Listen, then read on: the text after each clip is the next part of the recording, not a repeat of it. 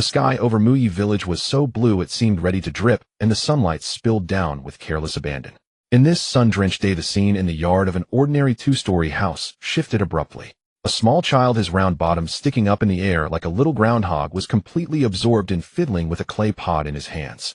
He muttered under his breath, 1 part saltpeter, 2 parts sulfur, 3 parts charcoal. The proportions are off, add a little more. Art is an explosion. If an outsider were present, they would certainly wonder what connection Paydaxing had to his explosion art. Only someone from launching would complain. Did Deidara just sneak into Konoha? He wiggled his bottom, with 2 smudges of black charcoal mustache at the corners of his mouth, looking exactly like a goofball. No, not looking like, he was one. This line is about our protagonist, Jian Shirtu. After a while, having apparently finished his tinkering, Jian Shirtu went outside. He poked his head out, glanced outside. No one. Perfect. So he crouched low, hugging the wall, slipped into an empty alley, and scurried to the east side of the village next to a septic tank in a residential area. This was the spot he had specially chosen for his experiment. Dense houses, plenty of quantity. His eyes were wide as copper bells, shimmering with an odd light. He pulled out a fire striker, lit a thick thread on the clay pot, and instantly threw it into the gap of the septic tank cover. Taking a deep breath, he raised both hands and shouted at the top of his lungs, his decibels enough to shatter glass. Art is an explosion. Boom. A thunderous roar shook the earth as if it wanted to fling the entire Muyi village into the sky. Holy crap. There was methane. The cover of the septic tank was blasted more than 10 meters into the air, carrying with it yellow and black unknown substances, drawing a seductive arc across the sky. With a splat, the cover crashed into a nearby fence, splattering unknown liquid everywhere. At that moment, in the Hokage's office, Yuanfei, risen, was leisurely brewing hot tea and going through Jonin mission reports. He was only 30 years old, having just succeeded as the third Hokage for 2 years, still in his prime, not yet the stooped old man he would become. Just as he was thinking that after finishing his work, he would sneak a peek at the women's bathhouse to check for enemy activity and care about the female health of Muyi village. The sudden loud bang startled him so much his hand trembled. The tea in his mouth nearly spurted out, splashing tea stains all over the reports. Oh my God, what in the world was that? He almost jumped out of his chair, the teacup clattering loudly onto the desk.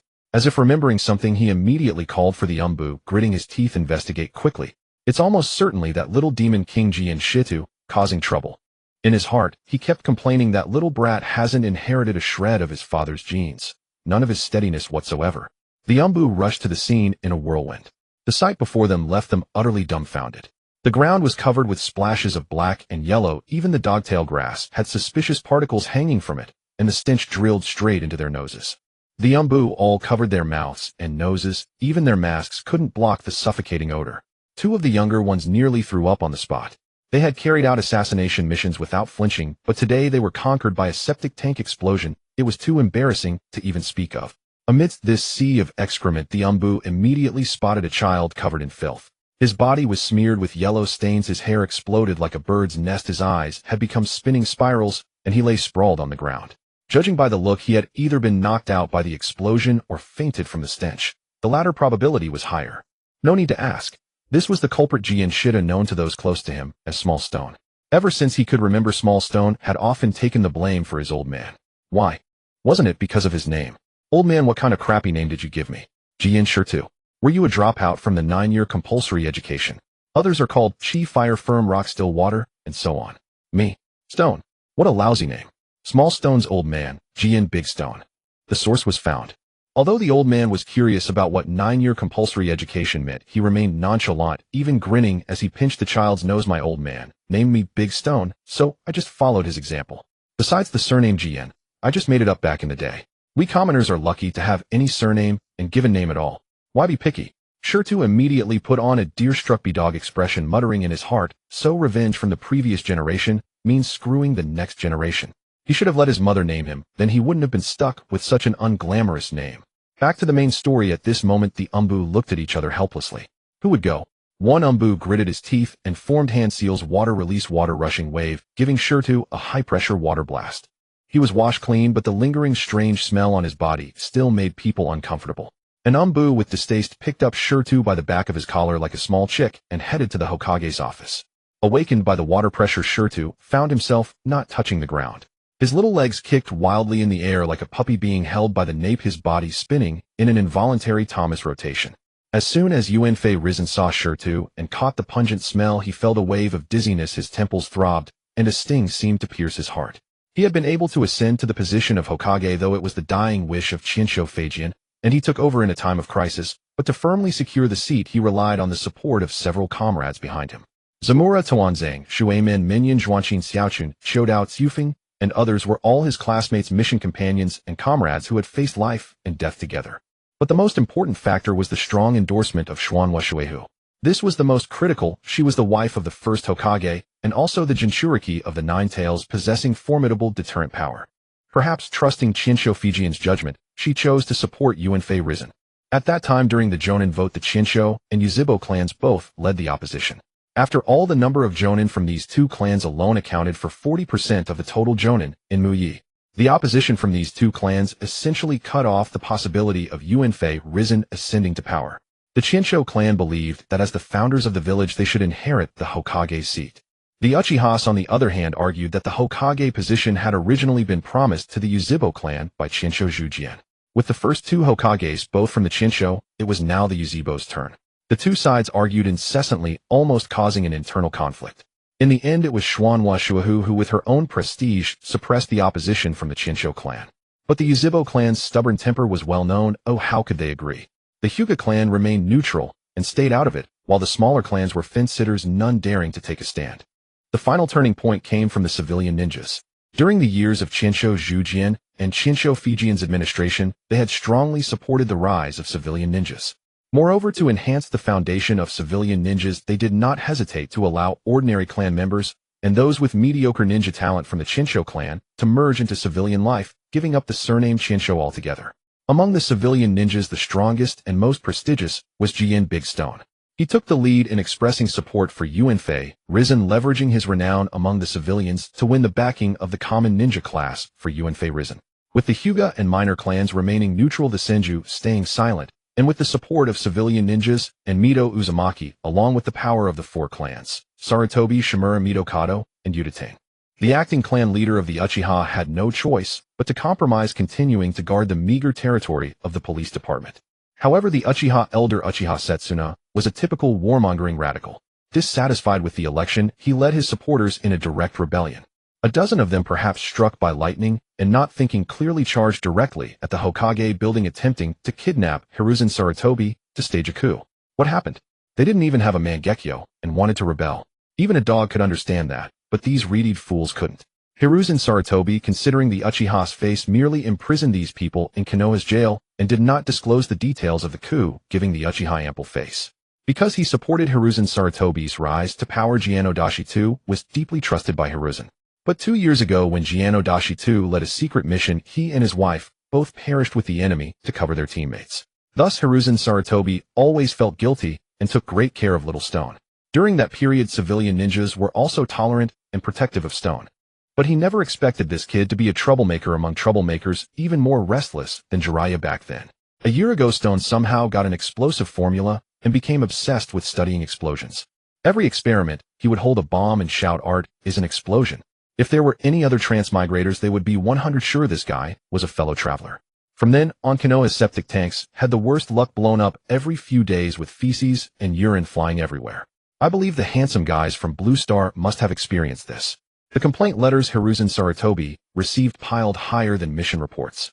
Even Hamura Mitokado and Kohara Udatane came to complain about his indulgence of the child, but they didn't call for severe punishment for Stone.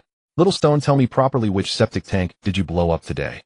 Hiruzen Sarutobi fumed, his eyes wide and beard bristling, hands on his hips, veins popping on his forehead. "Do you know, last time at the west end of the village you nearly knocked out the old lady next door with the stench? She came with her cane just to complain about you." Little Stone, however, looked completely indifferent, stylishly flicking his wet hair and grinning cheekily. "Lord Hokage, you don't understand. I'm studying the art of explosion. Don't you think that in the moment of explosion, when the flames tear apart the shackles and the smoke sketches wild fantasies, the explosion completes the ultimate declaration of art in its most fervent form? It is the instant creation and destruction, grinding order into dust, splashing the most intense colors in the chaos. The crimson tongues of flame are Van Gogh's swirling starry sky, the flying sparks are the dancing light on Monet's water lilies, and even the deafening roar is the most passionate accent in Beethoven's Fate." Stone described with spittle flying and full emotion. Hiruzen Sarutobi was stunned by his bizarre way of thinking and unfamiliar vocabulary, taking a long time to come back to his senses. Realizing the brat was rambling again, he rolled up his sleeves without a word and moved to spank him. He didn't have the heart to really hurt him, just wanted to scare the little rascal. Just then the office door creaked open, and a very handsome man swaggered in. This handsome man was our future pot shadow 5th Hokage Bridge shadow, Shimura Danzo. At this time Danzo was not yet the gloomy old man from later, he was definitely a handsome middle-aged man, at least compared to Hiruzen Sarutobi's monkey-like face.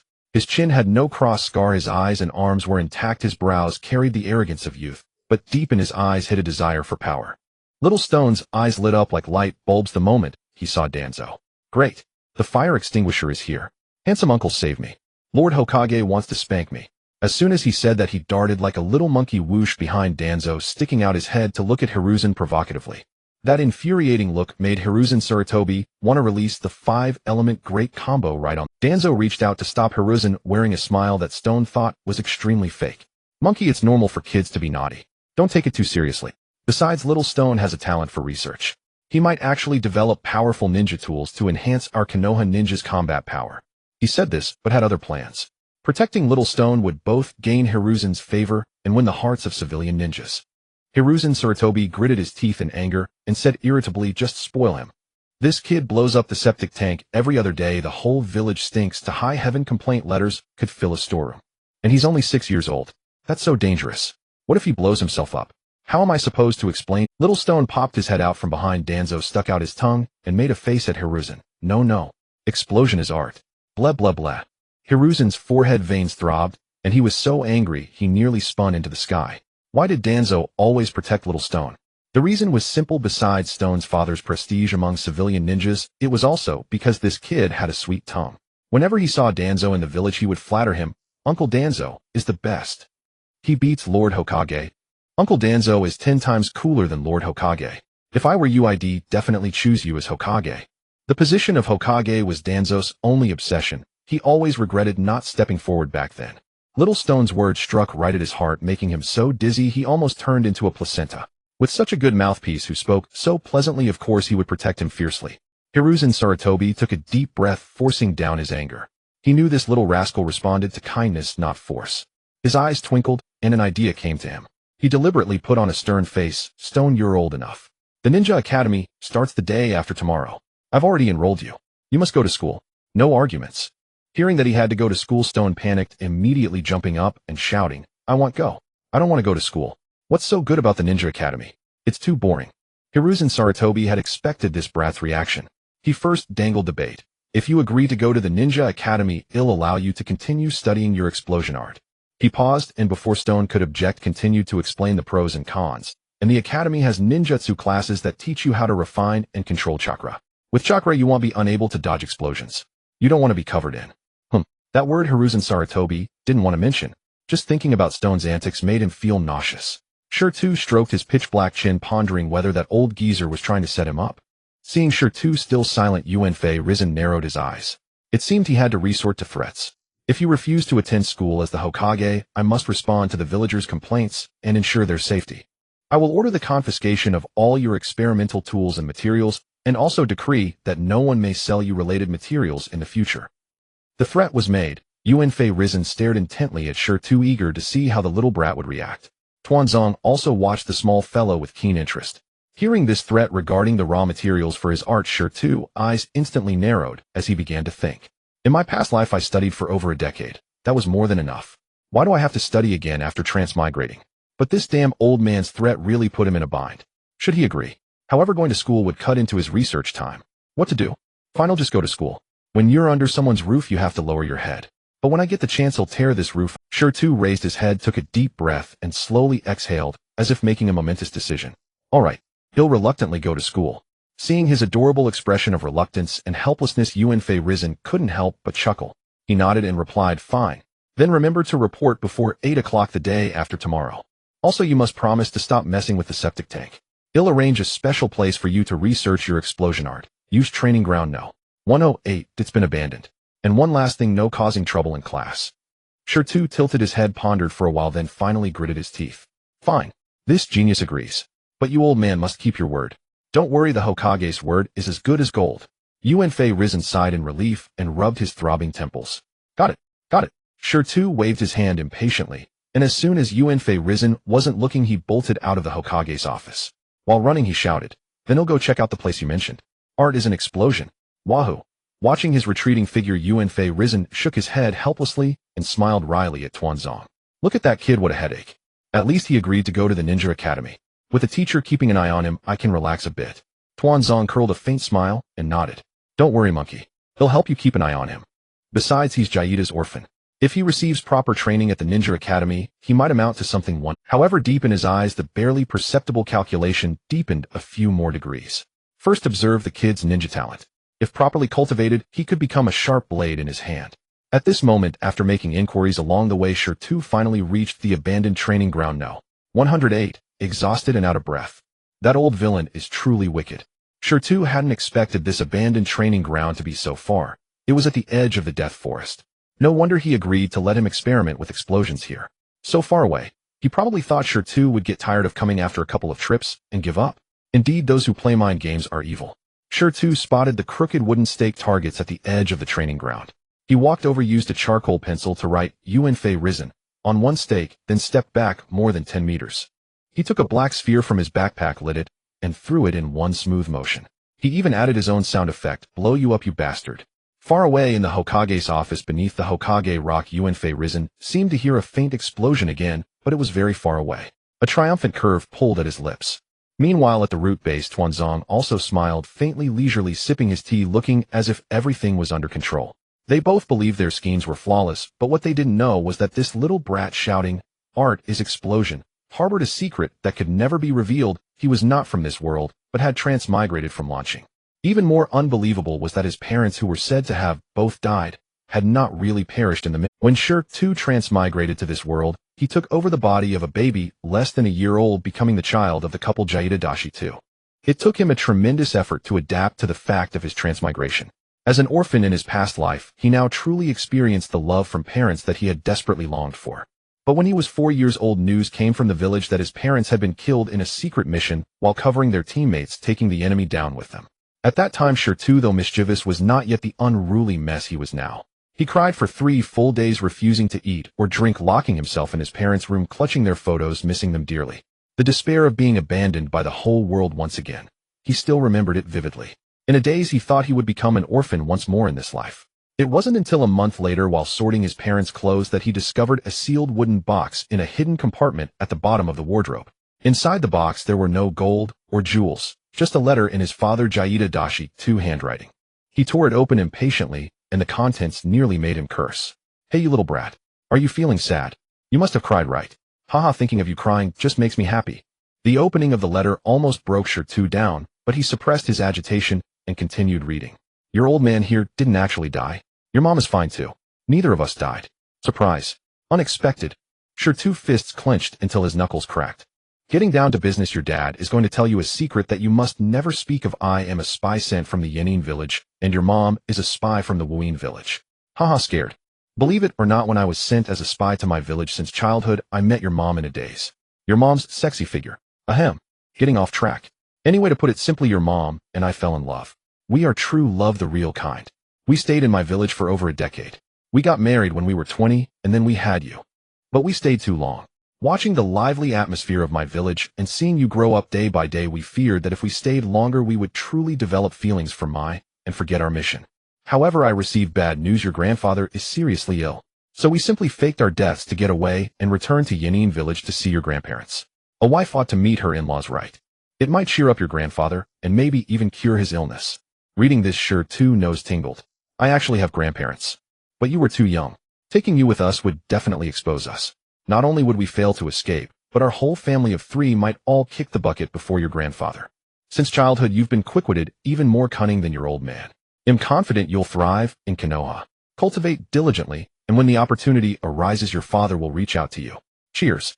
Oh, and remember to burn this letter after reading. If you get caught by Konoha's people, your old man won't be able to save you." At that moment, reading the letter, his face turned ashen. The letter in his hand fell to the ground. He had cried for so long, grieved for so long, only to realize he had been duped by his own parents. "I'm only 4 years old, damn it. Even if children in this world are precocious, that's no excuse to abandon me.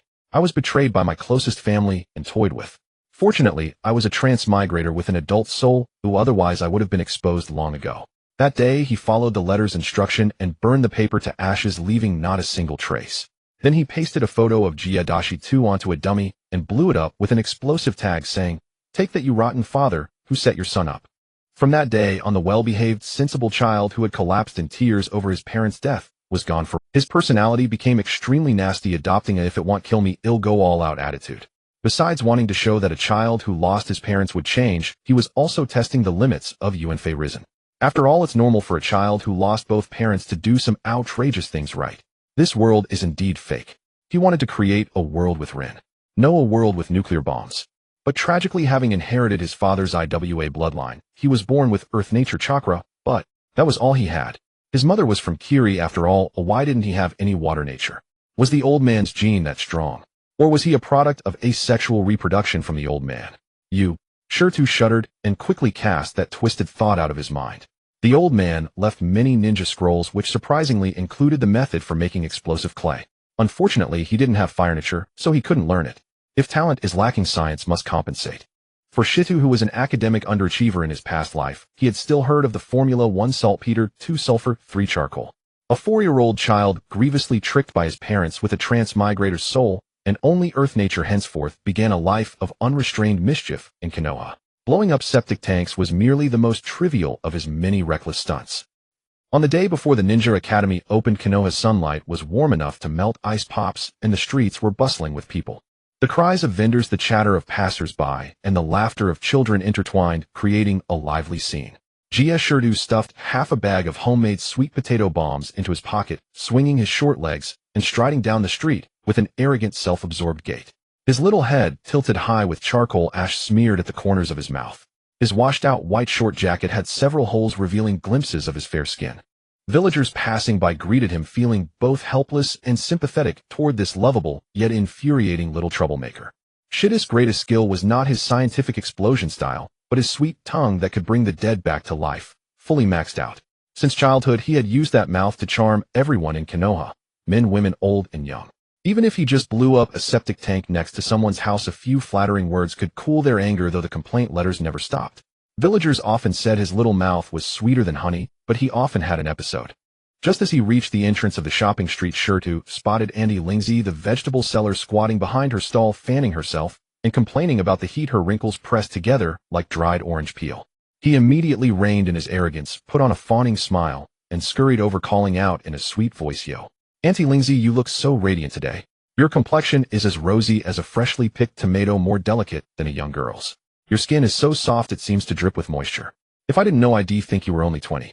Auntie Lingzi beamed with delight at the flattery and immediately picked the biggest carrot to stuff into his hand, telling him not to blow up any more septic tanks. It was too much trouble to clean up. Shirtu nodded repeatedly, then turned around and tossed the carrot into the grass. What kid eats carrots? They taste terrible. Next, he spotted Zhuang, a ninja dog accompanying its owner on the street, and immediately rushed over to pet its head, chattering nonstop. "Ah, long time no see, Zhuang. You look so spirited today. Your fur is so smooth. You're clearly a handsome dog. I've heard all the female dogs in the village want to have puppies with you." Zhuang was a ninja dog, seemingly pleased by Shitta's praise, wagging its tail and coming over to lick. The ninja from the Inuzuka clan beside him looked helpless. This ninja dog usually defied him, but it was especially close to Shirtu, who was its real master. Passing by the blacksmith shop, Shirtu praised Uncle Murano, who was forging iron. Bare-chested Uncle Murano, your muscle lines are so smooth, and the way you swing that hammer is truly majestic. In the future, when I become Hokage, I'll definitely appoint you as the chief blacksmith to forge the most powerful explosive hammer for me. Uncle Murano felt greatly pleased and swung his hammer with even more vigor. He casually tossed Shirtu a freshly forged shuriken. "You little rascal, such a sweet mouth. Take this and play with it, but stop blowing up my septic tank."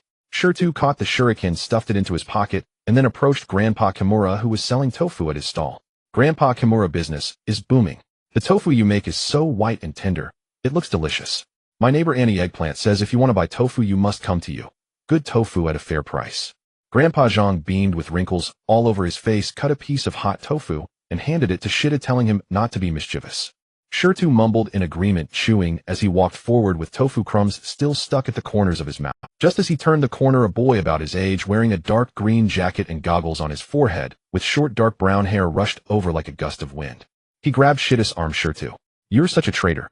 You haven't taken me on any missions lately. Are we still brothers or not?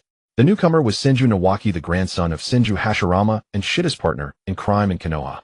The two were known as the Konoha Mischief Duo. Nawaki was originally a well-behaved young master, but after meeting Shido, he was led astray. Together they blew up septic tanks, exploded cabbages, and released stink bombs in the Hokage's office, becoming the villagers' headache-inducing little devils. Shirtu shook off his hand and shifted the blame. Drop it. Last time you threw peanut firecrackers while Uncle Hokage was in the bathroom and blamed me for instigating you, which got me a beating. I don't dare to take you along anymore. Nawaki jumped in anger. It was you who egged me on, and you ran away first. You have no idea how badly my sister punished me that day. No, it was you. The two argued and soon started wrestling, tickling each other, and pulling hair, chasing each other from one end of the street to the other. Passers-by gathered to watch the two little rascals brawling among themselves. Their quarrels and scuffles had long become a daily routine in Mai. After a good while of fighting, both collapsed onto the ground, panting exhaustedly. Nawaki still clung to Shir's clothes, switching his face to a fawning grin as he said, I admit I was wrong, okay? Next time, I'll steal my sister Tsunade's private savings for you. Just take me to set off firecrackers. Shir's eyes lit up at the mention of private savings. He said with a haughty air, since you're being sincere this time, I'll take you along. But if you get caught, don't blame me. If you betray me again, I'll cut ties with you. Nawaki nodded, frantically following Shir like a little tag-along as they headed toward the nearest training ground. Training ground? No. 108 was way too far. Even a dog wouldn't go there. Before long, they arrived at the training ground west of the village. The place was small and poorly equipped, so few people ever came here to train.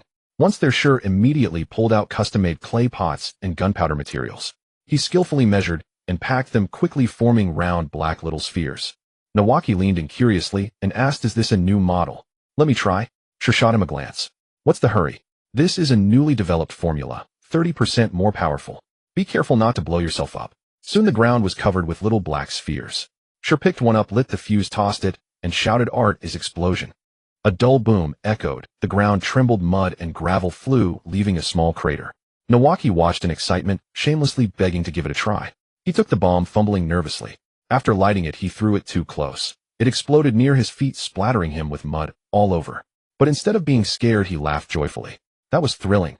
One more. The two completely let loose, each grabbing a bomb and hurling it into the distance, shouting, Art is explosion. Over and over. One explosion after another resounded across the training ground. The ground soon became pitted and scarred. Both boys were covered in mud, and their faces blackened by the fuse smoke, yet they remained cheerfully engrossed. Just as they were about to set up a chain explosion formation, a furious female voice suddenly rang out, Yoshino Shirtu. Shinsho Shinshu. You two little brats, who gave you permission to come here and wreak havoc? The moment Nawaki heard that voice, his face turned ashen. He was so terrified that the little black sphere in his hand dropped. Without a word, he turned and sprinted away, shouting, Sis. I'm sorry. I won't dare again. Shir curled his lips, looking utterly indifferent, and slowly turned around to see who had arrived. A beauty with a high golden ponytail wearing a ninja vest stood at the entrance of the training ground. Her face was flushed, hands on her hips. She was Nawaki's sister, the 15-year-old princess of Mai. At this age, Gangsho had not yet fully developed. Her figure was flat. Truly flat. So flat that you couldn't tell front from back if you covered her head, a far cry from her later voluptuous cow-like appearance. Shir's eyes darted. He picked up a bomb, lit it, and threw it toward Gangsho, shouting arrogantly, Watch me blow. Art is explosion. Gangsho trembled with rage at the word airport. People are most sensitive about what they lack the most. She sidestepped the bomb, dashed over to Shir in a few strides, grabbed his ear, and twisted hard. Ow, ow. Easy, boss lady. I'm sorry. Shir winced in pain, but in his mind he added, but Nawaki, if you dare run again, then you'd better not come home. Gangsho, having subdued Shir, turned to shout at Nawaki, who had already sprinted dozens of meters away. Nawaki slammed on the brakes in terror. His body stiff as he turned around, he shuffled back hesitantly, head lowered, not daring to meet her eyes. Gangsho released Shir's ear and planted her hands on her hips, scolding, You've grown bold, haven't you? Daring to blow up the training ground. This is public property of mine. And you, Yoshino Shido, how dare you call me an airport? As she spoke, she raised her hand and gave each of them a thump on the head. Thump, thump. Two crisp sounds, both fine heads. Instantly a lump swelled on each of the two little rascals' heads. Shir crouched down, covering his head, and stubbornly retorted, I didn't say anything wrong. You really are an airport. Gangsho raised her hand in anger again, and Shir quickly shut his mouth. Originally, Gangsho didn't know what airport meant. The first time she was called that, she asked Shir what an airport was. Shir explained that airport described someone powerful and domineering. After that, Gangsho even proudly boasted about being an airport. Nawaki also privately asked Sure what an airport meant until one time when Nawaki was being disciplined by his sister and let it slip. Then Sure spent 3 days in the hospital. Nawaki also crouched on the ground holding his head, muttering to himself, wasn't Sis supposed to be on a mission? Why is she back so soon? Gangsho let out a cold snort and twisted her knuckles, threatening them. Your punishment is to clean up the training ground and fill in all the holes. No slacking. He'll come back to inspect. If it's not spotless, he'll beat your butts into pulp. You won't be able to get out of bed for him. Sure, and Nawaki shuddered, thinking of Jiraiya's fate. Without the old lady to restrain Gangsho, they could only nod frantically. Gangsho added one more order, no more mischief, before turning to leave. Watching her retreating figure, the two sighed in relief and began blaming each other. It's all your fault I got hit by Sis. It was you who shamelessly begged to come along, and you still have the nerve to blame. Despite the bickering, they pretended to clean the training ground, but both were thinking once Gangsho is far enough away, sneak in one more explosion, then run. On the first day of the Ninja Academy, the sun of Mai was still blazing hot. The earth complained, I can't take it anymore, it's scorching.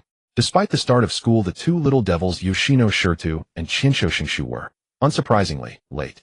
The two stumbled and shoved each other all the way to the academy. Sure had half a bag of unfinished steamed buns tucked under his arm, his mouth still stuffed full, bouncing as he ran, looking like a little hamster that had stolen food. Nawaki followed behind, his hair a mess, panting while running, yet still imitating Sure by pulling his collar high and forcing his expression into an arrogant, domineering look. Sure, wait for me. You're running too fast. I can't breathe. Nawaki shouted as he ran, his short legs churning frantically, nearly tripping and falling flat on his face. Without looking back, Sure mumbled indistinctly, you little weakling. Can't even run this short distance. Hurry up. Even if we're late, we have to show some attitude. Can't lose face for the twin stars of Mai. As his words faded, the two had already charged to the door of class, a first year at the Ninja Academy. Sure slammed on the brakes, wiped the crumbs of dried sweet potato from the corner of his mouth, cleared his throat, put on a look of contempt with his nose in the air, and raised his foot to kick the classroom door. Yes, kick, not push. Bang! The classroom door was kicked open in an instant, rebounding against the wall and shaking dust from the frame. The noisy classroom plunged into a dead silence. All the students turned their heads, their gazes falling uniformly on the two little brats at the door, eyes filled with shock and curiosity. Shirtu swaggered in, hands on his hips, chin raised, scanning the entire class. Ahem. He cleared his, then a loud, childish voice rang out, its content exceedingly arrogant. Listen up, everyone. From today on, I, Yoshino Shiru, am the boss of this class. This fool beside me is called Shinshu. He's the second in command. If anyone objects, first beat Shinshu, then challenge me anytime. From now on, my word is the rule. Any blockhead who dares to play tricks, don't blame me for treating him to a firecracker. After saying that, he patted the sweet potato bomb in his arms, deliberately making a rustling sound, and waited with a cocky expression for everyone's reaction. Shinshu quickly imitated him, also putting his hands on his hips, lifting his chin, and trying to force a fierce look, though his voice still trembled a little. That's right. I'm the second in command of our class. Senso Shinshu. Whatever the boss says, I say. Whoever disagrees, we'll deal with them together. As he spoke, he secretly glanced at Shitu, afraid he wasn't imitating well enough and would be mocked. But his fierce, cute appearance was not intimidating at all. Rather, it was a little adorable, causing a few classmates to suppress their laughter, though they dared not laugh out loud. The substitute teacher on the podium was a middle-aged ninja wearing glasses with a stern face, named Kawanishi Jiro, the homeroom teacher of their class. By now his face was dark, with anger veins bulging on his forehead, and the textbook in his hand was almost crushed out of shape. Having taught so many classes, it was the first time he had seen students not only late on the first day, but also so arrogant, utterly lawless. Seeing the teacher about to lose his temper, the classroom instantly became eerily quiet, so silent that a pin drop could be heard. Only the breathing of Shirtu and Shinshu and the faint rustle of the sweet potato bomb in Shitta's arms were audible. The students exchanged glances, none daring to speak or step forward as the first to act.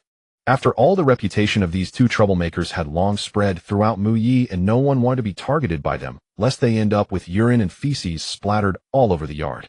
Just then, a little boy wearing the traditional attire of the Yuzhibo clan, with shoulder-length hair, slowly stood up. His brows carried the characteristic arrogance of the Yuzhibo clan, a scornful smile curling at the corner of his mouth, his gaze contemptuously sweeping over Shirtu and Shinshu. He spoke with a sarcastic tone. You two, the troublemakers that the whole village despises, think you deserve to be the boss and second in command of this class. You're a disgrace to Muyi and to your own clans. This person was called Yuzhibo Dawa, a junior from the line of the second elder of the Yuzhibo clan. His talent wasn't top-notch, but he had fully inherited the Yuzhibo arrogance. He usually looked down on commoner kids without backgrounds like Shiru, who loved to boast. On hearing this, Shinshu immediately refused to back down and rolled up his sleeves to charge forward, but Shirtu stopped him. Shirtu squinted, sizing up Yuzhibo Daohua, a smug grin curling at his lips. His tone was even more sarcastic. Oh, I'm so scared. Isn't this the useless waste of the Yuzhibo clan? What's the matter? Did your mother have a difficult labor when giving birth to you, causing your face to grow on your butt, and your eyes and your cleavage, so you can't look at people with your eyes? What's wrong with us? At least we dare to act and own up to it, unlike some people who just because they bear the surname Yuzhibo genuinely believe they're superior. Actually good for nothing but spouting off here. Besides, whose face we lose is none of your damn business. At least we're better than those who bask in the glory of their ancestors putting on airs here and only bullying the weak. Shitta's words were sharp, fast, and urgent with a hint of roguishness. They made Yuzhibo Daohua's face flush red and pale, in turns changing like a chameleon.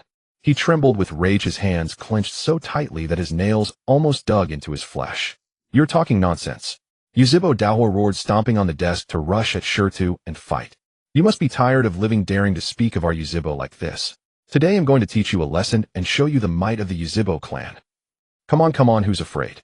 Shirtu was undaunted, rolling up his sleeves and striking a fighting pose, not forgetting to pull a sweet potato bomb from his chest. Perfect timing. I improved this sweet potato bomb last night and haven't tested its power yet. I'll use you as my guinea pig. I guarantee you'll taste the flavor of art's explosion.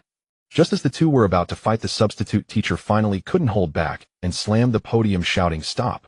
The teacher's voice was loud and stern, making the whole classroom buzz. You two don't need to introduce yourselves. Find seats and sit down, or I'll beat you. Daohua, you go back too. Yuzhibo Daohua halted, glaring viciously at Shirtu before reluctantly returning to his seat. Shirtu also put away his sweet potato bomb, pursed his lips with a nonchalant expression, and pulled Shungshu toward the back of the classroom. Well, sit there. Shirtu pointed to the two seats by the window at the back row, speaking arrogantly. Back row by the window, the king's domain. Only we deserve to sit there. Shungshu nodded in agreement. Right. The king's domain. Only we can sit there. The two swaggered to the back row by the window, plopped down, and deliberately scraped their chairs to make them creak, acting as if no one else was around. The girls in the classroom, seeing their unruly and domineering behavior, mostly showed expressions of disgust. Some girls frowned and muttered quietly, "How annoying. How come we're in the same class as them? There's no way we'll have a good time from now on." Exactly. I heard they play with feces every day and smell disgusting. And they have no manners. Late on the first day, using foul language. So uncultured. The girls' muttering wasn't loud, but Shirtu still heard it. He turned and glared at them, shouting loudly, "What are you mumbling about? Keep it up and I'll stuff bombs in your mouths and burn off all your hair." The girls, terrified, immediately shut up and dared not whisper anymore, lowering their heads to pretend to examine their nails.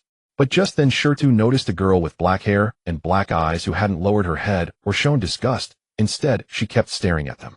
That girl looked gentle and quiet, with long black hair, fair skin, delicate features, and a hint of curiosity in her eyes. Shirtu immediately took offense, furrowing his brows and glaring at the girl as he shouted, "What are you looking at? Never seen a handsome guy before. Stare any longer and I'll blow up your deskmate so you can taste the terror of an explosion too." Her deskmate. The girl blushed instantly under Shirtu's glare, her face as red as a ripe apple and her eyes flustered. She quickly lowered her head, clutching the hem of her clothes tightly, refusing to look at Shirtu and Shungshu anymore. Even the tips of her ears turned crimson, appearing completely at a loss, trembling with fear. Shungshu leaned close to Shirtu and whispered timidly, "Shirtu, do you think she likes me?" Her face turned red. Shirtu rolled his eyes at him, sneering, "Why don't you take a piss and look at yourself in the reflection?" Luchuan Xilong watched all this, his chest tight with rage. He took several deep breaths to suppress his anger. He picked up the textbook and cleared his throat. "All right, quiet down. Now let's start class. First we'll study the basic theory of chakra." The teacher had barely finished speaking when Shirtu and Shungshu exchanged a glance, and without hesitation flopped onto the desks and fell asleep. In Shirtu's view, theory class was the most boring thing ever. Far better to sleep. He was just an underachiever, not about to waste his brain cells. Shungshu had originally planned to pay attention on the first day of school, but seeing Shirtu sleep, he followed suit and lay down. Soon soft snores emanated from him. He slept quite soundly. The substitute teacher, while lecturing, noticed the two sleeping figures at their desks. His face darkened once more. After enduring it repeatedly, he finally snapped, picked up two pieces of chalk, aimed at their heads, and tossed them forcefully. Whoosh! Whoosh! Two pieces of chalk struck their targets with precision. One hit Shita's occiput, the other landed on Shungshu's forehead. Ouch! Which bastard threw that? Shirtu jerked his head up, rubbing the back of his skull, scanning the class with fury. Which blind idiot dares to hit me, Yoshino Shirtu? Do you want to die? Shungshu was also roused, rubbing the red mark on his forehead, shouting groggily, Who dares to hit us, the explosive duo? Want a taste of our bombs? Both of them looked around furiously only to see the substitute teacher staring at them, with a face full of thunderclouds holding the remaining chalk in his hand, his eyes blazing, as if he wanted to burn them through. Shirtu instantly chickened out, scratched the back of his head, and put on a fawning smile. "Ah, it's you, teacher. Sorry, I didn't mean to sleep. I stayed up late last night studying art, so I accidentally dozed off." Shengshu quickly nodded in agreement, mimicking Shida's obsequious tone. "Right. Teacher, we didn't mean it." The teacher, seeing their shameless turncoating, nearly choked with anger. Pointing at them, he stammered, You two. Sit up straight. If you dare sleep again, get out, and stand as punishment." Yes, we won't sleep anymore." Shirtu and Shengshu immediately straightened up, their backs ramrod straight, but their eyes still carried a trace of drowsiness, occasionally punctuated by yawns. Their reluctant expressions made the other students stifle their laughter. Shirtu sat up straight, stole a glance at Shengshu beside him, and muttered, "It's all your fault. Couldn't you have covered for me? We should have taken turns sleeping. Now the teacher caught us." Shengshu looked aggrieved. "You fell asleep first. I just followed you. How can you blame me? I don't care, it's your fault." "No, it's yours." They began bickering in low voices, and Lu Chuan shook his head helplessly. He muttered to himself, "These two little brats are going to turn the ninja academy upside down. What a headache." Meanwhile, the black-haired, black-eyed girl overheard their squabbling. She secretly raised her head, glanced at Shirtu and Shengshu, then quickly lowered it, a faint smile curling at the corner of her lips. For Shirtu and Shengshu, this theory class was more agonizing than cleaning the training ground. They sat upright, yet their eyelids felt as heavy as lead, constantly drooping. Their heads nodded repeatedly, almost collapsing onto the desk several times. Only by pinching each other's arms could they barely stay awake, their agonized expressions making the classmates snicker. To their ears, Lu Chuan's lecture was like the buzz of mosquitoes, dry and hypnotic. Shirtu even thought to himself, "If I'd known the Ninja Academy was this boring, I'd rather stay home researching gunpowder. That's way better than suffering here." Finally, by the last class of the afternoon, they were restless beyond measure. Their posteriors wriggled on the chairs as their eyes fixated on the wall clock, wishing they could turn the hour hand with sheer willpower. Shengshu leaned close to Shirtu and whispered, "Shida, how long until class ends? I'm so sleepy. I can't take it anymore." Shirtu rolled his eyes at him, but kept his voice low. "What's the rush? Bear it a little longer. After class, we'll go try the new explosive on the abandoned training ground. The demonists shouldn't come." Just as they were muttering, the bell rang shrill and clear, a life-saving sound that shattered the classroom. Before the ringing faded, Shirtu and Shengshu sprang up from their chairs, as if pricked by needles, faster than being chased by Tsunade. They completely ignored Lu Chuan, still writing the last point on the blackboard, paid no attention to the astonished gazes of their classmates, and even forgot their school bags on the desk. Each grabbing the other's arm, they dashed out of the classroom in a flash, leaving only a gust of wind and the ripples of laughter from the students. Lu Chuan watched their disappearing figures, slammed the textbook onto the podium, and trembled with, pointing at the door. He couldn't utter a complete sentence. "Yoshino Shirtu. Senju Shengshu. You two little rascals, come early tomorrow." But his words were left far behind by them without even an echo. Running out of the teaching building, Shirtu and Shengshu slowed down, panting heavily, while leaning on their knees, their faces full of relief. Shengshu wiped the sweat from his face and shouted excitedly, "Class is finally over. Such torture. Should bring out your new model bombs. Let's test them." Shirtu patted his chest smugly. "Of course. We've missed a whole day of explosion art. We have to make up for it today. Art is an explosion." With that, they strode arrogantly toward the abandoned training ground, leaving behind two small, joyful silhouettes that disappeared into the streets of Konoha. Bang! The door of the two-story building was kicked open. The moment the door closed, Shidu, who had been so arrogant outside, seemed like a different person. He seemed completely drained of his vitality. With a bang, he collapsed onto the tatami in the living room. Alas, the power of black powder is reaching its limit. Shirtu began to review the power of his bombs. As a poor student, being able to make black powder was purely because he had read too many time travel novels in his past life. Making any further progress was as difficult as reaching the heavens. He also wanted to learn explosion release, but limited by his talent being only of earth nature, he hadn't even learned the earth nature chakra transformation, yet let alone that explosion release also required fire nature chakra. Although he had learned to refine chakra from the scroll left by his unreliable old man, his chakra reserves were pitifully small. Even if he wanted to practice chakra control, he needed a large amount of chakra in the first place. Like Mingren, although a bit slow, he had massive chakra reserves. He could train all night, sleep, and be full again. In 24 hours, he could train for 100 hours worth, with shadow clones making up for his lack of talent with diligence. But with Shida's meager chakra, it was drained in over 10 minutes. How could he train? What use was diligence? Why do other time travelers all have various overpowered systems while I have nothing at all? Shirtu was very frustrated. Ever since he came to this world, he had tried all kinds of poses to awaken a system, but none worked. He even thought that some protagonists only activated their system when on the verge of death. So Shida, who was not even 3 years old, began all sorts of death-defying stunts, jumping from the second floor, landing with a loud wail. No use. Diving into a bathtub filled with water, drinking 3 gin of water, still no use. Shirtu had tried all kinds of bizarre suicidal methods. He even stole his father's kunai to stab himself in the neck, only to be stopped by his mother in this life, Gaochuan Fuzi. Otherwise, he would have had to travel through time again. Jie de Shirtu and Gaochuan Fuzi thought it was just child's mischief. They only strengthened their supervision of little Shirtu and didn't discover his suicidal plans. Afterwards, Shirtu became increasingly irritable, often arguing with his father, and his logical thinking was not like a child at all. The couple thought the child was smart from a young age, like a little adult. This was probably the reason why the couple could fake their deaths and leave little Shirtu behind in Mai without worry. Staring at the dim chandelier on the ceiling, Shirtu felt an urge to just really die and travel through time again. What if he transmigrated into a prince in a peaceful era? That would be so wonderful. With a beautiful wife and concubines, no need to think about rebellion, just focus on procreation. Instead, he ended up in this dog-eat-dog world without strength. No matter how powerful black powder was, it was useless if it couldn't hit anyone. The ninjas in this world, even Genin, could easily dodge it if prepared, unless there was a blanket of firepower. Could he really start an industrial revolution in Huaying? Forget it. He was a poor student. In his past life, he read novels in high school, skipped classes to play games, and ended up not even getting into a vocational college. He really envied those time traveler comrades in novels. Each one was either a top student or had a system daddy. Shirtu muttered to himself, his eyes unfocused. According to the time traveler trope, with my 2 lifetimes of mental energy, my chakra reserves shouldn't be this small. He recalled that the scroll left by the old man mentioned chakra is formed by the average fusion of physical energy from the Bodhis, 130 trillion cells, and mental energy. His mental strength should not be low. Could it be that his body was too weak? Not likely. He often fought with that idiot Shang Shu, and they were evenly matched. The Qianqiu clan was famous for their immortal body, so their physical fitness was top-notch. Maybe I should just stop being a ninja, become an ordinary person, and then learn from the future Zilai to write novels. Shirtu muttered self-pityingly. Novels. What should I write? Novels. Shirtu jumped up. Right?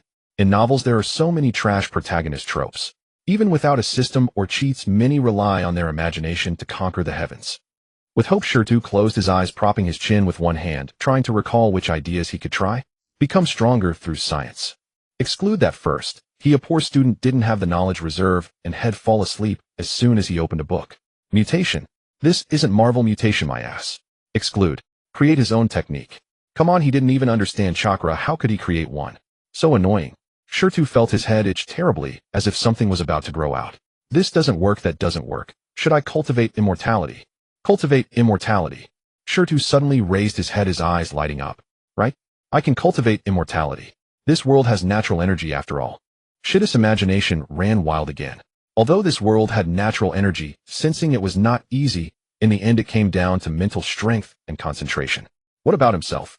Although he was a time traveler supposedly with 2 lifetimes of mental strength stacked the body, he came to was a little kid. How old was the original little kid? How much mental strength could it have? Then his first step would be to find a way to increase his mental strength. How to increase it? In cultivation novels it seemed like sitting meditation. Whatever, he would just try and find out.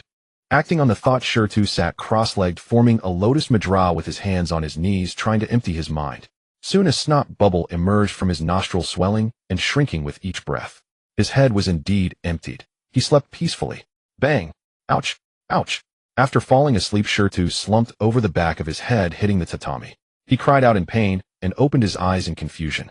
Shirtu pouted vigorously, rubbing the back of his head. Damn, I fell asleep.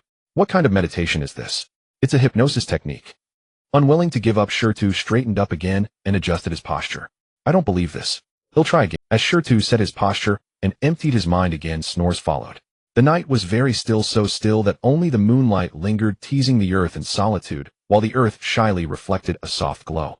Only the occasional shadows flitting across the rooftops told the moonlight that it was not alone. Bang! The classroom door was kicked open. A figure stood at the entrance, hands in pockets, head tilted. It was Ji Shirtu. Dust shaken from the doorframe fell onto his hair, which was as messy as a bird's nest. He swaggered in with a tilted head. Lu Chuan Silong, who was lecturing, had veins bulging on his forehead, and the chalk in his hand had turned to dust slowly trickling through his clenched fist. He shouted at Shitu, "Ji Shida, you bastard. Look at the time. Are you here for lunch?" Era. No need to treat me to lunch, I just ate. Shirtu tilted his head with an expression that said you're too kind. Lu Silang's face flushed bright red, and steam seemed to rise from the top of his head. The classroom fell silent, all the students staring dumbfounded at the boy with the messy hair. How shameless could one be to utter such words? Shirtu is awesome. Lu Silang and the front row classmates all turned to look back. A boy with goggles on his head and 2 red blushes on his cheeks was jumping up and down in excitement. Right, there's another shameless fool here. Lu Silang took a deep breath and roared. Who said I'm treating you to— You bastard, you're late. Who comes to school at noon? Shirtu wiped the spit off his face in exasperation, his tone tinged with a roguish indifference. Oh come on, I was having a wonderful dream last night. Waking up before the dream ends is disrespectful to myself. Alright, teacher Lu I promise he'll come to school tomorrow without eating lunch, just to give you a chance to treat me. You. Lu Silang clutched his chest, unable to utter a word. He forced himself to calm down, recalling the Hokage's instructions, don't get angry at this rascal. He took a deep breath and slowly exhaled, struggling to keep his composure. Go back to your seat. If you're late again tomorrow, you'll stand at the door as punishment for the whole day. And also sit up straight. What's with the crooked neck? Shirtu scratched his bottom. Okay, teacher. The two stared at each other. Lu Silang shot him a deadpan look. Shirtu kept scratching his rear. Are you deaf? Lu Silang said. Shirtu helplessly raised the hand that had been scratching his bottom. Can't straighten it, I got a stiff neck last night. Lu Silang was speechless. The whole class was speechless. Go sit down and pay attention in class. Lu Silang instantly drooped his head and hunched his chest, as if life had lost all meaning, utterly speechless. Shirtu said, oh, and then hands in pockets sauntered to his seat and sat down. Shu kept asking Shirtu if he had been researching bombs too late last night, if he had any new inventions, and so on. Shirtu ignored him, crossed his arms, tilted his head, and closed his eyes. Seeing him like this, Shu thought he hadn't rested well last night, so he stopped chattering, rested his chin on the desk, and looked bored. Shirtu recalled last night's meditation. Every time he emptied his mind, he fell asleep instantly.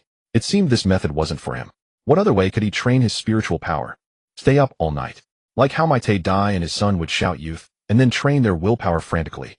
Shirtu shuddered. Even with his thick skin, he couldn't stand that extremely embarrassing practice.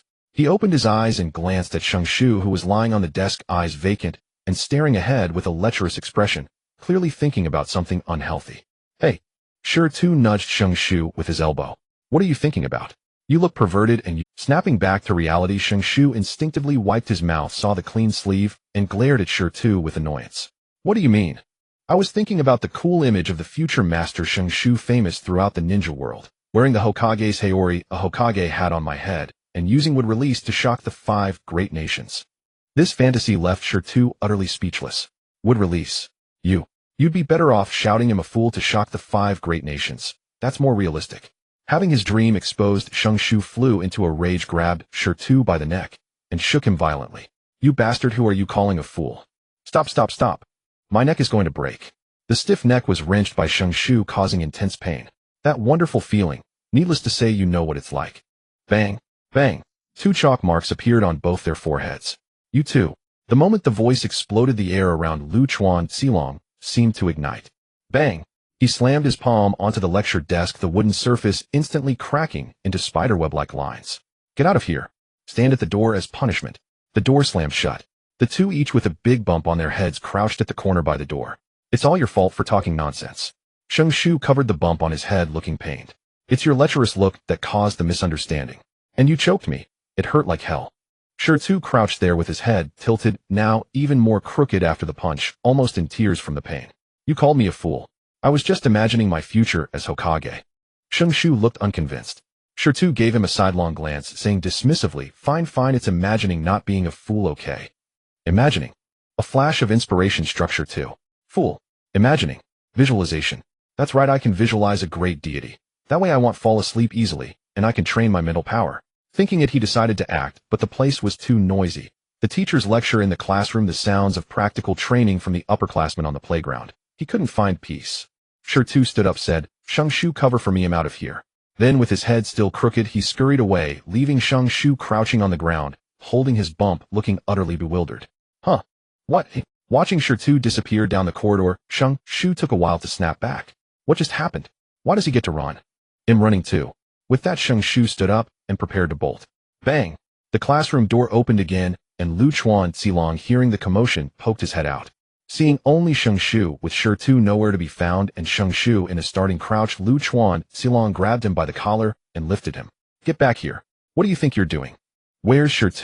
Caught red-handed, Sheng Shu chuckled nervously. Haha, teacher Shi. He said he left the gas on at home, so he went back to turn it off." Seeing Lu Chuan Zilong's expression of "do you think I believe that?"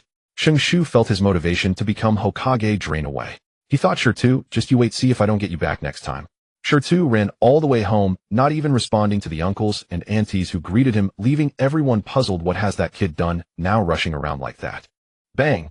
Closing the door, Shi dashed into the bedroom, sat cross-legged on the floor, closed his eyes, and took a deep breath to calm his racing heart from the long run. He kept thinking about the feasibility of the visualization method. Which deity should he visualize? Sun Wukong? Erlang Shun? No, their attributes didn't match. He was of the Earth attribute. Then which deity was of the Earth attribute? The Earth God? Past not cool enough. The Earth Virtue Star Lord? Not bad, but what did he look like? Didn't know, so forget it. The Yellow Emperor Xin Yuan? That's awesome, a human emperor. But with his own sorry state, he didn't have the aura of a king. So it's pending. What else? Shi scalp itched again, as if his brain was still growing. Shi felt his mind was inadequate. Though he had read many novels in his past life, he couldn't recall any deity associated with the Earth attribute at the moment. Among the countless formidable deities in the primordial novel, few had their attributes noted.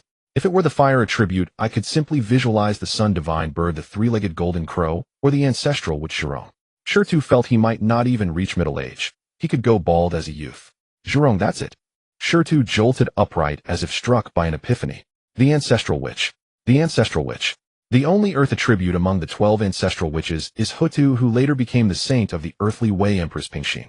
Seizing the inspiration, Shi immediately sat cross-legged, placed his hands naturally on his knees, took a deep breath, calmed his mind, and began to repeatedly recall the image of the ancestral witch Hutu. He vaguely remembered depictions of Hutu in primordial novels and in Orthodox Taoist texts. The two images were vastly different as web fiction derived from traditional mythology. In the primordial novels, the ancestral witch Hutu had a human upper body and a snake tail, 7 hands on her back, 2 hands on her chest, and those hands gripped a flying serpent. She nourishes all things, her entire body, a lustrous yellow skin etched with the ravines of the earth. Her countenance is compassionate, yet carries the majesty to suppress mountains. Unadorned, her hair, like condensed yellow earth. In her hands, she holds 5 grains, and the sacred altar of the land. Her feet tread upon a dark turtle, or a yellow dragon, surrounded by rising earth energy and sprouting grasses. She is the Mother Earth, governing yin and yang. In Orthodox Taoism, she is known as the Earth Sovereign, who receives heaven's mandate, endowed with thick virtue and great radiance, one of the 4 sovereigns. She wears a 9-tasseled cunning crown, or a double phoenix elon crown adorned with pearls, jade, phoenix's sun, moon, and star motifs, draped in a dark yellow or bright yellow robe embroidered with mountains, rivers, the altars of the state, 5 grains, and 12 ancient symbols, the fabric heavy and flowing. In her left hand, she holds a 5-colored earth altar, or a jade scepter. In her right hand, a rui, or willow branch. She sits upon a Sumeru throne, or a 9-province platform, guarded by a dark turtle or yellow dragon, attended by land deities and grain gods. Around her glows a soft yellow light, and golden veins of earth pulse faintly. The Orthodox Taoist image resembles Empress Pingxin after her ascension to sainthood in the primordial world. Shi clasped his hands and murmured repeatedly, "Forgive me, Empress Pingxin. I am mere mortal, dare to visualize your form. Please do not take offense. I am a native of the sacred land of Shenzhou. Now, after death, I have transmigrated into this world of ninjas. Bless me, Empress Pingxin." Having recited this disclaimer, Shi began to silently repeat the words describing Lady Pingxin's form and started to outline her image in his mind. Unknowingly, several hours passed. Beads of sweat appeared on Shida's forehead. Huff! He let out a long breath, propped himself up with his hands behind him, his face utterly exhausted, as if he had stayed up all night for days surfing the internet. Why doesn't it work? Shi muttered to himself. Why does the outline dissolve the moment I complete its final stroke? And it drains so much mental energy. Shi was filled with confusion. Whenever he finished outlining Lady Pingxin's form in his mind, the figure would instantly vanish the moment he traced the last stroke. At first, he thought his imagination was insufficient and tried many more times, but the result was always the same. Shi was utterly baffled. Could it be that Lady Pingxin knows I am visualizing her and blew my image away? Shida's face grew grave. If it was truly forbidden by Lady Pingxin, then he was doomed. Perhaps try visualizing the human sovereign. As a fellow clansman, the ancient emperor would not cross dimensions to strike me with his sword, would he? At that thought, Shirtu shivered, suddenly realizing his current body was not of Yanhuang bloodline, and the Yellow Emperor might indeed cleave him with the Xianyuan sword. Though his body was not of Yanhuang descent, his soul was. Lady Pingxin, the earthly saint who transformed into the 6 paths of reincarnation, would surely see through him with a mere snap of her fingers. Try again. This time visualize the ancestral witch Hutu.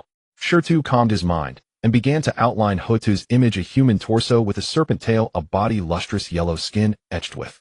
As he focused, a faint outline composed of lines gradually appeared in his sea of consciousness. The sea of consciousness, also known as the upper dantian, is located in the head, often the glabella, or the Niwen palace within the brain. It is the dwelling place of consciousness and soul, governing thought and spirituality. Time steals away from you unnoticed, just like your partner. If you only play games and never give her warmth, she will gradually grow cold and eventually leave you, calling you a heartbreaker.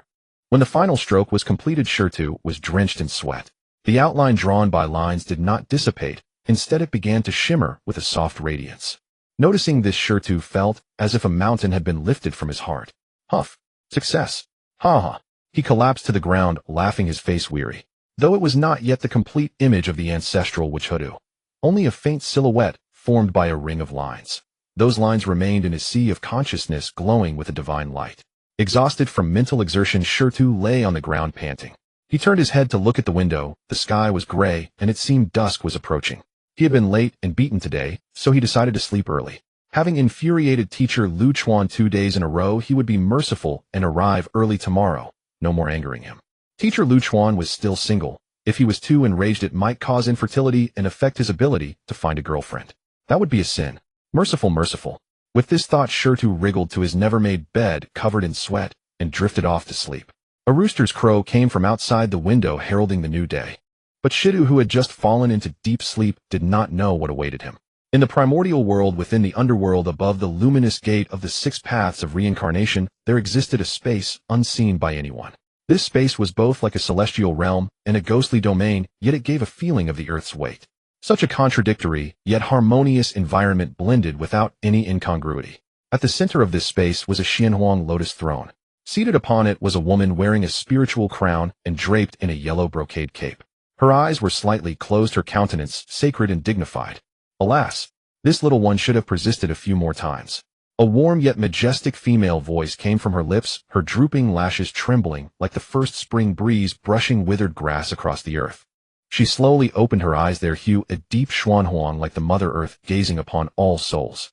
Where her gaze fell, malice faded, and the light of reincarnation flowed quietly within her pupils. This woman was none other than Lady Pingxin herself, the Supreme Saint. Her name cannot be spoken, for any utterance would draw her awareness. When Shirtu had recited his disclaimer, she had already sensed it. Her divine thought instantly pierced the barriers of countless worlds and discovered the little one Shirtu. Finding it amusing, Lady Pingxin decided to see if the child could succeed. To her surprise, after a few attempts, he gave up and turned to visualize her former self. No matter. The past self is this sovereign, and the later self is also this sovereign. In the river of time, only one remains. Lady Pingxin's words resounded like a great bell-piercing space, reversing time and spreading into all realms. After speaking, Lady Pingxin closed her eyes, her figure seemingly merging with the universe. In the stillness lay an eternal peace, as if mountains and rivers had entered a dream and all sounds had ceased. The sun shone brightly overhead, flowers smiled at me, and a little bird chirped. It's already noon, you lazy bird. Bang, bang, bang. A violent knocking echoed through the door. Shirtu groggily opened one eye, squinting at the window where the morning sunlight slanted inward. Daybreak. Still early, could sleep a bit more, would make it to school in time. So he closed that eye again. Bang, bang. The knocking resumed at the door, followed by a roar. You Shino Shirtu. You wretched boy, are you glued to your bed? Get up now. Huh.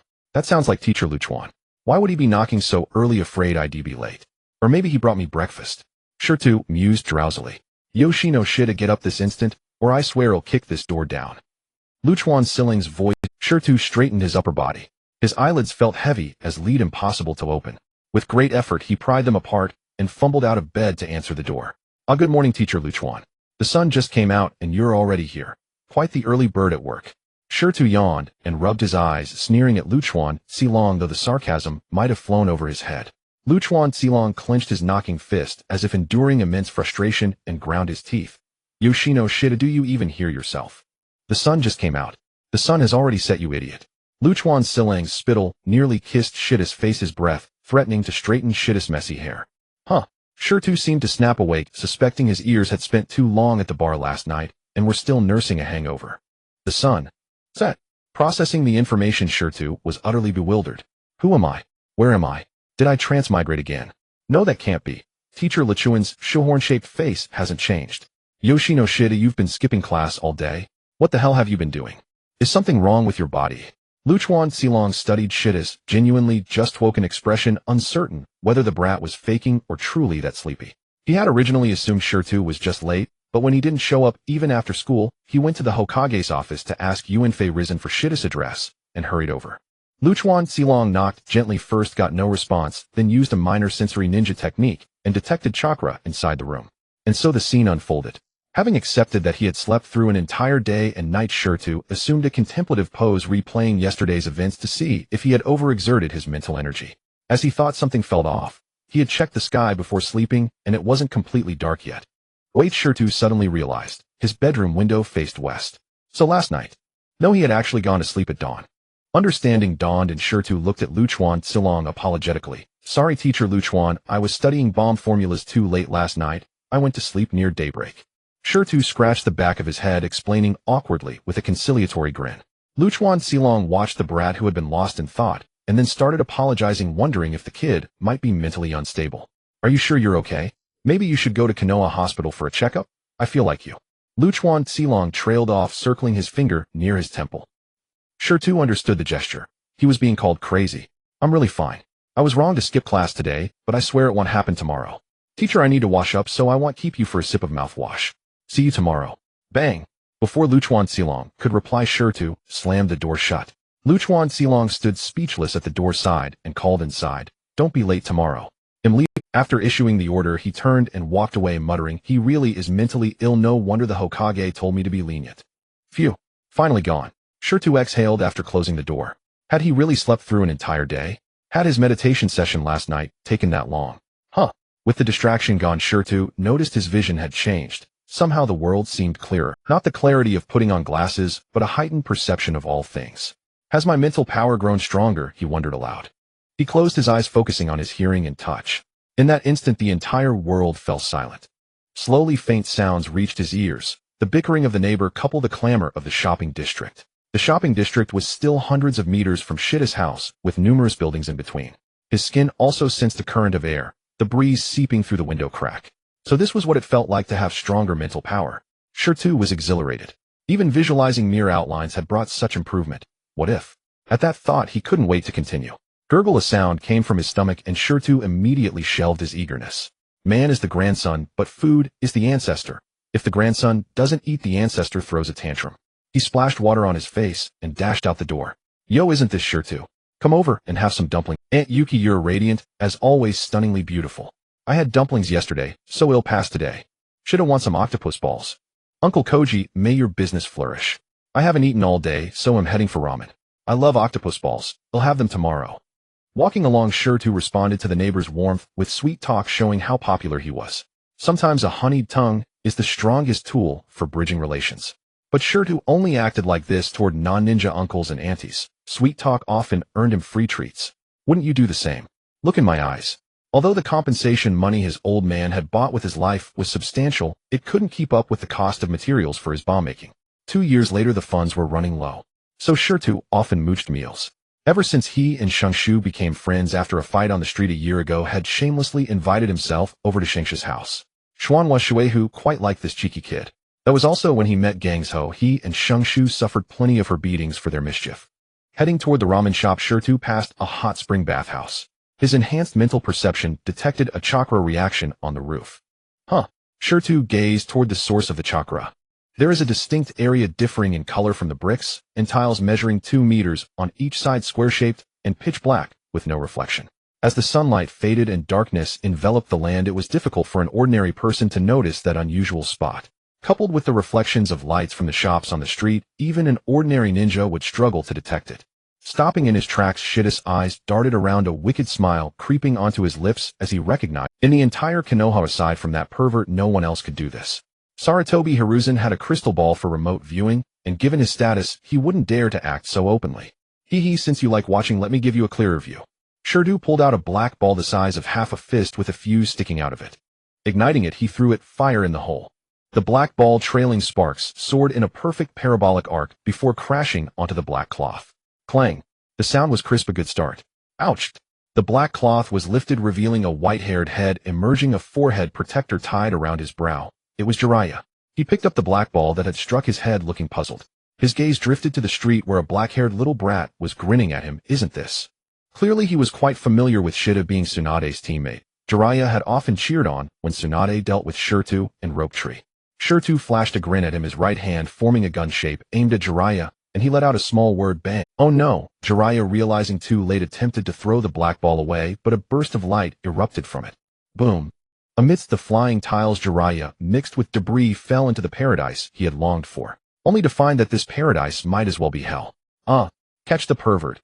Kill him. After a chaotic uproar, Jiraiya burst out of the door, bruised and battered, realizing the little brat was no longer in sight. Without a second thought, he vanished in a flash. Slurp, slurp. Hooray, hooray. Slurp, slurp. Splash, splash. Sizzle, sizzle. Shirtu was sitting in the ramen shop, eating with great gusto. After the black ball exploded, Shirtu slipped away, and Jiraiya's fate was easy to guess. Bang! Finishing the last sip of broth, Shirtu slammed the bowl on the table, wiping his mouth messily with his sleeve. Uncle Jinta, another bowl. Sato Jinta, who was cooking the noodles, smiled and responded, sure thing. Little shitty, you have quite the appetite today. That's your 5th bowl already. I haven't eaten all day, I'm starving. Shirtu grinned, showing his teeth. Besides, Uncle Jinta's noodles are really delicious. With countless twists and turns in the art of noodle making, Sato Jinta's smile was almost splitting his face, clearly charmed by Shirtu. An array of impressive noodle making techniques from boiling to plating flowed seamlessly. Ichiraku, serve the guests. Oh, got it. A voice called from behind the stall as a figure a few years older than Shirtu emerged, wearing a sweatband, squinting his eyes. Shirtu was certain he was Otsutsuki Ichiraku without a doubt. Otsutsuki Ichiraku was just joking. He was a student of Jinta and also an orphan. It seems Uncle Jinta would retire soon, leaving the ramen stall to Ichiraku, who renamed it Ichiraku Ramen, becoming the safest place in Konoha. Despite the calamities that struck Konoha, Ichiraku's stall remained unscathed. Ichiraku placed the noodle bowl in front of Shirtu, cheerfully saying, Shitty, you have quite the appetite today. Of course. Shirtu couldn't wait to slurp up some broth. Ichiraku, how's your noodle-making skill coming along? When are you going to start your own shop? Ugh. Although frequently teased by Shirtu, Ichiraku was at a loss for words in front of Sato Jinta regarding such a question. You little brat, always teasing Ichiraku. I'm not dead yet. Sato Jinta laughed, pointing at Shirtu. Ichiraku's skills aren't quite there yet. Wait a few more years. By the time he graduates, I should be retired and enjoying life. Then this ramen stall will be handed over to Ichiraku. Now over 40, Sato Jinta had once been a chunin, but suffered serious injuries during a mission, completely rupturing his left Achilles tendon. Due to delayed treatment, he was left with a severe disability, limping as he walked. Thus Sato Jinta applied for retirement, no longer serving as a ninja, and instead relied on his family's ramen-making skills to start a stall. That's not bad, Uncle Jinta. You retire and enjoy life and marry off Hanako to Ichiraku, so she can take care of him, Shirtu suggested earnestly, completely disregarding Ichiraku's flushed face. Hanako Sato is Sato Jinta's daughter, his most cherished treasure. She is 3 years older than Ichiraku. As the saying goes, a woman 3 years older is like a golden brick. Hanako is a typical Yamato Nadeshiko, gentle and virtuous, frugal and home-loving since childhood. Although not considered beautiful, she has a unique charm. It's hard to imagine how she could give birth to a daughter as stunning as Shubu with someone like Ichiraku. Ha ha ha. Sato Jinta laughed heartily at Shida's suggestion. Little Shida, you really have an eye for people. Hanako and Ichiraku are indeed interested in each other. They think I can't see it. When I was a ninja, I was renowned for my reconnaissance techniques. Ha! Ichiraku exposed, wished he could find a hole to hide in. Just as the group was chatting and laughing, a sound came from the door. Ding! A figure wearing a jonin vest with the Konoha forehead protector and a head of spiky white hair, cascading over his shoulders, slightly singed, entered. The person naturally sat beside Shirtu, who had sensed him long before. It was Jiraiya. However, he remained unfazed, continuing to eat noodles while teasing Ichiraku. Jiraiya placed his hand on Shita's shoulder, his face bruised and still dripping with blood, leaning close to Shita. Hey, kid, you really let me down today. You had the heart to eat ramen after I got beaten up. TCH. Shirtu glanced at him disdainfully, continued to eat a bite of noodles, and quietly replied, Don't whine, you just say it was enjoyable to fall down right. Watching up close amidst the chaos, you could even indulge in some handplay. Compared to getting beaten up, you came out. Jiraiya's originally serious face began to warp, becoming increasingly lewd. Hee hee, you understand me, kid. You have no idea how good that felt. Slurp. As he spoke, he unconsciously swallowed. Shirtu finished the last of the noodle soup, let out a burp, and looked at Zilai with disdain. You're so pathetic. I taught you those pickup lines, and you used them for peeping. What a waste. Hey. What kind of pickup lines are those?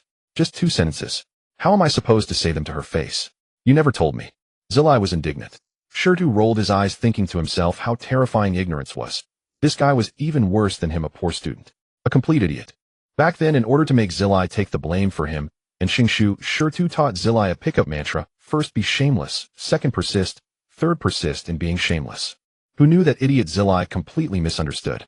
He learned the shameless part, and learned it to the core, but he took it as peeping, and even when caught he acted as if nothing happened. Now isn't that shameless enough? But when faced with a girl he liked, Zilai couldn't stammer out a single word. Shirtu was so angry he called him an idiot, while Zilai felt wronged, thinking his teaching was flawed. Shirtu couldn't be bothered to explain. Some people are just naturally dense in certain areas, and that can't be true. Now any woman over 12 in my village who knew Zilai would show a look of disgust upon hearing his name. This shows how unpopular Zilai was among women. That's because you're stupid. I can't be bothered to explain more. Shirtu put down the money, jumped off the high stool, turned back to greet Jiantai and Yael, and walked out. No, wait for me. Zilai followed him out of the noodle stall. Teach me again, please. I really don't get it. Shirtu strolled leisurely on the way home, surrounded by the dazzling lights of the nightlife scene. It was the time when nightlife began, and the streets were bustling with people. It's not that I want to teach you, but you've already blocked all your own paths. Now which girl your age and my doesn't know you're a peeping Tom? Your love life and my is dead and buried. Think of another way. Shirtu gave Zilai a sidelong glance with dead fish eyes. Huh. Zilai looked incredulous. How is that possible? Counting today, that's only the second time I've been caught. His words were indeed true. The first time he was caught was also his first time peeping. But that was no peeping, it was blatant staring. It would have been strange if he hadn't been caught. Shirtu curled his lip, his tone full of contempt. I say you're stupid, and you still won't admit it. You don't understand women at all, especially older women. Those old ladies' mouths are more powerful than ninja intelligence. You're the disciple of the 3rd generation and somewhat famous in my.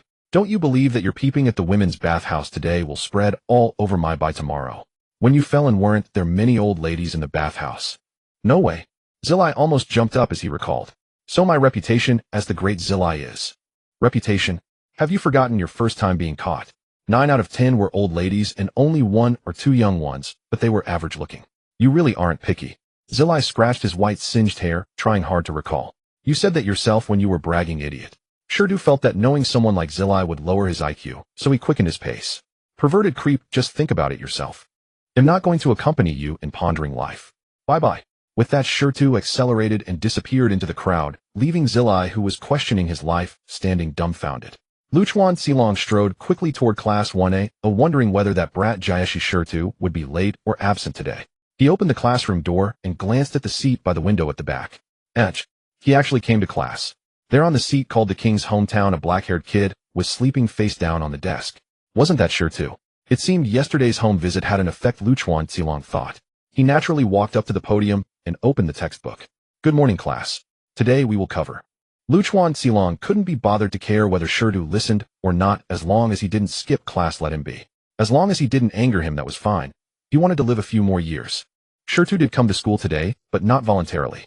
Somehow Gangso had heard that he had been late for half a day and absent for a full day, so she had Shangshu go to Shita's house early in the morning to knock on the door and drag him to school.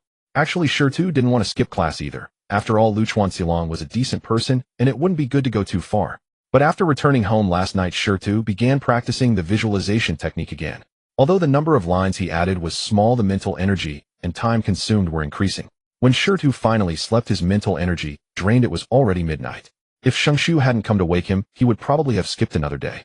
So he didn't resist and followed him to school. From arriving at school until the afternoon dismissal, except for meal times, Shirtu spent the whole day sleeping. By the end of the day, the other students were lethargic and worn out, while he was full of energy, having made a considerable increase in his mental power. Time cannot be held back. No matter how you cherish it, even if you use all your strength, you can't fill it. It will always slip away farther and farther, and you can only angrily spit out, "Pa, slut." And so, sleeping during the day and practicing the visualization technique at night, 3 months passed in a flash. Location: Hokage's office. Characters: Yuanfei, Risen, Umbu, Small Fry. So little Shirtu hasn't been causing trouble these past few months. In response to the fire shadow, Jayeshi Shirtu indeed has not done anything out of line. The Umbu knelt on one knee, answering the current boss of Mui's question. Are you sure? Yuan Risen couldn't believe his ears. Impossible. Had that little demon king changed his ways? Had someone put a genjutsu on him? He took out his pipe, took a deep drag of nicotine to calm his obviously startled heartbeat, and pondered for a moment. What has little Shirtu been doing lately? As if to prove he wasn't hallucinating, Yuan Risen continued to ask for details. The Umbu honestly summarized the intelligence he had gathered and collected from Luchuan Silong. Jaeshi Shida's schedule has been very regular lately, just between school and home with occasional trips to the shopping district for meals. He hasn't caused any trouble. But what? Yuan Risen felt he had caught the key point. That brat must have adopted a new way of courting death. It's just that his schedule is reversed. The Umbu's forehead began to sweat. Yuan Risen was a bit confused. Reversed schedule. Jaeshi Shirtu sleeps through every school day until dismissal, and after returning home, he seems to be refining chakra until dawn. The Umbu did not know what Shirtu was doing by sitting cross-legged. They only assumed he was refining chakra, though the chakra fluctuation was pitifully faint. Is that so? Hiruzen Sarutobi took long, deep drags of his pipe. Were Shirtu present, he would have remarked that this was Yu Qian's style of smoking. All that was missing was a curly perm, and he and Danzo could perform a two-man show. While not exactly, more like a comedy routine. That's good too. It seems that after starting school, little Shirtu has realized his own shortcomings. Believing he understood the truth, Hiruzen Sarutobi relaxed, gave a few instructions to the Umbu, and sent him out. Little Shirtu, I hope you've truly come to your senses. If you keep causing trouble, you'll end up with a heart condition. He walked to the window and gazed at the peaceful Konoha before him. Beneath the Hokage building, a labyrinthine network of underground chambers stretched. In one of those secret rooms, Shimura Danzo was listening to his subordinate's report. The report also contained news about Shirtu. After hearing about Shirtu's recent situation, Danzo's mouth twitched almost imperceptibly. Very low chakra fluctuation. It seems, little Shirtu, you haven't inherited your father's talent. Danzo's deep voice echoed. As if casually dismissing the matter, he added, there's no need to monitor him anymore. A waste is not fit to be my blade. Yes. The subordinate's voice was utterly devoid of emotion. He bowed and retreated from the chamber. The room fell into complete silence, once more the dim lamplight flickering as if on the verge of being swallowed by darkness. Returning to the protagonist, night had fallen. Shirtu sat with eyes closed, his forehead beaded with. He sat cross-legged on the tatami in his bedroom, constructing the final stroke within his sea of consciousness. Yet this was the most difficult stroke. As the image of Earth Ancestral, which grew more complete, the consumption of spiritual power increased drastically. In recent days, managing even a single stroke per day was considered an achievement. This final stroke was the most arduous of all. By now, Shirtu's spiritual power was nearly exhausted, but the last line refused to connect, as if an invisible rule prevented the figure from taking shape. He felt increasingly weary, his head growing heavy and dizzy. No, I must push through in one go. He had a faint premonition that if this stroke were abandoned halfway, the next attempt would be exponentially more difficult. Shirtu took a deep breath, immersing his mind entirely into his sea of consciousness. He concentrated all his spiritual power, turning points into planes into lines, every ounce of energy focused on that last line. Connect now. A silent roar. The final stroke began to creep forward. In Shirtu's perception, the line tip grew millimeter by millimeter, the remaining distance shrinking slowly, painstakingly. Boom. The instant the line connected, a thunderous explosion erupted within his sea of consciousness. Shirtu felt himself struck by a shock wave, tumbling, falling, rolling. An overwhelming dizziness seized his mind. Shoo! A ghastly white light blazed outside the window like a colossal axe descending from the heavens, cleaving through the pitch-black night. The brightness came and went swiftly, yet it etched the silhouette of the tree outside onto the wall, its branches gnarled and clawing like a ferocious monster. Boom! A thunderclap followed, shaking the air and making the very earth tremble. Lightning, like the wrath of gods, illuminated the darkness. It seemed that something had breached the world's barriers and descended into this realm, while the thunder and lightning were nothing but the unwilling, profane curses of this world's heavenly Tao. Just as Shirtu felt he was about to leave the world, kicked the bucket, a surge of cool clarity soothed his near-depleted spiritual power, and it began to recover slowly. The recovery accelerated like a supercar on a highway. 10, 20, 30, 120, 180. Within moments, his spiritual power had refilled to overflowing. Then the upper limit of his spiritual power began to expand like a condom. While like a balloon growing larger, the quantity of spiritual power within also increased until it reached nearly 100 times its original capacity, slowing down only when it settled at that 100-fold mark. At that moment, the world appeared crystal clear to Shirtu. Every speck of dust in the air was visible in his sight and perception down to the finest detail. He closed his eyes and extended his perception outward. 1 meter, 2 meters, 100 meters, 300 meters, stopping only when it reached 500 meters. With him as the center, everything within a 500-meter radius was clearly visible in his perception.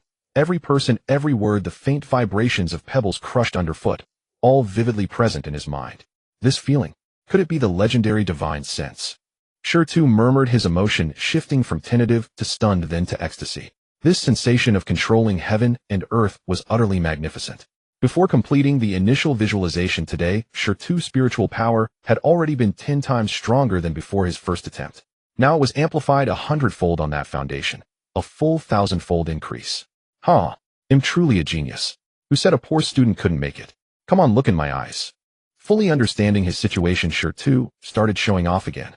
Shirtu, you rascal. Stop the noise. Don't you sleep at this hour.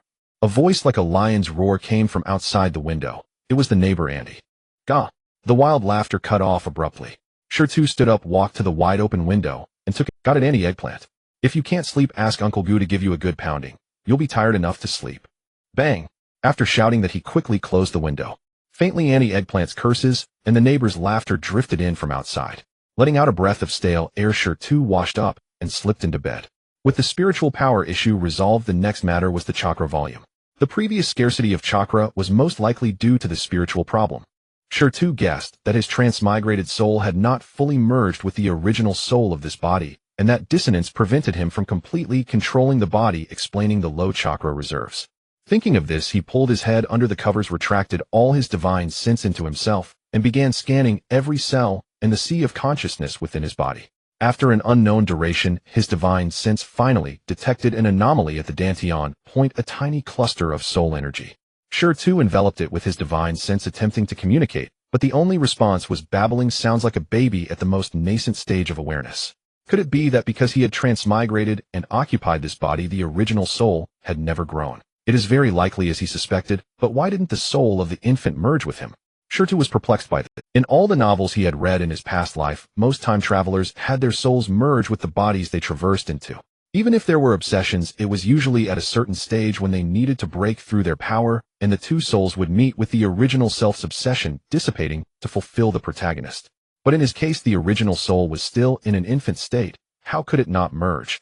Shirtu attempted to communicate with the infant's soul again, gently probing into the infant's sea of consciousness with his divine sense. The infant's soul was very weak, and a normal person's sea of consciousness is quite small, let alone that. As his divine sense gradually permeated the infant's sea of consciousness, he was finally able to faintly sense the consciousness being conveyed by the infant. I want to drink milk. Shirtu felt speechless. Truly, he was dealing with an infant. But he was just a grown man. No, he was just a little brat, a boy at that. How could he feed the infant? Moreover, he was in a soul state. What should I do? Why not absorb him? Shirtu pondered, feeling quite conflicted. Shirtu looked like he was constipated, with two little figures fighting in his mind. The evil figure gradually gained the upper hand, and then the evil figure was kicked away by Shittus thought. It seems I am still kind-hearted, Shirtu declared, retrieving his divine soul seriously as he retracted his hands that were about to strangle the infant's soul. He enveloped the infant's soul with a gentle divine thought and stored it deep within his sea of consciousness, where it would not interfere with his control over his body. With the infant's weak soul, even if there was any movement, it would not affect him. Once this soul left his body, Shirtu felt a wave of comfort wash over him. He had never felt this. He tried to refine chakra, feeling a massive surge of chakra instantly fill his bodhis meridians with ample energy in his cells, ready for refining at any time. Without a comparison, Shirtu was unsure of what level his chakra was at. Based on the original setting, chakra is produced by the combination of physical energy and spiritual energy and can be refined at any time. However, the refined chakra will slowly dissipate if not used, and will not be stored in the meridians or dantian, which is also the reason why ninjas who often fight do not live long. Shirtu attempted to control the refined chakra, gathering it to various parts of his body, sensing the enhancement chakra brought to his physique, thoroughly enjoying the process. The feeling of not lacking in chakra was truly exhilarating, and with his immense spiritual power, controlling chakra was as easy as moving his hands. He could hit wherever he pointed. No wonder Kakashi always looked so exhausted. It should not just be due to overwork. The most likely reason was the inability to close his Sharingan, which constantly forced Kakashi's body to refine chakra to maintain the Sharingan's active state. If a person's cells are always in an energy-deficient state, it will make them feel particularly fatigued. If Kakashi's Sharingan had not been removed, he might not live beyond 50. Spiritual power can recover infinitely, But the energy in human cells is not limitless. Human cells have a limit to their division. Although the number of human cells in this world is 4 to 5 times that of his past life, the division mechanism remains the same. Having had enough fun, Shirtu planned to continue perfecting his visualization technique tomorrow. The current image of the Hutu ancestor, which was merely a silhouette composed of lines, he needed to give it a three-dimensional form and then make it real, culminating in a divine essence. Only when the true form of the Hutu ancestor, which imbued with divinity, fully appeared in Shida's sea of consciousness, would it be the complete version of the visualization technique. Even perfecting it would have to wait until tomorrow. For now it was time to sleep early. Shirtu glanced at the clock, noting it was 3 in the morning. This should count as early, right? Waking up at 8, he could still sleep for 5 hours, and then catch up on another 8 hours of sleep during the day. Oh, perfect. After self-comforting, Shirtu adjusted his position and prepared to sleep. A long time has passed. I used a translator to translate this. If you can't understand it, go figure it out yourself. Damn. Shirtu suddenly sat up. It's been an hour already. Why do I feel so energetic? Could it be? After strengthening his spiritual power, did he no longer need to sleep? Shida's imagination ran wild, and the corners of his mouth curled up. Then could it be? Hee little babies, long time no see, let's show our faces. Unable to sleep, Shirtu rummaged through boxes and cabinets to find various black powder raw materials, starting his research on the 2 bombs project. The next day, Shungtai noticed that the guy next to him had actually not slept and felt very surprised. Although he often slept in class himself, he could not go a whole day without sleep. Shidu, are you not sleeping? Is there some plan? You have to take me along, or I won't let you off. Shungtai looked at Shirtu with suspicion.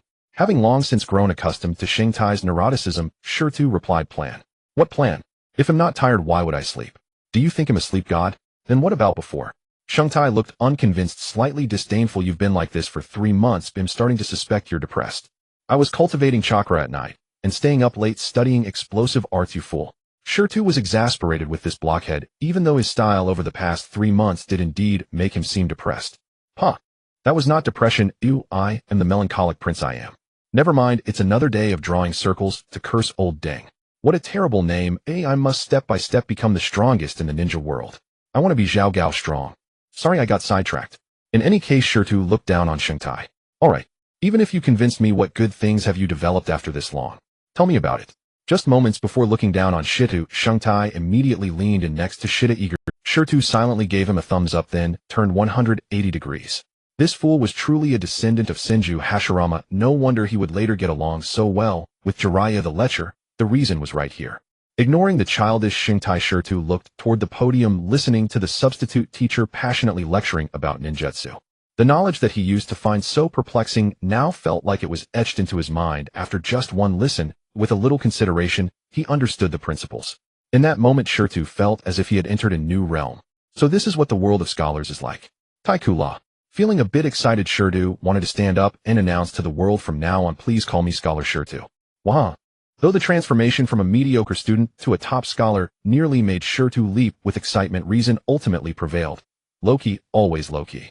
In truth, when the third Hokage's Ambu and Tuansang's route had come to monitor him outside his house, Shirtu had already sensed their presence. But at that time his primary focus remained on perfecting the visualization art. As a transmigrator, he was intimately familiar with the sordid dealings of the F4 among the upper echelons. Tuansang had not yet become the old schemer he would later be, but his obsession with the Hokage seat would inevitably consume him. Shuehu Minyan and Zhuanqin Xiaochun, 2 peak level higher-ups, were not yet the feeble yapping weaklings they would become, but a position with ample pay and minimal work is the easiest path to moral decay. As for the third Hokage, Yuanfei Risen, he had not yet boasted the title of ninja hero, nor would he in the decades to come become the ninja bear clutching power so tightly. Yet when forced to choose between clan and village, he used his authority to siphon resources toward his own family. While this cannot be praised compared to the traitor Yu of the Uchiha clan, one of Konoha's red-blooded twin staves, Yuanfei Risen's actions become more understandable. It was simply a matter of perspective. After all, even Shidu standing in Yuanfei Risen's shoes would recognize that when personal strength can no longer dominate, schemes and conspiracies become the only recourse. But Yuanfei Risen's vision was far too narrow, his horizons confined to Konoha alone. He just wanted to cling to his own little parcel of land, and in this regard, he was miles behind the 2 generations of rakeage from the Cloud Shadow village. Power corrupts the heart. Obsession drives one mad. Wealth lures one into degradation. These are timeless truths, unchanging across any world or era. Even in this distorted ninja realm, they cannot escape the cycle of reality. Fortunately, Bluffing Shuaimin died young, otherwise he would have been no different. Returning to the main topic, Shido, having discovered his newfound brilliance, began to replan his path ahead. Since he now possessed an eidetic memory, the priorities needed adjustment. The first priority remained the visualization art, with the goal of achieving its complete perfection. By then he would likely have no trouble dominating the ninja world, and might even shatter this dimension's barriers to visit the primordial chaos and pay respects to Hudazuwu or Pingshin Yangyang. The second priority was the acquisition of knowledge. Only by thoroughly understanding the essence of chakra could one transcend its limitations. After all, before the arrival of the Daitangyu clan, this ninja world had no chakra. The method of refining chakra made humans like growing fruit waiting for the harvester's blade. Naturally, natural energy could not be ignored either. Just by its name, it was likely connected to the spiritual energy of heaven and earth. The third priority was the study and development of ninjutsu. Originally the second priority, but now downgraded due to his awakening as a prodigy. Shirtu recalled that among the scrolls left by his father and mother were many earth release and water release techniques. Though he might not be able to use water release, understanding its principles was still necessary. Finally, there was the enhancement of gunpowder and the diversified study of explosives. Although bombs were now dispensable for Shido, who no longer lacked chakra, they were the best camouflage when he needed to remain undetected. Last of all was the matter of chakra reserves. The most insignificant issue, because earlier Shirtu had released his spiritual sense to inspect the chakra levels of all the teachers and students in the Ninja Academy. He discovered that the head of discipline possessed the most chakra, likely at the level of a jonin. Next came the homeroom teachers of each grade's elite class, like Luchuan Silong, who were probably at the level of elite chunin. Following them were the other chunin-level teachers.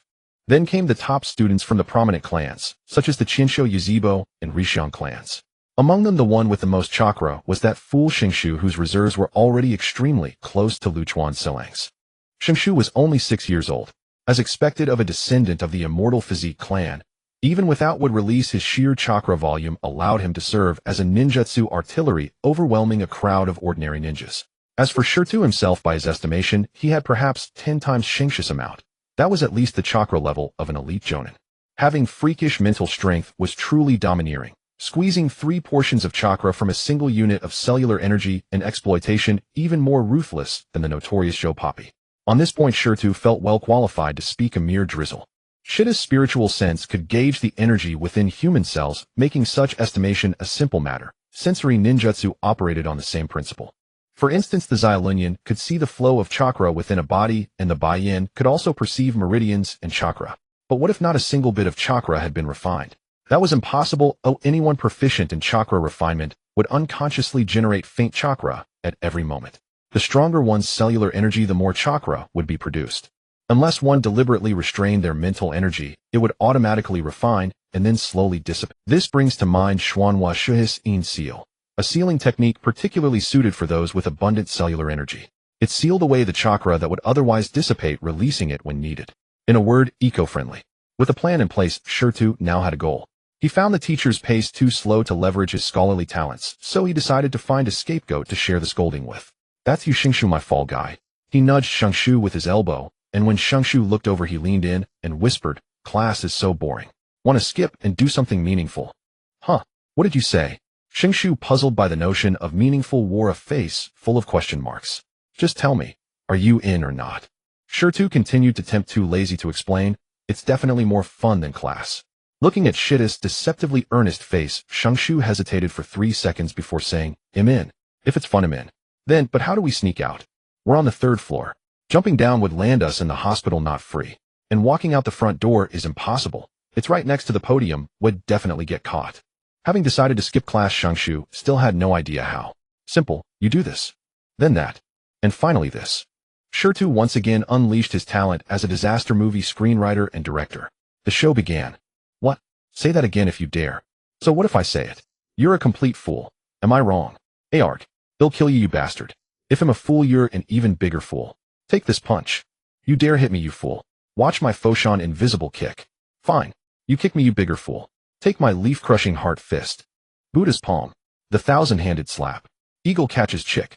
The substitute teacher at the lectern looked utterly bewildered, a dull ache throbbing in his head as he watched the 2 little troublemakers suddenly brawling in the back row. The students were either trying to break up the fight or cheering it on. "You too." The substitute teacher spluttered, his face reddening. He took a deep breath and roared, "Stop it right now, you brats." "But," Aside from a few students who dared not fuel the fire after seeing the teacher's fury, the two tangled troublemakers locked in a fierce grapple didn't seem to hear a thing, still throwing punches and kicks at each other. Seeing his words had no effect, the substitute teacher reached his limit. Bang! Crack! The lectern shattered into pieces, and the entire room fell silent. The duo, still gripping each other's necks, turned their heads to stare at the teacher, who had unleashed his full power. The substitute teacher raised his bright red right fist with a wooden splinter stuck in it. Shirtu had no doubt that if the splinter were pulled out, blood would spurt high. You two get out of here and stand in the hallway as punishment. Seeing them finally stop, the substitute teacher bellowed, letting out a sigh of relief. A minor injury was worth it to make those little rascals cease. He tremblingly hid the hand that had smashed the lectern behind his back. His palm quivered uncontrollably, a classic case of saving face at the cost of suffering. He thought the two brats would put up a fight, but instead, "Yes, teacher. No problem, teacher." As the words faded, two figures whisked out the door and thoughtfully closed it behind them. Substitute teacher. Class. After a long daze, the substitute teacher came to his senses. Something felt off. Damn, I've been tricked. Realizing the deception, he rushed to the door, yanked it open, and stuck his head out. The hallway was empty, no trace of them.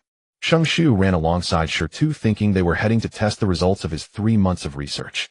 But as they ran further, he grew uneasy. Wasn't this the way to Shirtu home? Hey Shirtu, where are we going? This is the way back to your place, isn't it? Don't talk, just follow. I need to grab something first. Not understanding, Shu could only keep following, assuming Shirtu was going back for his artworks. Bang! Shirtu opened the door as roughly as ever. The door lock had long been broken, and he usually didn't lock it. The neighbors were all familiar with him. If they needed something, they'd just shout outside.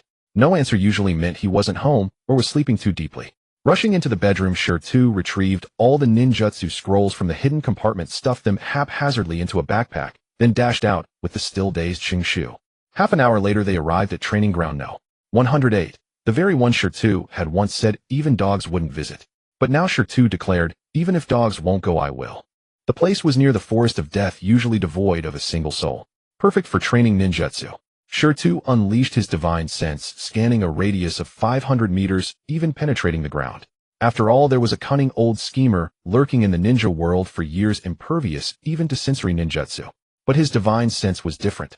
Anything with a soul would be utterly exposed within its perception. After a moment, he withdrew his divine sense. Safe. Not a single hair out of place. At this point, the bewildered Shu snapped back to reality, his brain gears turning again. Running all the way here. Shu began to concoct scenarios. Shirtu, are the bombs this time really powerful? We had to come all the way here. Beyond this is the forest of death. Shirtu didn't respond. He plopped down on the ground, pulled out all the ninjutsu scrolls from his backpack, and laid them out in 2 rows, water-style scrolls on the left, earth-style on the right. Shu, come here. Shirtu's face was serious, devoid of his usual playful demeanor. Seeing his good friend suddenly become earnest, Shu felt a bit out of place, but he obediently walked over and sat beside Shirtu. Gazing at Shu's innocent, utterly foolish eyes like a husky's, Shirtu sighed. Truly an immortal body that could be neutralized by an explosive tag. Even a true immortal could be dismembered by mortals, if brainless. Shu, first tell me what ninjutsu you currently know. Shirtu began by asking what Shu had learned so far. Hearing this question, Shu immediately perked up. I know a lot. I can do the clone technique, substitution technique, transformation technique, water style, water wave, earth style, earth rampart. Pretty impressive, huh? Shu was very proud of what he knew, and Shirtu couldn't help but lament how much advantage clan ninjas had over civilian ones. At only 6 years old, just old enough to enroll in the Ninja Academy, Shu already knew more ninjutsu than a freshly graduated civilian ninja. Civilian ninja graduates usually only knew the 3 basic jutsu. Those with ninja parents could learn a few crank techniques from them. If both parents were civilians, then they only had the 3 basic jutsu. To learn more, they had to trade mission contributions or rely on a good squad leader to teach them. But neither path was realistic. To trade mission contributions for a crank technique, one needed at least rank missions. And rank techniques required a rank contributions. Moreover, the techniques available were all the common, widely known ones.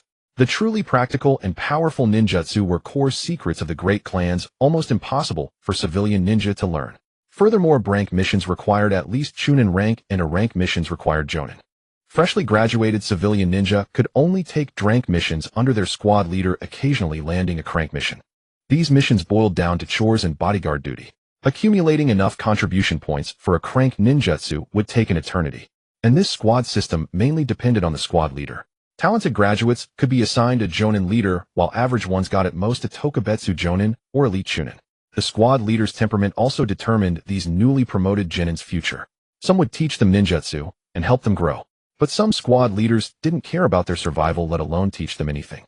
Without ninjutsu or targeted guidance, they were destined to become cannon fodder, turning into cold corpses on missions or battlefields. Since Shu knew so many techniques, Shirtu wanted to see how well he could use them. Not bad, you know quite a few. Show me each one, let's see your proficiency. Shirtu tilted his chin, signaling Shu to demonstrate. Hearing such an opportunity to show off, Shu immediately brimmed with enthusiasm. Then you watch closely, Shirtu. See how this boss performs ninjutsu. Shu stood up, facing the empty training ground, and began forming hand seals, bore ox hair, water release, water wave. A torrent of water shot from Shu's mouth, hurtling forward, then slapped onto the ground with a splash, water droplets scattering everywhere. Shirtu watched the technique. 2 seconds per seal, the water jet, flying only 5 meters before crashing down, and his facial muscles couldn't help but twitch. Shu, don't tell me this is the jutsu you've mastered. Shirtu covered his face with one hand, utterly speechless. Was this meant to hit someone or water the garden? What's wrong? Isn't this how it's done? Shu felt puzzled. Wasn't releasing a jutsu like this exactly what Uncle Shumao had taught him? In fact, he had even praised Shu's execution. Shumao, whose full name was Senju Shumao, was the family jutsu instructor assigned specifically to Shu. Perhaps because Shu was the grandson of Senju Hashirama, the entire Senju clan was very tolerant of him, without strictly demanding he trained too hard at this age. Tsunade was often away on missions, spending little time at home. But it was likely this leniency that fostered Shu's naivety. Shirtu's side stood up and assessed Shu's jutsu with a grave tone. Your hand seals are too slow and your chakra control is utterly abysmal. You waste 1/10 of your chakra just to produce a garden watering technique. What are you saying? How can you say that? Uncle Shumao told me I'm doing pretty well. Shu was defiant, convinced Shirtu was belittling him. Seeing Shu's stubbornness, Shirtu decided to shatter his confidence. Alright Shu, release earth wall. Let me tear apart that delusion of yours. Bring it on. I refuse to believe I'm not strong. Shu pouted and began forming hands. 10 seconds later, a wall of earth rose 2 meters in front of Shu, and from behind it came his smug voice. See, I'm awesome, aren't I? Shirtu couldn't be bothered to argue. He strode forward and kicked the earth wall. Bang! The wall shattered, collapsing to reveal Shu's incredulous expression.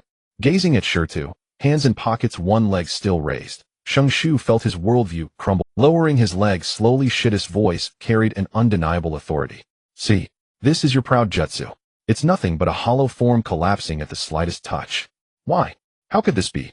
Regaining his senses, Shu murmured to himself, unable to comprehend why his jutsu couldn't even withstand a single kick from Shirtu. Instead of explaining directly, Shirtu asked about Shu's chakra. How much chakra do you have left? Hearing the question, Shu closed his eyes and sensed his own fatigue. About half, I guess. Shirtu could have scanned Shu's chakra with his divine sense, but he let Shu feel it himself, so the lesson would sink in deeper. Your chakra reserves are about the same as Teacher Lichuan's, but he's an elite Chunin. He can unleash over a dozen brank jutsus like Earth Wall, and their power is 100 times greater than yours. Do you know why? Shirtu continued to break down the disparity for Shu. I have that much chakra. I don't feel it. I usually run out after just a few jutsus. Shu scratched the back of his head, dumbfounded. Shirtu sighed and dropped the pretense. It's not that you lack chakra. Your Senju clan possesses a basic sage body characterized by immense chakra reserves. Otherwise, how do you think the Senju held their own against the Uchiha during the Warring States period? But why, with such a vast amount of chakra, are your practical jutsus so pitiful and so wasteful? Because your chakra control is atrocious. You use 10 units of chakra to achieve the effect of 1. 9/10 go to waste. Shu took a few breaths to digest the information, then finally showed a look of epiphany. So that's it. Even the smooth, childish forehead of Shirtu began to throb with veins. He took a few deep breaths, calming himself. The world is so beautiful, the air is so fresh. Don't get angry with a fool. This is your brother, your own choice. After composing himself, Shirtu suppressed his irritation and wondered if he was being too strict. After all, he himself had been a mediocre student not long ago. At that thought, all impatience dissipated. Shirtu sat cross-legged and invited Shu to sit beside him. He began patiently explaining the principles of chakra control. Chakra works like this. That way. If you do this. Then. An hour later, having understood how he had been squandering his chakra, Shu earnestly requested, Shitty, you're amazing. Please help me learn to control chakra. Shirtu led Shingshu to a tree that would take 3 people to encircle, intending to use the most practical method in the ninja world to train chakra control. He first tried placing one foot on the trunk surface, adjusted slightly, then put the other foot up, slowly walking up to a branch over 10 meters high. Shingshu below watched with his jaw dropped. Amazing. He grew excited.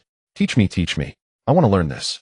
With a leap, a 720-degree forward roll, Shirtu landed perfectly, scoring a full 10. The movement was graceful and, well, though it was his first attempt, his inhuman mental strength allowed him to control chakra with near perfection. Shirtu turned to Shingshu and began the lesson. Gather chakra at the soles of your feet and adhere it to the trunk. The density of chakra changes with height and angle. Too much breaks the bark, too little loses adhesion. This is how you train chakra control. Once you master tree climbing, you'll have made the first step. There are advanced exercises after that. Seeing Shingshu's eagerness, Shirtu summed it up. Sukue, let me try. Shingshu was bursting with enthusiasm. Having taught the first step, Shirtu was content to let him try. He'd probably learn after a few falls. Hopefully. Thus the sound of Shingshu crashing down repeatedly filled the air. After setting Shingshu's training goal, Shinshido decided to first learn all the earth release jutsus left by the old man, then attempt the water release jutsus left by his mother. Shirtu walked back to where the scrolls were laid out, unrolled the earth release jutsus one by one, and memorized them all with his photographic memory. A few minutes later, Shirtu set down the scrolls, closed his eyes to fully comprehend the contents, then opened them. Rat, ox, tiger, hare, dragon, snake, horse, ram, monkey, bird, dog, boar. Shirtu began forming the seals, slowly familiarizing himself with each one. Initially, it took him 5 seconds per seal, but with practice his speed increased. 4 seconds, 3, 2, 1. His hand seals grew faster and faster. 2 seals per second, then 3, then 6. The airflow stirred up by his sealing speed blew the withered leaves on the ground. Ultimately, relying on his powerful mental control over his body and the relatively soft bones of a child, his seal speed plateaued at 7 seals per second. This had already reached the limits of this body. To increase the seal speed any further would require a qualitative improvement in physical strength and flexibility. Letting out a long breath, Shirtu looked up at the angle of the sun. Compared to when he first arrived, it had shifted westward by about 30 degrees. More than 2 hours had passed. He turned his gaze to the tree where Shingshu was practicing chakra control and found that Shingshu could already climb 3 meters high. Shirtu nodded approvingly. Though Shingshu wasn't the brightest, his talent as a ninja was truly no joke. Since I'm already familiar with hand seals, it's time to try some ninjutsu. Shirtu stood up, ready to attempt an earth release technique. What should he try first? He decided to try the Earth Dragon Bomb. As soon as he thought of it, he refined chakra instantly, his hands flying through the signs tiger, monkey, dragon, ram, snake. Earth release, Earth Dragon Bomb technique. He completed the seals in under a second. The ground in front of Shirtu instantly rose into a dragon's head, and from the dragon's mouth shot a rock bullet 1 meter in diameter, moving so fast it nearly produced a sonic boom. The rock bullet flew forward with a blurred afterimage covering 100 meters before slamming into a tree about 2 meters in diameter. Crack! The trunk was struck with wood chips flying everywhere. It split from the impact point and the rock bullet embedded deep into the trunk. The great tree began to wobble precariously. In the end, the remaining trunk could no longer support the tree's weight. It broke at the middle and fell, crushing a much smaller tree beneath it. Boom! The massive tree crashed to the ground, sending up a great cloud of dirt. Seeing the power, Shirtu nodded with satisfaction. Not bad. Ouch! A cry of pain came. It was Shingshu, who had been climbing over 3 meters and heading for 4, but was stunned dumb by the power of the technique. Ouch! A cry of pain came. It was Shingshu, who had been climbing over 3 meters and heading for 4, but was stunned dumb by the power of the technique. What kind of jutsu was that? It's so powerful. After Shingshu stopped in front of him, Shirtu explained unhurriedly, "This is Earth Release Earth Dragon Bomb, a brank ninjutsu." Amazing. Shingshu's face was full of admiration. "Shida, can you teach it to me? I want to learn it too." "I could, but..." Shirtu put his hands on his hips. "With your current chakra control, even if you use all your chakra, the rock bullet will likely fall to the ground after just 10 meters. It won't have any power at all." Hearing Shida's answer, Shingshu was a bit deflated, but he quickly brimmed with enthusiasm again. "So if I practice my chakra control enough, will I be able to release an Earth Dragon Bomb that powerful too?" Being proficient isn't enough. You need at least to control it freely. First master tree climbing, then you'll have water walking, sprinting up slopes, and climbing waterfalls against the current. Shirtu implied that the young fellow still had a long way to go. "That's such a hassle." Shingshu pouted, displeased by the many tasks ahead. "Practice hard. We're still young. We have plenty of time." After encouraging Shingshu, Shirtu sent him back to tree climbing. Though Shingshu was a bit single-minded, the good thing was that he didn't get overly stuck on one point. Look, just after turning away, Xingshu was already full of energy again. The day passed with the two training. At noon, Shirtu went to the Forest of Death to hunt a few rabbits. Though Shirtu had never cooked a meal in this life, in his past life, he was a true foodie. A true foodie has a characteristic: not only do they know how to eat, but they also know how to cook, because they try any novel, delicious thing. However, cuisines vary from place to place. Staying in one spot, one can't taste all the authentic regional dishes, so a true foodie will research how to make them themselves. Over time, a true foodie will develop decent cooking skills. If someone claims to be a foodie but can't cook, that's definitely a fake foodie, just a glutton. By the end of the day, Xingshu could already climb to a height of 10 meters. Though he still couldn't run freely on the tree, the speed of improvement was truly remarkable. With the blessing of the immortal body, the chakra consumed by tree climbing couldn't even keep up with Xingshu's. As for Shido, he had essentially tried all the earth-released ninjutsu left by the old man, 4 crank, 4 brank, and even 4 rank techniques. The techniques he released, such as Earth Flow Wall, were 5 meters high, 10 meters long, and 1 meter thick, forming a semicircular shield in front of Shirtu. The scale could vary depending on the amount of chakra used. The light and heavy rock technique could easily make him float or increase the weight of his body, or tangible ninjutsu, like the rock bullet from Earth Dragon Bomb, to cause greater damage. The Earth Shadow technique allowed Shirtu to move freely and stealthily underground at high speed. The smooth feeling of releasing all Earth release techniques differed greatly from what was described in the scrolls. Shirtu guessed it must be due to his visualization of the primordial witch Hutu. After all, Hutu governs the laws of Earth. As the mother of the Earth, wouldn't that make him a child of the Earth? What surprised Shirtu the most was the rank light and heavy rock technique, a technique that only a few in Iwagakure were qualified to learn. It seemed the old man held a high status in IWA. As for Konoha's Earth release, though there were rank techniques, their numbers were very few. The most abundant were fire release and water release, followed by earth release, then wind release and lightning release. The Uchiha were the fire clan. Basically, every member had a fire affinity, so most fire release techniques originated from the Uchiha clan. But the highest fire release was only brank. Why? Because they were all red eye syndrome. As soon as they awakened the Sharingan, they strained their eyes, and no one studied fire release anymore. The Senju clan, on the other hand, excelled in water release and earth release, followed by wind release, while they had almost no fire or lightning release. Wood release goes without saying. No one could master it except that simpleton Hashirama Senju. Since awakening wood release, who had ever seen Hashirama use water or earth release? Not to mention Tobarama Senju, the master of forbidden techniques. Netizens called him the man who signed a contract with the sea. His water release was even more impressive than the Mizukage's. That was just unbeatable. The other representative ninjutsu clans, like the Sarutobi clan focusing on fire release, the Shimura clan on wind release, and the Ino Shikacho trio, specializing in yin and yang release secret techniques, along with many other clans large and small, had a whole bunch of releases and secret arts. You ask about the Hyuga clan, a Taijutsu clan that couldn't match a civilian like Guy. Get out of here. But decades later, many small clans were wiped out by the F4, and their secret techniques were collected by them, yet not a single person was seen who could learn them. Shirtu also attempted the water release technique left by his mother and found that he could use it if he wanted, but it consumed too much chakra, basically more than 5 times the consumption of an earth release of the same level. Therefore, Shirtu temporarily abandoned the idea of focusing on water release and decided to dedicate himself to studying earth release.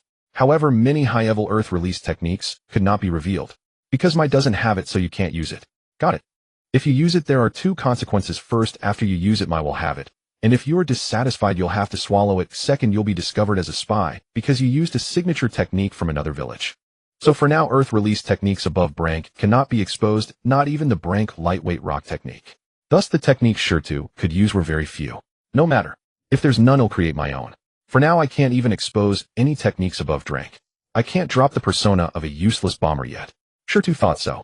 He repeatedly instructed Xingshu several times not to reveal that he could use ninjutsu. Only when Xingshu could almost recite it by heart did the two leave the training ground. Before leaving, Shirtu also used Earth Release Earth Flow River to bury the broken tree and the stump underground, then concealed the traces of the technique. Teacher Lu Chuan, I have a stomachache. Me too, Teacher Lu Chuan. Hurry to the hospital. Both got it. Teacher Lu Chuan, I need to poop. Me too. Hurry back. Both got it. Teacher Lu Chuan, I get lost. Both got it.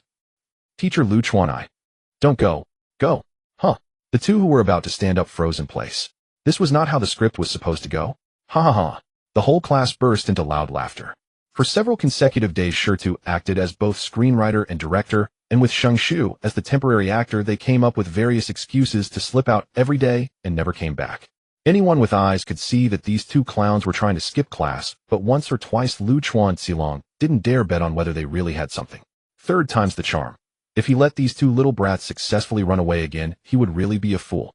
Although Shirtu knew this excuse wouldn't last long, he didn't expect the tragedy to occur on only the third day. Under Lu Chuanxilong's death glare, Shirtu and Shengshu sat down trembling. We're screwed. Can't slip out now. Shirtu somewhat regretted coming to this school. Shengshu was also dejected. These days following Shirtu for training, he felt he had made huge progress. Now he had even started water walking training, and the power of his ninjutsu was completely different from before. When the two were secretly training in the abandoned training ground these days, people did pass by, but they were all detected in advance by Shitta's spiritual sense. Among them, there was even a peeping gaze from the sky. Shirtu guessed at once that it was that guy Yuan Fei Risen. Shengshu was fine. He was just training chakra control, but Shirtu himself couldn't be exposed yet. So when he sensed someone approaching, he would pretend to study his explosive art. These days, as Shengshu wasn't studying ninjutsu, he started studying chakra nature transformation, so there were no ninjutsu traces to cover up. After school, the two walked dejectedly on the road. What do we do, Shirtu? How did teacher Lu Chuan become so smart? Shengshu was still brooding over today's failed truancy. Don't ask me, I also want to know what to do. Shirtu didn't know why teacher Lu Chuan had suddenly become so shrewd today. It seemed that skipping class would not be so easy in the future. Shirtu now regretted agreeing to Yuan Fei Risen to go to school. If only he hadn't gone to school. He seemed to have discovered a key point. That's right, I can simply not come to school. Shitta no longer stuck in a dead inside to himself. Had he been brain dead before? Why bother skipping class? Just don't come at all. Shengshu meet directly at the training ground tomorrow. Don't. Shirtu turned to tell Shengshu. Why? With Shengshu's brain, it was hard for him to catch on. Shirtu was too lazy to explain, so after repeatedly telling him, they parted ways and went home. After returning home, Shirtu casually ate. He bought food on the way, then washed up briefly, went to his bedroom, closed the door, and began practicing the visualization technique. The visualization technique had now progressed to the second step, transforming from a silhouette composed of lines into a solid, three-dimensional figure. But Shirtu underestimated the difficulty of the second step. Three-dimensional visualization was at least several dozen times harder than visualizing line figures. After a few days, he only managed to deepen the lines a bit. It was still two-dimensional. But Shirtu was not discouraged. After all, he was only 6 years old, and there was plenty of time. After 5 hours of practicing the visualization technique, the exhausted Shirtu obediently went to sleep. Indeed, if Shirtu did not practice the visualization technique, he could basically go without sleep for a month. However, practicing the visualization technique consumed mental energy. At the consumption rate of the second stage, Shirtu could only sustain it for 5 hours at present. The next day, Shirtu arrived at the training ground early. Finding that Shengshu had not come yet, he scanned the area with his spiritual sense and then began to train on his own. Unconsciously, Shirtu practiced until noon and found that there was still no sign of Shengshu. I knew that guy Shengshu was unreliable. Shirtu guessed that Shengshu might have forgotten, so he continued training on his own. When the sun was almost setting in the afternoon and Shirtu was about to go home, Shengshu finally arrived late. Aha, Shirtu, I forgot. Shengshu explained sheepishly, still panting and scratching the back of his head. Shirtu rolled his eyes in speechlessness. Don't talk to me. I have a stupidity allergy. After saying that, Shirtu packed up the explosive art pieces he had displayed as a cover and prepared to go home without looking back. I won't do it next time, I really forgot. This morning Grandma told me to ask you to come home for dinner. Shengshu trotted behind Shirtu. I was afraid of forgetting Grandma's instructions, so I kept muttering along the way. In the end, I only remembered after I had sat down in the classroom. Hearing Shengshu's somewhat awkward explanation, Shirtu stopped. Xuanwashuehu had asked him to come home for dinner. Only then did Shirtu remember that he had not visited Xuanwashuehu for more than 3 whole months because he was so focused on practicing the visualization technique. Why didn't you say so earlier? Look at how you handled this. Shirtu adjusted his belt. Let's go, I'm hungry. Grandma Shuehu, I missed you so much. Arriving at the Qinsho clan compound, Shirtu threw himself into Xuanwashuehu's arms, speaking in a coquettish voice. His syrupy manner made those who knew him feel a bit nauseated. Shirtu is here. You haven't come to see Granny Mido in so long. Upon seeing Shirtu, Uzumaki Mido's eyes curved into crescent moons with joy. Uzumaki Mido, wife of the first Hokage Senju Hashirama, 2 years his junior. Hashirama made peace with Uchiha Madara in his 30s and founded Konoha. It is now the end of Konoha year 27. Uzumaki Mido should be over 60, yet her face appears barely in her 20s. She has flowing crimson hair, delicate features, and a diamond-shaped mark on her forehead, undoubtedly the symbol of the In seal. Granny Mido, it's not my fault. That Hokage uncle is too much. He made me go to the ninja academy, so I've had no time to visit you. Shirdu prided himself on his talent for shifting the blame. Uzumaki Mido was well aware of his habit of spinning tales, but she didn't mind in the slightest. As a Jinchuriki of the Nine Tails, he possessed the innate ability to perceive good and evil. What? You say only a perfect Jinchuriki has that power? Nonsense. A perfect Jinchuriki is merely one too weak to coexist with their tailed beast. For someone of Uzumaki Mido's caliber, the Nine Tails was no different from a pet. Just ask the Nine Tails if it dared to bristle at her. Alright, I know you've been busy. Granny doesn't blame you. Uzumaki Mido spoke in a coaxing tone, though Shirtu was after all still a child. TCH. Nawaki, following behind, curled his lip in disdain at Shida's clingy behavior. Catching Nawaki's expression, Shirtu rolled his eyes contemptuously. Hadn't he heard that crying babies get the milk? Just then a female voice came from the side. Hey, you brat, can you not be so disgusting? Shida's divine sense had already detected her presence. Wasn't that the gambling addict Tsunade? Hadn't she gone on a mission? Oh right. 3 months had passed. Any mission should have ended by now. Naya. Shirtu made a rude face at Tsunade. What would a flat-chested woman like you know? I just like being close to Granny Mido, you gambling addict. What did you say? Hearing him call her flat-chested again and throw in gambling addict for good measure, her blood pressure shot through the roof. You little brat, say that again if you dare. Tsunade's fists cracked. Emboldened by Uzumaki Mido's presence, Shirtu grew reckless. He'll say it. You're flat-chested and a big fat sheep who loses every bet. I'm going to beat you to a pulp, you damned brat. Being called flat-chested was one thing, but mocking her gambling skills was unforgivable. Seeing Tsunade charge at him, Shirtu yelped and darted behind Uzumaki Mido. Come out. No way. Hit me if you can. Shirtu poked his head out from behind Uzumaki Mido, making endless faces and hurling taunts at Tsunade. Stop right there, you little pest. But Tsunade wasn't about to indulge him. Even with Uzumaki Mido present, she circled around trying to... Shida, however, was as slippery as an eel. Without touching Uzumaki Mido, Tsunade couldn't manage to catch. Uzumaki Mido watched the chase with a serene smile, her heart exceptionally light. Since Hashirama's passing, the house had grown far too quiet. Ever since Nawaki had brought Shirtu, that little ray of sunshine, home, she had wished he would visit more often. Nawaki, that blockhead, was as dense as Hashirama, utterly clueless. Nawaki watched the commotion between Tsunade and Shirtu with envy. He would never dare to bristle at his hot-tempered sister. Head get beaten black and blue.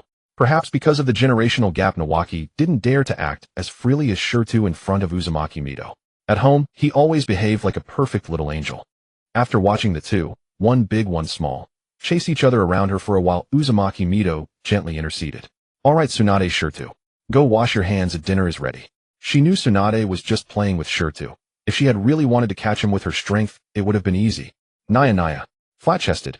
At Uzumaki Mido's call, Shirtu stuck out his tongue at Tsunade, twisted his body to dodge her grabbing hand, and pulled the dazed Nawaki toward the backyard. Grandma, you spoil him rotten. The moment I got back, my teacher told me he drags Nawaki out of class every day.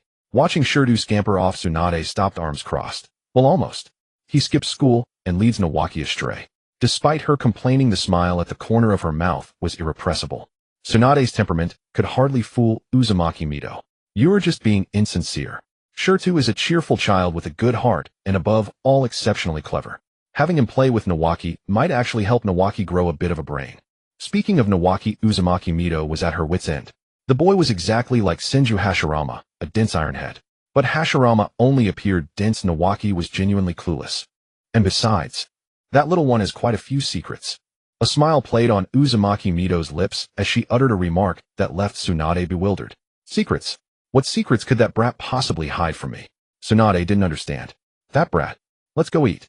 Or Shirtu will have finished everything. Without giving Tsunade a chance to ask, Uzumaki Mido walked toward the backyard. Tsunade's eyes widened. Oh no. You brat, stop right there. Mentioning food, Tsunade remembered that Shirtu had already dashed to the backyard. If she was late, there really might be nothing left. A gust of wind swept by. Tsunade had even used the body flicker technique. Uzumaki Mido seemed to relish this lively atmosphere, strolling slowly toward the backyard with a smile, the picture of graceful refinement. By the time Uzumaki Mido reached the dining hall, a full-scale food war had erupted. At the huge round table, Shirtu and Tsunade each pressed one hand against the other's cheek while using their chopsticks to snatch a chicken leg from the dish. Their mouths were stuffed with various meats and vegetables, faces covered in rice grains. Mine. The chicken leg is mine. You call it yours. The one who grabs it gets it. I'm taking it. Damn washboard, steal my ribs. And Nawaki. He quietly took advantage of the chaos, picking up meat here and catching the chicken leg that slipped from their struggle with his bowl, eating merrily. Catching a glimpse of Uzumaki Mido entering out of the corner of his eye, Shirtu immediately dropped his chopsticks, swept the rice grains off his face into his mouth in a few quick motions, and launched a preemptive strike. Granny Mido, look at Tsunade, she's so annoying. She won't even let me eat in peace. Though long accustomed to Shida's shamelessness, Tsunade still nearly choked on his flagrant blame-shifting. Wu watching Gang Shou craning her neck like a rooster crowing, pounding her back. While that should be the front pounding her, Shirtu jumped off the stool, walked behind Gang Shou, and with all his strength, slapped her on the back. With his slap, a chicken bone shot up from Gang Shou's mouth, reached its peak, then turned and fell down. Dong! Sheng Shu looked dumbfounded, expressing innocence. This was truly a case of immortals fighting and mortals suffering. Having been freed from her predicament, Gang Shou showed no gratitude to Shirtu. Dong! A fist slammed onto Shida's head. A good head gave birth to a good lump, and a big red lump grew on top of Shida's head like a mushroom. Ow ow. Shirtu clutched the big lump, shouting in pain, yet still found time to tattle. Grandma Shu, look at her. She repays kindness with enmity, so unladylike. Gang Shou. Sheng Shu, how can this be? Xuanhua Shuehu. With Xuanhua Shuehu present, the two did not dare to go too far, and obediently sat down to eat. Speaking of this large round table dining style, it was all because of Shirtu. Ever since he first came to Xuanhua Shuehu's house for a meal, he found the way of eating with small tables for each person, while kneeling on the ground, extremely uncomfortable. So when he came to freeload the second time, he brought over a custom-made round table and round stools. Who moved them? Naturally, the unfortunate Anbu. With just a word from Shirtu that it was custom-made by Grandma Shuhu, the Anbu obediently moved them over. Shirtu innocently said, a little kid like me, only a few years old, how could I possibly move them? Xuanhua Shuehu saw this kind of dining table for the first time and felt it was very novel. Moreover, a family eating around a round table could bring them closer together. She also liked it very much. However, without anyone noticing, the entire Chinsho clan started to imitate, and eventually it spread far and wide. Now almost every household in my eats this way. Regretting this, Shirtu beat his chest and stomped his feet. Money. This is all money. How did so much patent fee slip right past my eyes? The boss of the furniture factory was overjoyed, but the next day the factory's septic tank was blown up. Grandma Shuehu, with a temper like Gang Shou's, how will she ever get married in the future? With Xuanhua Shuehu present, Shirtu was once again that good boy. While Shirtu shoveled rice from his bowl, he cast a sidelong glance at the opposite side. That flat-chested girl was angrily wolfing down her food, as if the meat in her mouth was that little rascal Shida, her teeth grinding with a creaking sound. Shirtu continued to stoke the fire. All she knows is gambling and fighting all day. Which man would dare? Xuanhua Shuehu also played along with Shida's teasing of Gang Shou. Yes. Gang Shou is almost an adult, but she doesn't even have a boyfriend, and her temper is so irritable. I wonder if Xu Ming will blame me. As she spoke, Xuanhua Shu even pretended to wipe the corner of her eye, clearly an old actress. Sheng Shu was about to bury his face in the bowl, constantly chanting in his mind, it's none of my business, none of my business. Gang Shou had half a piece of sushi stuffed in her mouth, and hearing this, she almost choked. Cough. You little brat, what nonsense are you spouting? Then she said to Xuanhua Shuehu in a spoiled tone, Grandma, how can you join this little rascal in making fun of me? I'm naturally beautiful. It's just that no one worthy of me has appeared yet, okay? I'm just stating the facts. Shirtu turned to Xuanhua Shuehu with an innocent face, continuing to, look, Grandma Shuhu, Gang Shou has no chest of foul temper, and she's a gambling addict who always loses. Who has a fortune that can withstand her squandering. Gang Shou slapped down her chopsticks, veins bulging on her forehead. Jayeshi Shirtu. Are you never going to? However, Shirtu changed his tone, crossing his arms and putting on a reluctant posture. For Grandma Shu's sake, if she can't get married in the future, I can reluctantly take her as my wife. In an instant, Gang Shou's face turned red. Xuanhua Shuehu laughed again and nodded repeatedly. Seeing her grandmother like this, Gang Shou wished she could find a crack in the ground to crawl into. Who would marry you? You little brat, how old are you? What are you thinking? Gang Shou was so embarrassed, she nearly flipped the table. Still reluctantly. Do you even know what marry means? Little brat. What's the big deal? You're not that much older than me. Shirtu blinked his big eyes, wearing an innocent good boy look. I think this works, sis. Sheng Shu suddenly interjected, but as soon as he opened his mouth, Gang Shou slapped the back of his head, sending his entire face into the bowl. Xuanhua Shuhu looked at this lively trio, laughing until her eyes curved into crescent moons. Little Gang Shou, little Shida's proposal is quite good. Why don't you consider it? As if intentionally trying to anger Gang Shou, Shirtu kept fanning the flames. Yes, yes. A woman 3 years older carries gold bricks. That way I can hold 3 gold bricks. Come here and die. Enraged and ashamed, Gang Shou reached out to grab Shirtu. But Shirtu was slippery. Knowing that the violent girl Gang Shou couldn't resist striking, he had already jumped off the stool and started running as soon as the words were spoken. Seeing that she missed, Shida Gangsho immediately kicked away her stool and chased after him. Knowing he couldn't outrun her, Shirtu circled the table, constantly saying things that made Gangsho angry and embarrassed. See, you resort to violence when you can't argue, not ladylike at all. I haven't even rejected you, and you're still unwilling. Shida's technique of circling the pillar was quite skilled. If you've got guts, stop right there. You little brat'll spank your butt today. Gangsho turned left and right, but that experienced little devil always evaded her. Since Chuunibyou was still sitting at the table, she dared not flip it. Shirtu even had time to make a face. No way. But it's true. Your granary is so small. What if our future child doesn't get enough to eat? After much horseplay, it was Chuunibyou who stopped them. Gangsho sat opposite Shirtu with a fierce expression, her eyes as if she wanted to devour Shirtu alive. Shidu, on the other hand, looked like a good boy, obediently holding his bowl and eating. Shungshu had rice grains all over his face, looking at Shirtu with admiration. After calming the two, Chuunibyou turned to look at Shidu, her gaze turning serious. But little Shitu, I heard that you and Shungshu have been skipping school every day recently. Shida's heart skipped a beat, but his face showed no panic. Instead, he put on a pitiful expression. Grandma Shuehu, it's not my fault. The things taught at school, I understand them as soon as I casually listen. It's too boring. Oh. Chuunibyou raised an eyebrow. You understand just by casually listening. Really? Shirtu immediately perked up. Things like basic chakra theory and the principles of the 3 basic jutsu. Teacher Lu Chuan speaks slowly, and it's all nonsense.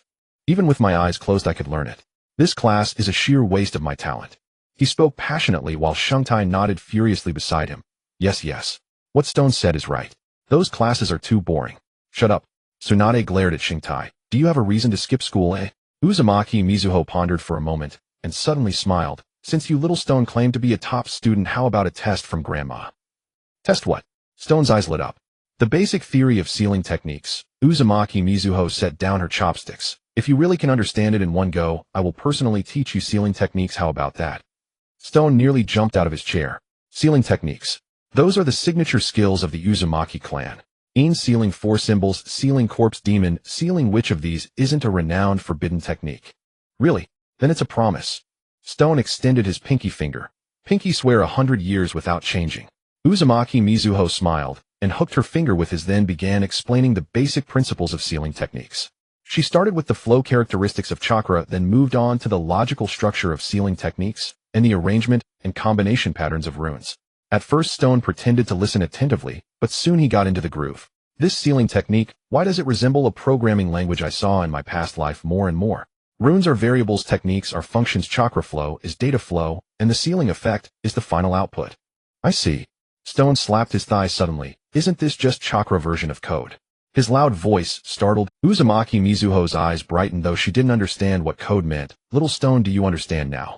I understand. I understand it too well. Stone excitedly gestured with both hands. Sealing techniques set the operational rules for chakra. Runes are the triggering conditions, and the amount of chakra is the execution resource, with the final effect depending on the matching degree of the 3. Just like writing a program.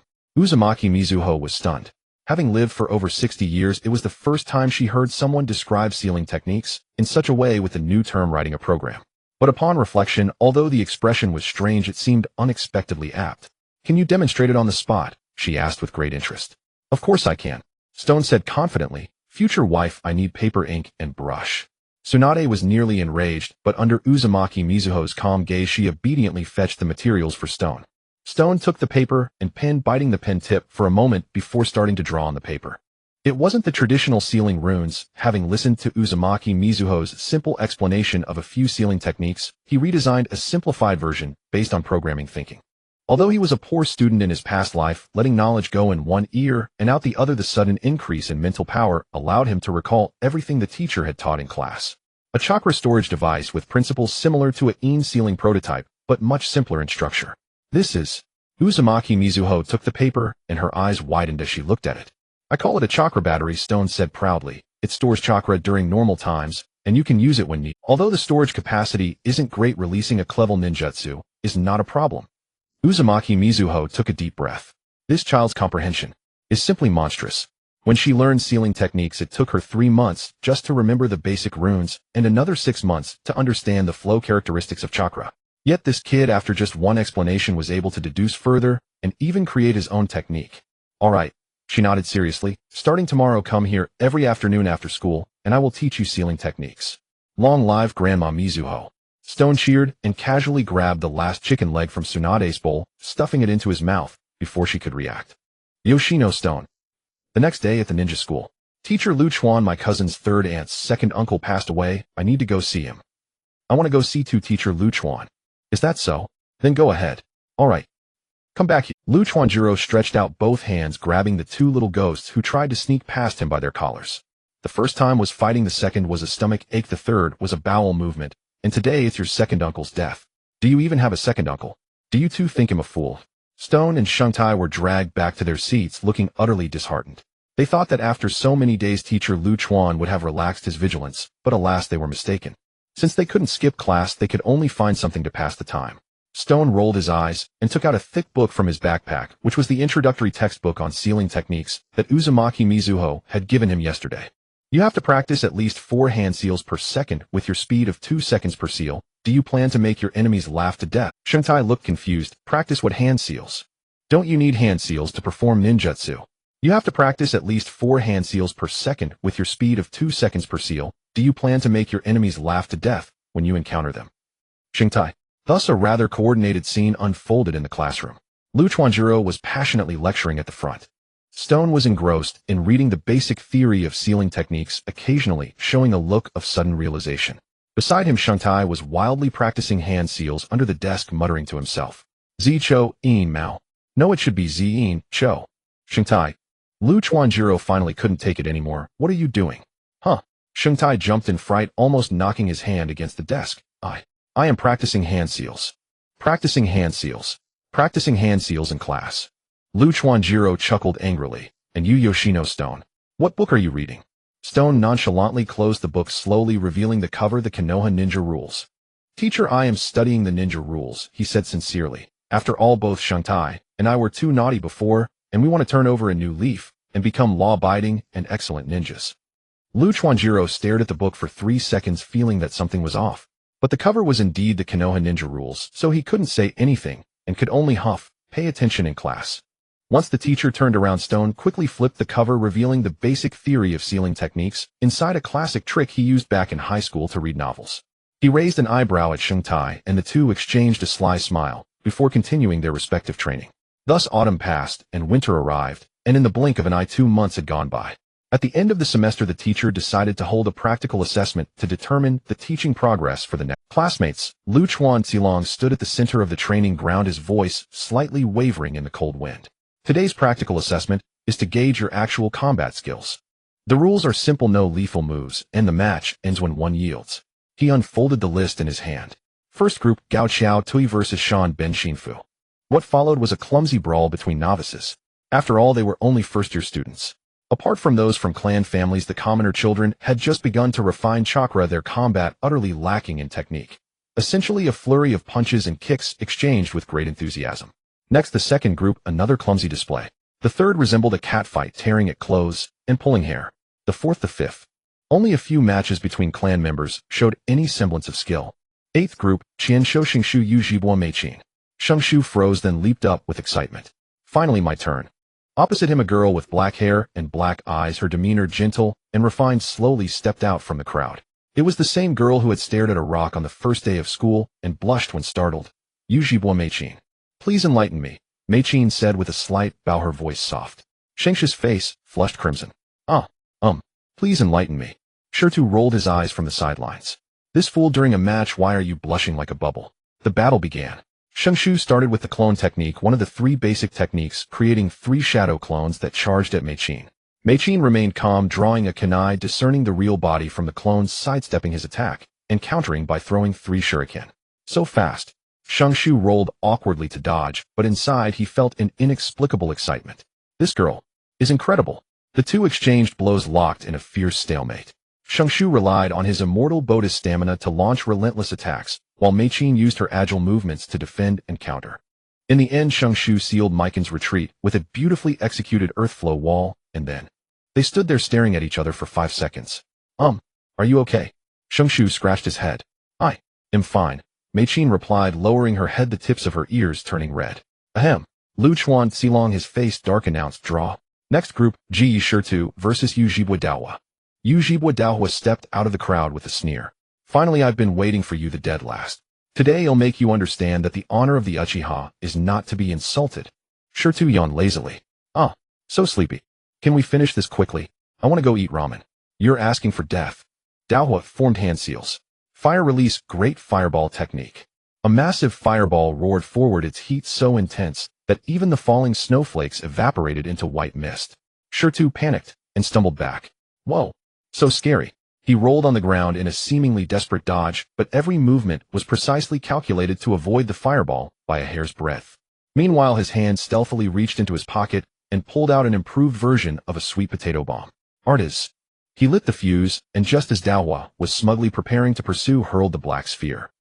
An explosion. Boom. The explosion smoke shrouded half the training ground. When the smoke cleared, Daohua stood there pitch black, his hair fried into a bird's nest, utterly dazed. You cheated. He trembled with rage. Cheated. Shirtu looked innocent. Teacher Lu Chuan said no lethal moves, just yield when outmatched. My sweet potato bomb isn't powerful, but it's just enough to turn you into a fried chicken without killing you. How is that cheating? You. Enough, Lu Chuan Xilong announced helplessly. Ji Shirtu wins. Shirtu whistled and turned to leave. As he passed Xingshu, he lowered his voice. What were you two making eyes at each other back there? No. Xingshu's face reddened again. Shirtu squinted, sensing something off about the fool. But before he could uncover Xingshu's secret, Shirtu himself was already thoroughly annoyed. From that day on, Yujibwa Daohua clung to him like a stubborn patch. Every day after school, Head blocked the gate. Ji Shirtu. I want to fight you again. Fair and square with ninjutsu. No time. Shirtu ignored him and walked around. I'm going to study the art of explosion. You're scared? Yes, I'm scared, Shirtu replied without looking back.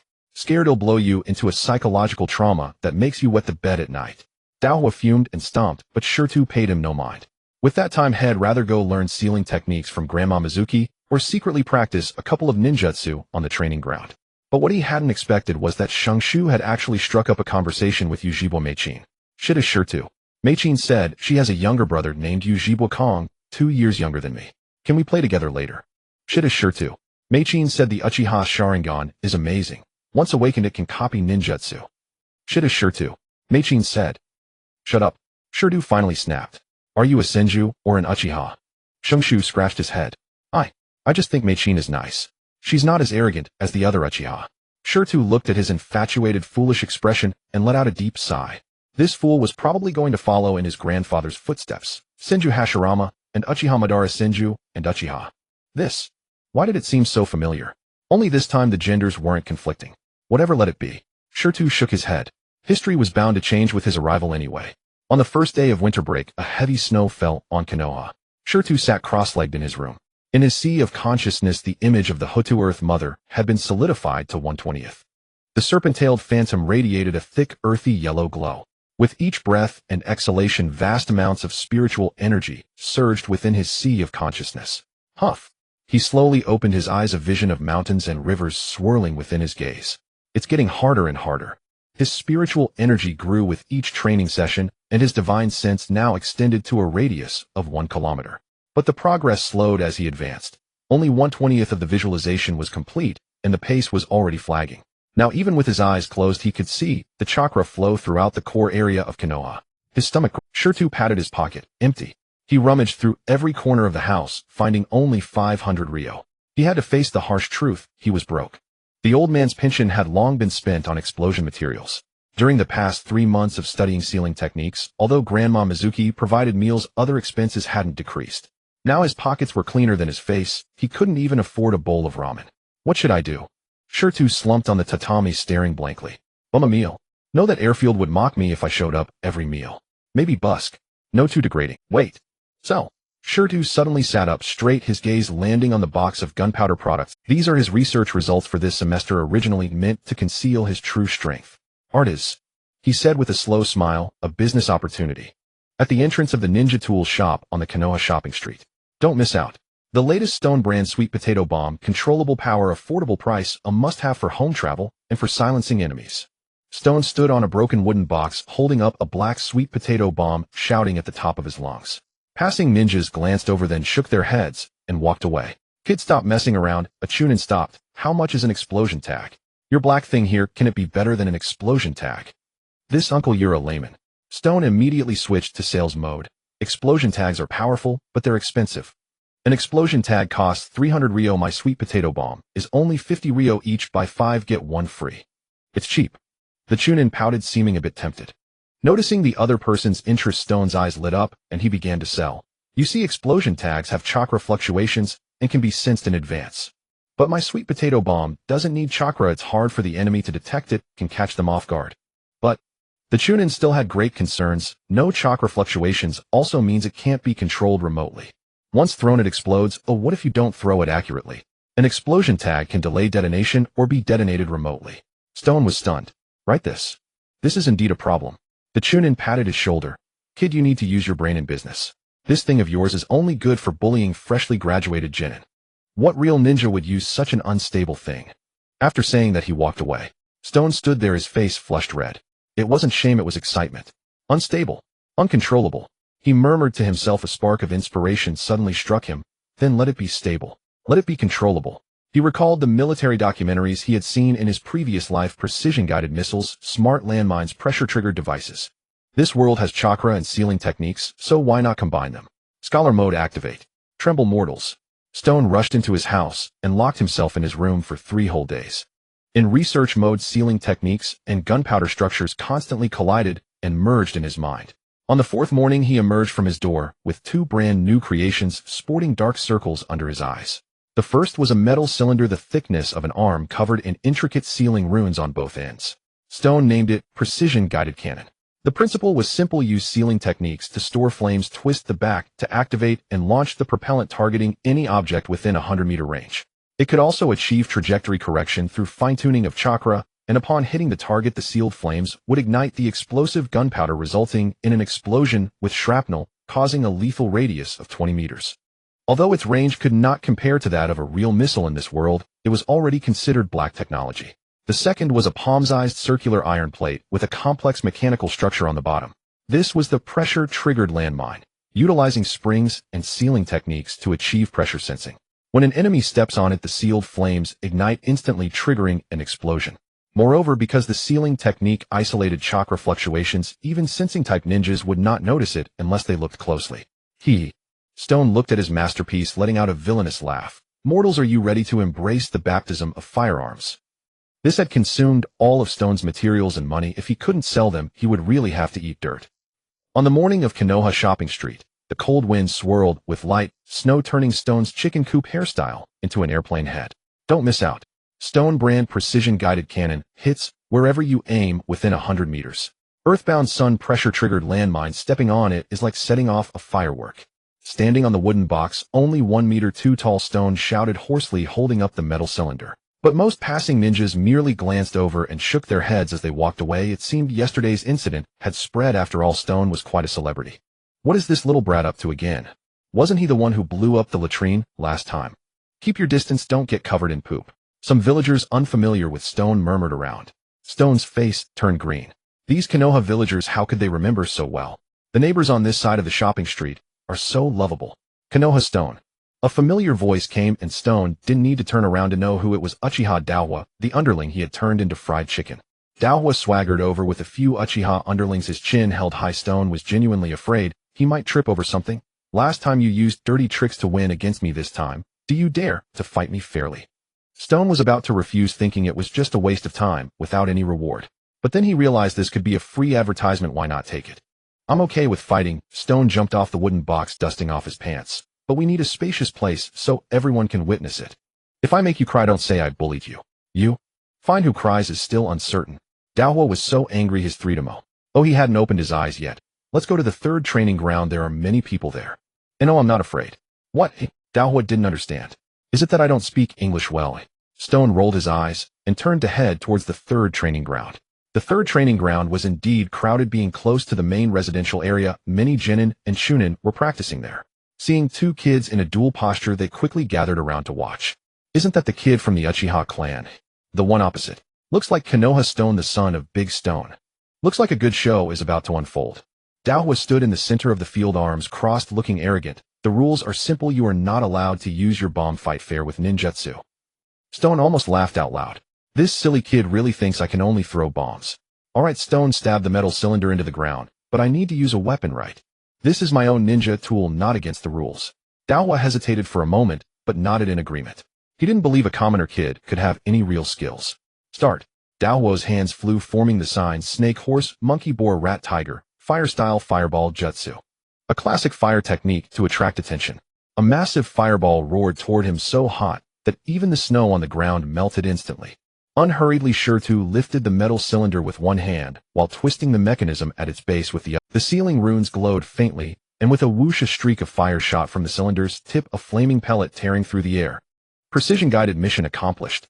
After firing, Shirtu tossed the cylinder aside and rolled sideways to evade the incoming fireball. The pellet arced through the sky, bypassing the fireball with uncanny accuracy, heading straight for Daohua's face at blinding speed.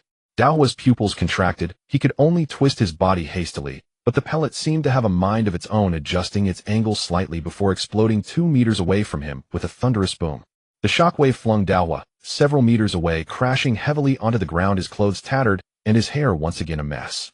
A fragment of the warhead was embedded in his buttocks. How is this possible? Daohua lay on the ground, utterly bewildered.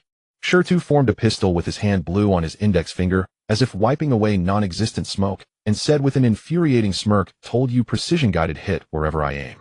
If I didn't want to kill anyone, do you think it would explode 2 meters away?" The crowd erupted in chaos. What kind of ninja tool is that? It can track. No chakra fluctuation. I can't sense it at all. If used on missions. A chunin pushed to the front, eyes gleaming. "Little brother, how much for that cylinder tool? This big brother has fine taste." Shirtu instantly switched to merchant mode. "Original price, 500 Rio, but for a discerning customer like you, 480. 3 rounds of ammunition included. I'll take it. Give me one too. Pre-order. I'll take 2. Daohua, still lying on the ground, was completely ignored. He pounded the ground in anguish. "I haven't lost yet. I can still fight." Shirtu glanced at him, pulled out the round iron disc from his pocket. "Oh, almost forgot this Earthwalker mine. Bury it in the ground, step on it, and boom. Want to give it a try, Daohua?" Daohua stared at the disc, recalling the blast from earlier, his face turning pale. He scrambled backward. "No, tch, weakling, so boring." That evening, Shirtu returned home with a heavy money pouch. Counting it, he found a whopping 1500 Rio. Pre-orders were already booked 3 months in advance. I'm rich. Shirtu rolled on his bed, but quickly calmed down. "No, doing it alone is too slow. I need to expand production." His eyes darted around. Maybe find a sucker. At the Fire Shadow's office, Yuan Fei Risen looked at the precision-guided sky rocket and the Earthwalker mine on the desk, then at the grinning Shirtu across from him. A vein bulged on his forehead. "So you want me to produce these for you?" "Not for me. Cooperation." Shirtu said seriously. "You provide manpower and materials, I provide the technology, and we split the profit 5,050. Uncle Fire Shadow, this is a sure-win deal. 50-50. You've got quite an appetite." Yuan Fei Risen laughed in exasperation. "Do you know how much profit the Konoha Ninja Tool Department makes from exploding tags? How could that compare?" Shirtu pouted. "Exploding tags need chakra to activate, have chakra fluctuations, and experts can sense them a mile away. My gadgets have 0 chakra signature. Perfect for assassinations, ambushes, and surprise attacks. Tell me, isn't it worth the price?" Yuan Fei Risen fell silent. As the Fire Shadow, he fully understood the strategic value of such weapons. If mass-produced for the ANBU. 60-40, I take 60, you take 40. 50-50, take it or leave it. Shirtu pretended to retrieve the blueprints. "I'm sure Uncle Danzo would be interested. I'll go find him. Wait." Yuan Fei Risen slammed his hand on the blueprints, grinding his teeth. 50-50 it is. But you must hand over all the manufacturing methods, including the sealing formula. Deal. Shirtu grinned, ear to ear, producing a scroll he had prepared long ago. Of course, he held back the core sealing formula, giving only a customized, simplified version. If he gave the complete version, how could he keep the old fox in check later? With the support of the Konoha Ninja Tool Department, Shida's arms business skyrocketed. Precision-guided sky rockets, Earthwalker mines, timed bombs, chilly smoke, grenades, flashbangs. A plethora of hot weapons emerged, not only equipping the Konoha ANBU, but also becoming a must-have for rogue ninjas. At first he was uneasy and insisted on overseeing production and sales. Though he counted money until his fingers ached, he soon realized the problem. It was too boring. Then another tool came online. "Shengshu, come help." "Huh, I'm practicing hand seals." Shengshu grumbled reluctantly. "Stop practicing. Making money is more important." Shirtu dragged Shengshu by the ear. "Help me keep accounts. Handle shipments. Receive clients. But I don't know how to do math. I'll teach you." Thus the rising star of the Senju clan, the grandson of Hashirama Senju, was dragged by Shirtu to be. Every day, he clicked the abacus, tallying how many precision-guided sky rockets had sold and how many Earthwalker mines remained in stock. "Shitu, I feel like I'm degenerating." Shengshu slumped over the desk, lifeless. Degenerate my ass. This is called adapting to society early. Shirtu slapped the back of his head. And think about your share of this month's profits. How many bowls of ramen can you buy? Xingshu's eyes lit up. 3,000 bowls. Exactly. Money gets you a wife, understand? Mentioning a wife made Xingshu blush again. I'm still young, I don't want a wife. If you don't want a wife, what? Just as Xingshu was about to speak, Shirtu knew what he was going to say and kicked him in the butt. Shut up. Don't even mention that. Oh. With the business on track, Shirtu finally freed himself and resumed training. During the day, he dragged Xingshu to Training Ground 108 for grueling practice. Climbing trees, walking on water wire arrays, nature transformations, ninjutsu development. Xingshu was tortured to near death, yet his progress was visible. Shit, this wire array is insane. Xingshu stood amidst a dense web of wires drenched in sweat. The wires were stretched extremely long, but one had to walk upside down on them. Even a gentle breeze made them sway violently, and any lapse in concentration would result in a fall requiring constant chakra balance adjustments. Insane. That's nothing. Shirtu dozed on the grass. When you can run on them, that's just the beginning. When will that ever happen? Stop talking. Keep going. At night, Shirtu unwaveringly went to Uzumaki Mito's house for dinner. Grandma Mito, what's for dinner today? You little brat, you only know how to eat. Tsunade blocked the door with her hands on her hips, sneering. Oh, the flat chest is back. Shirtu approached, cheekily. Finished your missions. Or came back broke after losing all your money. What did you say? Tsunade's fists cracked loudly. What did you say? Tsunade's fists cracked loudly. Little Stone is here. Come in, I've made your favorite octopus balls today. The voice of Uzumaki Sueho came from inside the house. Stone ducked under Tsunade's side and couldn't help but turn back to make a funny face. Big wife, move aside, you're blocking the door. At the dining table, Stone and Tsunade were playfully bickering. You little brat, that sky cannon of yours is so expensive, you must have cheated a lot of people, right? That's called knowledge payment, you understand. You only take and don't give back, or our kids won't even have money for milk in the future. What nonsense are you talking about, idiot? That was just bad luck. Bad luck. That's called poor gambling skills. You? Alright, Uzumaki Sueho laughed, trying to mediate. Little Stone, how is your sealing technique coming along? It's going okay, Stone mumbled as he pushed his food around. I've mastered the basic sealing techniques, but am not quite proficient with the advanced ones yet. What? You've learned them all. Tsunade's eyes widened. Yeah, aren't you envious? Stone puffed up with pride. Granny Sueho said, I'm exceptionally talented, a sealing genius rarely seen in 100 years. Unlike some people who only know how to rely on brute force. Who are you calling someone who only relies on brute force? Whoever takes offense is who I'm talking about. Tsunade's face turned red with anger, but Uzumaki Sueho watched her with a smile. She could only poke angrily at the rice in her bowl, as if it were Stone's head. After a holiday, Stone's strength had undergone a qualitative leap. In terms of ninjutsu, he could effortlessly use all earth-style jutsu, and he had even grasped the threshold of chakra nature transformation. Regarding sealing techniques, he had mastered all the basic seals provided by Uzumaki Sueho, and even started attempting to create his own techniques. His mental power surged, and the three-dimensional manifestation of the ancestral spirit of Earth had completed 1/10, with his divine sense covering a radius of 1,800 meters. Now, even with his eyes closed, he could see most of the areas in Konoha. On the last day of winter break, Stone lay on the grass of the training ground, staring blankly at the sky. School starts tomorrow. He sighed, so annoying. I really don't want to go. Shinju, who was practicing nearby, heard Stone's complaints and also frowned. Exactly, but teacher Luchuan has gotten smarter, now it's hard to fool him. We need to think of a way. Stone's eyes twinkled. Shinju, go ask your sister for a jutsu. What jutsu? The shadow clone technique. Shinju was taken aback. Isn't that a forbidden technique? Forbidden my ass. It's the multi-shadow clone technique that's forbidden. The regular shadow clone technique is a class jutsu, just a bit taxing, and lower ninjas can't use it. Your sister definitely knows it, go ask. But, Shinju scratched his head. Will my sister give it to me? Just say you want to learn, want to get stronger, want to revitalize the Senju. Stone rehearsed the lines. Just say you're ambitious, got it. Oh. Shinju held his head, finding it too difficult to think about such things. The next day, Stone waited in the training ground for the entire morning, and finally Shinju showed up sporting 2 panda eyes and a face swollen like a pig's head. What the hell? Did your sister hit you? Stone was taken aback. No. Shinju said pitifully. I said I wanted to learn the shadow clone technique, and my sister asked why. I said you told me to ask, and then. You just asked outright. I didn't mean to. I didn't remember any of those reasons. Stone facepalmed. This fool really is hopeless. Yoshino Stone. A furious roar came, and Tsunade descended from the sky, stomping down where Stone had just been lying, causing the ground to crack. You little brat, how dare you have Shinju deceive me for my jutsu? Stone rolled away to dodge, grinning broadly. Tsunade, you can't say that. I'm helping Shinju improve. Less nonsense. Tsunade grabbed Stone by his collar. Tell me, are you trying to skip class? Stone's eyes darted, realizing he couldn't hide it, so he confessed, yes. School is so boring. The things the teacher teaches I've known since I was 3. Bragging. Don't believe me. Okay. How many types of chakra nature transformation are there? 7 types: fire, water, wind, lightning, earth, yin, and yang. How many basic runes are there in sealing techniques? 108 commonly used ones, and 3,600 derivative runes. What is the principle of the yin sealing? It involves sealing the chakra that usually dissipates in specific locations to be released when needed. The key lies in the stability of the sealing technique. Tsunade grew increasingly alarmed with each question. These questions, let alone first-grade students, even freshly graduated lower ninjas, would struggle to answer. How? How do you know this? I read books, Stone replied innocently. The textbook Granny Sueho gave me, I've memorized it all.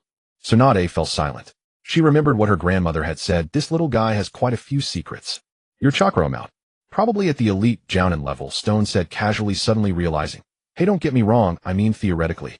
Tsunade stared at him for a long time, then suddenly laughed, sending chills down Stone's spine. All right, you little brat, you're hiding deep enough. She pulled Stone into a hug, lowering her voice. Promise me one condition, and I'll teach you the shadow clone technique. What condition? Just say it, and your husband will help you solve it. I haven't thought of it yet, I'll tell you when I do. Tsunade shot him a glare, but her ears turned slightly red. Will you agree? Stone looked at Tsunade's proud expression, his gaze slowly dropping, suddenly realizing something, grinning cheekily. Oh, got it, don't worry, I know a recipe that can help you grow. As he said this, Stone even made a gesture for breast enhancement. You're asking for death. Hey, I promise. 10 minutes later, Stone, bruised and battered, obtained the scroll for the shadow clone technique. The hand seal order is Ushi-in, evenly distribute chakra to each clone, Tsunade explained. With your chakra amount, creating a dozen shouldn't be a problem, but remember, be cautious of the impact on your brain after releasing the shadow clones, right? Stone had already begun forming hand seals Ushi-in. After releasing the shadow clones, the memories and experiences will return to the original body, but fatigue will also accumulate. You know this, yet you ask. I didn't ask, Stone said as a shadow clone popped up beside him with a bang. I was merely stating facts. Tsunade looked at the shadow clone that looked exactly like the original, opened her mouth, and ultimately could only stammer out, little monster. The shadow clone technique usually requires lower ninjas weeks of practice to barely grasp. Even intermediate ninjas take several days. But Stone, after listening once and trying once, succeeded. Shinju, come here. Stone beckoned to Shinju, who was still in a daze. Watch closely, the hand seals are like this. Ushi-in, evenly distribute the chakra, imagine another self. Shinju fumbled with the hand seals, and with a bang a puff of white smoke appeared. Then nothing happened. Try again. Bang. Try again. Bang. After more than a dozen attempts, Shu finally managed to produce a crooked shadow clone that wobbled like a drunken man, unable to stand steadily. I did it. Shu leaped up in excitement, and the shadow clone vanished with a puff. Did it, my foot. Shu slapped him on the back of his head. Keep practicing. At least stabilize 5 clones before you call it acceptable. 5. What you don't want to learn, eh? Watching Shu train with a bitter expression, Shu nodded in satisfaction. With shadow clones, attending school would be much easier. On the first day of the new semester, Class 1A. Good morning, Teacher Luchuan. 2 voices chimed in unison. Luchuan Jiro looked up to see Shu and Shu standing properly at the door, looking obedient. Come in. Luchuan Jiro was a little surprised. Why were these 2 little troublemakers so well-behaved today? But he soon noticed something was off. Too well-behaved. Shu wasn't sleeping, Shu wasn't daydreaming. They sat upright, listening attentively. Has the sun risen from the west? Luchuan Jiro muttered, but didn't think much of it. At Training Ground 108, the real Shu and real Shu were training furiously. Shadow clone is awesome. Shu exclaimed excitedly while running on a wire obstacle. The clone goes to class while the real body trains. Double efficiency. It's 5 times the efficiency, Shu corrected. I sent 5 shadow clones, you sent 3. Right, 5 times. Shu could now produce 5 stable shadow clones, each lasting only a few hours, but enough for daily routines. Shu, being absurdly capable, could handle over a dozen, but kept it to 5 to stay low-key. During the day, the clones attended school, while the real bodies trained. At night, the clones pretended to sleep at home, while the real bodies hid to continue meditating on the Earth Ancestor. This routine continued for a month, and their progress was terrifyingly fast. Shu could now run on the wire array, and his chakra control had reached the level of an elite chunin. Shu, meanwhile, had thoroughly mastered Earth release nature transformation and was even experimenting with other elements. But the good times didn't last. In the second semester of the first year, the curriculum changed, adding outdoor classes. Class, today we practice shuriken throwing. Luchuanjiro stood on the training ground. Work in pairs. Shengshu's clone was paired with a classmate pretending to throw shurikens earnestly. Suddenly a classmate's shuriken slipped and flew diagonally towards Shengshu's clone. Watch out, the classmate cried, but it was too late. The shuriken pierced the clone's body. Poof! The clone dissipated into white smoke. Silence fell. Luchuanjiro's face turned grim. A shadow clone. Shengshu, where's the real you? Come out. At training ground 108, the real Shengshu suddenly shuddered. Oh no, we've been discovered. Shurtu sensed it too and sighed. I knew it would happen sooner or later. What do we do? What else? Shurtu shrugged. We'll have to face the music. He quickly erased his ninjutsu traces and resumed his art research. Sure enough, an hour later, two black figures flashed by. Chuunibyou ninjas grabbed the two by the scruff of their necks and vanished in an instant. In the Hokage's office, Sarutobi Hiruzen stared at the two grinning brats in front of him, his pipe creaking in his grip. For a whole month, he gritted out, you've been using shadow clones to attend class. You're brilliant, Lord Hokage. Shurtu gave a thumbs up. Stop flattering me. Sarutobi slammed his desk. Why didn't you go to school? Because it's boring, Shurtu said unapologetically. The stuff the teacher teaches is too simple. Chakra refining. I know it. The 3 basic techniques. I know them. Basic theory. I've memorized it better than the teacher. What would I do there? Sleep. You? Sarutobi's beard bristled with anger. Fine. You claim to know it all, then let me test you. Bring it on. What is the principle of chakra refinement? Mental energy induces extraction from cellular energy, fusing the two in a 1:1 ratio. What are the key points of fire release nature transformation? High temperature combustion, explosive power. The crux lies in the vibration frequency of chakra. Countermeasures against sealing techniques. Disrupt the rune structure, cut off the chakra supply, or overwrite with a stronger seal. Sarutobi grew more astonished with each question. These were questions that even a chunin might not answer, let alone a first-year student. Where did you learn all this? From books, the school library, Shurtu replied innocently. Plus the materials Grandma Mito gave me, and scrolls left by my old man. Lord Hokage, I really know it all. Going to school is just a waste of time. Shurtu crossed his arms, looking every bit the top student. So what is your dream? Sarutobi asked, and Shurtu sensed it was a probing question. To make my art resound across the world, Shurtu declared earnestly. Sarutobi's mouth twitched. Did that mean he wanted to blow up the whole world? He turned to Shengshu. And you, Shengshu, what is your dream? The moment Shengshu heard dream, he was about to speak passionately, but Shurtu kicked him in the backside and cut in. He's different. Shengshu's dream is to marry many wives. So depraved. I'm helping him reform. Huh. Shengshu was baffled, but catching Shurtu's murderous glare, he could only nod repeatedly. Right.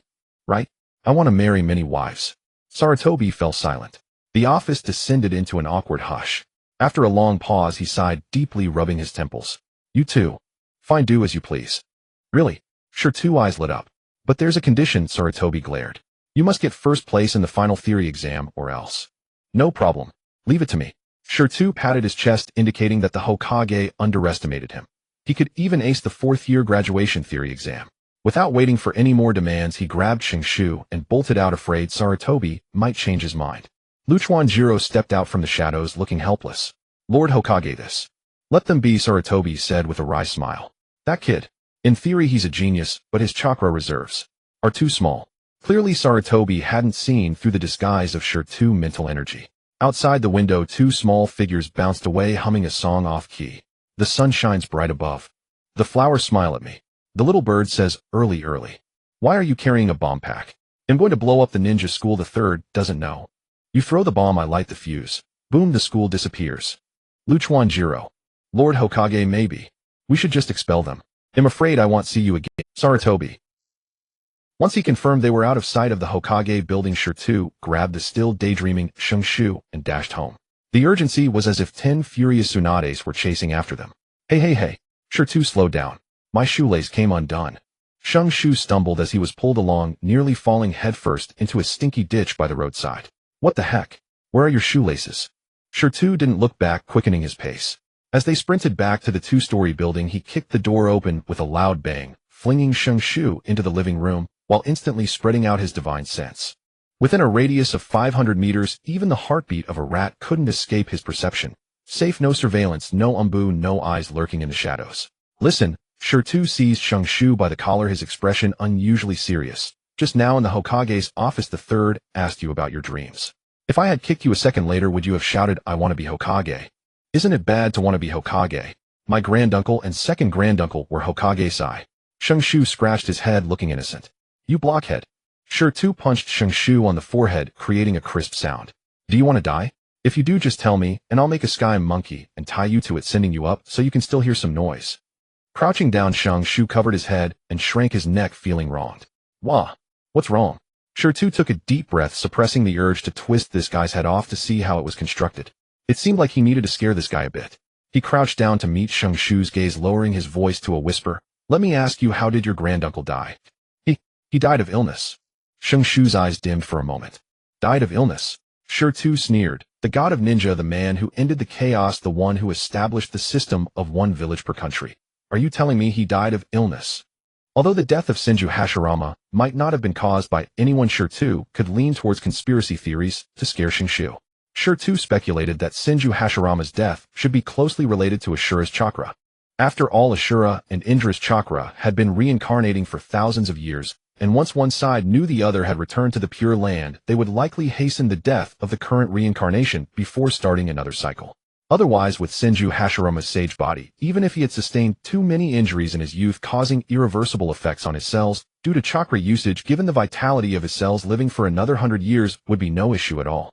Don't believe it. Then why did Senju Hashirama's cells still possess such strong corrosive properties after? Why could even Inoki, born at the end of the Warring States period and who experienced 4 ninja world wars, live to see Boruto's era, while Senju Hashirama, a powerhouse, died around the age of 50?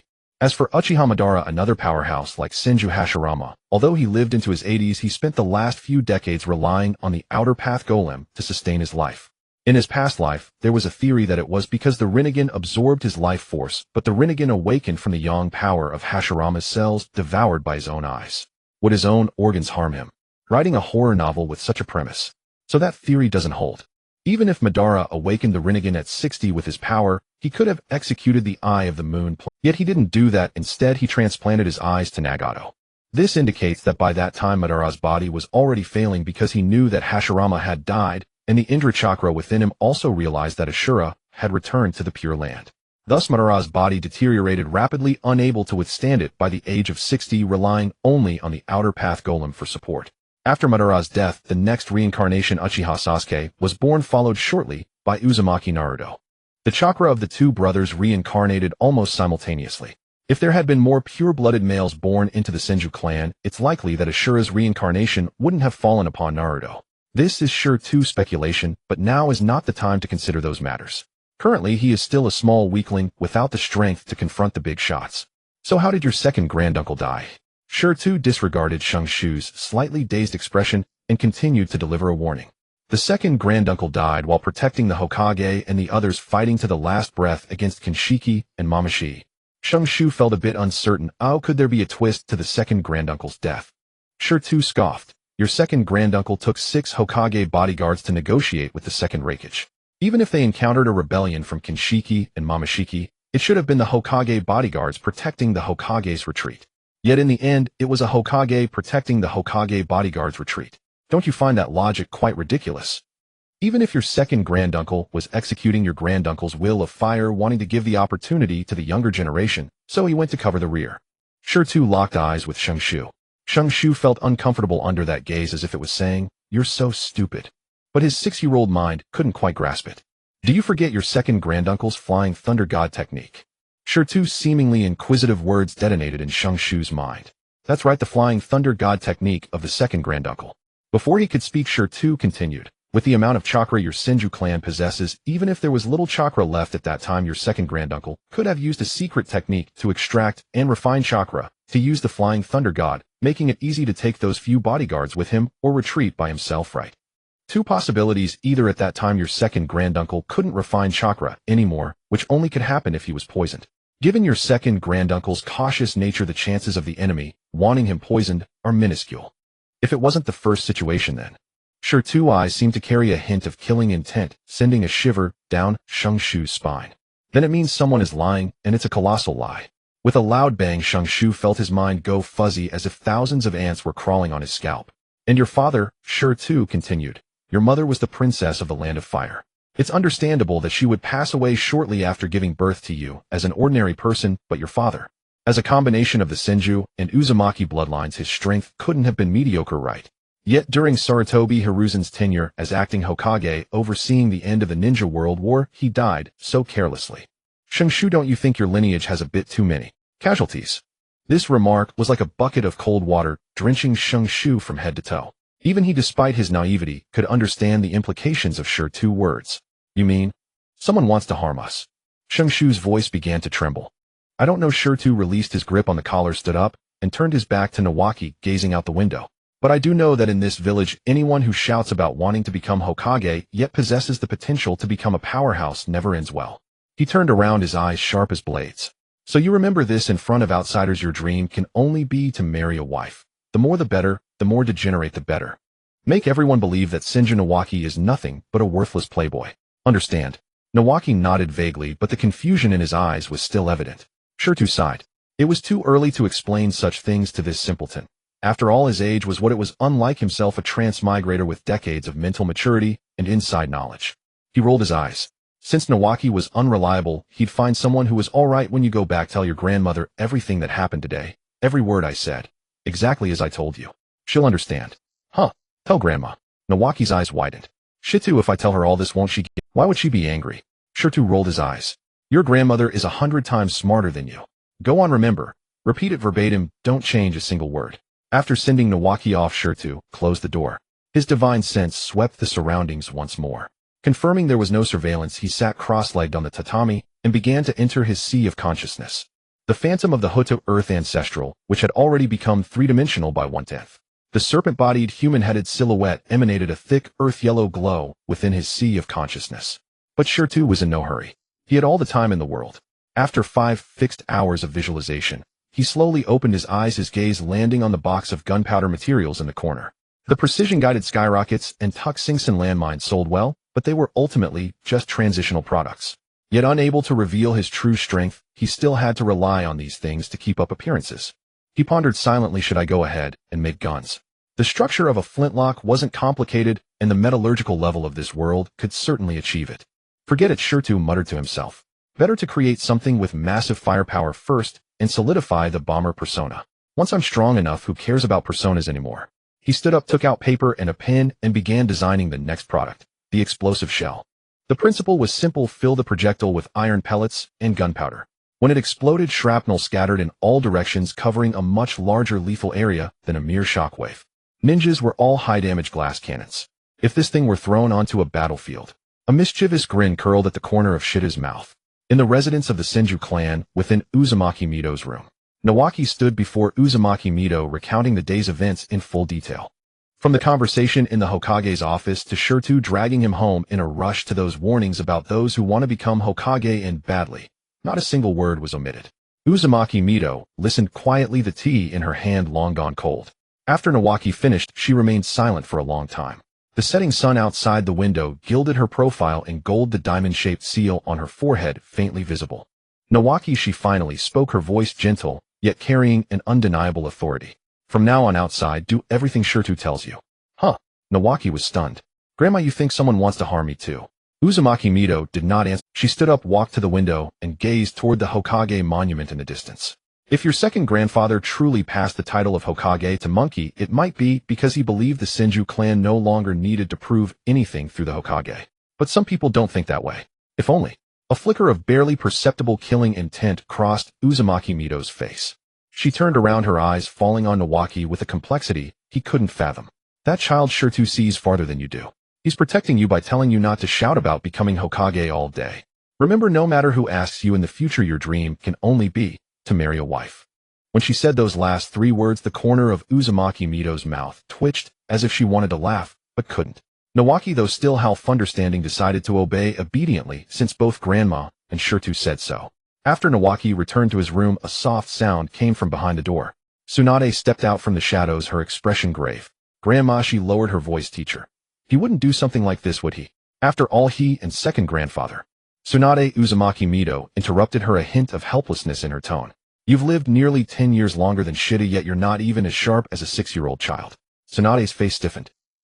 That child Shiryu Makimoto sat back down, fingers lightly tapping the table, with his political acumen, a mind more mature than an adult's, and that knack for hiding his true strength.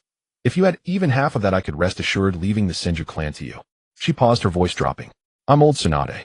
Your mother died in childbirth with Nawaki, and your father died under suspicious circumstances. If the day comes when I'm no longer here. Grandma, Tsunade interrupted urgently. Let me finish. Uzumaki Mido waved her hand, her gaze growing distant. If that day comes, you must listen to Shirtu in every decision. That child will protect Nawaki, and he will protect you. Tsunade was stunned. A ridiculous thought flashed through her mind. Grandma's words sounded like she was trying to betroth her to that little brat. Her face turned crimson in an instant from her neck to the tips of her ears. I'm going back to my room. Tsunade spun around and fled her speed as if a ghost were chasing her, even forgetting to close the door. Uzumaki Mido stared blankly at her retreating figure, finally coming to her senses after a long moment. What's gotten into that girl? After that, Shirtu took Nawaki and settled at the edge of the Forest of Death. Training Ground 108 was no longer sufficient, though remote ninjas still passed by occasionally. The Forest of Death was the true no man's land. Even the Umbu couldn't be bothered to patrol there. Shirtu knew Sarutobi Hiruzen would definitely use his crystal ball to spy on them. Jiraiya's peeping habit was probably learned from the old monkey. So he devised a special script plan. Every few days he set off some fireworks at the edge of the training ground, each time slightly more powerful than the last. Billowing black smoke, earth-shaking explosions. Perfectly fitting the explosion artist persona. Art is an explosion. Shirtu stood on a hillside watching the mushroom cloud rise in the distance, nodding with satisfaction. Nawaki clapped wildly beside him. Shitty, you're awesome. This time the crater is a meter bigger than last time. Of course, Shirtu said smugly. I added a catalyst to the gunpowder. Burns more, completely more power. Gurgle, gurgle. He stopped mid-sentence as his stomach began to protest again. Shirtu paused mid-sentence, his stomach protesting once more. Sigh. What should I eat today? Shirtu furrowed his brow in distress. After 5 years in this world, he had long grown tired of the food made from leaves. Miso soup, grilled fish, rice balls, ramen. Despite their decent flavors, he couldn't keep eating just these. He missed the delicacies from his past life, the spicy and fragrant Sichuan cuisine, the savory and rich Shandong dishes, the exquisite and light Cantonese dishes, the hot and thrilling Hunan cuisine. Shengshu, Shirtu suddenly turned his head. Do you want to eat something good? Off. Shengshu was taken aback. What good? Shirtu didn't answer, only showing a meaningful smile. The next day, the kitchen of the Senju clan was in chaos. Hey kid, why are you pouring so much oil into the pot? That amount of chili is deadly. Are you sure? Tsunade stood at the kitchen door, a look of disdain on her face, as she watched Shirtu, the little figure flailing about in front of the stove, standing on a stool. But half an hour later, when the first plate of Kung Pao chicken came out, her expression changed. The bright red color, the enticing aroma, the perfect combination of chicken and peanuts. Tsunade swallowed. Big wife, why not have a taste? Shirtu offered a pair of chopsticks with a mischievous expression. Tsunade inexplicably didn't resist his title anymore. She hesitated for a second, then picked up a piece of chicken and put it in her mouth. In the next moment, her eyes widened. This. She struggled to speak, but her chopsticks wouldn't stop moving. It's too delicious. Shengshu was even less composed, with oil dripping from his mouth, stuffing food, and while incoherently shouting, Shirtu, you actually know how to cook. Why didn't you tell me before? Shirtu rolled his eyes. I was too busy researching explosions before. Who had the time to study cooking? But what he thought was that back then he could barely protect himself. Now he could easily take down an elite jonin. Uzumaki Mido sat at the head of the table, watching as the table slowly filled with exotic dishes. Mapo tofu, braised pork, sweet and sour ribs, fish-flavored shredded pork. She picked up a piece of mapo tofu and gently placed it in her mouth. Then this woman, who had lived for over 60 years and was currently the pinnacle of combat power in Konoha with little desire for gourmet food, quickened her chopstick movements. This flavor was incredible. Little Shiryu, after a long while, she put down her chopsticks and looked at him approvingly. If you opened a restaurant, you would definitely earn a lot. Shiryu's heart stirred. Right, opening a restaurant. Wow. Grandma Mido, you're amazing. This idea of yours is really great. Uzumaki Mido's words seemed to open a door to wealth for Shiryu. Although he had been a slacker in his past life, his gluttonous nature made him study various cuisines. With the culinary level of this world, any dish he casually presented would be a dimensional crush. However, opening a restaurant requires capital labor and a venue. As a 6-year-old child, even if he had money, he couldn't manage it. He needed a partner. A partner who was wealthy, influential, high status, but wouldn't boss him around. Got it. Looking at Shiryu, who was grinning foolishly, Uzumaki Mido shook her head with a smile, realizing this little guy had another clever idea. The next day, at the entrance of the Akimichi clan's territory. Hey, isn't that little Shiryu? The guard at the entrance smiled and greeted. Are you here to blow up our sewage pit again? Hee, none of your business. Shirtu made a face. I'm looking for Uncle Tsufing. I have important matters to discuss.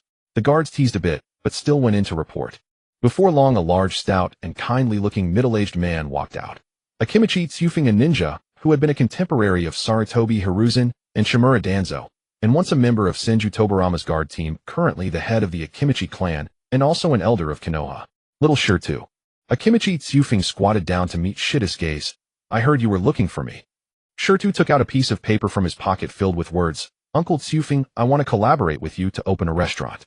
He'll provide the skills, you provide the capital and manpower, and we'll split the profits 50-50. Akimichi Tsufing was taken aback. He looked at the little boy before him who was barely the height of the stove, then at the paper in his hand, nearly bursting into laughter. Little shit, do you know how much it takes to open a restaurant? I know, Shirtu interrupted him, his gaze serious. So I'll let you taste my cooking first. If it's not good, I'll just leave. How about that? Akimichi Tsufing raised an eyebrow. He knew the glorious deeds of this little boy blowing up the sewage pit, and had heard about how he caused chaos in the Hokage's office. A kid who could give Sarutobi Hiruzen a headache might just have something special. All right, he stood up. The kitchen is in the back, let me see your skills. Half an hour later, Akimichi Tsufing sat at the dining table, 3 dishes in front of him: braised pork, sweet and sour pork, and mapo tofu. The aroma was more enticing than that of an 18-year-old girl. His chopsticks hovered in the air, trembling slightly. What is this flavor?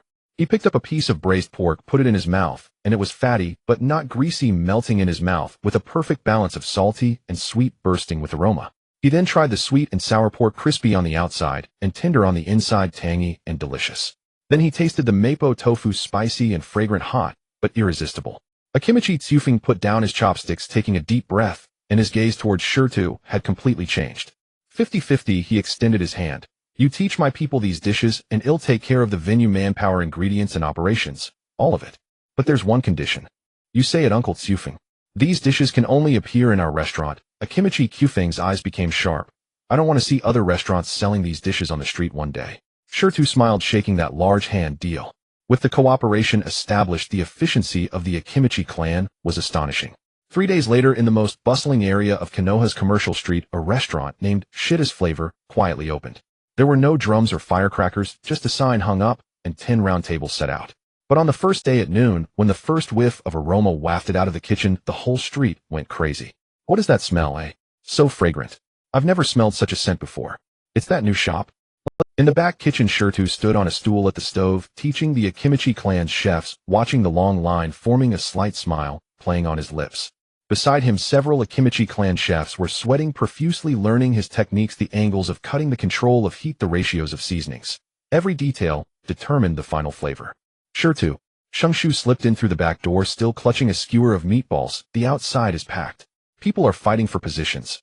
That's normal, Shirtu replied without turning his head, continuing to stir the pot. The depth of Chinese cuisine is a vast ocean. This is just the beginning.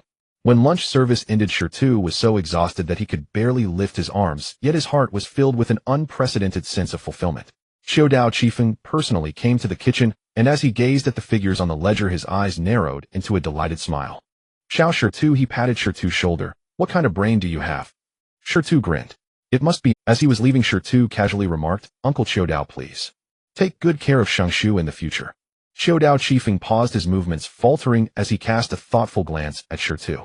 He recalled the time when Senju Tobarama covered their retreat, the recent suppression of minor clans by Sarutobi Hiruzen, the mysterious foundation of Root by Danzo, the Ministry of Finance and Medical System controlled by Mito Kato Hamura and Udatane Koharu, and the various accidents that befell the Senju clan's jonin during missions.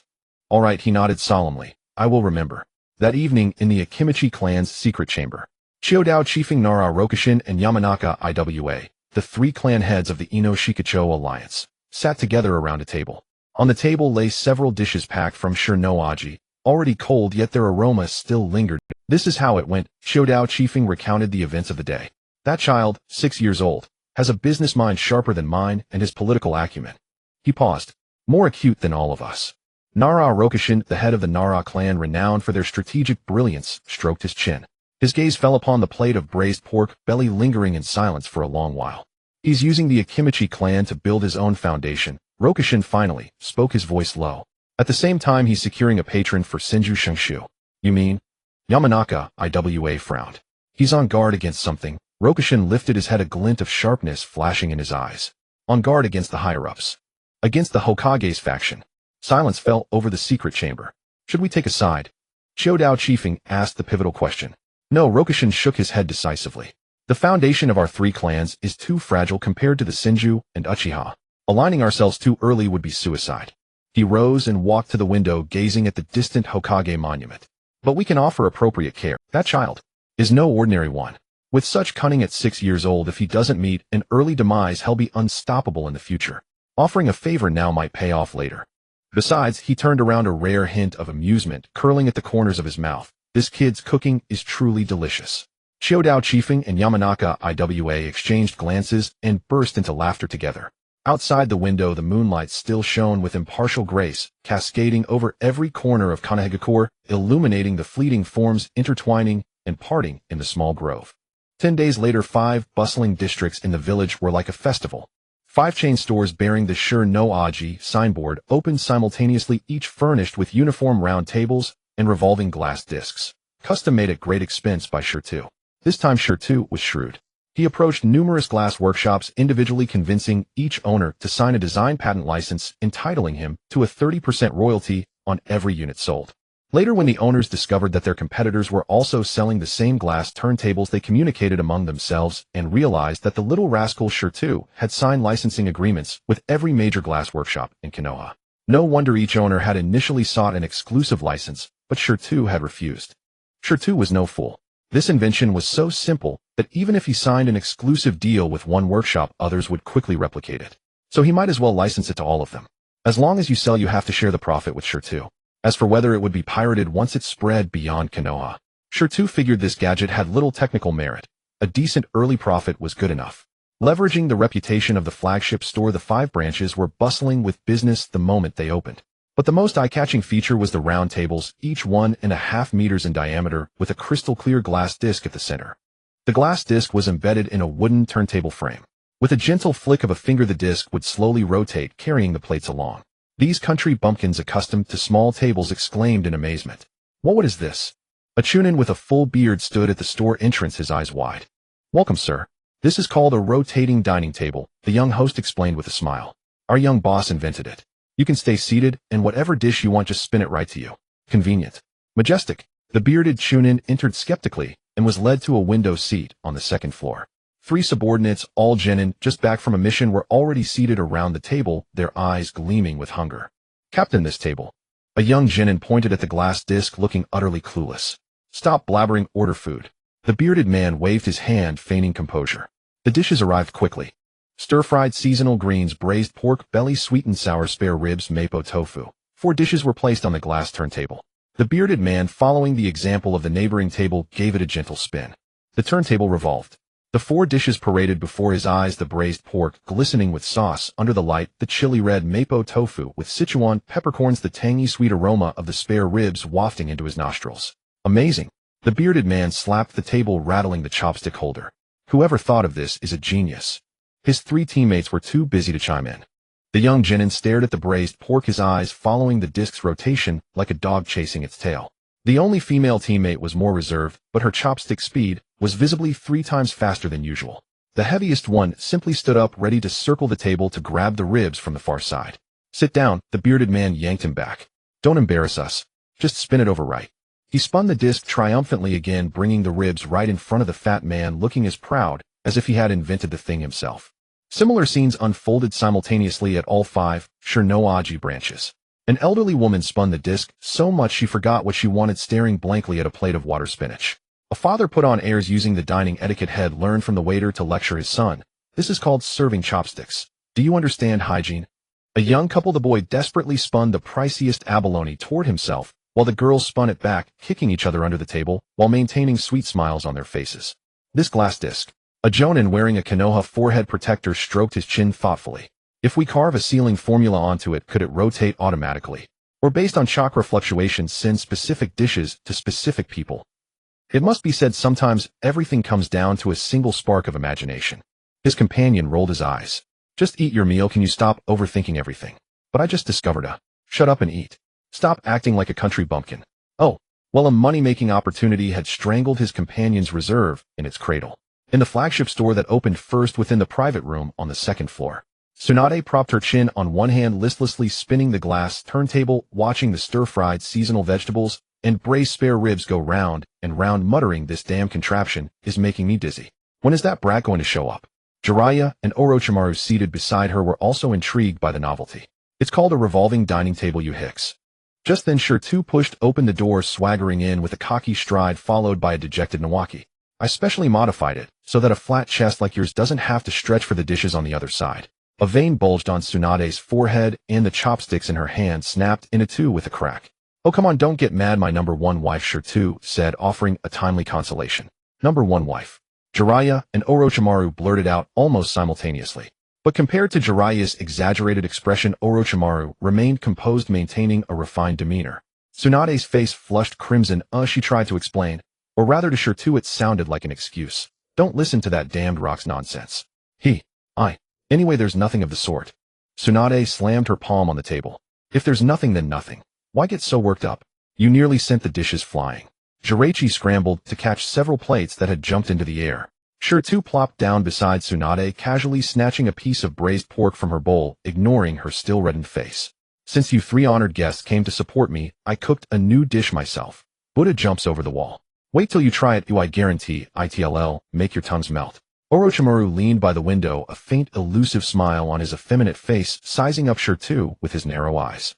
Jiraiya set down the plates he had caught, and sat across from Tsunade, white-haired with 2 streaks of makeup on his cheeks. Hey kid, you're the host, and you show up late." Jiraiya wrapped the edge of his bowl with his chopsticks. "Keeping seniors waiting is very rude." "What? Senior?" Shirtu squinted at him. "You're only a few years older than me, and you're already putting on a blockhead who can't even confess to a girl. I had to give you advice, and you still have the nerve to call yourself senior." Jiraiya's face stiffened, his chopsticks clattering onto the table. "Hey kid, didn't we agree you'd keep that secret? How could you?" Jiraiya instantly put on a pleading look, cupping his hand over his mouth and whispering across the table to Shirtu. Shirtu rolled his eyes. "Whispering from that far away? What a dead giveaway." All right, Orochimaru smoothly intervened, his voice sibilant, like a snake's tongue. "Shirtukun isn't really late, we arrived early. I'm curious though, what is this Buddha jumps over the wall you mentioned? That's a secret for now." Shirtu mysteriously raised a finger. "You'll know when you taste it. The ingredients around here, tisk what a waste." He was telling the truth. The culinary level of this world was roughly equivalent to that of his previous lives' average Japanese cuisine. Limited seasonings, crude techniques, fondness for raw food, relying entirely on the quality of the ingredients. And the Akimichi clan, needless to say, had top-notch ingredient channels. After all, their members were all big eaters, the largest ingredient consumers themselves. As they spoke, the door opened, and 2 sturdy Akimichi men carried in a large earthen jar. The mouth was sealed with red cloth, and even before opening the lid, a rich aroma wafted out. "Here it comes." Shirtu hopped onto his chair and personally tore off the red cloth. "This dish is called Buddha Jumps Over the Wall. In my past life, no, an old immortal in my dreams taught me. Mountain and sea delicacies all in one jar, simmered over a low flame for 12 hours. A single whiff prolongs life, a single taste lets you ascend to immortality." As the red cloth came off, no golden light burst forth, but the aroma, blending abalone, sea cucumber, shark fin, dried scallops, shiitake mushrooms, tendons, pigeon eggs, and a dozen other ingredients, made everyone present swallow hard. Gulp. That was Jiraiya. Gulp. That was Nawaki. Ghoul. Tsunade stopped herself in time, but her throat still bobbed. Only Orochimaru maintained his composure, though his serpentine pupils contracted slightly, betraying his inner desire. "Let's dig in." Shirtu gave the order, scooping up a spoonful of the thick broth himself. It was so hot he gasped, but he couldn't bear to spit it out. What followed was nothing short of a wild boar feeding frenzy. Jiraiya grabbed the biggest abalone, only to have Tsunade elbow him in the ribs, nearly choking him to death. Orochimaru elegantly picked up a piece of shark fin, but before it reached his mouth, Jiraiya intercepted it with his chopsticks. Then, as Jiraiya rose to snatch the jar that still held a bit of broth, Orochimaru quietly pulled his chair away. Jiraiya sat down on empty air, nearly knocking his teeth out on the table. Tsunade was the fiercest. She produced a large bowl from somewhere, poured all the remaining broth from the jar into it, and shot Shirtu a defiant glance. "You." Shirtu pointed at her flat chest, his finger trembling. "You cheated. If you've got the guts, come and take it," Tsunade said, hugging the bowl protectively, a smug expression on her face, a drop of broth still clinging to the corner of her mouth. Nawaki was the unluckiest. He had just drunk a small bowl of soup when he looked up. Where was the jar? Chakra. He turned his head and saw Jiraiya licking the jar. After several rounds of drinks and dishes, Orochimaru spoke leisurely. Sure, Tukun, with your cooking skills and business acumen, even if you didn't become a ninja, you could live a prosperous life. Nawaki was the unluckiest. He had just drunk a small bowl of soup when he looked up. Where was the jar? Chakra reserves were too meager. Being a ninja wasn't. That's true. This suggestion from Lachiage isn't bad. In the future, I'll spread my businesses across the entire ninja world, and I'll assign missions to your team. Then you won't have to worry about money either. Shirtu put on a sudden epiphany expression, as if he thought Orochimaru's proposal was excellent. The private room fell silent. Then it erupted in loud laughter. Ha ha ha. Lachiage. That's hilarious. Jiraiya clutched his stomach, collapsing to the floor with laughter. Huh. I never thought Orochimaru would have a nickname too. Tsunade also laughed, pounding the table. Only Nawaki, knowing everyone present was untouchable, didn't dare laugh too loudly, covering his mouth, with tears of laughter streaming down his face.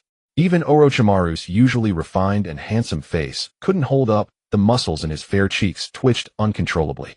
Humph. Orochimaru exhaled, set down his chopsticks, and wiped his mouth with a napkin, the only one at the table who still remembered to use one. You really do have a knack for giving people nicknames, Shirtu. Orochimaru remarked, noting that although he was fond of playing with snakes, he would appreciate not being given such an abstract epithet. During this period, Orochimaru had already begun researching snake-style ninjutsu. His parents had perished in the first Great Ninja War, but they had left him a summoning scroll. This summoning scroll was precisely the one for the snakes of the Longdi Cave, not the one for Wan Shi, but for a group of snakes. Moreover, the inherited ninjutsu of the Orochimaru clan were all related to snakes. His pupils had been snake-like since birth. Yar. Don't worry about such trivial matters, Shirtu said with his arms crossed, casting a disdainful glance at the three, who were laughing uncontrollably. Spicy strip, bro, your suggestion is actually not bad. Being a ninja is not as promising for business as my current path, he remarked, looking quite convinced of his own words. Orochimaru narrowed his eyes, a glint of amusement flickering in his snake-like pupils. What our explosion artist really doesn't want to be a ninja anymore. How much money can a ninja make? Shirtu slumped back in his chair, hands clasped behind his head, looking utterly indifferent. My monthly dividends alone are enough to cover and shrank mission for all of you. Besides, he deliberately drew out his tone, casting a glance at Gangsho. I have to first marry my big wife and have kids with her. I don't have time for missions. Zilai Yi sprayed out a mouthful of soup. Gangsho's face instantly turned red from the base of her neck to the tips of her ears. The bowl in her hand creaked as she squeezed it. What did you say? Marry a wife. Shirtu looked innocent. Didn't you promise to marry me? Last time you even asked me to help you. He made a chest-lifting gesture. I've already researched that formula.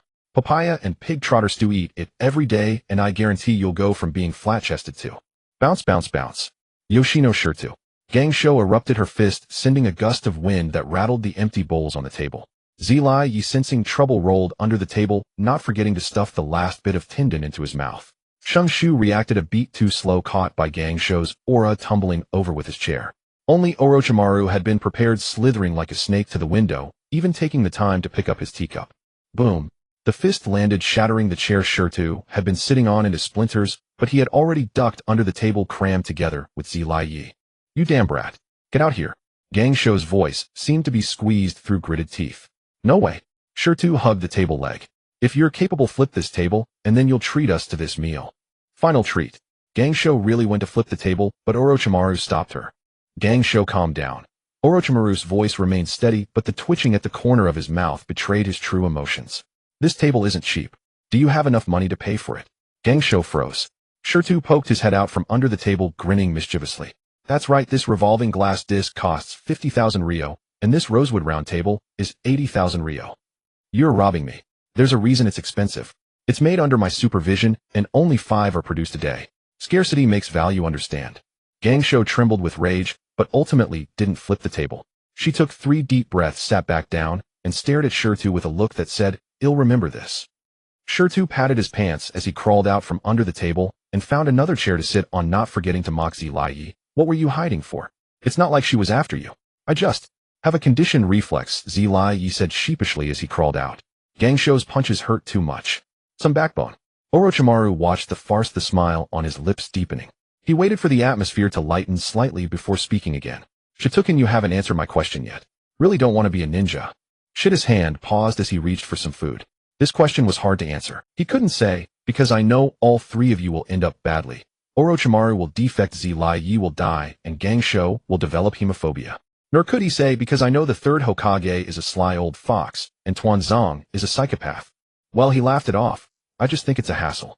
Having to do missions and follow orders I'd rather study my explosion art, make some money, marry a wife, have a bunch of kids, and live a sweet life. Orochimaru stared at him for a few seconds, a flickering light in his snake-like pupils. Shirtu felt a chill under that gaze, but kept grinning. What spicy strip bro do you think him unambitious? No, Orochimaru averted his gaze, taking a light sip of tea. I just think that the way you view things is quite interesting. He didn't press further. Gangsho knew that Shirtu was concealing his true strength, but with Xuanhua Shua's warning in mind, she couldn't expose him. So she had to act as if she was still mad about his earlier joke about marrying her. But as she pretended, her eyes started to lose focus and her face involuntarily reddened. Orochimaru's answer let Shirtu breathe a slight sigh of relief while also deepening his awareness of Orochimaru's keenness. That guy already had the intuition of a scientist. It seemed that the speed at which he had dodged Gangsho's attack had given something away to Orochimaru. But Shirtu wasn't worried at all.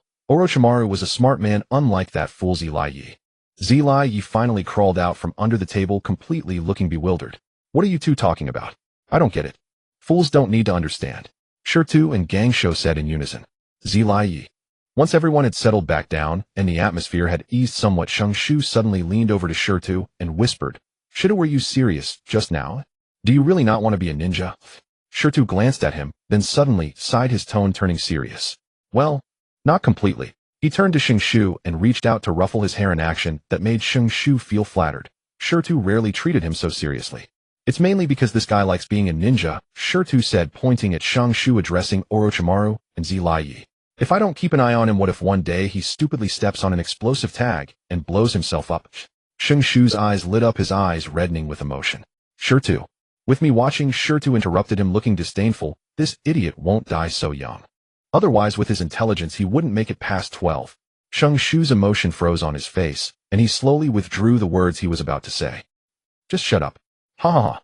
Zilayi slapped his thigh and roared with laughter. The kid might actually be onto something. Orochimaru also laughed, a rare sound like a snake hissing. She took in what you said. Is not wrong. Tsunade, still simmering with anger, couldn't help but let out a pft at this, quickly lowering her head to pretend to sip her soup. Nawaki crouched miserably on his chair like an abandoned cub. Am I really that foolish? HM, the three said in unison. As the laughter subsided, Orochimaru retracted his smile, a flicker of inquiry in his serpentine eyes. Shituken, he set down his teacup, his tone turning serious. What do you think of Sensei? The third Hokage. The private room fell silent once more. Shida's hand holding chopsticks paused midair. He knew what Orochimaru, during this period after hearing Nawaki recount Shida's words, Tsunade might still harbor mixed feelings toward the third Hokage. But Orochimaru and Jiraiya, these two young men, who had yet to experience the cruelty of war or witness the darkness of human nature, still believed in the third Hokage. They believed in that sensei, believed in the will of fire, believed that the village was everything. But Shirtu knew that Orochimaru would grow weary of the upper echelon's corruption, turn to pursue immortality, eventually be exposed for human experiments and defect, and later personally bury that corrupt teacher of his. He also knew that Jiraiya, wavering in the entanglements of their master-student bond, could only flee. After the Third Great Ninja War, under the pretext of gathering intelligence, he would leave Konoha for long periods to gather material. For Jiraiya, Shirtu felt both admiration and contempt.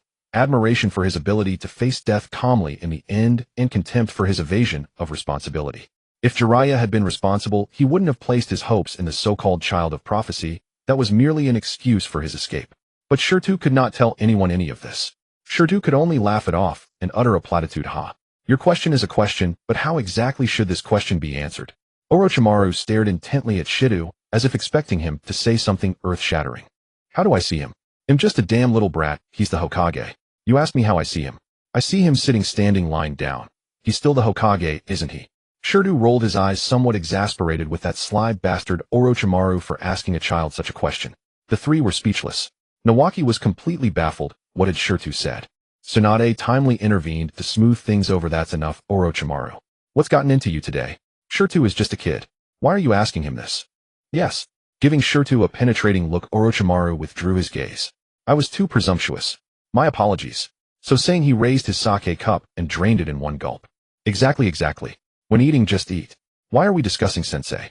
Jiraiya, as if oblivious to the underlying currents, began urging everyone to drink. Come. Let's all have a toast to celebrate Shida's brat's chain store opening. With the two of them lifting the mood, the others stopped lingering on other topics and started drinking and eating. Shirtu resumed, teasing Tsunade verbally. That fool Jiraiya joining in, and Nawaki also chimed. The meal lasted a full 2 hours, finally ending with Tsunade punching Jiraiya 3 times, kicking Nawaki twice, and glaring at Shirtu 18 times. Shirtu touched the bump on his head smaller than the others, and mused, strange Tsunade, went easy on me today.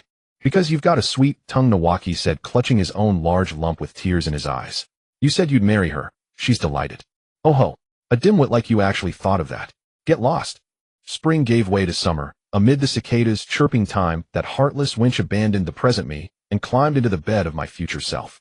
Shirtu turned 7. He stood by the window on the 2nd floor of his house, gazing at the old tree in the courtyard that had been tortured by him into a twisted shape, yet still stubbornly grew, absent-mindedly spinning a string of prayer beads given by a Kimichi Torafu, said to be a consecrated artifact from some temple capable of warding off evil.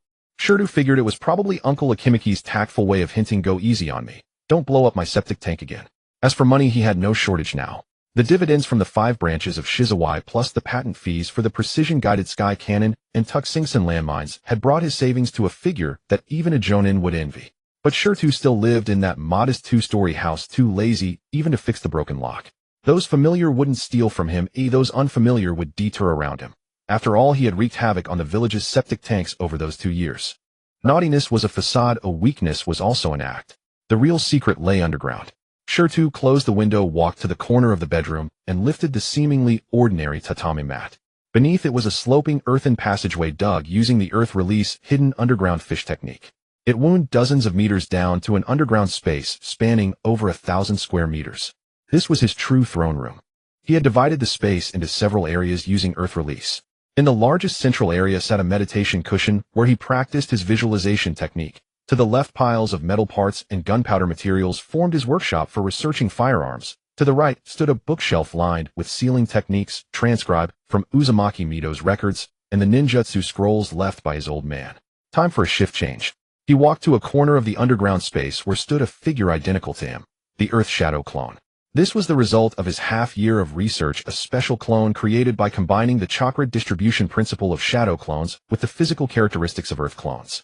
Unlike ordinary shadow clones that dissipate upon taking damage, or Earth clones that are clumsy and slow, it combined the advantages of both. It could carry memories back to the original, possessed exceptional resilience, and could even withstand fatal injuries without vanishing. A perfect substitute, a flawless disguise. Shida's original body patted the clone on the shoulder. The clone opened its eyes and grinned at him, a grin just as infuriating as his own. Go upstairs and sleep, Shirtu said. Remember to snore loudly. Understood, the clone replied, heading up the earth. Shirtu then sat back down on the meditation cushion and began today's training. He sat cross-legged on the central cushion, closed his eyes, and sank his consciousness into the sea of consciousness. The phantom of Hutu, the primordial ancestral, which had already become 3-dimensional by 20%.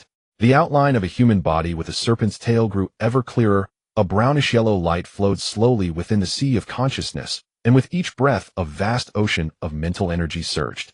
The range of Shida's spiritual sense had reached a diameter of 3 kilometers, covering the entire village of Konoha within his perception. Only those places protected by barriers were beyond his perception. Not that he truly couldn't sense them, but he lacked the confidence to do so without triggering the barriers.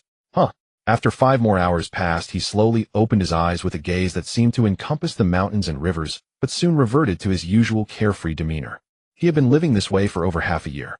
During the day, his Earth Shadow clone was either sleeping or attending school in a house on the surface, occasionally making an appearance at the Stone Flavor store. Meanwhile, his true self was underground, either visualizing the ancestral spirit of Earth to enhance his mental strength, researching new designs for advanced firearms, or practicing high-level Earth escape techniques that couldn't be exposed. On the rope tree side, he sent another clone to accompany it. That clone was responsible for artistic research and beating up the rope tree, while his main body occasionally swapped in to guide that guy in cultivation. That fool, he muttered to himself. Why does he only grow stronger and not wiser? But he didn't expect that this fool rope tree would actually give him a scare this time. The day the incident occurred was a rainy day. He was tinkering with a new type of weapon in the underground workshop, a mother and son chain thunder.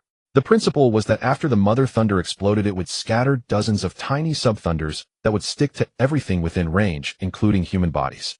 The sub-thunders that adhered to objects or human bodies would explode again after a few seconds, but this was not meant to harm the enemy through explosive power. Rather, they would release white phosphorus from the side that adhered.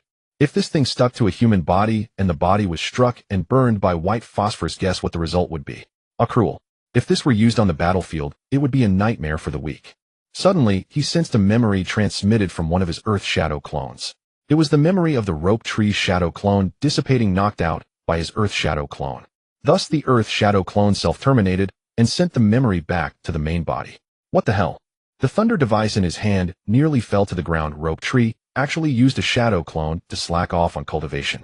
Where did his main body run off to? He couldn't spare a moment to clean up. His divine sense instantly spread out, enveloping the entire Konoha village. Found it. Rope Tree's main body was attending ninja school. Wait, this fool has changed. His main body actually went to class. He squinted his eyes, locking his divine sense onto Rope Tree, and then followed his line of sight to find the source of his change. Uchiha Meichin, the little girl who had stared at them on the first day of school and later practiced with Rope Tree, was currently sitting in the front row, tilting her head and talking to a girl beside her. Rope Tree appeared to be seriously listening to the class, but in reality his gaze was wandering, glancing at Meichin every 3 seconds with a foolish look of infatuation that even from 2 kilometers away he could see. He fell silent.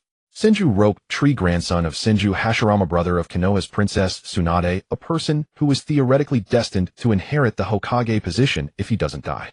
Uchiha Meichin, a genius girl of the Uchiha clan, the future mother of Uchiha Itachi and Uchiha Sasuke, and the wife of Uchiha Fugaku. What does it mean for these two to be together? It's like Liu Bai's son marrying Cao Cao's daughter right before a great war. He felt his temples throbbing. These two clans have been at odds for nearly 1,000 years during the Warring States period, and even after founding the village they still look down on each other. How did they end up together? What the hell is going on? He knocked on his head like a chicken coop, pacing back and forth in the underground space. The blueprints for the mother and son Chain Thunder were trampled to pieces, but he didn't care at all. If Rope Tree and Meichin really ended up together, what would happen? The best outcome would be nothing happening, Konoha unifying, and world peace. What a dream. The worst outcome would be the Senju clan believing Rope Tree had fallen from grace, the Uchiha clan thinking Meichin had sullied their bloodline, leading to a direct civil war between the two sides, splitting Konoha and prematurely entering the Second Shinobi World War. The most likely outcome would be the higher-ups intervening, fearing the two clans would truly unite, using to prevent conflict between the two clans as a pretext to forcibly break them apart, or even taking action against one side. He stopped in his tracks, his gaze turning cold. This is not going to be easy. With his current strength, he couldn't persuade both clans. If Rope Tree truly insisted on being with Meichin, the remaining oldtimers of the Senju clan would definitely not agree. After all, the dream he had made for Rope Tree was a bit. If he were to go public to seek support from the Senju clan, then Rope Tree's ambition to become Hokage could no longer be hidden. Even if the Uchiha clan agreed to their union, they would never allow their family's son-in-law to be a useless nobody. Rope Tree would have to strive for the position of Hokage. If Rope Tree grew up and awakened, would release, then all obstacles would cease to exist, but right now it's too troublesome. So damn troublesome. He hoped Rope Tree wouldn't be too obvious. It would be bad if both clans found out early. He took a deep breath and made a decision. Observe first, then intervene. If that fool only has a fleeting crush, then let it be. If he is serious, then it has to be planned well. I'm truly worried sick. At the time of school dismissal, the rain had stopped. Rope Tree awkwardly bid farewell to Meichin, a sight that made Stone hiding in the shadows roll his eyes. Meichin, however, was quite composed, her ears slightly red, waving her hand and turning to walk towards the Uchiha clan's territory. Rope Tree stood there watching her figure disappear around the corner, still grinning foolishly. Have you laughed enough? A cold voice came from behind, startling Rope Tree, who turned around to see Stone's main body leaning against the wall with crossed arms, his gaze as if he were looking at a dead person. Stone, what are you doing? Rope Tree panicked. Aren't you? Oh, he forgot that the shadow clone had disappeared. This is bad. Were you fooled by your shadow clone at the training ground? Stone sneered. If I had really been deceived, you wouldn't be a fool anymore. He stepped forward, grabbed Rope Tree by the collar, and dragged him into a nearby alley. It was secluded here, and his divine sense had confirmed that there were no spies, no umbu, and none of those hidden eyes in the shadows.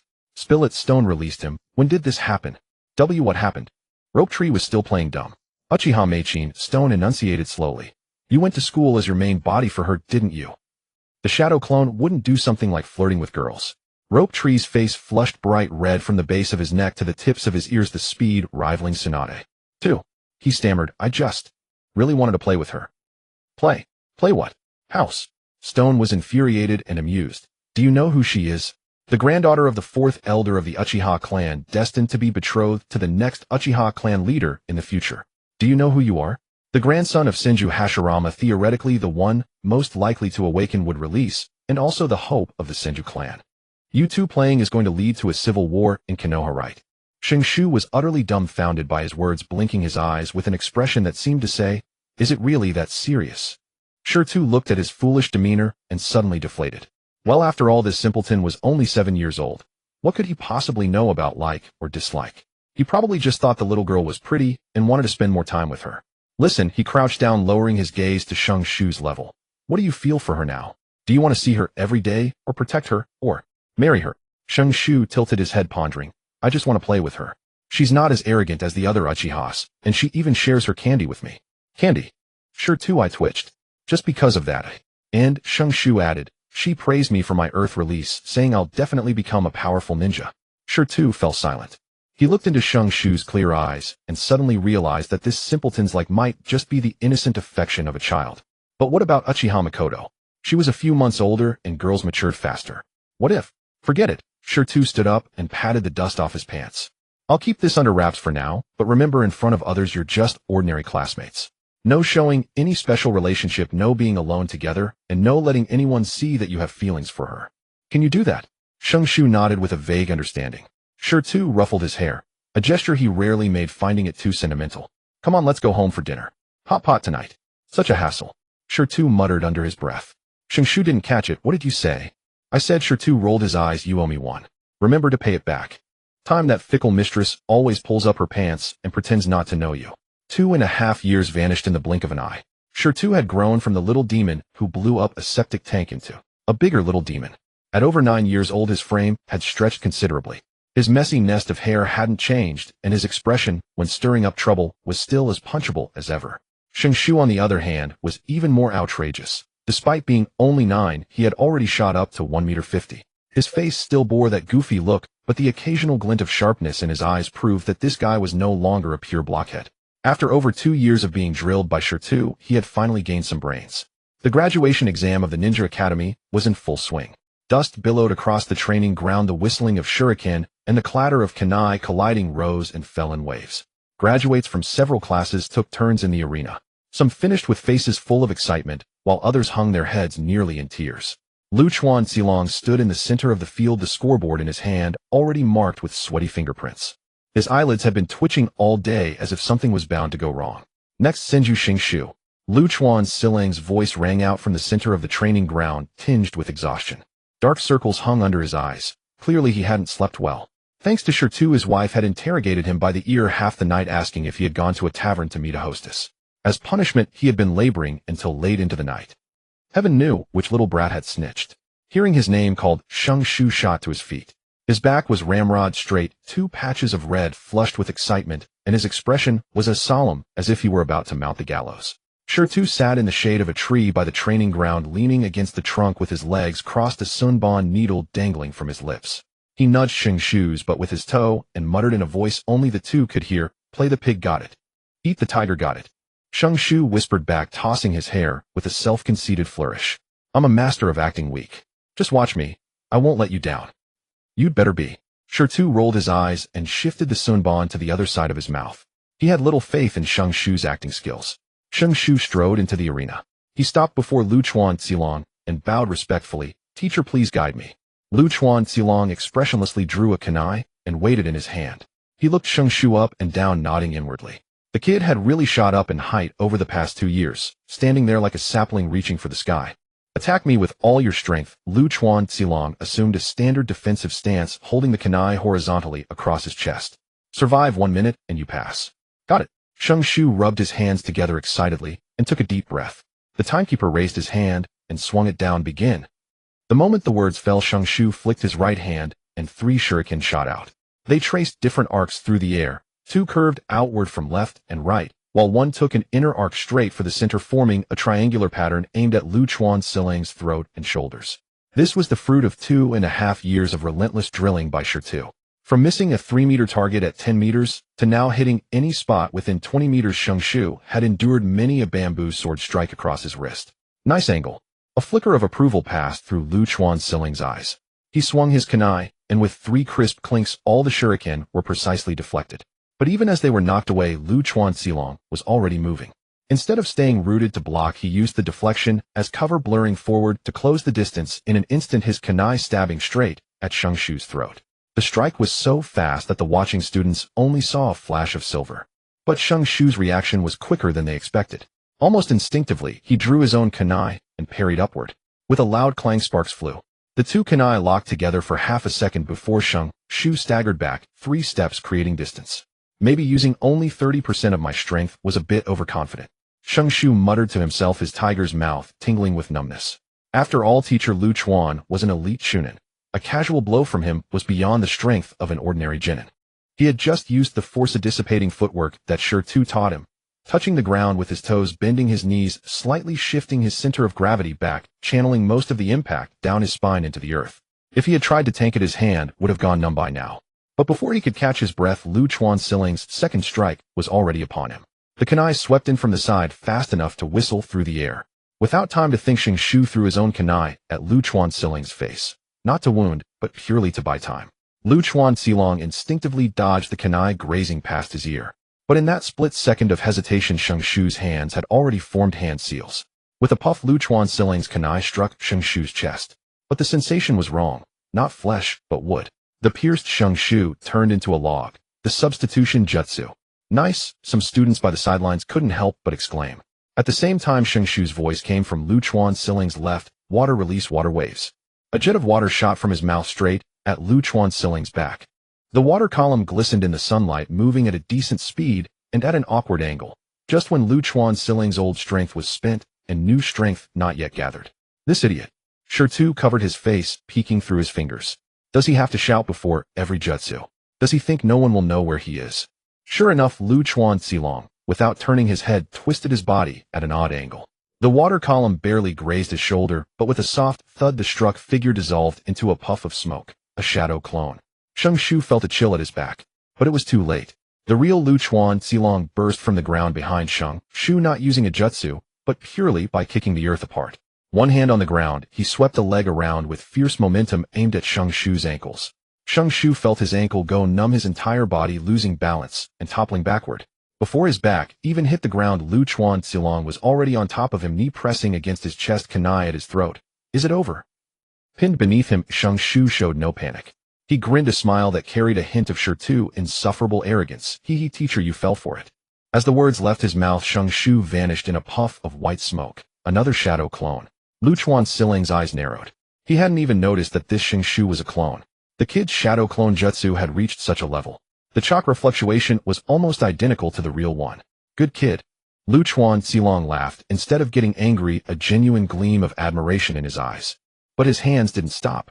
He pushed off the ground with both legs, springing up and following the faint chakra trail to the left 3 meters away. He was, after all, an elite chunin who had been through war. Being tricked twice by a fresh graduate was a story no one would believe.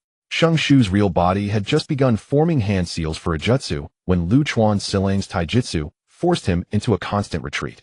Punches, elbows, knees, sweeping kicks. Lu Chuanxiling's close combat experience completely overwhelmed Shunshu, each move predicting his dodge direction. Shunshu parried frantically, barely avoiding several critical strikes, relying solely on the instinct honed over 2 years of sparring with Shur-Tu.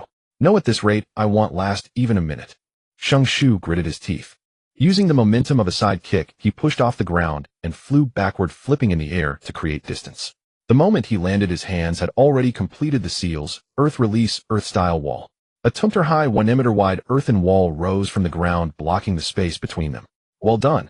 Lu Chuanxilong praised aloud, but his feet never stopped. He concentrated chakra into his right leg and delivered a powerful roundhouse kick against the wall.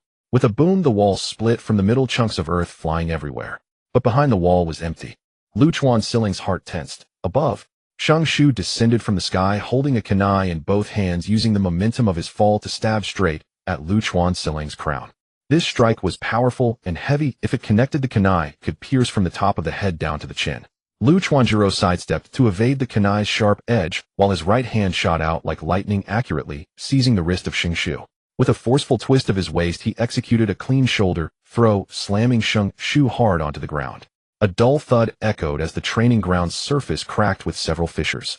Shunshu's back hit the ground, and his vision darkened as all the air was forced out of his lungs, nearly causing him to lose consciousness. He felt as if his internal organs had shifted and a metallic taste filled his mouth. Do you concede? Lu Chuanjuro pressed down on his arm, his tone tinged with a hint of pity. This kid had indeed improved, but he was still a bit too green. I won't concede. Shang Shu gritted his teeth and squeezed out 2 words through clenched jaws. The chakra within him surged wildly at this moment, like a cornered beast. He had completely forgotten the instructions from Shirtu. The notions of playing weak or acting like a pig to eat a tiger were all cast aside. All he knew was that he could not lose, especially not in front of Mei Qin, and he could not disappoint Shirtu. He flipped backward like a hawk, quickly retreating to create distance, and began to form seals with both hands. In Shin Shin Wei Si. These were the seals for the Earth Dragon bullet. Cough, cough. Cough, cough. Suddenly 2 coughs sounded from the sidelines. The noise was not loud, but it pierced Shang Shu's ears like a needle. Within those coughs lay a subtle wave of spiritual energy, Shirtu unique reminder method. Shang Shu's body tensed, and his hands froze mid-seal. He saw Shirtu's expressionless face, and those eyes that seemed to say, if you dare send the Earth Dragon bullet back, it'll make you eat dirt. Oh no, I forgot. Shang Shu internally wailed, abruptly halting the flow of chakra. It felt like he had held in a desperate need to urinate only to find the restroom door closed. But the seal had already been formed halfway and the chakra was already mobilized. It couldn't just vanish into thin air. An idea struck him, and he converted all the chakra intended for the Earth Dragon bullet into the shadow clone technique. Just before Lu Chuanjuro's pursuing kunai struck him with a soft poof, he transformed into a wooden stump. Lu Chuanjuro was momentarily taken aback. This kid has been using the shadow clone technique too frequently. Does chakra grow on trees? The quantity of chakra from the Senju clan is indeed no exaggeration. But he had no time to think further as a chill shot up from his tailbone. That was the instinct developed through a lifetime of battling on the edge of life and death. Danger was imminent. Lu Chuanjuro abruptly turned around and saw Shang Shu crouched behind him, hands clasped together, fingers pointing in a very lewd manner, aiming at his posterior. Secret technique, 1,000 years of pain. A wave of delight surged from his rear. That sensation was indescribable, akin to the experience of consuming 10 pounds of spicy hot pot and then trying to use the restroom the next day. It felt like being struck by lightning released from the soles of his feet to the crown of his head. It was as if he were sitting on a red-hot iron rod. In an instant, Lu Chuanjuro's complexion transformed through shades of red, purple, white, and finally green. The onlooking students were all dumbfounded at this scene. You so disgusting. Only this pair of jerks could pull off such a lewd move. Will Teacher Lu be okay? Look at the teacher's expression. He seems a bit comfortable. Mei Qin sat among the girls, covering her mouth, her face so red it seemed like it could bleed. The girls around her wore expressions of, oh my god, what did I just see, with some already burying their heads in their knees. Bang! Lu Chuanjuro, struck by the 1,000 years of pain, transformed into smoke and vanished. Another shadow clone. Time's up. The Chunin teacher, overseeing the timing, announced loudly. His voice trembled, slightly unsure whether it was from suppressing laughter or from fear. What the heck? Another shadow clone.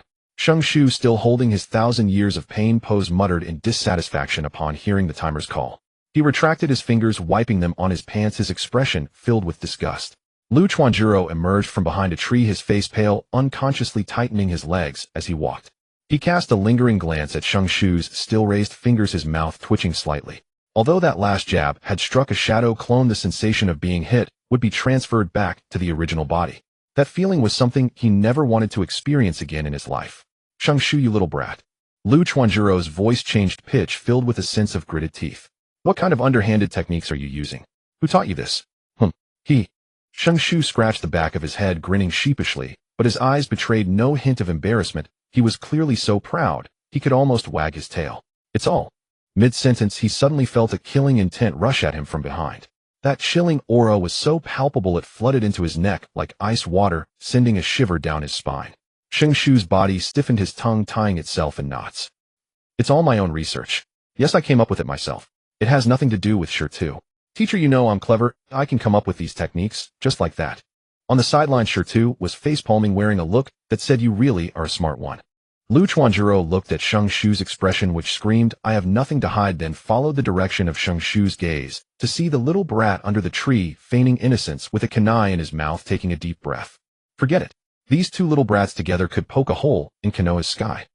Passed. Lu Chuanjuro squeezed out those 2 words through gritted teeth, marking a heavy tick on the scoreboard. Yay! Shang Shu jumped a meter high, and upon landing immediately looked towards the group of girls at the side. Uchiha Mei Qin was sitting there, covering her mouth, her shoulders, shaking, uncertain whether she was laughing or scared. Seeing Shang Shu glance over, she gave him a slight nod, her face even redder than before. Shang Shu grinned foolishly, giving her a thumbs up, flashing a big white smile that was utterly charming. He scampered back to Shirtu's side, plopping down before catching his breath, leaning in to boast. How was it, Shirtu? Did I perform well? I had already formed half of the Earth Dragon bullet seal. Ooh, I had to hold it back so hard, I almost wet myself. Shirtu rolled his eyes. Enough, you lost your composure as soon as you got excited.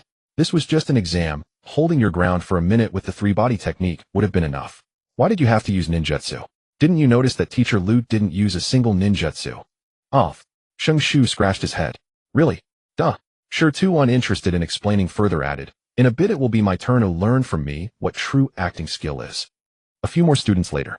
Yoshino Shirtu. Lu Chuanjiro's voice was filled with a sense of gritted teeth. This old kid had just been played by Shang Shu recently, and was still holding a grudge.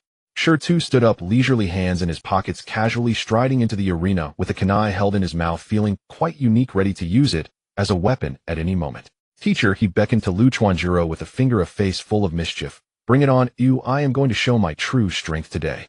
Lu Chuanjiro's forehead veins bulged. This little brat reported him to his wife, causing him to feel drained for the past half-month. He was simply ungrateful. Kid, Lu Chuanjiro cracked his knuckles, the joints popping. I will properly guide you. Come on, who fears you, you soft-footed man. Shirtu continued to rub salt in the wound. Lu Chuanjiro, the exam began. Lu Chuanjiro's speed was doubled compared to when he dealt with Shang Shu. Kunai and shuriken poured out like a torrential rain. Shirtu shouted as he dodged left and right, looking as frantic as a wild dog being chased. Teacher, that's not fair. Why are you using so much force against me? That's called teaching according to the student. Lu Chuanjiro scoffed, the trajectory of his shurikens becoming increasingly tricky. Shirtu narrowly avoided another wave of shuriken attacks, rolling away in the process, while shouting, "You're seeking personal revenge. I am going to complain to Uncle Hokage." Go ahead and complain. Lu Chuanjiro lunged forward, unleashing his taijutsu. The wind from his fists howled, and every kick was aimed at Shirtu's vital points. Of course he held back the force, but a bruised face was definitely on the table. Shirtu scrambled to respond, using a substitution technique to dodge a heavy flying kick, the wooden stump scattering into wood chips. After landing, Shirtu immediately threw a smoke bomb, using the smoke to obscure visibility while employing the shadow clone technique to draw fire. One clone stayed in place while the original transformed into a small rock that fell at his feet. Lu Chuanjiro's figure rushed into the smoke. Seeing Shirtu's shadow running to the left, he used a body flicker to appear behind Shirtu and kicked towards his backside. Yet his kick struck nothing but air, passing right through the stone's silhouette. Not good. A chill crept up his rear once more. Lu Chuanjiro hesitated no more. Concentrating chakra in his left foot, he lunged forward with a powerful step. Simultaneously, he twisted his waist and hips, and as his right foot touched the ground, he spun around, whipping his left leg in a backward arc. This kick landed squarely on the face of the stone that had ambushed him from behind. Just as Lu Chuanjiro began to worry whether he had struck too hard, bam! The stone transformed into a wooden log. A whoosh of wind came from behind him. Lu Chuanjiro, worthy of being an elite chunin in that instant when his old strength was spent and new strength not yet born, used his planted right foot as a fulcrum. Employing the tree climbing technique, he adhered to the ground and instantly crouched down. Swish, swish, swish.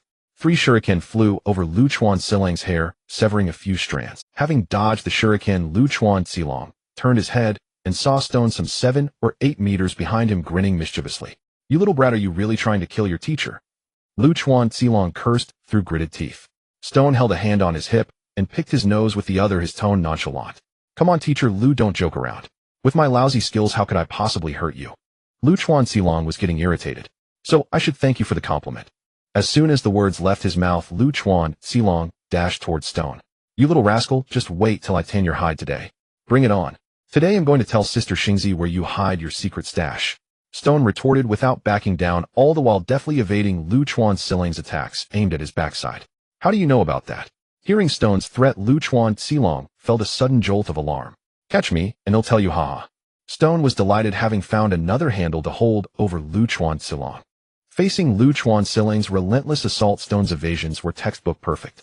He switched between the 3 basic techniques with seamless fluidity. The replacement technique, clone technique, and transformation technique. He wielded these 3 basic ninjutsu like a virtuoso. At times he turned into a wooden stake, at times into a stone, and at times he split into 3 or 5 clones, scattering in all directions. The more Lu Chuanjiro fought, the more astonished he became. This kid's 3 basic techniques. How could they feel even more polished than his own and elite chunin? The timing of the replacement technique, the clone technique to draw attacks, the on-the-spot adaptability of the transformation technique, it was as if he were a battle-hardened veteran. Just as he was about to question Stone about this, Stone's trash talk erupted again without end, and he lost the inclination to dwell on it. Teacher, your taijutsu is terrible. Did Sister Xingzi drain you dry? Your kunai throws are so limp and weak. Must be from overindulgence. Oh my, those little fists have no power at all. Lu Chuanxilong was fuming, his attacks growing ever. Stone seemed to be in constant peril, yet every time he narrowly evaded by a hair's breadth. The angles and the timing were so precise they seemed measured with a ruler. The students watching from afar were dumbfounded. This? You've got to be kidding. I must still be asleep. How is that bastard Stone so strong? Fake, it's definitely fake. Has teacher really overdone it? Various speculations spread among the murmuring students. Even the timer teacher stood there gaping, utterly oblivious that the timer in his hand had long passed the 1-minute mark. Only Uchiha Inaho and Senju Nawaki looked as if this was only natural. I knew it.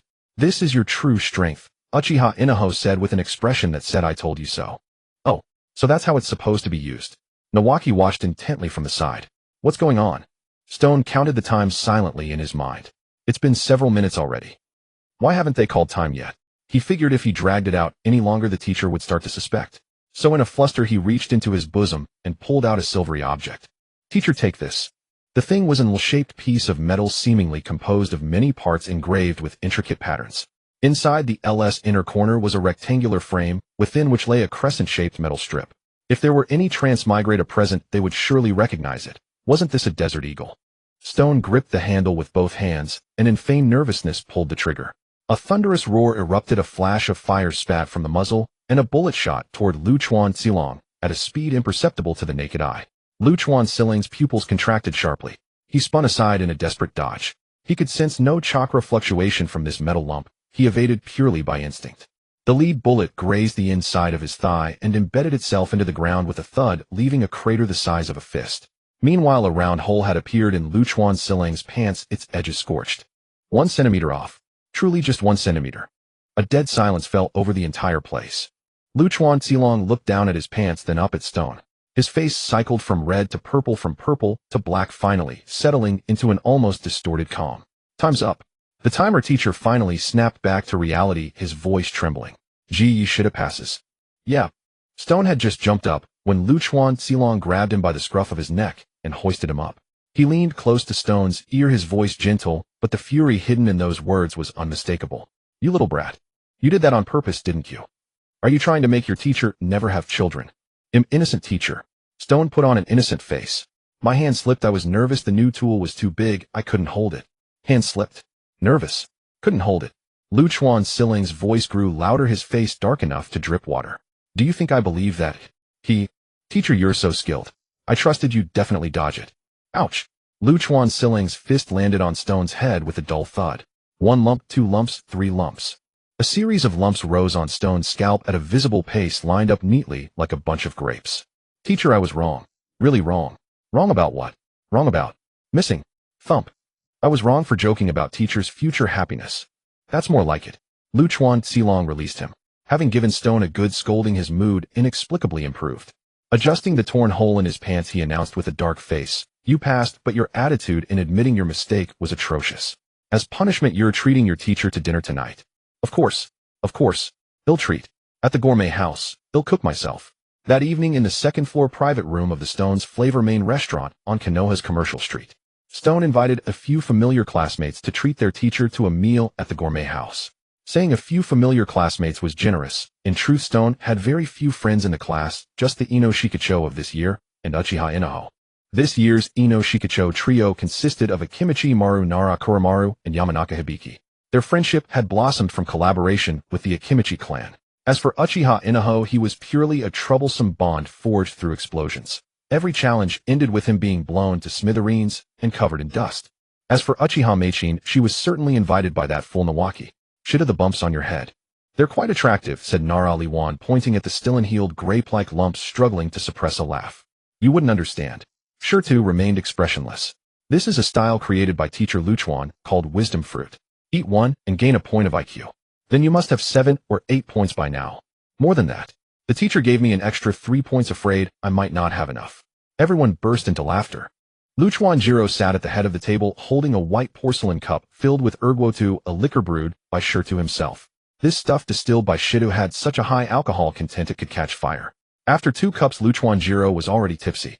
Shido, Uchiha Dawa, said holding a glass of juice, his face awkward. Even though we've graduated, he'll still challenge you in the future. Over the past 2.5 years Dawa had challenged Shirtu no fewer than 50 times, each time ending up covered in dust and ashes. But curiously this Uchiha lad grew stronger with each setback, gradually shedding his Uchiha, or the best arrogance, and learning to face his opponent squarely. Shirtu felt that this guy wasn't bad except for that stubborn thunderous streak like a bristling cat. Anytime Shirtu raised his cup. But next time don't corner me in the bathhouse. It's not a good look. Daohuo's face turned red. That was an accident. An accident that led you to accidentally crash into the women's bathhouse. Then get chased by a group of aunties for 3 blocks. Let's just eat. Daohuo at a loss for words dropped the topic. Meichin sat beside Nawaki, sipping her juice in small sips, occasionally exchanging glances with him. Those 2 little brats thought they were being subtle, but everyone at the table was sharpied, who couldn't see it. Daohuo looked at Nawaki with obvious displeasure, but out of respect for Shido, he didn't make a scene. He just gritted his teeth silently. Uchiha Meichin was the granddaughter of an elder, yet she was exchanging flirtatious glances with this fool from the Senju clan. If the family elders found out, there would definitely be trouble. After several rounds of wine, Luchuanjiro was already quite drunk. He put his arm around Shida's shoulder and slurred, "What are you kids? Burp. Planning for the future." Daohuo was the first to answer, but his tone carried a hint of melancholy. "The family has arranged for me to serve in the police department, starting from the bottom." The trio of Inoshikacho exchanged glances, and Nara Lujo spoke on their behalf. "The 3 of us will definitely be in a team. Our families have already submitted the application to the Hokage." When it was Nawaki's turn, just as he was about to speak, Shirtu stepped on his foot and said, "First, teacher, I have a speak. Could you place me, Nawaki, and Meichin in the same team?" The room fell silent. Maiken's face flushed crimson, and she stared down at her juice cup. Nawaki, on the other hand, was overjoyed, nearly jumping out of his chair. Luchuanjiro squinted, looking at Shitu, then at Nawaki, and Meichin, his eyes seemingly saying, "You 3. Teacher, just say yes or no. Don't make me look down on you," Shirtu said, taking advantage of Luchuanjiro's drunkenness to provoke him. "Fine." He slammed the table, reeking of alcohol. "Leave it to me. He'll go see the Hokage tomorrow. The teacher is wise." Shirtu quickly refilled the cup and offered a cheap flattery. The next day, Luchuanjiro stood outside the Hokage's office for an entire 2 hours. His head throbbed with a hangover, and he regretted it so much he wanted to slap himself. How had he let that erguotu liquor get the better of him and agreed so easily? Letting a Senju and an Uchiha kid form a team. Wasn't that just asking for trouble with the Hokage? But the words were already spoken. He had to grit his teeth and go through with it. "Hokage-sama," he bowed respectfully. "Regarding the Genin team assignments." Sarutobi Hiruzen put down the documents in his hand and looked up at him. "Luchuan, just say what you need to say." Luchuanjiro relayed Shida's request, his voice growing softer and softer until it was almost a mumble. "I spoke rashly under the influence, but since I promised the kid, I can't go back on my word. Please consider it as you see fit." Sarutobi Hiruzen was silent for a moment, then suddenly smiled. "Senju Nawaki, Uchiha Meichin, Yoshino Shirtu." He walked to the window and looked down at 3 small figures below. Shirtu was squatting on the ground, drawing circles. Nawaki was chasing a butterfly, and Meichin stood beside them, a helpless smile on her lips. "Let them be a team." "What?" Luchuanjiro was taken aback. "Sir, this Senju and Uchiha." "Precisely because they are Senju and Uchiha." Hiruzen turned around, his gaze profound. "That's why they must be together." Luchuanjiro didn't understand the meaning of those words, but he dared not ask further. He bowed and withdrew. Downstairs, the 3 saw Luchuanjiro come out and immediately surrounded him. "Teacher, how did it go?" Luchuanjiro made an okay gesture, a sign he had learned from Shirtu, meaning done, along with a middle finger that meant approval. He often gave the middle finger to the Hokage. "Yay!" The 3 little brats jumped up and high-fived each other, their joy, as if Shimin Qing had killed Wu Song right in front of Wu Dalong. Upstairs, Sarutobi Hiruzen watched the scene, a slight smile playing on his lips. He was pleased with the friendship among these 3 children. Senju and Uchiha, mortal enemies of the Warring States, now laughing together. Wasn't this exactly what the first Hokage had wanted? But his smile quickly faded. The situation was not favorable for him. The ninja of the Senju clan, while outwardly obeying orders, were secretly resentful of him as Hokage. And the Uchiha clan in turn looked down on everyone except themselves. The members of the police department patrolled with poker faces that could scare children, and their enforcement of the law was utterly devoid of compassion. Other small clans witnessing the attitudes of these two major clans dared not align themselves too closely, fearing they might choose the wrong side and face utter ruin. Those he could rely on were mostly the clansmen of the Sarutobi, Shimura Utatane, and Midokado families, along with civilian ninja. There were not a few of them, but they lacked high-level combat power. The combined number of Jonin and elite Jonin from the four clans was less than two-thirds of the total from the Senju and Uchiha clans, let alone Cage level. Aside from himself, who barely reached that level, even Danzo was only at the level of an elite Jonin. Danzo. He muttered the name, his expression growing complex. That old friend, that man obsessed with his own convictions, had already begun to cultivate his power in the shadows. Root the ANBU that he had allowed Danzo to form clandestinely, but which answered only to Danzo, was quietly expanding. Sarutobi Hiruzen had tacitly allowed Danzo to form Root, hoping that Danzo would help him handle matters that the Hokage could not openly address. Though a necessary compromise, it would become the darkness in his heart. As for the Senju clan, he had considered seeking help from Uzumaki Mido. The prestige of that elderly lady was enough to make the Senju clan bow their heads, but Uzumaki Mido was already old. Even if the Uzumaki clan was long-lived, how many more years could she live? And the Uchiha clan would never listen to Uzumaki Mido. Let fate decide. He sighed deeply and sat back down in his chair. On the third day after the exam, the students returned to the classroom as the results of class assignments were announced. A tense atmosphere permeated the room. First squad members, Akito, Choza, Nara, Shikaku, Yamanaka, and Oichi. Second squad members, third squad.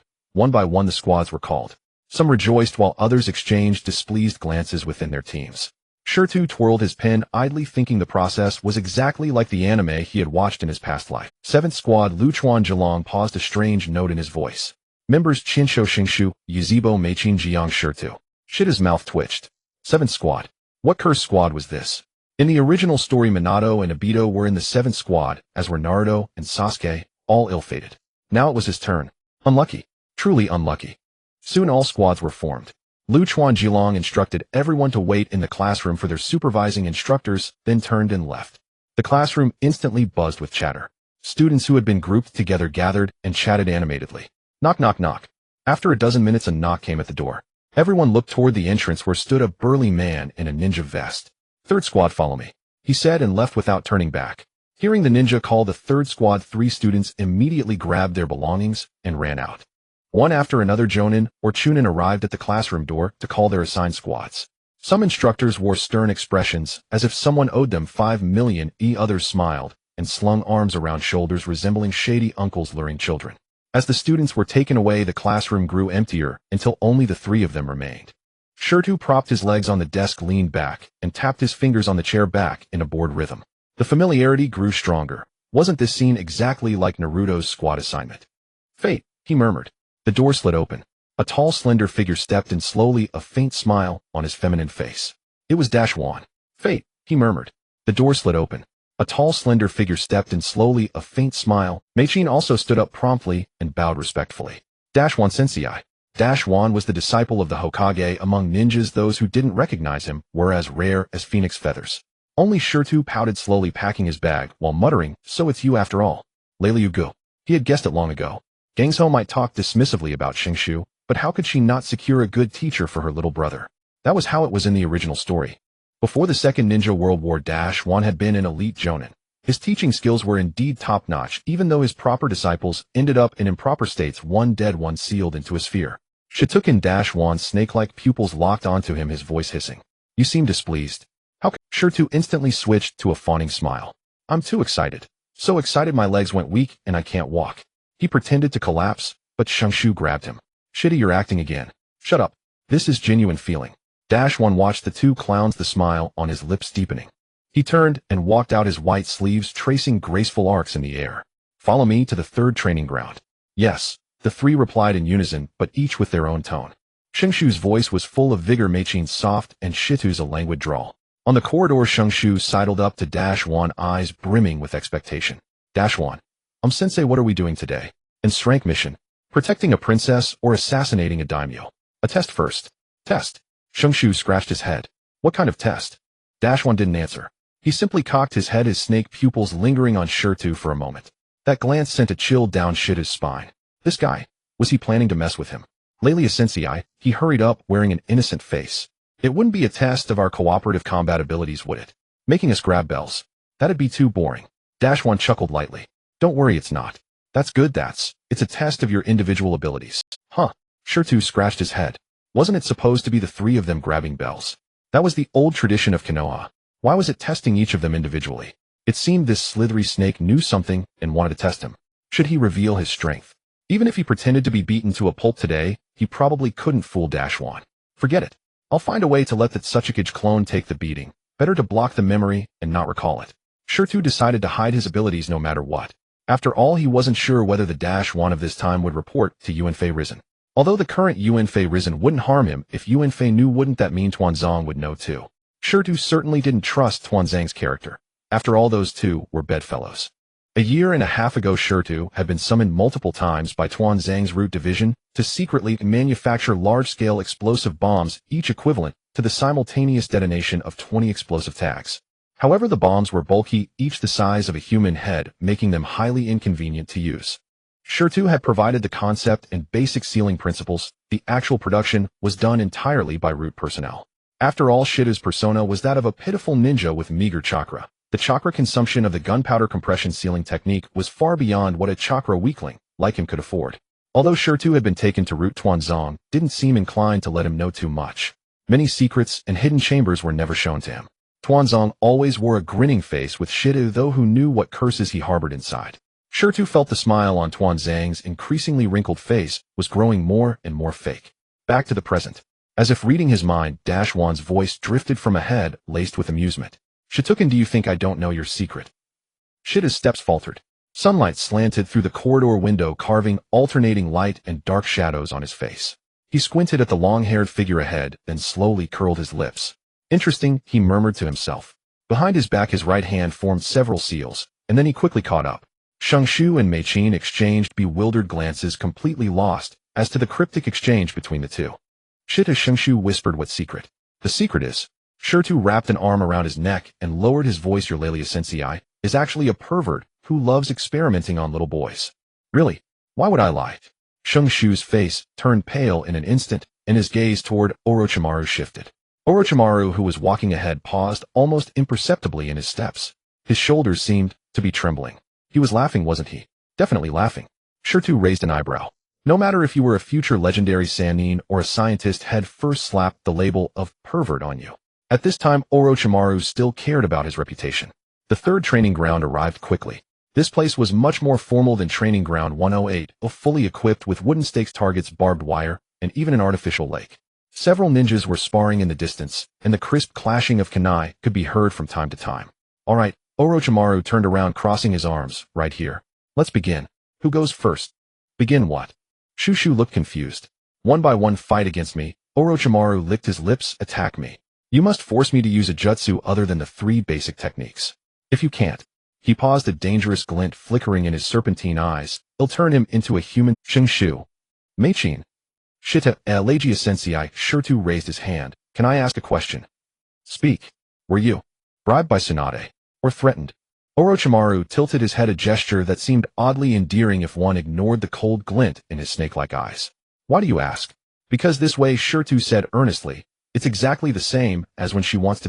Orochimaru was silent for 2 seconds, then suddenly laughed. Not the faint, elusive smile from before, but a genuine laugh, hissing like a snake flicking its tongue. Tsunade did ask me, he admitted, to take good care of you. The phrase take good care of was emphasized heavily, so heavily that it sent shivers down one's spine. Shirtu pressed his forehead. Knew it. Let's begin. Orochimaru's smile faded. Shangshu, you go first. Huh. Me. Shangshu felt his legs trembling slightly. All right. He took a deep breath, lowered his head, and braced himself to walk into the center of the training ground. He could feel Orochimaru's gaze fixed on him. Thanks to Shita's earlier warning, Shangshu couldn't shake the feeling that the look in those eyes was like examining some bizarre experimental specimen. Shirtu was right, this guy really was a bit of a pervert. Orochimaru Sensei, pardon me. Shangshu's hands moved swiftly, forming 5 hand seals, boar, monkey, dragon, sheep, snake, in the span of 1 second. At least over the past 2 years, the hand seals for jutsu, Shangshu knew, could reach 5 per second, and even for unfamiliar ones, 4 seals per second. Earth release, earth dragon bullet. The ground rumbled and swelled, the soil surged upward, as if alive, swiftly condensing into a ferocious dragon head. The dragon's mouth gaped wide, and a rock bullet nearly 2 meters in diameter shot out from its depths, screeching through the air straight at Orochimaru's face. Shu held nothing back with this attack. It was also the strongest single-target jutsu he currently knew. After all, Shirtu only had an earth affinity and water release consumed too much chakra for him to bother practicing. So Shu's earth release had been trained to be far more powerful than his water release. The rock bullet tore through the air, its speed so great that Meichin standing at the edge of the training ground blinked involuntarily. She couldn't see the trajectory, only felt a fierce gust of wind brush past her face. A flicker of surprise passed through Orochimaru's eyes. He didn't meet the attack, and his figure glided to the left like a specter moving so fast he seemed weightless. The rock bullet grazed the hem of his cloak, shattering the wooden stakes and targets behind him into pieces. Fragments of stone flew everywhere, cratering the training ground. Impressive power. Orochimaru licked his lips, his snake-like pupils narrowing slightly, but too slow. Slow. He was no longer the greenhorn who needed 10 seconds to cast an earth-style wall 2 years ago. Shu thought it was enough. Though not as insane as Shitu, did a freshly graduated genin really need such strict standards? His hands formed seals again. Ram snake bore. Shadow clone technique. Poof. Poof. Poof. 3 bursts of white smoke exploded, and 3 Shus simultaneously flanked from different directions, kunai gleaming with blinding cold light in the sunlight. Their footwork varied, one charged straight, another zigzagged, and the third simply somersaulted around from. Shadow clones couldn't all move identically like copy-paste, each had to have its own rhythm, while also covering the original's feint. This was also an idea from Shitu because Shu, being a bit of a fool, had clones that were equally foolish. Earlier during Shitu's test, Shu's shadow clones rushed in noisily with no strategy at all, much like Naruto in his early days. Those with abundant chakra really were extravagant. Hiding the original quite well, Orochimaru chuckled, his voice hissing like a snake's tongue. Interesting. It wasn't the explosive movement of a body flicker, instead like a true snake his body twisted at an impossible angle and slid through the gap between the 2 shadow clones' pincer attack. The kunai pierced through his afterimage, left in place. All 3 Shu's attacks missed. Left. The leftmost shadow clone shouted, swinging his kunai in a horizontal slash. Orochimaru leaned back, his upper body nearly parallel to the ground as the kunai passed just above the tip of his nose. He followed up with a roll, his right foot tracing a semicircle in the air to kick the middle Shu's head. Boom. The shadow clone burst into white smoke and vanished. Right. The remaining 2 Shu struck simultaneously, one aimed at the throat, the other at the back. Orochimaru shot out both hands, his index and middle fingers precisely catching the tips of the 2 kunai, and twisted gently. Crack. The kunai snapped. The 2 Shu shadow clones simultaneously retreated, exchanging glances, and saw shock in each other's eyes. Holy crap. Even Orochimaru Sensei's taijutsu, was this amazing? Not enough yet. Orochimaru stood still, not even a wrinkle on his clothes. Show me your limits. Shu gritted his teeth. The 2 shadow clones simultaneously retreated and began forming seals. The original had long finished his seals, slamming his hands onto the ground. Earth release, earth flow, river. Water release, water shockwave. Immediately 2 water jets shot toward Orochimaru from the left and right. The water release launched later but arrived first, sealing Orochimaru's escape routes on both sides, while the earth release, earth flow, river had already spread to his feet from the front. A very good strategy. Orochimaru laughed lowly, his feet already encased in sand-like mud. The real killing move was about to come. At this moment, Shu had already finished the seals for another jutsu, earth release, earth dragon bullet. The earthen bullet shot toward Orochimaru with a piercing sound, seemingly about to hit him. Uchiha Meichin watched in stunned amazement, as she never expected that the usually noisy Shu could be this strong. Bam! A burst of smoke and dust exploded from the collision, obscuring Orochimaru's figure. Succeeded. Shu landed, his legs nearly giving way as he dropped to his knees, gasping heavily for air. His chakra reserves were nearly depleted. After unleashing so many techniques, especially 2 brank jutsu, earth release, earth dragon bullet in their enhanced versions, his chakra plummeted from full capacity to a mere 20%. The smoke slowly dissipated, revealing Orochimaru standing completely unscathed. Before him lay a heap of shattered stone. At the final moment, Orochimaru had cast earth release, earth-style wall to block the earth dragon bullet's impact. You forced me to use a defensive jutsu. Orochimaru nodded, his serpent-like eyes gleaming with approval. Shu of the Senju clan, you pass. Shu froze for a moment. Then, yeah, I passed, aren't I amazing? I saw Shirtu rolled his eyes. But there are still many flaws. When you saw teacher Light Yao intercept your clone's kunai, you assumed his taijutsu was formidable and completely panicked, wasting so much chakra on jutsu. Seeing Shinksha's chakra exhausted, Shirtu tossed him a soldier pill. If this were a battlefield, using up your chakra like that would make you a lamb to the slaughter. Shu caught the pill, and popped it into his mouth, crunching loudly. That's why I have you, he mumbled indistinctly. What have me? Shirtu slapped the back of his head. Am I your nanny? Mikoto, standing nearby, covered her smile with her hand. The banter between these two lively characters helped ease the tension. Your turn, Uchiha Mikoto. Orochimaru's cool voice rang out. Yes. Mikoto took a deep breath and walked slowly into the arena. Though only a few months older than Shinshu, her frame already bore the slender grace of a young girl. Her long black hair gently swayed in the breeze, and her dark eyes were as calm as water. Yet her entire body was taut with visible tension. Teacher, please instruct me. She struck first. With a flick of her right hand, 3 shuriken flew out in a triangular formation. They did not fly straight. 2 traced outer arcs, while 1 took an inner curve, their trajectories cunningly sealing Orochimaru's left, right, and overhead, leaving only the front open. She followed close behind her kunai, thrusting straight at Orochimaru's throat. Orochimaru sidestepped. The first shuriken grazed his ear, severing a few strands of hair. The second passed under his armpit, and the third, he extended 2 fingers and caught it lightly. The shuriken was pinned. At the same time, the index finger of his other hand flicked precisely against the side of Mikoto's thrusting kunai. A subtle force coursed through the kunai and into Mikoto's entire body. Her hand went numb, and the weapon nearly slipped from her grasp. Your Uchiha Shuriken Jutsu. Orochimaru's voice reached her ears. He casually dropped the caught shuriken to the ground. It has precision, but lacks variation. The greatest flaw is, he paused, you lack the Sharingan's dynamic vision. Those last 4 words pierced like a needle. Mikoto's fingers trembled slightly.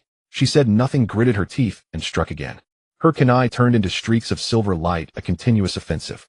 Her footwork shifted, no longer linear advances and retreats, but small agile steps, moving left and right, forcing Orochimaru to constantly adjust his center of gravity. To seize control of her own destiny, she had trained endlessly, layering calluses upon calluses on her hands. She refused to become a bargaining chip for marriage upon coming of age. Without the Sharingan, she compensated with muscle memory, making her body react faster than her mind. Orochimaru still responded with taijutsu alone. His movements slithered like a serpent, avoiding each attack at the last possible moment. His actions were graceful and unhurried, as if strolling in the afternoon sun. 1 minute. 2 minutes. 5 minutes. Mikoto's breathing grew rapid, fine beads of sweat forming on her forehead, bangs sticking to her skin, a disheveled sight. Her stamina was draining, but Orochimaru's breathing remained undisturbed. Is this all you've got? Orochimaru's voice carried a hint of disappointment, the light in his snake-like eyes turning cold.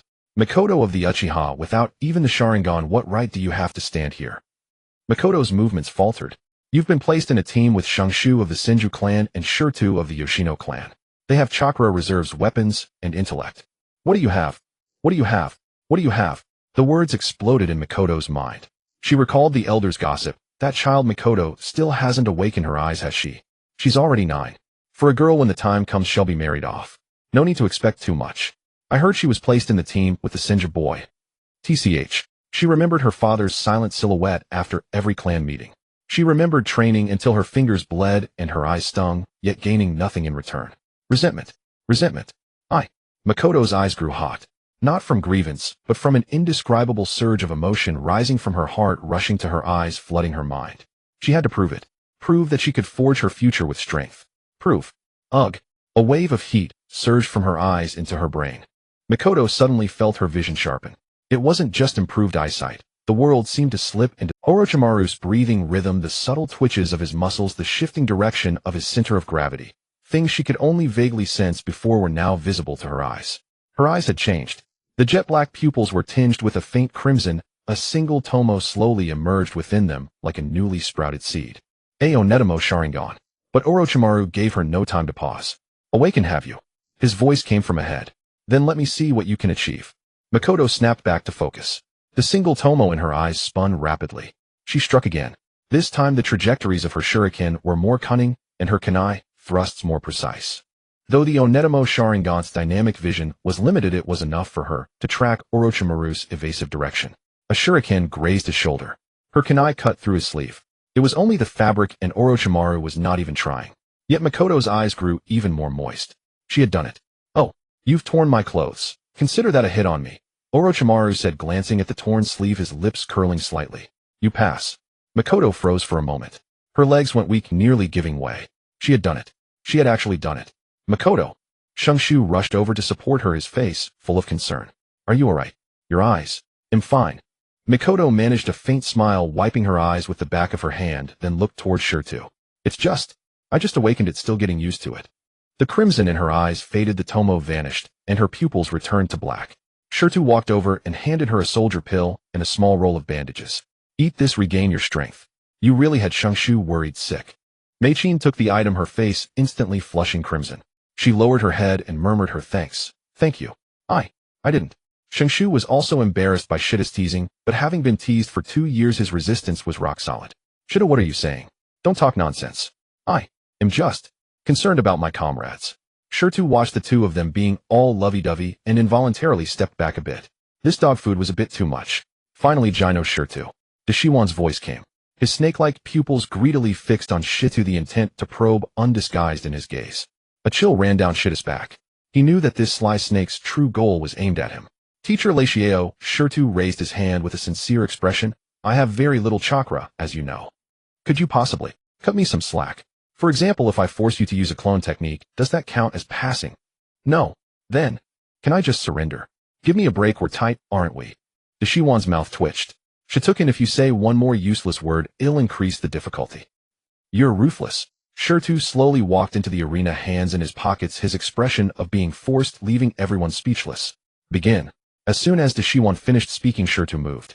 His right hand pulled a round object from his pocket and tossed it at Deshiwan. Then, he turned and ran. After 2 steps, a loud bang resounded from where Deshiwan stood. The next moment, Deshiwan had already burst out of the explosion, smoke rapidly closing in on Shirtu. Seeing this, Shirtu pulled out another object with his left hand. Whoosh! Lime powder, a white haze. Deshiwan stopped, seemingly speechless at Shida's tactics. Shitukin, his voice carried obvious restraint. You are wasting my time. Teacher Leixiao, you are Shirtu shouted while running. This is called tactical maneuvering. Enemy advances, we retreat. Enemy camps, we harass. Enemy tires, we attack. See, aren't you a bit impatient now? Enemy tires. Deshiwan sneered. Your tactics have no effect on me. Then it's enemy camps, we enemy tires. Deshiwan sneered. Your tactics have no effect on me. Then it's enemy camps, we puff, puff, puff. 3 identical Shidas charged at Deshiwan from different directions, each shadow clone holding a bomb with the fuse already lit, sputtering sparks. Artis. Human bomb. Bang, bang, bang. The 3 clones near Deshiwan exploded simultaneously, smoke and dust filling the air. But Deshiwan's figure was already gone. Shida's divine sense perceived Deshiwan had appeared behind him. Without thinking, his body instinctively lunged forward, and he dropped to the ground in a clumsy roll. A sharp gust swept past the back of his head. Deshiwan's hand blade, which sliced off a few strands of his hair. Good reaction, but still not enough. Deshiwan's voice came from above. Shirtu sprang up from the ground with a kip-up, and without turning, threw a handful of lime powder behind him. Without stopping, he began another round of enemy advances, we retreat. Is all you can do run? Exactly. Why fight when you can run? 5 minutes. 10 minutes. 15 minutes. Deshiwan realized that this brat was still putting on an act. Shitukin, Deshiwan's voice turned cold, last 10 minutes. After 10 minutes, if you continue like this, you'll fail the assessment. What a... Shirtu abruptly stopped. You're cheating. How can you change the rules on the spot? Didn't you call me a sly snake? Deshiwan revealed a dangerous smile. So, it'll be a cheat. Shirtu glared at him. On that punchable face, a serious expression appeared for the first time. Damn, he had met someone truly shameless. Fine. He spat out the sunbon from his mouth, cracked his neck. You forced my hand. With his hands in his pockets, he sauntered slowly toward Deshiwan. 3 meters. 2 meters. 1 meter. Shirtu suddenly looked up and grinned at Deshiwan. The cunning and smugness in that smile made Deshiwan's heart tighten. Something was wrong. But it was too late. Shida's right hand, which had been in his pocket, suddenly whipped out. A silver-white metal object reflected dazzling sunlight, and the L-shaped metal automatically chambered around as it was drawn. Desert Eagle. Bang! The first shot. The lead bullet erupted from the muzzle, moving so fast that sound was left behind. Deshiwan only saw a blurry speck rapidly magnifying in his vision. The lead bullet pierced through his forehead and exploded out the back of his skull. Bang! The second shot. The bullet pierced through Deshiwan's heart, leaving a fist-sized hole in his back. The body of Deshiwan swayed and slowly fell to the ground. Shungshu, with a shocked expression, Shidayu. You killed the teacher. Meichin was also stunned by the scene. Her single tomo unconsciously activated and spun the rotation speed, seeming about to turn into 2 tomo. Alright, Teacher Leixiao, stop acting. Shirtu blew the smoke from the gun muzzle and holstered the Desert Eagle. The corpse of Deshiwan began to melt, turning into a pool of mud from the edges and seeping into the ground. Earth clone. Not far away from behind a large tree, a slender figure stepped out. White sleeves, immaculate long hair, gently fluttering in the wind. It was Deshiwan, completely unharmed. When did you notice? He asked. From the very beginning, Shirtu shrugged. Your clone's chakra fluctuations were too weak to be the real body. And, he pointed at his own nose, the snake's stench on the real you. I can smell it from 10 meters away. Deshiwan was silent for a moment. Then he laughed. Not the faint smile from before, but a genuine laugh. A hiss sound escaped. Interesting. He looked at Shita, the light in his snake-like pupils like that of a rare treasure. Chakra sensing, olfactory identification, on-the-spot adaptability, and that. He pointed at Shita's chest. A ninja tool that can threaten a jonin at close range. Shituken, you've been hiding quite a lot. Shangshu and Meichin exchanged glances, finally realizing that the one who had been fighting them all along was Shiwan's Earth clone. Teacher, you. Shangshu's face drooped with grievance. You used a clone to fool us. What else did you expect? Deshiwan tilted his head matter-of-factly. You three are just graduated genin, not worth my main bonus effort. Shangshu and Meichin both deflated. However, Deshiwan paused, his snake-like pupils scanning the three. They'll consider you three passed. Yeah. Shangshu instantly revived, jumping a meter high. Meichin showed a relieved smile. Shirtu curled his lips with an I knew it all along expression. Tomorrow morning, Deshiwan turned and left, his black hair flowing in the wind. A cool voice came. Assemble at the Hokage building mission hall. Prepare to begin your life as ninjas, my subordinates. Prepare to begin your life as ninjas, my subordinates. Yes, good teacher. Oh, the three spoke in unison, each with their own tone. Shangshu's voice was full of vigor. Meichin was gentle yet firm. Shirtu dragged his words, full of perfunctoriness. The next day the sky was still gray when Shirtu was dragged out of his dreams by a loud knocking at the door. Shirtu, get up. We have a mission today. Shangshu's voice pierced through the door, brimming with an excitement, as if he had been injected with adrenaline. Shirtu groggily opened the door and Shangshu's enlarged face nearly crashed into his nose. What time is it? Shirtu let out an earth-shattering yawn, squeezing tears out. The roosters are still with the hens. It's already 5:40. Hurry up and change clothes. Meichin is waiting for us at the intersection. Shangshu shoved Shirtu into the house without argument. Hurry up, it's our first mission. Shirtu stumbled as Shangshu pushed him, not even giving him time to wash his face. He had just changed clothes when he was dragged out the door. The morning wind hit his face and he shrank, his neck, his messy hair blown askew. Meichin stood at the intersection, quietly holding a thermos. When she saw the two approaching, she poured 2 cups of hot tea and handed them to Shangshu and Shirtu. Good morning, Shangshu and Shituken. Drink some hot tea to warm up. Shirtu took the cup, the warmth in his palm, sobering him a bit. He glanced at Shangshu, who was grinning foolishly at Meichin, his goggles covered in a layer of white fog. Huh, that brat got lucky. When the three dawdled to the Hokage building, the sun was just peeking out. Shirtu leaned against the wall, his eyelids drooping, his head nodding like a chicken pecking at rice. Recently, the progress of his visualization technique had become slower and slower, and the spiritual energy consumed had increased exponentially. He could only manage 2 hours each night before collapsing. Without 8 hours of sleep, he couldn't recover. It felt like he had returned to his past lives' drudgery from 6 in the morning to 9 at night. So sleepy, he mumbled.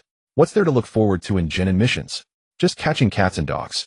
Shangshu was bouncing around excitedly. Maybe it's an escort mission. Escort the daimyo or catch enemy spies. I think you're the one not awake. Shirtu rolled his eyes.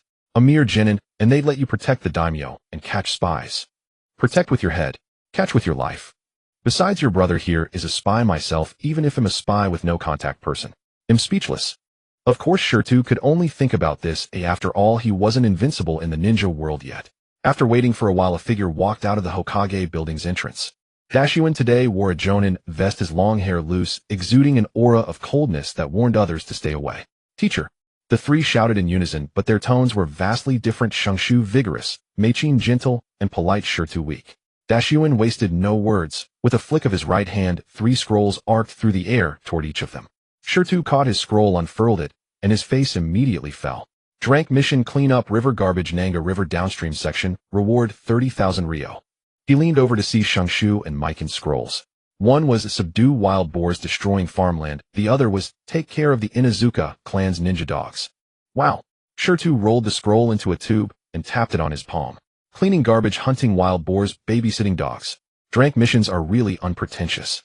He looked up at Dashuin with a sincere expression. Teacher Lightyao, can we switch to a crank? This reward isn't even enough for a meal. Dashuin's snake-like eyes narrowed slightly, and his lips curled into a half-smile. Shituken, you think the reward is too low? It's not that it's too low. Shirtu counted on his fingers. Look, my monthly dividend from Stone's Taste is hundreds of times this amount. Doing this mission is just a waste of time. How about I issue another mission? Outsource these 3 missions. Shirtu muttered under his breath. Seemed being a middleman wasn't bad either. Then treated as experiencing life, a cool voice came. Yuan turned his jet-black straight hair, drawing an elegant arc in the wind. After completing the missions, submit the mission scrolls yourselves. Same time tomorrow, gather here. Hey, teacher, aren't you coming with us? Shengshi's eyes widened. Yuan didn't look back. He raised his hand and waved his figure, vanishing with a whoosh, leaving only a few falling leaves and 3 kids staring at each other. That's it. Shengshu scratched his head. Is being a team leader this easy? It seems so, Mei-chin said softly, carefully putting away her scroll. Shirtu shoved his scroll into Shengshi's arms, yawned. Alright, let's split into 3 groups. Shengshu, you clean the river garbage. Mei-chin, you take care of the dogs, hunting wild boars. This rough job, I'll do it myself. Why, oi? Shengshu immediately jumped. I want to hunt. Cleaning garbage is so boring.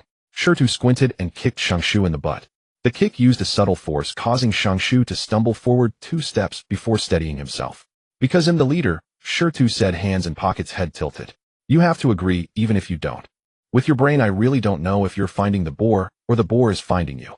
If the boar never comes, would you just wait there forever? Any more nonsense? Shirtu shook his fist. And you'll have dinner cooked by Gangsho. Shengshu immediately wilted. Gangsho cooking? That was deadly. He could only mumble complaints under his breath. Mei-chin watched the 2 scuffle, and covered her mouth with a light laugh. Well, they'll go first. The Inuzuka clan's compound is in the east, quite far. Go on, Shirtu waved his hand. Don't get bitten by dogs. If you can't handle it, mention Zhuang's name. That ninja dog of Zhuang is way smarter than Shengshu. Hey, who are you talking about? Shengshu protested. Got it. Mei-chin smiled and waved, then turned and left her black hair gently swaying in the morning light. Shengshu stared at her back for several seconds until Shirtu slapped the back of his head, snapping him back. What are you looking at? Get to work. Shirtu pushed him. South Nanga River downstream, don't get it wrong. Upstream is the Uchiha's old clan grounds, and it's still guarded. Don't go the wrong way and get beaten up. Got it. So Nagi. The 3 went their separate ways. Shirtu walked slowly out of the village, the morning breeze dissipating some of his drowsiness. He took out a bun from his pocket and chewed while pondering. That sly snake, Yuan, surely wouldn't really let go and ignore them. Sure enough, not far out of the village, he sensed several faint chakra fluctuations. Not humans, but spicy strips, snakes hidden in the grass, treetops, and rock crevices, densely packed. Pretty thorough surveillance. Shit's mouth twitched, and he stuffed the last bite of bun into his mouth. Do you want to know my trump card that badly? As expected of a scientist, your thirst for knowledge is strong. He pretended to be oblivious, humming a tuneless song as he continued on his way. Soon he arrived at the farmland 10 miles outside the village, where golden waves of wheat swayed in the gentle breeze, and a few farmers sat with furrowed brows on the ridges. Lord Ninja, you have finally arrived. The leading old farmer approached, his face a mass of wrinkles. Those wild boars are too hateful. They uprooted 3 acres of land last night, just when we were about to harvest. These people often interacted with the Konoha ninjas, and would not underestimate the young Shirtu, as such drank tasks would not normally involve sending a chunin. Shirtu waved his hand to signal him to stop. His divine sense quietly extended, enveloping an area of 20 kilometers like an invisible net. Every blade of grass, every insect, and every beast in the forest was vividly present in his perception. He found it. To the northeast, at the foot of a concealed hillside, there was a cave entrance hidden by bushes. Inside, a nest of wild boars, the largest, a female, weighed about 300 pounds, was protecting 4 piglets, grunting softly. Nearby, a few half-grown boars were rooting in the soil for insects. Not just wild boars. Shirtu saw more things. The snakes coiled in tree holes, the snakes slithering through the grass, and even those burrowing underground. They were everywhere. They all possessed a faint trace of chakra, clearly the handiwork of Orochimaru. Brother Spicy Strip is indeed persistent. Shirtu stroked his chin, pretending to examine the ground's traces, then followed the clues he discovered towards the wild boar cave. After 2 hours of sightseeing, Shirtu arrived at the entrance of the wild boar's den. The female wild boar had also noticed Shirtu. It stood up alertly, its tusks glinting ominously in the shadows, eyes fixed on the biped standing at the cave's mouth. The 4 piglets huddled beneath her belly, still grunting for milk. Shirtu stood at the cave entrance, watching the family inside, lost in thought. This mama pig has so many piglets to raise. If I kill her, how will the piglets survive? Forget it, he muttered to himself. The piglets won't live long. Anyway, might as well stew one. I am truly kind. He reached into his pocket and pulled out a metal ball the size of a fist. This was no ordinary sweet potato bomb, but a modified explosive device filled with high-concentration gunpowder and sealed steel balls, which would create a directional shockwave and shrapnel damage upon detonation. He pulled out the safety pin, tapped it at the cave entrance, listening to the fuse sizzle, then flicked his wrist, sending the metal ball flying into the cave. Boom. A muffled sound emanated from within the cave, accompanied by the female wild boar's brief scream and the terrified squealing of the piglets. Shirtu waited 3 seconds for the smoke to clear before casually walking into the cave. The female wild boar lay dead in a pool of blood, its head pierced by shrapnel, utterly lifeless. The 4 piglets huddled in a corner, shivering, their fur stained with their mother's blood. Don't be afraid, Shirtu softened his voice, taking out a sleeping pill and crumbling it before scattering it. Eat this, and you won't feel pain anymore. The piglets sniffed, cautiously approaching to lick the food. Shirtu seized the moment to seal the mother boar's corpse in a scroll, waited a moment, then put a few sleeping piglets into a burlap bag and turned to leave. Tonight he would roast the mother pig while the piglets could be raised. A roasted suckling pig is a delicacy. Meanwhile, in Orochimaru's home in Konoha village, a modest 2-story building similar in size to Shita's. Orochimaru sat cross-legged on the tatami. A small snake slithered in through the gap at the door, climbing up his clothes to his shoulder, flicking its tongue as if saying something. Cautious little fellow. Orochimaru licked his lips with his tongue, his snake-like pupils narrowing slightly. You clearly discovered my snake long ago, yet acted as if you were unaware. It seems the task is too low-level to truly test his real strength. He slowly smiled, but I have plenty of time. The sunset stretched the shadow of the Hokage building long. Shirtu leaned against the wall, counting the ants crawling on the ground. Beside him lay a burlap sack that held something wriggling, and it seemed the piglets were waking up. He had been waiting for nearly an hour when Shinshu and Meichin finally appeared at the end of the street. Meichin still looked demure, though her hair was a bit disheveled, and the hem of her skirt was covered in dog fur. Shinshu, on the other hand, looked much worse, like a frostbitten eggplant, drooping with a faint, indescribable rancid odor wafting from him, even from a distance. What happened to you? Shirtu recognized the familiar smell assaulting him. Did you fall into a sewage pit? Shinshu plopped down beside Shitu, complaining it's worse than falling into a sewage pit. He weakly raised his head, eyes vacant. That riverbank dam was blocked beyond recognition. I spent the whole day fishing out garbage, not to mention dead fish, rotting water plants, and broken shoes. He extended his hands, revealing unsightly mud stains that wouldn't wash off. I barely cleared it in the afternoon, and then a whole bunch came rushing down from upstream. All right, Shirtu waved his hand in disdain. No need for details. I still want to have dinner. Meichin stifled a laugh beside them, taking out a clean handkerchief from her pocket and offering it to Shinshu. Wipe your face, Shinshiken. You really worked hard today. Shinshu took the handkerchief, his face flushed, and even the stench on him seemed to lessen a bit. Shirtu watched the two exchanging glances, rolling his eyes. This is what ninjas are like, just graduated genin. Do you think graduating means you can fly and evade? Drank tasks are just odd jobs. Crank tasks are legitimate, guarding and escorting, and there are B, A, and S ranks above them. He paused, not continuing. Shinshu perked up. What are A and S ranks like? Is it like protecting a princess? Just you. Going to, Shirtu said indifferently, gathering the 3 of their task scrolls together. Let's go, we need to submit the tasks. With your efficiency, we need to come earlier next time. The task hall was quiet. Only a few chunin were at the counter checking in. Shirtu slapped the scroll on the counter and took out the scroll, sealing the wild boar. Drank task, clear the wild boar group completed. The female ninja in charge of registration unfolded the scroll to verify it, raising an eyebrow at its contents. A mature female wild boar. Little brother, did you handle it by yourself? Shirtu yawned. It ran into a tree by itself. The female ninja finished registering with a skeptical look and handed the reward to Shirtu. Shirtu counted the meager 30,000 ryo, having to give Orochimaru 10,000, leaving the remainder to be split among the 3 of them, not even enough to cover a day's change at his taste of Stone Branch. As he stepped out of the building, the sunset had already dipped below the eaves. After sharing the task reward with the 2, Shirtu stretched and suddenly looked at Meichin. Do you want to go to Shinshu's house together? I plan to roast this wild boar. Granny Mizuho should like it as well. Meichin was taken aback for a moment, then gently shook her head. No. I'm a bit tired today. I want to go home and rest early. She was much smarter than Shingtai. The Uchiha and Senju clans seemed to be separated by an invisible wall. If she visited the Senju clan and those old-fashioned relatives found out, they would definitely make a big deal out of it. Shingtai was fidgeting nearby, wanting to say something, but hesitating. His eyes were constantly glancing over at Meichin. Shida, feeling annoyed, kicked him in the rear. Why are you just standing there? You should take her home. Huh. Oh. Shingtai seemed to wake up from a dream, scratching his head as he looked at Meichin. Then, shall I walk you home? Meichin paused for a moment, then gently nodded, a faint smile on her lips. I'm going back to roast wild boar first. Shirtu waved his hand and walked in another direction. Shingtai, remember to bring Meichin back early after you see her home. Got it. The two small figures walked side by side in the sunset, their shadows stretching long and occasionally overlapping. Shirtu turned back to glance at them, shook his head, yet his lips unconsciously curved into a smile, feeling quite pleased. Troublesome, he muttered under his breath, but his steps became lighter. I need to go to Shirji to get some good charcoal. Roasting wild boar is a technical job. The days of being a lower-ranking ninja were so boring that it felt like one could fade away, and the bird said, just add salt, if you're fading. Shirtu thought that after graduation he would at least be less bored, but every day it was drank missions, which was simply a large-scale housework outsourcing scene.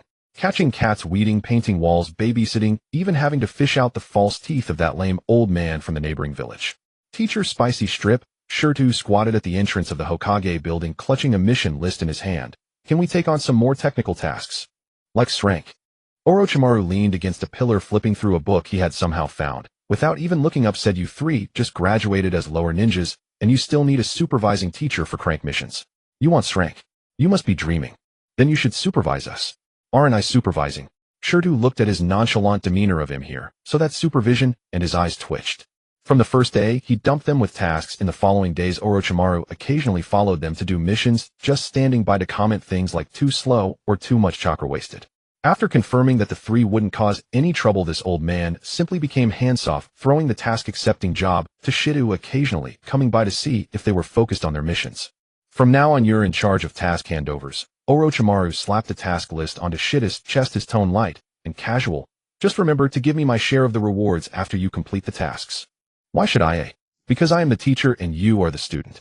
Shiryu thought about throwing the task list back at him, but then he thought it might be better without Orochimaru around. Without his intense scrutiny, he would feel more at ease. So he gritted his teeth and accepted this extra work.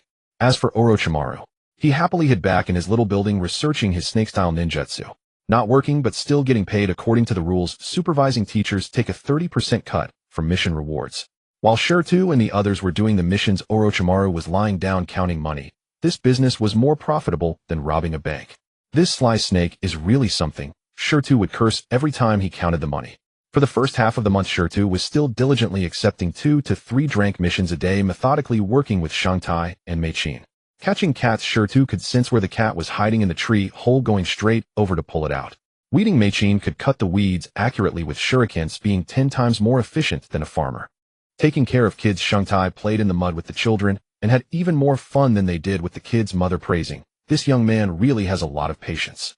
But after half a month, Shiryu got tired of it. It wasn't that the tasks were difficult, but they were just too damn easy. Was he a renowned demolition expert, and every day just did these silly chores? Wasn't this using a dragon-slaying sword to kill a chicken? So one morning, Shiryu stood in front of the mission hall counter looking at the wall plastered with drank mission lists and came up with a bold decision. All of these, he pointed at the densely packed mission lists on the wall. These, and these, I'll take them all. The middle-aged man behind the counter named Yamada dropped his pen with a thud on the table. What did you just say? I said I'm taking them all. Shiryu tore down the mission lists from the wall, stacking them one by one, their thickness nearly rivaling a brick. Could you please register them for me? I'm in a hurry. Yamada stared at him for a full 5 seconds, then turned to his colleague and said, Go call the Hokage, this little brat is acting up again. No. Shiryu hurriedly stopped him. I'm serious. Look, these drank missions are all minor tasks. Our team 7 can easily do dozens in a day. You could hang these up all day. It's better to let us clear them all at once, more convenient. Rules don't work like that. Oro Kimura-sensei, I agreed. Shiryu used this as a shield, his heart racing, but his face calm. Yamada's lips twitched. Orochimaru, the Hokage's disciple and elite jonin. As a middle-ranking ninja, he really didn't dare to verify. Just wait. Yamada, with a dark face, pulled all the drank mission lists together, counted them, and there were a total of 47.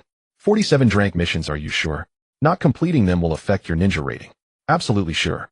Shiryu patted his chest, smiling broadly. Yamada let out a sigh and began to register. While writing, he muttered, In my 15 years here, this is the first time I've seen someone take missions like they were restocking. As Shiryu walked out of the mission hall holding a thick stack of task scrolls, Shangtai and Meichin were waiting at the door. Shiryu, why are you so long today? Shangtai leaned over. What missions did you take? Catching cats or weeding? Shiryu shoved the scrolls into his arms.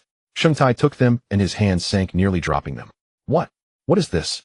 Missions. Shiryu stuffed his hands in his pockets, tilting his head. 47 of them to be completed in 3 days. 47. Shangtai's voice cracked. Have you lost your mind? Maiken's eyes widened, as well her single Tomo Sharingan nearly activated. Calm down, why are you so excited? Shiryu pulled an apple from his pocket, took a bite, and said indistinctly, It's not like I'm asking you to do them one by one. Xingtai, how's your shadow clone practice going? Can you create a few that can last a day? I can probably make about 5. That's enough. Shirtu finished his rice ball in a few bites, clapped his hands, and began to deploy. Listen up, today's battle plan is as follows. Xingshu was initially reluctant. 5 shadow clones doing 5 different missions. Are you serious, Shirtu? My brain can't handle it. I'm not asking you to use your brain. Shirtu slapped the back of his head. The tasks I gave you don't require thinking. Carrying stuff, cleaning, running errands. Just follow what's written on the task list. The shadow clones will dispel themselves after finishing the tasks, but don't dispel them all at once. I'm afraid you'll get even dumber. Xingshu took the task list suspiciously and looked down, clean up trash from the lower reaches of the Nanga River, help the blacksmith shop carry coal, deliver a letter to the Tanaka family at the east end of the village, weed the cemetery, help the flower shop move flower pots. Indeed, they were all tasks that required no thought. What about mine? Meichin asked softly. Shirtu handed her another stack of task lists. Meichin, you're in charge of tasks that require care, but not physical strength. Taking care of ninja dogs, chatting with the elderly, delivering medicine to patients. That dumb fool Xingshu can't handle those. Meichin flipped through the task list and nodded. Understood. As for me, Shirtu pulled out a silver-white pistol from his ninja tool pouch and twirled it in his hand. I'm in charge of tasks that require teamwork. He flipped open the last stack of task lists, which read, capture 3 escaped house cats, drive away 2 groups of wild boars from farmland, find 1 lost child, deal with 1 venomous snake nest. These tasks were categorized in the mission center as teamwork recommended, meaning at least 2 or 3 genin should work together. But in Shittis' view, so-called teamwork was just a fig leaf for genin's low strength. Time to work. Shirtu formed hand seals. Poof, poof, poof. Clouds of white smoke burst one after another, and 10 shadow clones emerged from the smoke. Some stretching, some yawning, some flexing their wrists, each with a different expression. Xingshu stared in shock. 10. Shidu, weren't you saying to save? Shut up, I've improved a bit recently, Shirtu fabricated casually. Stop blabbering, hurry up and clone. Xingshu didn't ask further and began forming hand seals. 5 shadow clones popped out beside him, standing crookedly in a row, looking just as simple-minded as himself. Meichin did not use shadow clones. Although her chakra reserves were greater than an average ninja's, she was still far inferior to these 2 cheaters. The memory backlash from dispelling shadow clones might be too much for her, so she simply went with her real body. Shirtu glanced at his 10 shadow clones, picked out 8, and rapidly formed hand seals for the transformation technique. Poof poof. The 8 shadow clones transformed into the likenesses of Xingshu and Meichin. What do you mean by this? Xingshu pointed at the imposters, looking as if had seen a ghost. Helping you share the workload, Shirtu said matter-of-factly. You think your 5 clones are enough? These 8 will take your form and do your remaining tasks. In the end, it'll all be done by you, Senju Xingshu. Awesome, right? But what? Hurry up, the sun's already high. Xingshu felt something was off, but Shirtu had already stuffed the task list into the hands of those fake Xingshus and kicked them out the door one by one. Meichin watched this scene, the corners of her mouth twitching slightly. She suddenly understood a bit why teacher Luchuan always looked constipated whenever he saw Shirtu. An hour later, surreal scenes unfolded all over Konoha village. At the east end, Xingshu was grunting as he helped the blacksmith shop carry coal, his face blackened by charcoal, yet still grinning foolishly. At the west end, another Xingshu was squatting in the cemetery, weeding, humming a song wildly off-key, scaring an old lady sweeping graves into thinking it was haunted. Downstream of the Nanga River, the real Xingshu stood knee-deep in the water, forming hand seals. Water release, water bullet. A jet of water shot from his mouth, accurately blasting the garbage pile, blocking the river, sending dead branches and leaves scattering away. Hey, it actually works. Xingshu's eyes lit up. Before, he had been cleaning the river by hand. Stinky, tiring, and slow. Now, using ninjutsu to flush it out, efficiency increased several times, and he also practiced chakra control on the side. That Shirtu guy. His brain really works well. Meanwhile, at Konoha Hospital, Meichin placed the last bag of medicine on the patient's bedside table and whispered 3 times a day after meals. Remember to drink plenty of water. Thank you, little girl. The old lady in the bed held her hand. What's your name? Uchiha Meichin. Meichin. The old lady paused, then smiled. You're the teammate of those 2 little rascals, Shirtu and Xingshu. That boy Xingshu is truly fortunate to have found a girl like you. Maiken's face flushed bright red. We're just teammates. Right, teammates. The old lady laughed even more heartily. When I was young, I was just teammates too. Meichin fled in a fluster. Running out of the hospital gate, she only then remembered she was supposed to be doing a mission. How did she end up being mistaken for Xingshus? That idiot. She muttered softly, but the tips of her ears were red enough to bleed. She didn't stop to think how an ordinary old lady knew that Xingshu liked her. As for Shitta's real body, he was now lying prone in a wheat field on the outskirts of the village. The warm sunlight bathed him as he squinted, one eye holding a strangely shaped bird gun in his hands. Calling it a bird gun was an understatement. It was actually a simple rifle assembled from parts he had the blacksmith uncle make. The bullets were standard. .22 caliber, just powerful enough to shoot birds, and fitted with a makeshift silencer. It made little noise. The stock pressed against his shoulder, the muzzle angled toward the sky. Here it comes. A sparrow flew past the treetop and Shirtu pulled the trigger. Phew! The sparrow fell instantly. Shirtu lowered the gun, yawned, and swept his divine sense over a 3-kilometer radius, marking the locations of all sparrows. Southeast 120 meters on a tree branch, 3 birds. Northwest 80 meters on a telephone pole, 2 birds. He slowly got up, shouldered the gun, moved to another spot, and lay down again. Pew, pew, pew. 3 shots, 5 birds. Shirtu found this kind of life quite pleasant. The task to scare away sparrows was posted by an old farmer in the village who said there were too many sparrows ruining the crops. The reward wasn't high, but it was easy, and Shirtu had made the bird gun specifically for this mission, taking it every day. In his previous life as a child, he had envied other kids going bird hunting with adults. Now shooting birds basking in the sun, occasionally using his divine sense to check on Xingshu and Meichin, giving them remote group guidance. Xingshu, your chakra output for water bullet is too high. Smaller, even smaller. Yes, like that. Steady and constant, understand. Xingshu, who was washing garbage in the river, shuddered and looked around. Shirtu, where are you? Don't bother looking. Using telepathy. You can't hear me. There's such a jutsu. I say there is so focus on work. Xingshu scratched his head and continued washing garbage, but he felt Shirtu was fooling him. When it came to Meichin, Shirtu was much gentler. After all, she was a girl. Meichin, you can lower the throwing angle of your shuriken by half a degree. That will make it easier to hit the target. Also pay attention to your breathing rhythm. Hold your breath the moment you throw to improve stability. Meichin was practicing the shuriken she would use in missions. One task was to help her place targets at the shooting range and incidentally test the durability of the new targets. Upon hearing this, she adjusted the angle, and a shuriken flew from her hand, thudding into a spot slightly left of the bullseye. Improved. Shitta's voice carried a hint of amusement. The corners of Meichin's mouth lifted slightly as she continued practicing. As for Xingshu, you blockhead. I told you to wash away trash, not to blow up fish. Why did you use so much chakra on water release raging waves? You've collapsed the riverbank. I didn't mean to. Didn't mean to. Then it was intentional. Pay up. The riverbank repair costs will be deducted from your reward. Shitta, you can't do this. My big sister has already taken all my private savings. I need to save money. Save money for what? A wife. You haven't even grown your feathers yet. Shut up. Listening to these two clowns bicker across the distance, Meichin couldn't help but laugh aloud.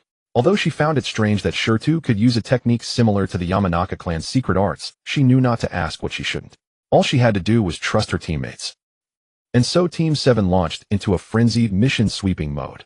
On the first day, 47 drank missions, all completed in 3 days. On the 4th day, Shirtu took another 53, finished in 4 days. On the 8th day, 61, all completed in 7 days. Uncle Yamada at the mission center went from initial shock to numbness, and then to a whatever do what you want attitude in less than half a month. Here, he pushed a thick stack of mission scrolls in front of Shirtu. Today's 68 missions. The drank tasks are almost cleared out by you. Thanks, Uncle Yamada. Shirtu bounced away with the scrolls in his arms. Uncle Yamada washed his backside and said to his colleague beside him, I always feel that this kid is going to cause a big stir sooner or later. Isn't he already stirring things up?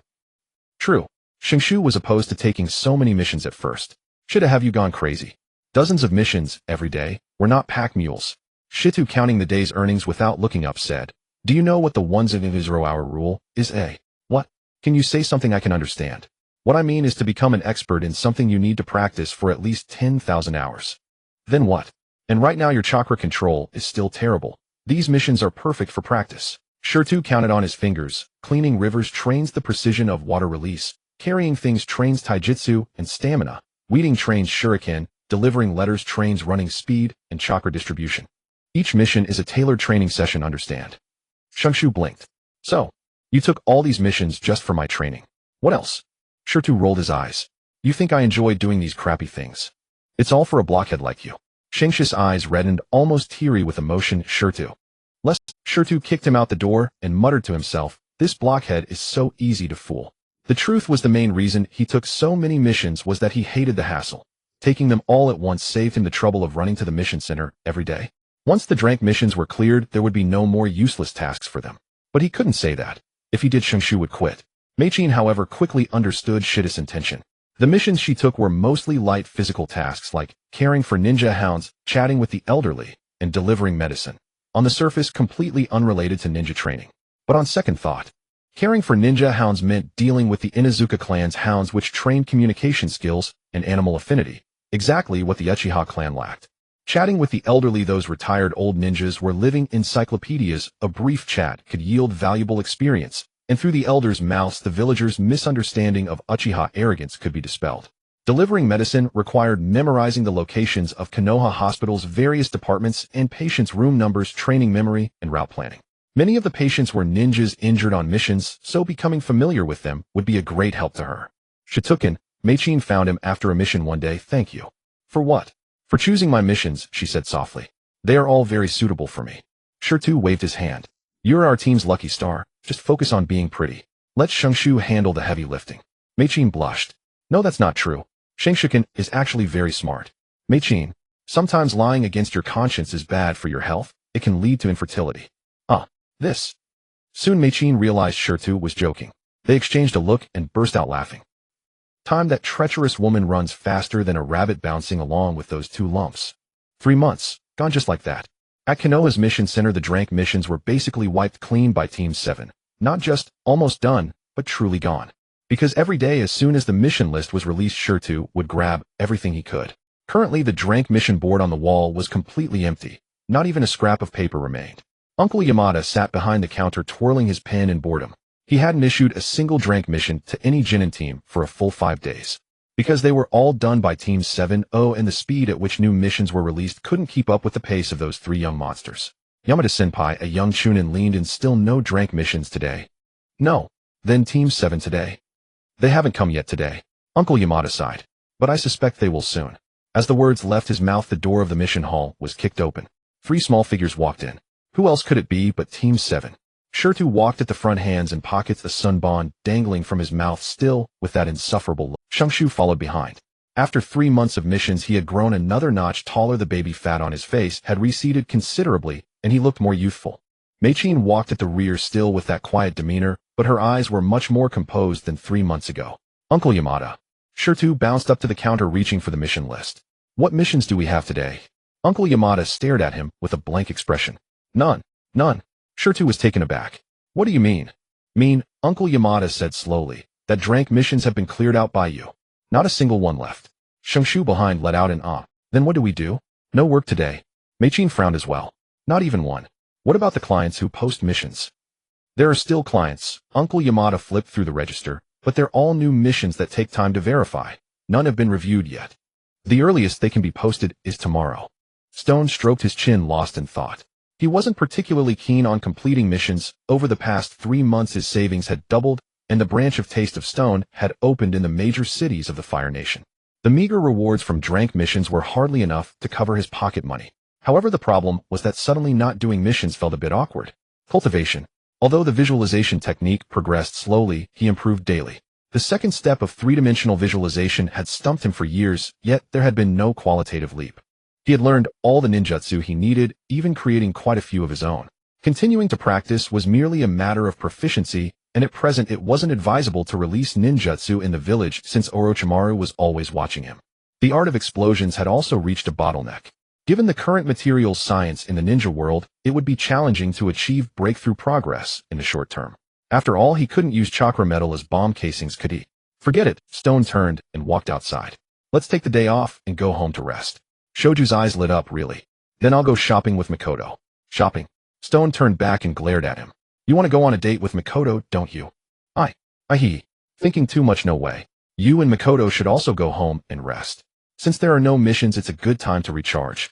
I estimate that a bigger surprise is coming soon." "Fine." Shoju pouted, looking reluctant, and didn't even ask what that surprise was. Mikoto beside him suppressed a smile, secretly signaling Shoju with a gesture for contact tomorrow. Stone's guess was not wrong. The repercussions of Team 7's cleaning missions were far more complex than just the Drank missions being cleared out. The next morning in the Hokage's office, Sarutobi Hiruzen had just brewed a pot of tea ready to enjoy the rare moment of leisure when the office door was knocked on. "Come in." The one who entered was the head of the mission center, a middle-aged jonin named Sarutobi Ichiro, responsible for overseeing all mission releases and reviews. Hokage-sama. Sarutobi Ichiro's expression was subtle, as if he had a belly full of words, but didn't know where to start. There's something that requires your decision. Speak. Regarding the drank missions. Sarutobi Hiruzen lifted his teacup and blew off the foam. What about the drank missions? They're gone. What do you mean gone? Drank missions, they are gone, Sarutobi Ichiro repeated, his tone growing heavier. Not a single one left. Sarutobi Hiruzen's hand froze. He put down the teacup and looked up at Sarutobi Ichiro. Say that. Sarutobi Ichiro took a deep breath and began to report. In the past 3 months, Team 7 led by Lord Orochimaru has completed a total of 437 drank missions. That's an average of nearly 15 per day, 20 times the completion rate of other Genin teams. 437. Sarutobi Hiruzen's voice changed. If Stone were there, he would definitely call out long live Sarutobi. Yes, Sarutobi Ichiro wiped the sweat from his forehead. And they didn't pick and choose, they cleared all the drank missions posted. Now the drank mission reserves at the mission center have been completely depleted and new missions can't keep up. So what's the current situation? The current situation is that over 30 recently graduated Genin teams haven't received any drank missions for a full 5 days. Sarutobi Ichiro's expression twisted, as if he was holding in a fart, but was afraid it would turn into something worse. They have collectively written a complaint letter claiming unfair distribution of missions and requesting the Hokage to intervene. Sarutobi Hiruzen fell silent. He looked at the thick stack of complaint letters on the table, his forehead twitching. Those 3 little rascals. During school they blew up the septic tank, skipped classes, and used shadow clones to fool the teacher. After graduation it was expected they would settle down, yet they directly wiped out all the drank missions. It must have been that rascal Stone leading the charge. Is this something a person should do? Call Orochimaru here, Sarutobi Hiruzen said through gritted teeth. The Umbu's orders were swift. In less than 15 minutes Orochimaru appeared in the Hokage's office.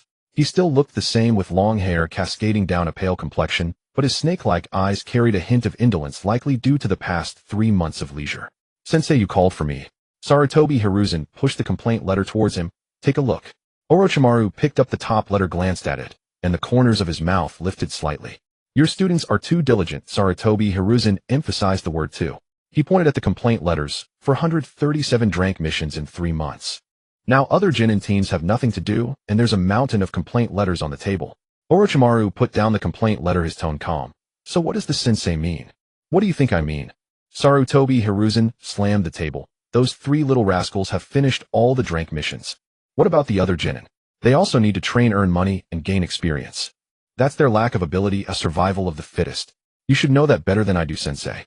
Orochimaru appeared quite indifferent, countering Sarutobi Hiruzen. Sarutobi Hiruzen almost choked on that statement. He took a deep breath, forcing himself to calm down. Orochimaru, I didn't come here to argue with you. What I mean is those 3 little brats' strength is wasted on drank missions. Completing over 400 missions in 3 months, even if they are all trivial tasks, they should have accumulated enough experience. They can be given harder missions next. Orochimaru thought for a moment the opportunity had come. Fine, then you go arrange it. Sarutobi Hiruzen rubbed his temples. And tell those 3 little rascals that they shouldn't hog drank missions anymore. They've cleared them all out. I'll leave some work for the other Genin. He understood. Orochimaru turned to leave, but suddenly stopped at the door, turning back. Sensei, there's something I think you need to know. What? That kid Stone, Orochimaru's snake-like eyes narrowed slightly, has been hiding his strength all along. Sarutobi Hiruzen's hand froze. He looked at Orochimaru, waiting for more. But Orochimaru didn't continue. He only smiled meaningfully and pushed the door open to leave. Only Sarutobi Hiruzen remained in the office. He walked to the window, lit his pipe, and took puffs, watching the crowd coming and going below with a complex expression. He knew Stone had been hiding his strength. As the leader of the village, he couldn't possibly not notice such things. However, he also realized that Stone was on guard against something. Sarutobi Hiruzen pondered, speculating that it might be due to Stone's parents passing away early, leaving him with some psychological scars, which explained his behavior over the years. But was this not a form of camouflage? Little Stone. He murmured the name. Have you still not stepped out of the shadow of your parents' death? Meanwhile, at Training Ground 108, Shirtu lay on the grass, basking in the sunlight, his spiritual sense enveloping the surrounding kilometers, perceiving every blade of grass and tree. Shangshu was practicing climbing trees beside him. Not ordinary climbing, but hanging upside down from a branch, doing sit-ups with a large stone clutched in his arms for added weight. Meichin sat in the shade of a tree, a row of shuriken laid out before her, practicing the technique of throwing. Shido, Shangshu called out while doing sit-ups. Are we really not taking any missions today? Then we'll just train like this, no need to report to Lord Orochimaru. Report your head, Shirtu said with eyes closed. You think teacher La Tiao doesn't know? I bet we'll get a mission tomorrow. How do you know? Just take it as my guess. Actually, Shirtu had already scanned the mission center with his spiritual sense moments ago. Tanaka Ichiro was rushing toward the Hokage building with a stack of documents in hand. Given what he had said earlier about new missions needing review, even using his toes to think it was obvious, he was reporting the shortage of drank missions. Only the Hokage's office was covered by a barrier, so he couldn't forcibly break through with his spiritual sense. Attracting the attention of the upper echelons would be unwise. Later, Orochimaru also entered the Hokage's office, so that confirmed it. But Shirtu opened his eyes and stared at the blue sky overhead. I guess drank missions are out of the question. What do you mean? Shungshu dropped the stone and jumped down from the tree, crowding next to Shirtu. It means Shirtu sat up. The third Hokage old man and teacher La Tiao will definitely have us take higher-level missions. Higher-level missions? Could it be Crank? Or Brank? Shungshu's eyes lit up. Really? Finally no more drank missions. Most likely. Shungshu spun around in excitement. A Crank mission. That means we can finally leave the village. Cool. Meichin also stopped her shuriken practice and looked at Shirtu, a trace of anticipation in her eyes. Shirtu glanced at these two inexperienced teammates and twitched the corner of his mouth. Just a Crank mission. Was it really that big a deal? But he didn't dampen their enthusiasm. He simply lay back down on the grass and closed his eyes. Don't get too excited too soon, he said lazily. A Crank mission isn't as simple as catching cats or pulling weeds. If you don't run into life-threatening danger, I won't save you. Uff. Shungshu plopped down beside him. You say that every time, but when have you ever not saved us? Shirtu didn't answer, but the corner of his mouth curled up involuntarily. Hey Shirtu. Shungshu suddenly remembered something. From what you said, did you already know this would happen? You definitely know. Grandma says you're sharp. I said I don't know, so I don't know. You're lying again. Say another word, and he'll plant you in the ground. Meichin watched the two goofballs from the side and covered her mouth with a light laugh. Sunlight spilled over the training ground, stretching the three small shadows long. Tomorrow would be another day of writing. The next day, just as dawn was breaking, Shirtu was woken by a faint hissing sound. A summoning snake coiled on his windowsill, flicking its tongue, its small bean-like eyes staring straight at him. Shirtu opened one eye and stared back at the snake for 3 seconds. Teacher La Tiao, he yawned. Couldn't you tell me earlier? Did you have to come this early in the morning? The summoning snake opened its mouth and Orochimaru's voice came from its throat, hissing with a hint of coolness. Konoha main gate. Assemble within half an hour. If you're late, you know the consequences. With that poof, the summoning snake vanished in a puff of white smoke. Shirtu lay limp on the bed, staring at the ceiling for 5 seconds. Looks like we're leaving the village, he muttered to himself. No other reason to call us this early. He flipped out of bed, washed up quickly, pocketed a few apples, and headed out the door. Konoha main gate. The morning mist had not yet dissipated. 2 Chunin guards bundled in coats were dozing against the gateposts, snoring in turns. Shungshu had already arrived, carrying a backpack bigger than himself, squatting on the ground, tying his shoelaces. Seeing Shirtu approaching, he jumped up, his cheeks flushed bright red in the early light. Shirtu, are we really going out of the village on a mission? And Lord Orochimaru said to assemble in half an hour. It must be a really important mission. Maybe it's Brank. Protecting a princess. Assassinating a spy. Shungshu babbled on, clearly an energetic young man. Can't you act normal? Shirtu rolled his eyes. You're spraying spit all over my face. I'm just Shungshu rubbed his hands together, spinning in place. I've never been outside the village in my entire life. If I don't leave, soon it'll grow moss. You already have mushrooms on your head. Shirtu pointed at his messy hair. Mushrooms of lacking IQ. You? Morning. A gentle voice interrupted Shungshu's outburst. Meichin emerged from the mist, her long black hair gently swaying in the morning breeze, holding an exquisite lunchbox in her hand. I brought breakfast for you. She handed over the lunchbox. 3-colored dango, I made it this morning. Meichin, you're so thoughtful. Shungshu eagerly took the lunchbox, opened it, and stuffed food into his mouth, mumbling praises incoherently. So good. So good. Shirtu watched him eat like a starving ghost and twitched his mouth. Can't you eat more gracefully in front of a girl? Starving ghost reincarnated. I'm really hungry. Shungshu's cheeks were bulging and his words were muffled. Meichin smiled softly beside them, her eyes as gentle as spring water in March. Shirtu snatched a dango from Shungshu's hand, took a bite, and squinted his eyes. It really was good. With Maiken's skill so gentle and good at cooking, no wonder she was the ultimate wife in Hokage fanfics. I get it, chow. If Shungshu could really marry Meichin, he'd be incredibly lucky. Maybe their descendants would even awaken the Rinnegan. The three waited for a while before Orochimaru arrived, right on time. Today he wore a standard Jonin vest, his long hair tied into a low ponytail, a ninja tool pouch at his waist. Less effeminate, more sharp and efficient. Everyone's here. He swept his gaze over the three, his eyes lingering on Shirtu for an extra second. Let's go. He'll explain the mission details on the way. Wait. Shungshu raised his hand. Teacher, what exactly is the mission? Where's the client? Orochimaru didn't answer. He threw a kunai pinning the exit permit beside the still dozing gate guard, then turned and left. The kunai suddenly lodged near the guard's head startled him awake, jolting him into alertness. Seeing Orochimaru ignore him, Shungshu quickly followed, muttering under his breath, it must be a high-level mission. Definitely. Shirtu walked at the rear, hands in his pockets, swaying leisurely. Once they passed through Konoha's main gate, Orochimaru took the lead and accelerated, heading southeast in a standard ninja run. The three immediately followed the Konoha main gate, growing smaller behind them. The Land of Fire truly deserves its reputation for having the best geographical environment, with either fertile plains or dense forests, as the four raced along the official road. Shirtu quickened his pace to match Orochimaru's, raising a question about this mission. Teacher Spicy Strips, can we discuss the objective of this mission now? Shungshu and Meichin also hastened their steps to close the distance, their ears perked up in earnest attention. He, Shituken, can't help but be curious, Orochimaru said, not hiding the details of the mission. This is a rank mission, but it could potentially escalate to an rank mission. We've received intelligence from spies in the Land of Lightning that ninjas from Yuin Village are secretly infiltrating the Land of Fire, targeting the Lord of Gushing Mountain City and the nobles. Oh, the targets are the Lord and the nobles. What do they intend to do? Assassinate the nobles. Aren't they afraid of drawing trouble from the daimyo of the Land of Fire? Shirtu was quite perplexed. This world is rather twisted, where those who wield power are still subject to the constraints of ordinary people.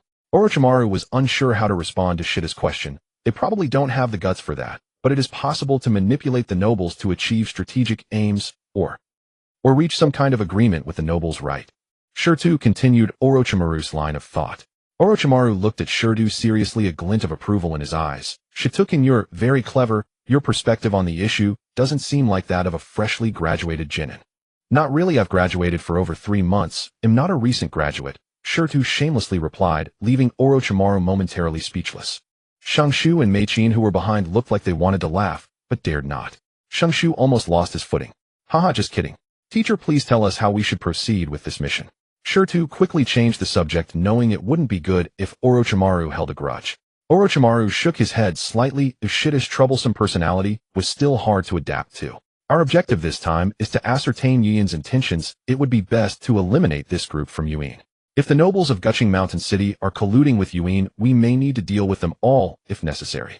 Upon hearing the mission requirements, Shungshu seemed as if he had taken a stimulant. This was the perfect opportunity for him to make a big impact.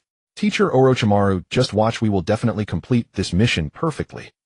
Shitu, hearing Shungshu's inexplicable confidence, mercilessly retorted, I hope you don't get taken out the moment you meet someone. This isn't just playing house in the village. How could that be?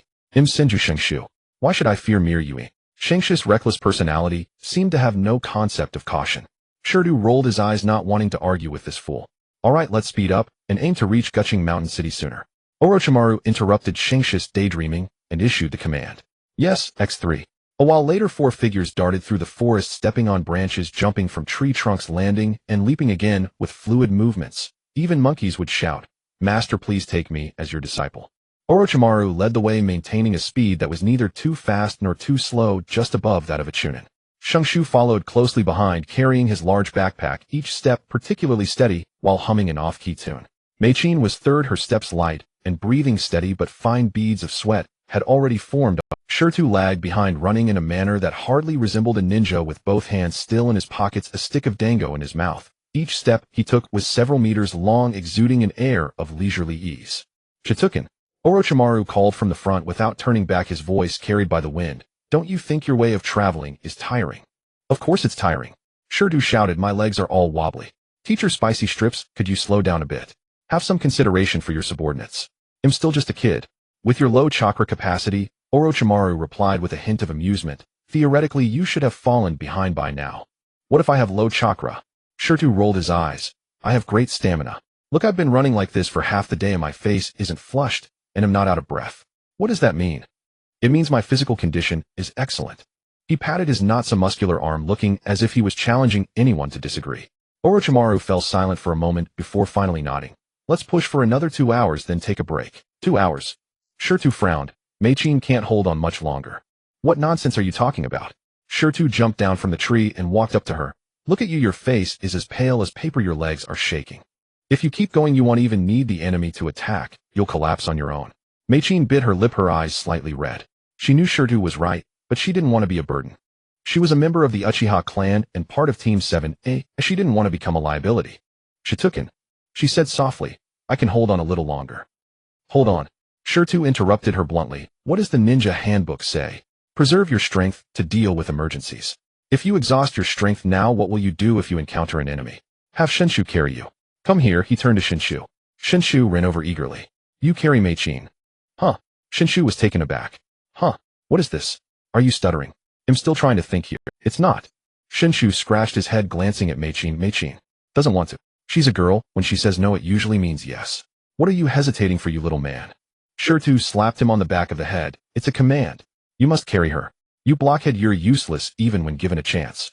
Shinshu looked speechless and turned to Orochimaru. Orochimaru's lips curled slightly as he nodded. Shinshu took a deep breath, crouched in front of Meichin, and stammered him. Meichin, you can get on. Maiken's face turned as red as if it could bleed. She lowered her head, standing there at a loss, twisting the hem of her clothes, unsure of what to say. Shirtu couldn't stand it anymore and pushed her. Get on, stop hesitating. You can rest on his back and regain your energy. If you encounter an enemy, you can still get down to fight. If you collapse now, that would truly be a burden. Meichin bit her lip, hesitated for a few seconds, and finally blushed as she climbed onto Shinshu's back. Shinshu stood up with her on his back, stiff as a plank, his walking posture changed, starting to waddle. Relax a bit, Shirtu shouted from behind. Don't drop, Meichin. I am trying to relax. Shinshu's voice trembled. Meichin rested on his back, her hands on his shoulders, her face buried in the back of his neck, her ears turning bright red. She could smell the faint scent of his sweat and the fragrance of laundry soap, her heart racing like a drum. Shinshu also caught a whiff of her fragrance, and suddenly he felt energized, his feet picking up speed, running even faster than before. Wahoo, he shouted excitedly. I can go even faster. Orochimaru slightly turned his head, a hint of surprise flashing in his snake-like eyes. This speed was already close to that of a jonin. Shirtu followed behind at a leisurely pace, but his speed was no slower, watching the pair in front, who looked like a conjoined twin, his lips twitching. This guy is really thick-head, he muttered softly. He doesn't appreciate such a good opportunity. Can't he learn to stop properly? 2 hours later, the sky began to darken.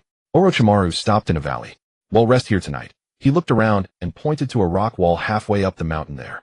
He led the three of them up the rock wall, made several hand seals, and performed the earth release, earth-style fish projection. A silent opening appeared on the rock wall about 5 meters deep and 3 meters wide, enough for 4 people to rest.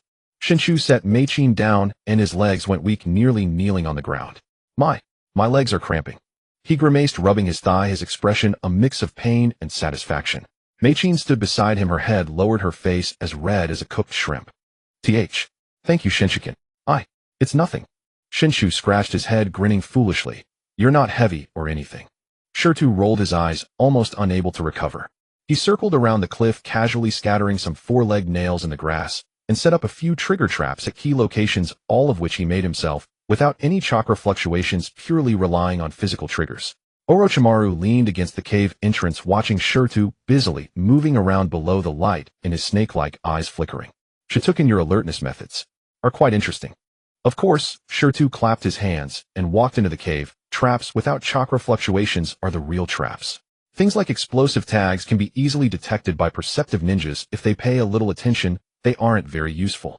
Orochimaru said nothing, but the curve of his lips deepened a bit. Shirtu found a corner in the cave, took off his ninja tool bag, and dumped it on the ground. With a clatter, pots, bowls, ladles, basins, spoons, knives, cutting boards, oil, salt, soy sauce, vinegar, and sealed food scrolls. Orochimaru's expression finally showed a crack. How did you fit all this in? Grandma Mizuho helped me with a space-expanding sealing technique, Shirtu said nonchalantly. Don't be fooled by how small this bag is. The inside has a large space. Orochimaru stared at him for 3 seconds. Space-expanding sealing technique. Does the Uzumaki clan have this sealing technique? Even he, as a Hokage's disciple, had never heard of it. The strategic significance of such a sealing technique is enormous. Even if such a sealing technique truly exists, with Shirtu being just a commoner genin, even if Mizuho spoils him, she wouldn't casually teach such a secret technique to an outsider. Unless he is lying. But Orochimaru did not pursue the matter. He only smiled meaningfully and continued to lean against the cave wall, closing his eyes to rest. Shirtu took out the ingredients from the sealing scroll, sliced meat, washed vegetables, and prepared sauces, laying them out one by one. Tonight we are having spicy hot pot. He rubbed his hands together. After a long day of travel, we need something warm to eat. Mei-chin squatted beside him watching Shirtu skillfully chop vegetables, prepare the broth, add the ingredients, and drizzle sesame sauce, her eyes wide open. Shituken, you can cook. Of course, Shirtu replied without looking up. Do you think who wrote the recipe for Taste of Stone? Mei-chin then remembered that the extremely popular restaurant, Taste of Stone, in the village was said to be run by Shirtu. She had only been there once with her elders and the taste was unforgettable. So impressive, she murmured. Of course, Shirtu said proudly. This young master knows everything from astronomy to geography. Cooking is just a small skill. Let's start. Shirtu gave the order and 4 pairs of chopsticks reached into the pot simultaneously. Shu grabbed the largest piece of beef, blowing on it frantically, but refusing to spit it out despite the burn. Uchiha Mei-chin elegantly picked up a piece of cabbage, brought it to her lips, and her eyes instantly lit up. So delicious. Of course, Shirtu added another plate of meat into the pot. Chinese cuisine is unique in the ninja world. Deshiwan also picked up a piece of tofu, chewing slowly, his snake-like eyes narrowing slightly. Chinese cuisine. Another new term. Where was this China? He said nothing, but the frequency with which his chopsticks reached into the pot visibly increased. The meal was a lively affair. Even the cold wind outside the cave seemed diluted by the steam rising from the pot. Maiken's face flushed from the feast, beads of sweat forming on her forehead. She felt that missions might not be so daunting after all, as long as these two were by her side. No, with Team 7 around, nothing to fear. After the meal, Shirtu cleaned up the dishes and used earth release to dig a pit outside the cave, burying the kitchen waste. Deshiwan leaned against the stone wall at the cave entrance, eyes closed, breathing evenly, whether asleep or feigning rest. Watch rotation. Shirtu clapped his hands as he entered. I take the first half of the night, Shu the second. Mei-chin doesn't need to stand watch. Get some good rest. Why doesn't Mei-chin have to stand watch? Shu protested. That's unfair. You? Because she's a girl, alright. Shirtu rolled his eyes. Girls need beauty sleep, or they'll get wrinkles. I can have beauty sleep too. With that face of yours, even sleeping till doomsday won't make you handsome. You? Shut up. Sleep. Fine. Sigh. You blockhead, ending up single forever would be your just deserts. I swear I'm practically a matchmaker incarnate, or else I couldn't save you. Shu pouted, not catching Shirtu mumbled last words. He tucked his ninja tool pouch under his head and lay on his side. Mei-chin leaned against the inner wall of the cave, pulled her coat tighter, closed her eyes, and a faint smile tugged at the corners of her lips. Soon Shu's still adorably soft snores filled the air. Shirtu sat at the cave entrance, back against the rock wall, gazing at the night sky. The moon was full, suspended above the valley, illuminating the entire canyon brightly. His spiritual sense spread out, covering a radius of 20 kilometers. No anomalies. No enemies. No chakra fluctuations. But Shirtu did not let his guard down. This was their first mission outside the village. Though he spoke lightly, he knew deep down that this Brank mission was not simple. That sly snake Deshiwan wouldn't assign them a Brank mission out of nowhere. This was a test of his true strength. Whatever, Shirtu muttered inwardly. If it comes to it, it'll just reveal myself. Can't hide anymore anyway. That snake is too persistent. He glanced back at the 3 inside the cave. Deshiwan stood by the cave entrance, breathing evenly, but Shirtu could sense a faint trace of chakra slowly circulating within him. Just enough to perform a substitution jutsu at any moment. That guy wasn't asleep at all. He seemed ready to respond to emergencies at any time, likely a habit cultivated from years of missions. Shu lay sprawled out, snoring loudly, drool hanging from the corner of his mouth. Mei-chin curled up in the corner like a kitten, her brows slightly furrowed, as if even in dreams she found no peace. Shirtu turned back and continued gazing at the night sky. The moon was very round, like a gigantic bomb suspended in the sky, ready to fall at any moment. Artis, he murmured, a moon explosion. He laughed at himself. Never mind. If the moon exploded, Kaguya would come out. Not the time yet. The city gate of Guching Mountain Castle was far more imposing than the main gate of Konoha. It wasn't the crude style of 2 pillars with a horizontal plaque. Instead, it was a solid city wall built of blue stones, the gaps filled with glutinous rice mortar, impervious to wind and rain. At least 5 meters high. Well, short-legged folks, so it's normal for it to be low.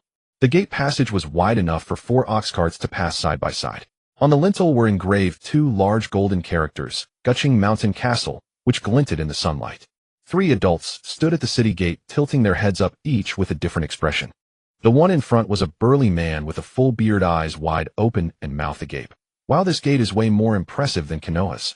Beside him stood a delicate-featured woman with a low ponytail, equally stunned, but more reserved, slightly open mouth, her eyes carrying a hint of curiosity and unease. The last one was tall and thin with a pointy face and a small mustache, his eyes darting around, and wearing a pair of sunglasses. He crossed his arms, tilted his head, and looked at the gate with an expression of, "Is that it?" These three were none other than Senju Shungshu, Uchiha Meichin, and Yoshino Shirtu under the transformation jutsu. Lively, so lively. The bearded man version of Shungshu rubbed his hands, his voice carrying the excitement of a teenager. Shirtu, look, there's a monkey show over there. And candy figures. And also... Shut up. Shirtu, in his mustached form, grabbed him by the back of the neck. You're an adult now? Understand. Don't act like some country bumpkin who just got to town. Embarrassing. But I am a country bumpkin who just got to town. Then shut up and don't talk. The gentle-faced woman version of Meichin stifled a smile nearby. On both sides of the gate stood 6 samurai clad in black lacquered armor with long swords at their waists, wearing demon masks that left only cold eyes visible. Samurai Shirtu said quietly, they look like elites. Shungshu scratched his head, his beard wobbling with the movement, creating an odd dissonance. Could they be the Fire Daimyo's garrison troops? The daimyo's garrison wouldn't stand guard at the city gate like door gods. Shirtu narrowed his eyes, his spiritual sense silently scanning the 12 samurai. The killing intent on these men doesn't seem like that of battlefield killers. More like executioners' killing intent. Executioners. They kill specifically not for war, but for executions. Shirtu's gaze fell on the long sword at the lead samurai's waist. A 3-leaf Konoha crest was engraved on the scabbard. See that crest? That's the Guching family emblem. These samurai should be the Guching family's private soldier. Maiken's complexion shifted slightly. A local noble's private soldiers are stronger than the daimyo's samurai troops. It seems the intelligence is correct. Shirtu shifted the sunbon in his mouth to the other side. The Lord of Guching Mountain Castle is indeed problematic. Let's go. Enter the city first. The three blended into the stream of people entering the city and walked toward the gate. Shungshu walked at the front, trying hard to make his steps appear mature and steady, but overdid it, and ended up marching with the same arm and leg forward. Shirtu's eyes twitched watching from behind. He kicked him in the butt. Walk normally. Why are you so nervous? Those samurai can't see through your transformation jutsu. I can't help it. This is the first time I've done something so thrilling. Shungshu complained, adjusting his steps as he finally regained his composure. Meichin followed behind Shirtu, her gaze inconspicuously scanning the samurai on both sides of the city gate. Though she hadn't activated her Sharingan, her perceptiveness had sharpened significantly since awakening it. Shituken, she whispered, the third samurai on the left.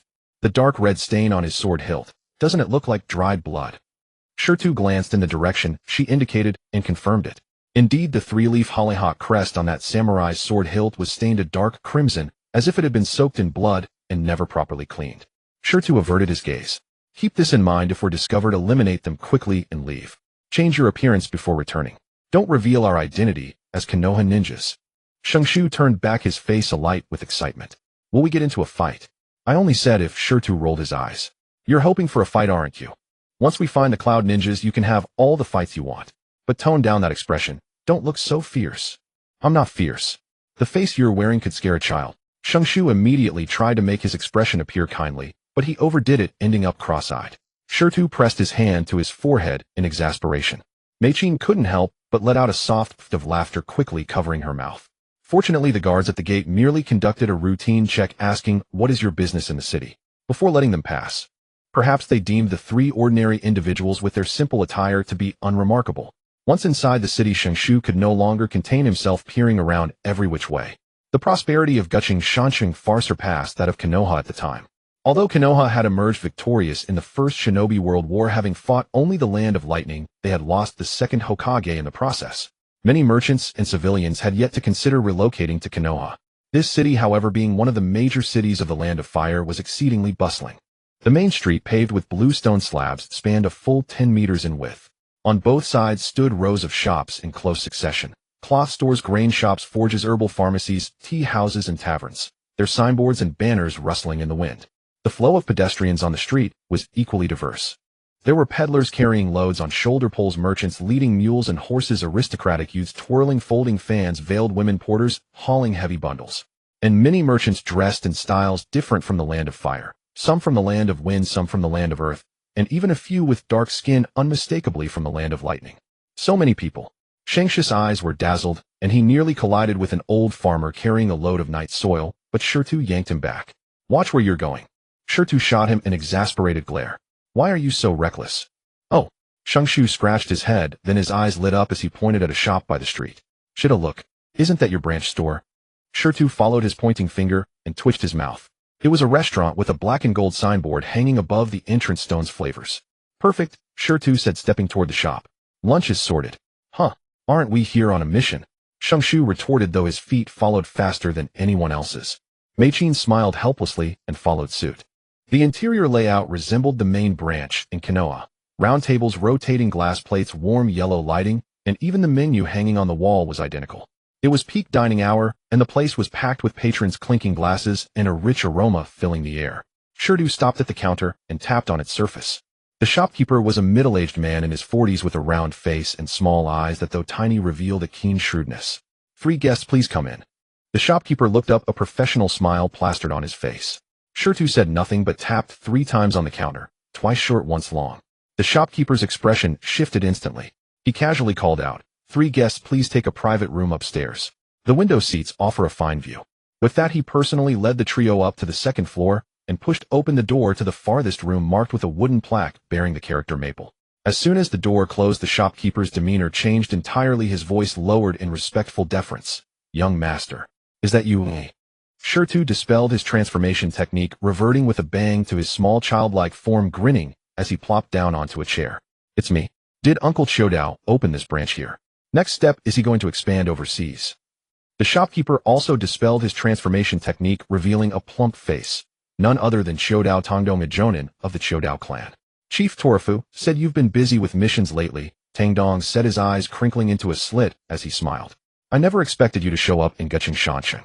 This branch opened last month and business has been incredible. Did you see the line outside? They're all here for our signature dishes.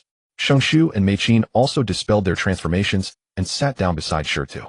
Meichin curiously surveyed the room's furnishings while Shu eagerly grabbed the menu and flipped through it. Uncle Tangdong, Shirtu said, tapping the table and adopting a serious expression. Let me ask you something. Have you noticed any spies from other villages in the city? Chodao Tangdong frowned after hearing this. Well, he paused, lowering his voice. Young master, to be honest, in the month since this branch opened, I've encountered a few suspicious individuals. What kind of people? Merchants from the land of lightning, but their gait and many habits didn't seem ordinary. Not like the sloppy way of wandering ninjas either. Tangdong recalled. I had a waiter keep an eye on them. Every time they came, there were 3 of them, all heavily built, and each one had chakra fluctuations. Then that's them, Shirtu said with certainty. I suspected the same, Tangdong nodded. But the shop was too busy for me to investigate deeply. I only know that after each meal they headed toward the north of the city. North of the city. Shirtu stroked his chin, recalling the map of Gucheng Shansheng he had studied during Orochimaru's mission briefing. The northern district was the aristocratic quarter where the Gucheng family's castle was located, along with a few families of lesser status. Anything else? Tangdong thought for a moment, then lowered his voice further. There's one more thing. 3 days ago, the steward of the castle ordered a banquet from us, saying they were entertaining distinguished guests. I delivered the food myself, entering the outer courtyard of the castle. Can you guess what I saw? What? The castle guards had been replaced. Tangdong's voice dropped even lower. Previously, the Gucheng family's guards were all dispatched by the daimyo, wearing standard-issue samurai armor. But the guards that day were different.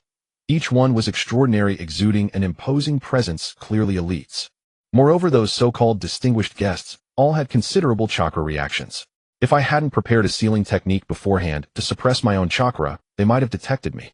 The private room fell into a momentary silence. Shida's fingers tapped lightly on the table, slow and steady in rhythm. Shu put down the menu, his face wearing an expression of what just happened. Maiken's hand holding the teacup tightened slightly. It seemed she had deduced something. Interesting, Shirtu suddenly laughed, a chill glinting in his smile. The city lord's guards have been replaced with private soldiers, and the Yuan people have made contact with the Gucheng family. It seems the Gucheng clan and Yuan have truly colluded. So what do we do? Shu asked earnestly. Charge into the city lord's mansion and arrest the Yuan members. Charge your bubble, but... Shirtu rolled his eyes. 3 my ninjas without evidence burst into a noble's mansion to arrest someone. Then we 3 would be offered up as sacrifices to those aristocrats for execution. Huh, then what? Shirtu didn't answer. He stood up, walked to the window, pushed it open a crack, and stood on tiptoes to look toward the northern part of the city. From this angle, he could see the tallest pavilion in the city lord's mansion, the 4-moon pavilion, its black tiles gleaming coldly in the sunlight. At the top of the pavilion, a flag with the design of a 3-leaf hollyhock fluttered loudly in the wind. First we get a clear picture, he said, closing the window and turning to face the other 2. How many Yan'an people came, who leads them, their strength, and what agreement the good Sheng family made with them. We need to uncover all this before we make a move. When the moon hung over the eaves of Gu Chung Mountain Castle, Shirtu was squatting by the water tank in the backyard of the Stone Flavor Branch, idly poking the koi in the tank with a samban. Shitu, Sheng Shu called, sticking his head out the window. When are we moving? The moon's already up. What's the rush? Shirtu replied without turning around. Nightlife has only just begun. The city lord might still be busy bumping uglies with his concubine. If you go now and see something you shouldn't, you'll get styes. Meichin also poked her head out, her delicate face a mix of nervousness and eager anticipation. Shituken, are we really using shadow clones? But shadow clones. Don't worry. Shirtu stood up, swapped out a new senbon, and clamped it between his lips. Unless there's a sensory-type ninja or a jonin on the other side, seeing through a shadow clone isn't that easy. Those Yan'an guys aren't in the city right now anyway. How do you know they're not? Sheng Shu scratched his head. Guess, Shirtu shrugged. As if I tell you, I already scanned with my divine sense. If Yan'an were still here, they'd have noticed us entering the city by now. The chakra aura of you two isn't hidden very well. Sheng Shu considered. Yeah, I guess they're really not here. Made you think. Hey, race a candy for your effort. Shirtu pulled a candy from his pocket, tossed it to him, then got up and walked back inside. Get ready to move. Remember, even if the shadow clones get taken out, it's just a loss of some chakra. No big deal. Your original bodies stay in the room. Suppress the instinct to draw chakra as much as possible in case the Yan'an people come back and find us. The three returned to the room and sat cross-legged facing each other. Shirtu raised a finger. Sheng Shu, you make 3 clones. Meichin 2. Ill. Make 5. Sheng Shu's eyes widened. Why so many? You idiot. Shirtu smacked him on the back of the head. 3 prongs of attack. We still have several noble households to check. Meichin smiled behind her hand. The 3 performed hand seals simultaneously. Poof, poof, poof. Puffs of white smoke exploded one after another, and in an instant the dim room was filled with people. Shita's 5 shadow clones were scattered. One crouching on the table, another leaning against the wall, and one even lying on the floor, legs crossed with an expression that practically begged for a punch. Do all your clones have the same lousy attitude as the original? Sheng Shu pointed at the clone on the ground, twitching his mouth. You talk too much. Shirtu waved at the clones. Behave, all of you. Don't embarrass me. The clone on the ground rolled over, presenting its backside to him. Shido. Whatever scolding myself is, move out. The 3 originals stayed in the room, while 10 shadow clones vaulted over the backyard wall and vanished into the night. The moon was full, casting bright light on the bluestone streets of Gucheng Mountain Castle. 7 figures glided silently across the rooftops, their footsteps barely a whisper on the tiles. Along the way, 1 shadow clone, each from Sheng Shu and Meichin, followed one of Shita's clones, splitting off toward different minor noble residences. The remaining 3 of Shita's clones and 1 of Sheng Shu's clone continued. Shirtu had already scouted the terrain around the city lord's mansion during the day, with a sweep of his divine, since the layout of several square kilometers was etched in his mind. The city lord's mansion sat at the highest point in the north of the city, sprawling like a giant beast perched on the hill. Its outer walls were built of blue stone about 4 meters high, with caltrops embedded along the top. At each of the 4 corners stood a watchtower manned by samurai armed with crossbows, scanning the surroundings with vigilant eyes. 6 guards at the main gate, 2 at each side gate, 1 in each watchtower, and 3 patrols inside the compound. 5 men each. Shirtu lowered his voice. The defense is pretty tight. No ninja, no chakra fluctuations. Then how do we get in? Sheng Shu's clone scratched his head, a gesture that looked oddly cute on the burly bearded face he had transformed into. Shirtu pointed toward the northeast corner. There's a dog hole over there. A dog? Dog hole. Sheng Shu's voice cracked. I, the illustrious Sun Shu Sheng Shu, am supposed to crawl through a dog hole. Then take the front gate. Shirtu made a go-ahead gesture. Tell the guards you're my genin here to investigate the city lord. See if they let you in. Sheng Shu. He'll crawl. The dog hole was just big enough for an adult to squeeze through sideways. Sheng Shu's bearded burly face got stuck in the opening. Couldn't go forward or back. Shita's clone gave him a kick in the backside, and the whole man popped through like a cork with a blop sound. Seeing Sheng Shu kicked inside, Shirtu grinned. His 3 shadow clones leaped over the wall in one bound, exploiting the blind spot right after the guard's line of sight passed. You? Sheng Shu, seeing that Shirtu had simply vaulted over the wall, nearly cursed out loud, but was silenced by Shirtu clamping a hand over his mouth. Are you trying to get us killed? Shirtu scowled at Sheng Shu, who was still struggling. Sheng Shu then realized his mistake. This was a stealth mission, and had nearly shouted and blown their cover. He reluctantly shot Shirtu a dirty look. 2 of Shita's shadow clones quickly split off, following the pre-planned routes to different zones. The remaining clone gave Sheng Shu's clone a thorough briefing, before leaving genuinely afraid that the blockhead Shingshu would turn their stealth operation into a frontal assault. First, map out the layout of the City Lord's mansion, locate the City Lord's daily residence, and any suspicious traces. One of the shadow clones moved silently along the eastern corridor, stepping into shadows with every stride. On both sides of the corridor were neatly pruned pine and cypress trees. Moonlight filtered through the gaps in the leaves, casting dappled shadows on the ground. The shadow clone paused at a corner, listening attentively.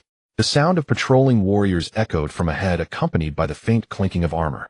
Holding his breath, he pressed himself against the column, resembling a leaf merged with the shadows.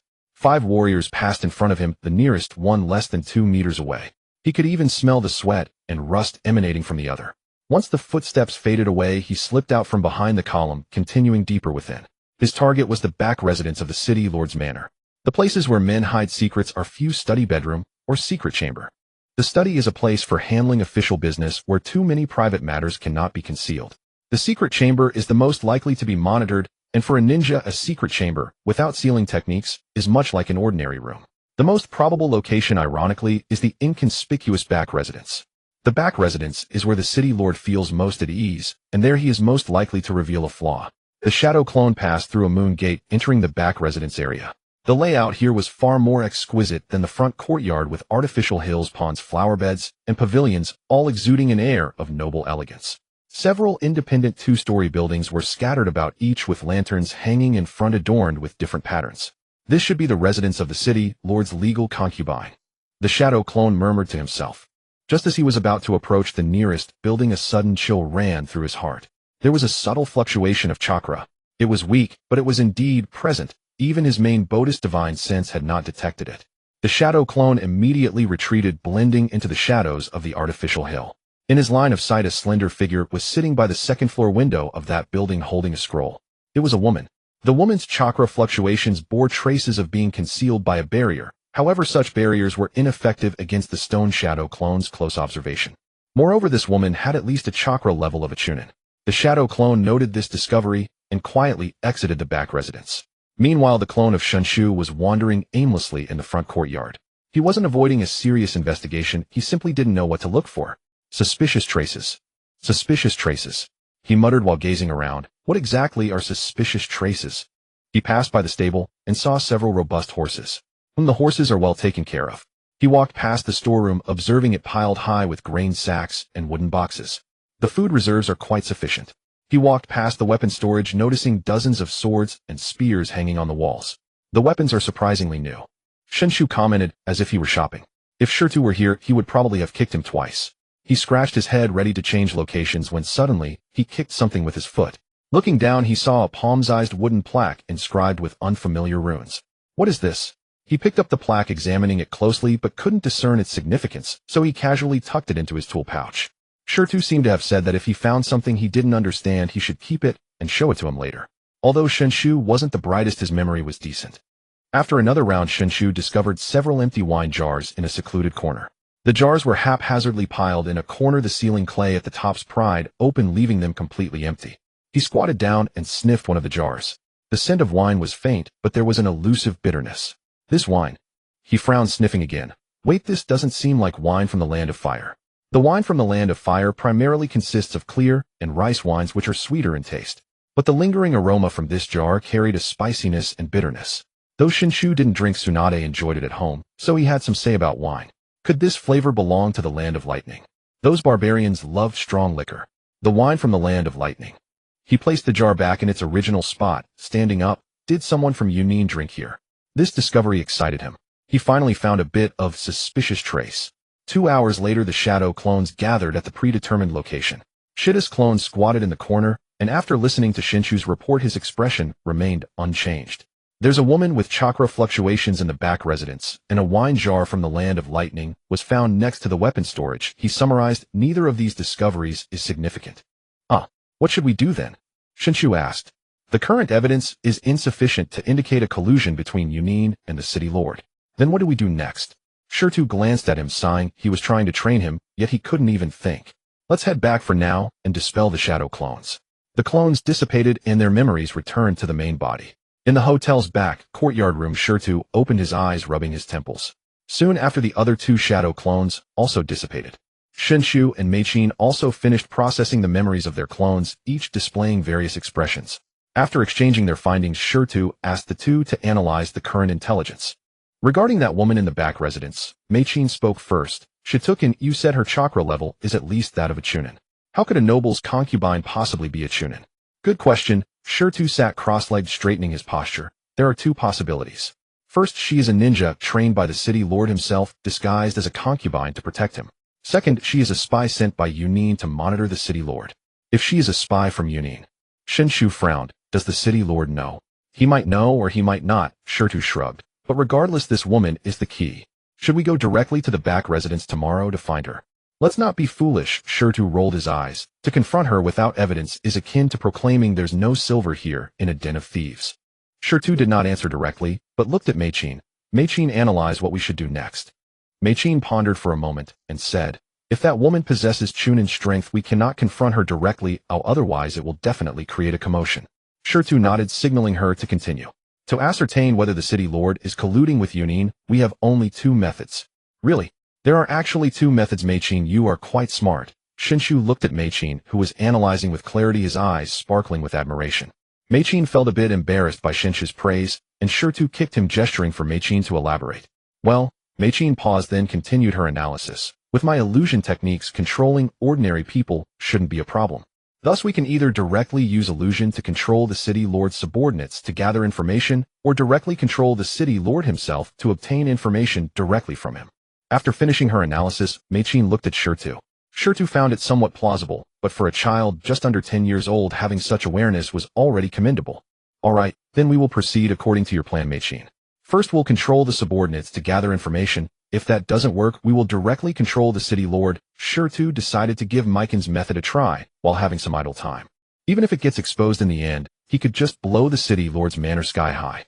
Regardless of whether they are colluding with Yunin, these nobles are a scourge anyway. Who can prove that this act was his doing? He stood up, walked to the window, stretched, and gazed towards the north of the city. Tomorrow night, disguise as someone from the city lord's mansion and come again. Before dawn the next day, three figures climbed over the outer wall of the city lord's mansion and landed silently. This time they were all their true bodies. Shirtu walked at the front, hands tucked into his sleeves, his pace on. His current appearance was that of a middle-aged servant in his 40s with a simple and honest face and crow's feet at the corners of his eyes, wearing a faded linen short jacket. Shinshu had transformed into a young handyman, not very tall, with a few pimples on his face, carrying a wooden bucket containing rags and a feather duster. Meichin, on the other hand, had turned into a maid with delicate features, her hair in a round bun, wearing a plain kimono, and carrying a tray with a teapot and teacups. These three faces were all servant images that Shirtu had borrowed when he scanned the city lord's mansion with his divine sense during the day. Remember, quietly, no firing. Shirtu lowered his voice. Got it. Shinshu nodded, looking down at the wooden bucket in his hand. What's in this? Rags, a feather duster, and a bottle of knockout drug. Knockout drug? Ahem. Just in case, Shirtu said, without changing expression. If we absolutely have to take someone down, just sprinkle it into their tea. Meichin's hand holding the tray trembled slightly. She had never done anything so thrilling before. Don't be nervous, Shirtu seemed to sense her emotions, saying, without turning around, I've got your backs. Don't be afraid, just treat it as a test. Meichin took a deep breath, trying to calm herself down. Understood.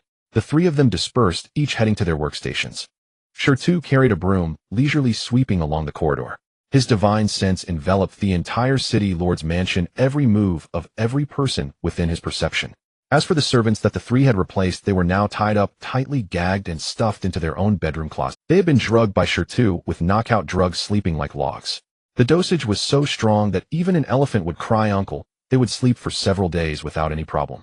While sweeping, Shirtu used his divine sense to lock onto the positions of Meichin and Shinshu. Meichin, carrying the tea tray, had already approached the study. Shinshu, holding the wooden bucket, wandered around the kitchen area, ostensibly scrubbing the stove, but actually observing the flow of personnel in the kitchen. Everything went smoothly. The study. Meichin stood outside the door and gently knocked 3 times. Come in. A low, hoarse male voice came from inside. Meichin pushed the door open and entered, head lowered, taking small steps to the desk, placing the tea tray on the corner, then kneeling down to begin brewing tea.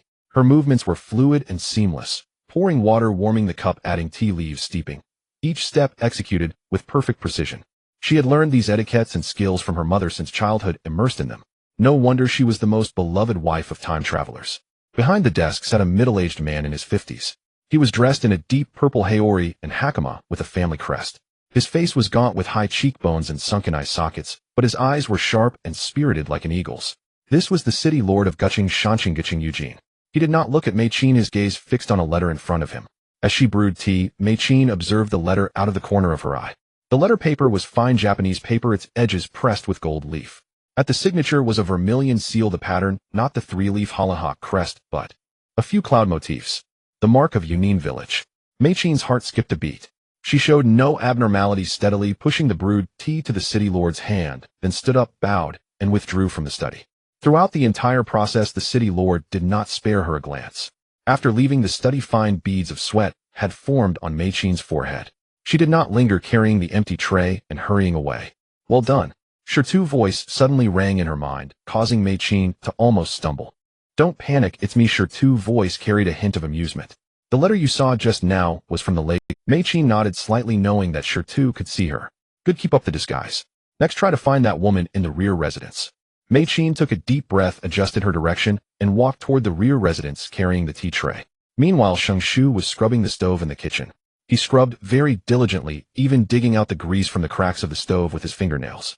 It wasn't that he was a neat freak. With his brain, he really didn't know what else to do besides scrubbing the stove. Shirtu had told him to observe the flow of personnel in the kitchen, but after watching for a long time, he only saw everyone busy.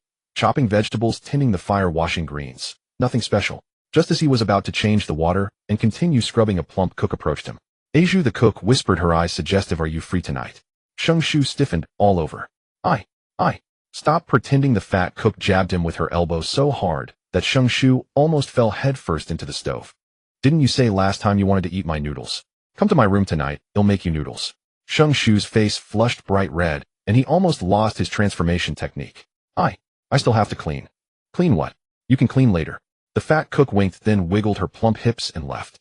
Shanshu stood rooted to the spot, as if struck by lightning. "Shirtu," he called out frantically in his mind. "Shirtu, help. Someone wants to sleep with me." "Endure it." "How can I endure this?" For the mission, Shirtu's voice was clearly gloating. "What's wrong with sacrificing a little charm? That cook has taken a fancy to you. It's your fortune. Do you want this fortune, eh?" "No, she's not interested in me." Shanshu. He decided to break off his friendship with Shirtu when they got back. Mei Qin, carrying the tea tray, entered the rear residence. Following Shirtu's guidance, she arrived at the small building lit by lanterns. On the lantern was painted a plum branch, lifelike. Just as she was about to knock, the door opened by itself. A woman in a plain kimono stood inside with a beautiful face and eyebrows like a painting, looking no older than 20. It was the same woman that the clone had seen last night. From the tea room, the woman glanced at Mei Qin. Mei Qin entered the small building with her head lowered, placed the tea tray on the low table, and began to brew tea.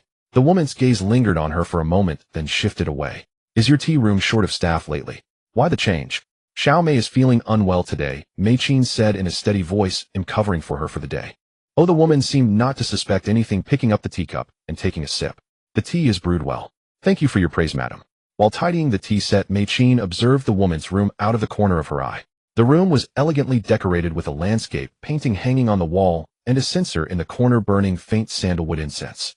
But Mei Qin noticed a delicate tanto on the woman's dressing table. Upon the scabbard of the dagger, cloud motifs were carved. Makoto's heart skipped another beat. She betrayed no disturbance, gathered the tea set, bowed, and withdrew from the pavilion. Only after stepping out of the inner court did she realize her back was drenched in cold sweat. "Shirtu," she murmured inwardly. On that woman's dressing table there was a dagger bearing the cloud concealment mark. "I saw it." Shit's voice remained calm. "Now first rendezvous with Shanshu. I have a new plan." The sun clocked out and the moon reluctantly climbed up. The trio returned to the rear room of Stone's Taste. Shanshu slumped over the table, looking utterly. "I never want to be Azu again," he muttered. "Never again." Mikoto sat beside him, a trace of lingering fear on her face, yet her gaze had grown notably steadier. Shirtu leaned by the window, arms crossed, a contemplative smile curling at the corner of his lips. "Today's harvest was fruitful," he summarized. "The city lord holds a secret letter from the Thunder Country. That so-called concubine in the inner court is a Yunin shinobi. And in the kitchen there's a stash of Highland sorghum liquor from the Thunder Country." He raised 3 fingers, 3 clues, all pointing to the same conclusion. The city lord and Yunin are indeed conspiring. And not just recently. Mikoto picked up the thread. It's been going on for at least several months. "Exactly," Shirtu nodded. "But the question is, what exactly are they collaborating on? Smuggling goods? Passing intelligence? Or something more serious?" "Like what?" Shu looked up, his expression guileless. Like assassinating the daimyo of the fire country. The room fell silent for a moment. Shu's face paled. No, that can't be. A local noble dares to assassinate the daimyo. Why not? Shu sneered. These city lords are regional magnates, lacking neither wealth nor manpower. Such men crave the pinnacle of power. Shu rose, his tone casual. For the supreme authority of the fire country, collaborating with Yunin village is but a trifle. Though the daimyos of the great nations, for the sake of balance, wouldn't truly annihilate one another, they would gladly see a change in leadership in a rival country. Shu and Mikoto exchanged glances, both seeing shock in the other's eyes. What do we do? Shu asked. Storm the city lord's mansion and arrest him. And the evidence? Shu countered. Just a letter, a dagger, a few jars of liquor. What can these prove? They prove he has dealings with Yunin. He could easily claim it's normal diplomatic courtesy. Without solid evidence, we can't touch him. Then what? I never thought a brank mission would be this troublesome. Shu didn't answer. He gazed toward the north of the city moonlight, casting his profile in chiaroscuro. After a long moment, he turned back, a mischievous grin spreading across his face. Forget it, no more racking my brains. Since external evidence is insufficient, let's go straight to the party involved. What do you mean? I mean, Shu raised a finger. We asked the city lord himself. Shu scratched his head. How? Will he tell us? He won't tell us. Shu looked at Mikoto. But you can make him volunteer the information. Mikoto was stunned for a second, then grasped his meaning. Jinjutsu. Exactly. Shu snapped his fingers. You're Uchiha? The Sharingan's Jinjutsu is overkill against ordinary people. Enter the city lord's room, use Jinjutsu to control him, and extract every detail of his collusion with Yunin along with any hidden evidence. When he wakes, he won't remember a thing. But, Mikoto frowned. There are samurai guards outside the city lord's study. How do we get in? Lure them away, Shu said casually. I'm good at that. He stood up, clapped his hands. Rest well tonight. Recharge. Tomorrow night we do it again. Again, Shu wailed. What, can't bear to part with that cook? Shut up. Mikoto watched the two bicker and couldn't help but laugh. The laughter dispelled the room's tension. The sun rose and set, and the moon began its night shift. 3 figures landed silently on the roof of the study. Shu crouched on the ridgepole, raising a finger to signal silence. He swept the study's guard situation with his divine sense. At the study's entrance, 4 samurai.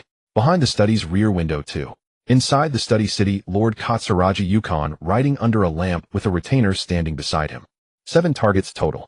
Listen, Shu lowered his voice. He'll create 3 shadow clones, transform them into rogue ninja, and launch a frontal assault. The samurai's attention will be drawn away. He'll lead them off. Shu, you protect Mikoto and slip into the study during the chaos.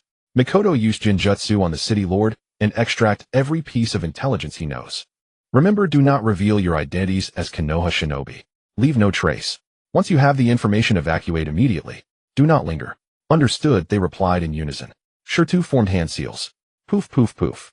3 shadow clones emerged from the white smoke. All transformed into the likeness of rogue ninja. Worn armor, disheveled hair, rusted kunai, and ninja, swords in hand. The very picture of down-and-out freelance shinobi. It was common for rogue ninja to raid noble estates for money, usually targeting only wealth and daring not to harm anyone. Because if they injured a noble, especially one of high rank, they might as well write their own death warrant. After all, the bounties of the 5 great nations were no joke. Go! The 3 clones leaped simultaneously from the roof, diving straight for the study's main entrance. Assassin! The guarding samurai reacted instantly, drawing their blades to meet the attack. 3 katana clashed with kunai, sparks flying. Shu suppressed the clone's strength to genin level, making the fight evenly matched, just enough to seem overwhelmed, yet able to flee. Protect the city lord. More samurai converged from all directions. The clones, seeing the situation deteriorating, turned and fled with the samurai in hot pursuit. The guards at the study's entrance dwindled from 4 to 1. Shu shot Shu a glance. Shu nodded, wrapped an arm around Mikoto's waist, and dropped silently from the roof. They pressed against the wall, slipped in through a side window. Inside the study, city Lord Katsuragi Yukon stood by the window, frowning at the commotion outside. A retainer stood before him, hand on his sword hilt, alert. Shu lunged forward, striking the retainer's nape with a knife hand blow. The retainer grunted and crumpled softly.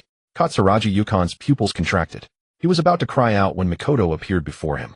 A single Tomo Sharingan gleamed with crimson light in the dimness, slowly rotating. The Lord's eyes instantly glazed over his mouth, agape, yet unable to utter a sound. I ask you, answer. Miken's voice was low and icy, carrying the unique mental oppression of the Sharingan. What is your relationship with the Cloud Village? The Lord's lips trembled, his voice squeezed out from the depths of his throat. Cooperation. Relationship. What is the content of the cooperation? I help them smuggle supplies from the land of fire to the land of lightning, grain iron or medicinal herbs, and the materials for making explosive tags. Mei-Qin and Xiangshu exchanged glances, seeing shock in each other's eyes. And what else? They help me eliminate political enemies, arrange assassins, and the Lord's eyes suddenly struggled as if resisting. Mei-Qin increased her chakra output, the single tomo spinning faster. What else? Assassinate the daimyo. The Lord's mouth struggled to spit out these 4 words. Maiken's hands trembled slightly. She took a deep breath, forcing herself to calm down. How far has the plan to assassinate the daimyo progressed? The Cloud people, in 3 days, will come to finalize the details with me. Where is the Cloud Village's stronghold? In the north of the city.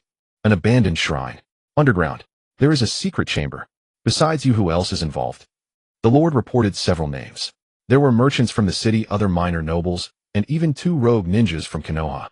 Mei-Qin committed these names to memory. One last question, her voice dropped even lower. Where is the token for contacting the Cloud Village? The Lord's eyes struggled more intensely. Fine beads of sweat seeped from Maiken's forehead. Controlling an ordinary person with a single tomo Sharingan was easy, but controlling a strong-willed noble, especially when probing his deepest secrets, offered far more resistance than she had imagined. Just as she was about to lose her grip, the Lord finally spoke. Under the desk, the 3rd floorboard, a hidden compartment. There are secret letters from Cloud and the Rakeage secret order. Mei-Qin released the Sharingan's mental suppression. The Lord stood motionless with vacant eyes like a puppet. Xiangshu quickly lifted the carpet under the desk, found the 3rd floorboard, and pried it open with a kunai. Inside the compartment lay a lacquered wooden box. He opened it to reveal a dozen letters neatly stacked with a scroll bearing the seal of the land of lightning on top. Got it? Xiangshu stuffed the box into his vest. Let's go. Mei-Qin cast one last glance at the Lord. The Rakeage secret order was already burned by you. Everything that just happened was only a dream. The single tomo spun slightly. The Lord's body swayed and slowly slumped into his chair, his head lolling to one side as he fell asleep. Then she pried open the attendant's eyelids and performed the same procedure. The 2 retraced their steps, slipped out through a side window, and vanished into the night. The commotion outside the study also subsided at that moment. The samurai, having lost the assassin, returned cursing. No one noticed that the true assassin had come and gone. Back in the backyard of Stone Taste, the 3 sat together in the room. Xiangshu placed the lacquered wooden box on the table, his expression graver than ever. Mei-Qin sat beside him, her face still pale. She closed her slightly swollen eyes. Interrogating with the Sharingan for the first time had drained her far more than expected. Shirtu opened the secret letters and read them one by one. The room was so quiet that only the rustling of paper could be heard. After reading the last letter, he placed the papers back into the box and let out a long breath. It seems I guessed correctly. What's wrong? Xiangshu leaned in. Indeed, it's not just smuggling supplies. Shirtu pointed at one letter. Cloud's promise to Katsurayukiyo is to help him stage a coup in the land of fire. Assassinating the daimyo is only the first step. The next step is to install Katsurayukiyo as the new daimyo of the land of fire. Then the land of fire will submit to the land of lightning. Xiangshu and Mei-Qin gasped. This is treason. Xiangshu clenched his fists. That bastard Katsurayukiyo. Not just him. Shirtu pulled out another letter. The signature on this letter is another lord from Western Fire Country. And this one the head of a certain merchant guild. All these people have been bought by Cloud. Cloud intends to dismantle the land of fire from within. Maiken's voice trembled. Exactly. Shirtu leaned back in his chair. Military conquest costs too much, but infiltration from within and propping up puppets is far cheaper. Once the land of fire falls into civil war, the land of lightning can swallow this fat piece without shedding a drop of blood. He paused, then suddenly smiled. There was no warmth in that smile. This spicy strip teacher of ours really knows how to set traps for his students. Xiangshu was stunned. What? It means Shirtu stood up and walked to the window. A conspiracy of this level involving the assassination plot of a country's daimyo is at least in rank mission. He sent 3 freshly graduated genin to investigate. I'm starting to wonder if he wants to use this opportunity to frame us. Xiangshu and Mei-Qin exchanged glances and fell silent. So what do we do? Xiangshu asked. Shirtu didn't answer directly. He pulled out a sealing scroll from his ninja tool pouch, unsealed it, and with a pop, a long, slender summoning snake appeared on the table. First, send the intel to spicy strip teacher. Shirtu briefly wrote the contents of the secret letters on a slip of paper and stuffed it into the summoning snake's mouth. Let him rack his brains. The summoning snake swallowed the note, then vanished in a puff of white smoke. The 3 waited quietly in the room. About half an hour later, a summoning snake crawled in through a crack in the window, coiled on the table, and opened its mouth to spit out a note. Shirtu unfolded the note. Only one line was written on it in Orochimaru's cold and sharp handwriting. Solve it yourselves. Leave no trace. How is it? Shungshu asked eagerly. What did Orochimaru-sensei say? He said. Shirtu flashed a brilliant smile, so brilliant it was unsettling. Let us solve it ourselves. Leave no trace. Solve it ourselves. Shengshu's voice cracked. This is at least strength difficulty. How can 3 genin? Shirtu stared at the line on the note, his fingers crackling as he squeezed, nearly crushing the paper into powder. This sneaky snake. He ground his molars, forcing out a few words. What a damn bastard. Shungshu shrank his neck beside him. It was the first time he had seen Shirtu so angry. Meichin also clutched her clothes, her single tomo Sharingan spinning unconsciously, clearly flustered by the sudden pressure. The room was so quiet that the crackling of the candle wick could be heard. Shirtu took a deep breath, and his divine sense spread silently outward like an invisible net, enveloping the entire Katsura mountain castle, then extending further. The dense forest north of the city, the barren hills west, the river valley east. Found it. On a cliff 30 li south of the city, a slender figure stood leaning against a rock, white, sleeves fluttering gently in the night breeze. In that person's hand was also a small snake, its tongue flickering in and out, glinting coldly in the moonlight. As expected, just watching the show, Shirtu sneered inwardly. Hiding quite far, spicy strict teacher. He retracted his divine sense, and the fury on his face dissipated like a magic trick, replaced by a slouched, carefree expression. All right, he plopped back into his chair and propped his legs up on the desk. Since spicy strict teacher wants to be a hands-off boss, well, just slack off too. What do you mean? Shungshu blinked, still reeling from the shock. It means Shirtu took out a candy from his pocket, unwrapped it, and popped it into his mouth, speaking indistinctly. It's not our fault if the mission fails. Hideshi-wan is the team leader. He provided the intel and gave the orders. Isn't it perfectly normal for 3 genin like us to fail and shrank mission? Meichin frowned. But the conspiracy between the city lord and Yunin. Conspiracy my ass, Shirtu waved his hand. If the sky falls, there are taller people to hold it up. The Fire Nation daimyo has the Fire Temple and guardian ninjas protecting him. Does it really fall to 3 genin like us to worry about it? He gazed at the dimly lit street outside, then suddenly turned around with a cheeky grin. Besides, we finally got out of the village. If we don't have some fun, don't you think we'd be losing out? Shungshu and Meichin still looked bewildered. So Shirtu snapped his fingers. Starting tomorrow, it's holiday. Shopping, eating delicious food, soaking in hot springs. All expenses paid by yours truly. Really? Shungshu's eyes lit up, the earlier gloom vanishing instantly. Why would I lie to you? Shirtu pulled out a stack of bills from his ninja tool pouch and fanned them in his hand. I've got money, spend it freely. Meichin was still hesitant. But what about Master Hideshi-wan? Let him wait, Shirtu waved dismissively. Doesn't he like watching the show? Let's just put on a show for him. 3 fresh genin who hit a dead end in the mission and decided to slack off. How normal is that? He winked at the 2. If we play it well, it'll treat you to Buddha jumps over the wall when we get back. If we mess it up, then we mess it up. It's Hideshi-wan who'll be embarrassed, not us. Shungshu and Meichin exchanged glances, both seeing the wavering in each other's eyes. Then, Shungshu scratched his head. Tomorrow, how about the temple fair in the East City? I heard there's a monkey show. So unsophisticated, Shirtu rolled his eyes. Let's go to relax yourself first. Uncle Chiu Dao Tong Dong said a new batch of seafood just arrived. Let's go try it. Relax.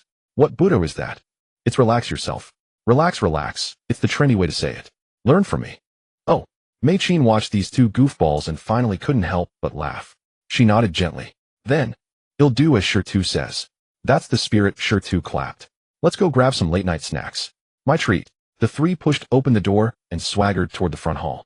Chiu Dao Tong Dong watched the 3 tiny figures demanding food in the dead of night, twitched his mouth, but obediently went into the kitchen. 30 li south of the city, on a mountaintop. Hideshi-wan sat cross-legged on a flat rock, the small snake in his hands having slithered back into his sleeve. He gazed at the city still dotted with a few lights, and a faint, almost imperceptible smile curled at the corner of his mouth. Interesting. He muttered to himself, his snake eyes gleaming faintly in the darkness. Through the summoning snake he left in the city, he clearly saw the trio's movements. They weren't making plans through the night, nor were they frowning with worry. They had gone for a midnight snack. And over the next few days, these little scoundrels really began sightseeing in their true forms. On the first day, they visited the temple fair in the East City. Shungshu laughed heartily at the monkey show and almost had his goggles snatched by a monkey. Meichin was dragged by an old lady selling rouge to try a dozen shades, yet she thoroughly enjoyed it. A girl is still a woman after all. Shirtu, on the other hand, won so much at a lantern riddle stall that the owner almost cried. On the second day, they went to the hot springs in the West City.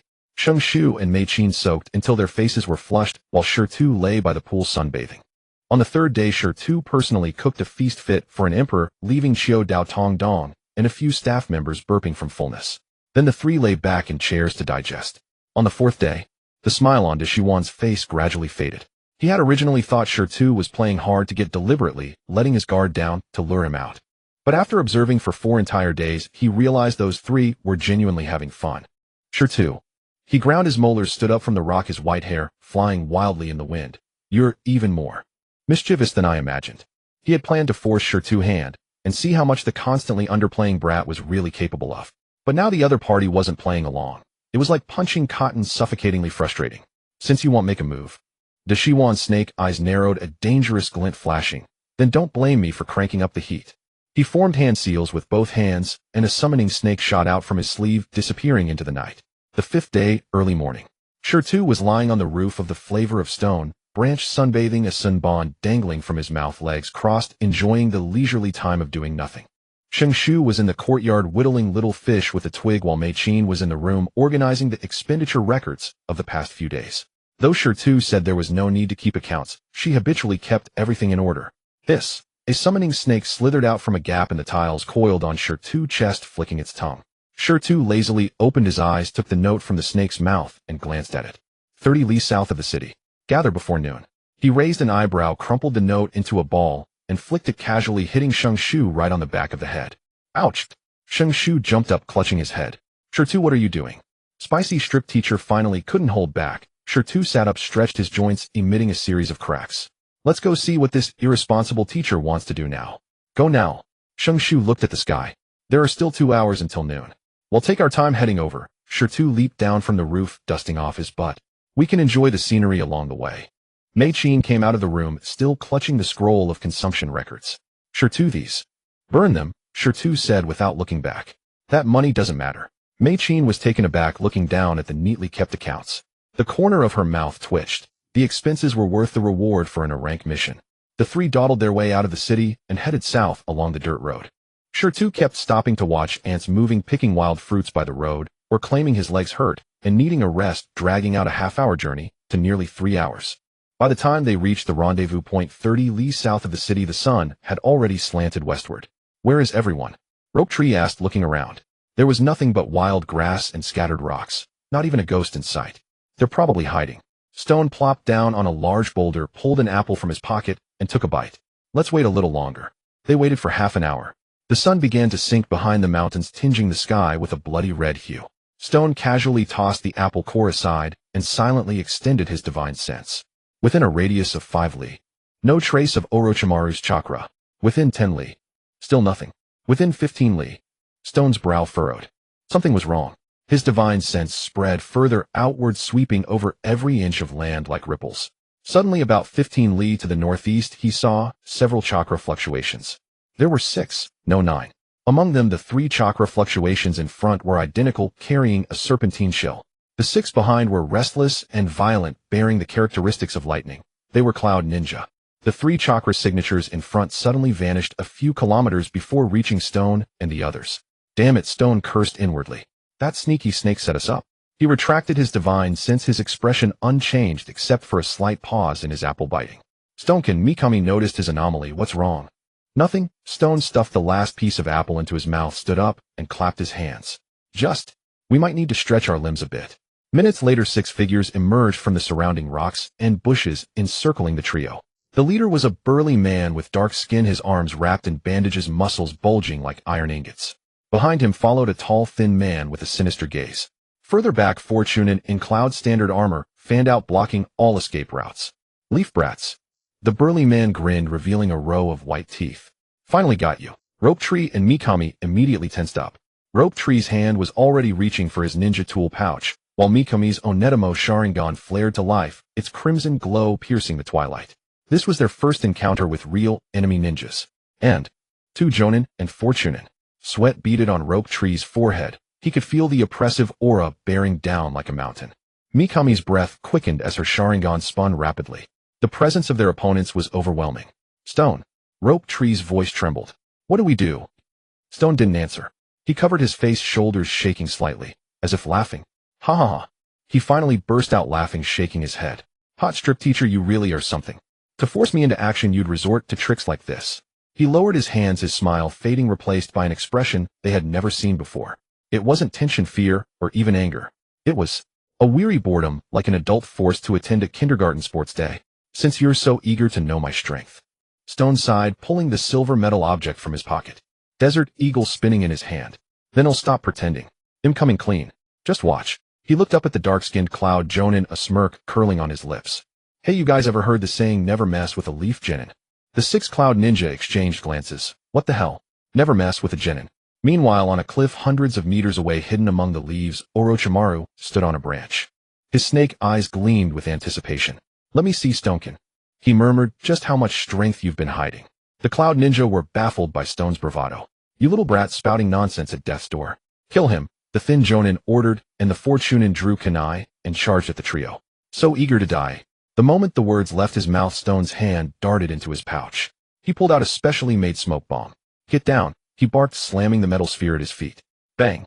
Thick white smoke burst like a cotton puff, instantly engulfing the 3 figures.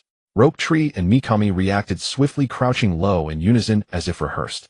In Stone's past life, that was a move only seasoned criminals could pull off when busted by the cops. Inside the smoke, visibility was 0. The smoke wasn't meant to blind themselves, only to hide their movements from the enemy. But Stone didn't need to see. Under his divine sense, the positions, postures, centers of gravity, and even heartbeats of the 6 Cloud Ninja were as clear as 6 thumbtacks pinned to white paper. His right hand gripped the Desert Eagle muzzle leveled at shoulder height. Then, he moved. A 360 spin. He pivoted on his right toe, his left foot lifting off the ground, spinning like a top in the smoke. As he spun, his right arm extended, the muzzle sweeping a perfect arc under centrifugal force. He pulled the trigger. Bang! The first shot, a flash of orange in the smoke. Bang! The second shot, a casing ejecting, tumbling through the air. Bang, bang, bang, bang. The third, fourth, fifth, sixth shots. 6 gunshots merged into a single barrage, indistinguishable intervals, like tearing open a string of 1,000 firecracker pack. The muzzle flashes repeatedly illuminated the smoke, casting Stone's shadow on the smoke wall like a dancing silhouette. Outside the smoke, the 4 Cloud Chunin hadn't even registered what happened. They only saw bursts of fire within the thick cloud, and then the leftmost Chunin's head exploded like a watermelon. The lead bullet entered through his right eye socket and blew a fist-sized hole out the back of his skull, spraying red and white matter onto the face of the ninja behind him. His body kept running for 2 steps before crashing to the ground. The second Chunin was hit in the left chest, right at the heart. The bullet pierced his ribs, churning his heart into pulp, exiting through his back with fragments of bone and cloth. He didn't even have time to scream, collapsing face up. The third was slightly luckier. The bullet struck his right shoulder, not penetrating, but creating an explosive cavitation effect.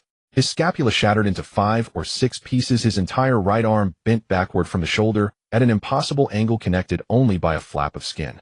He stumbled backward with a scream, blood gushing like a faucet turned on full blast. The fourth was luckier, only hit in the left forearm. But the power of a .44 Magnum was no joke. The bullet passed between the ulna and radius, shattering both bones into a comminuted fracture. The forearm hung down like a snapped chopstick. His scream was even louder than the third man's. As for the 2 Jonin, the burly, dark-skinned man instinctively thrust a kunai in front of his face the moment the gunshot rang out. Pure instinct, muscle memory forged through countless life and death struggles. The bullet struck the blade of the kunai with a sharp clang, sending sparks flying. Cracks like a spiderweb spread across the kunai's surface. The bullet deflected, grazing his cheekbone, carving a bloody trench that exposed the pale white periosteum beneath the torn flesh. The tall, lean man reacted just as fast. He sidestepped and parried with his kunai. The bullet struck the base of the weapon, snapping the steel kunai in 2. The bullet changed direction, grazing the outside of his right arm, tearing off a thumb-sized piece of flesh. Blood dripped from his elbow. 6 shots. 2 dead, 2 crippled, 2 wounded. From the first gunshot to the last shell casing hitting the ground, less than 2 seconds had passed. The smoke began to clear. Shida's custom smoke bomb had only enough powder for a few seconds of cover, designed to complement his gun. The thick white smoke was torn apart like an invisible hand. Sunlight streamed back in, illuminating the blood-soaked ground. Shengshu was still crouched on the ground. His eyes were wide as saucers, his mouth agape, his jaw seemingly unhinged. Less than 3 meters in front of him lay the corpse of the cloud-hidden Chunin who had been shot in the head. A chunk of his skull was missing, brain matter spilling out, still steaming. Meichin was also crouching. Her single Tomo Sharingan had activated involuntarily, her scarlet pupils trembling slightly. She stared at the corpse with a hole in its chest, the Chunin, with a broken arm, still screaming, and the other chunin with a shattered forearm kneeling and howling, her lips pale. This was the first time he had witnessed such a brutal scene. And so fast, so unreasonable. Shirtu walked out of the smoke, the barrel of his Desert Eagle still smoking. He didn't even glance at the bodies. He just turned his head, grinned at Shangshu and Meichin. The other two chunin, one each practice. He jutted his chin toward the two wounded men, still screaming, his tone as casual as if he were saying, those two meat buns over there, share them. Leave the jonin for me to play with. Without waiting for a response, he turned to face the two stunned Cloud. Hidden jonin tucked the Desert Eagle under his armpit and raised both hands. Zero frame start up, his hands moving so fast they became a blur. Even Yuzhibo, you would have to call him daddy at that speed. Shun shun. Earth release, Earth Dragon Bullet. Earth release, Earth Dragon Bullet. Two hand seals, almost no gap between them, and two jutsu were cast nearly simultaneously. The ground instantly bulged, forming two massive dragon heads. The earthen heads were ferocious, jaws wide open. Two rock bullets over a meter in diameter shot out from deep within the dragon's throat, accompanied by a piercing sonic boom. One left, one right, hurtling toward the burly man and the tall, lean man.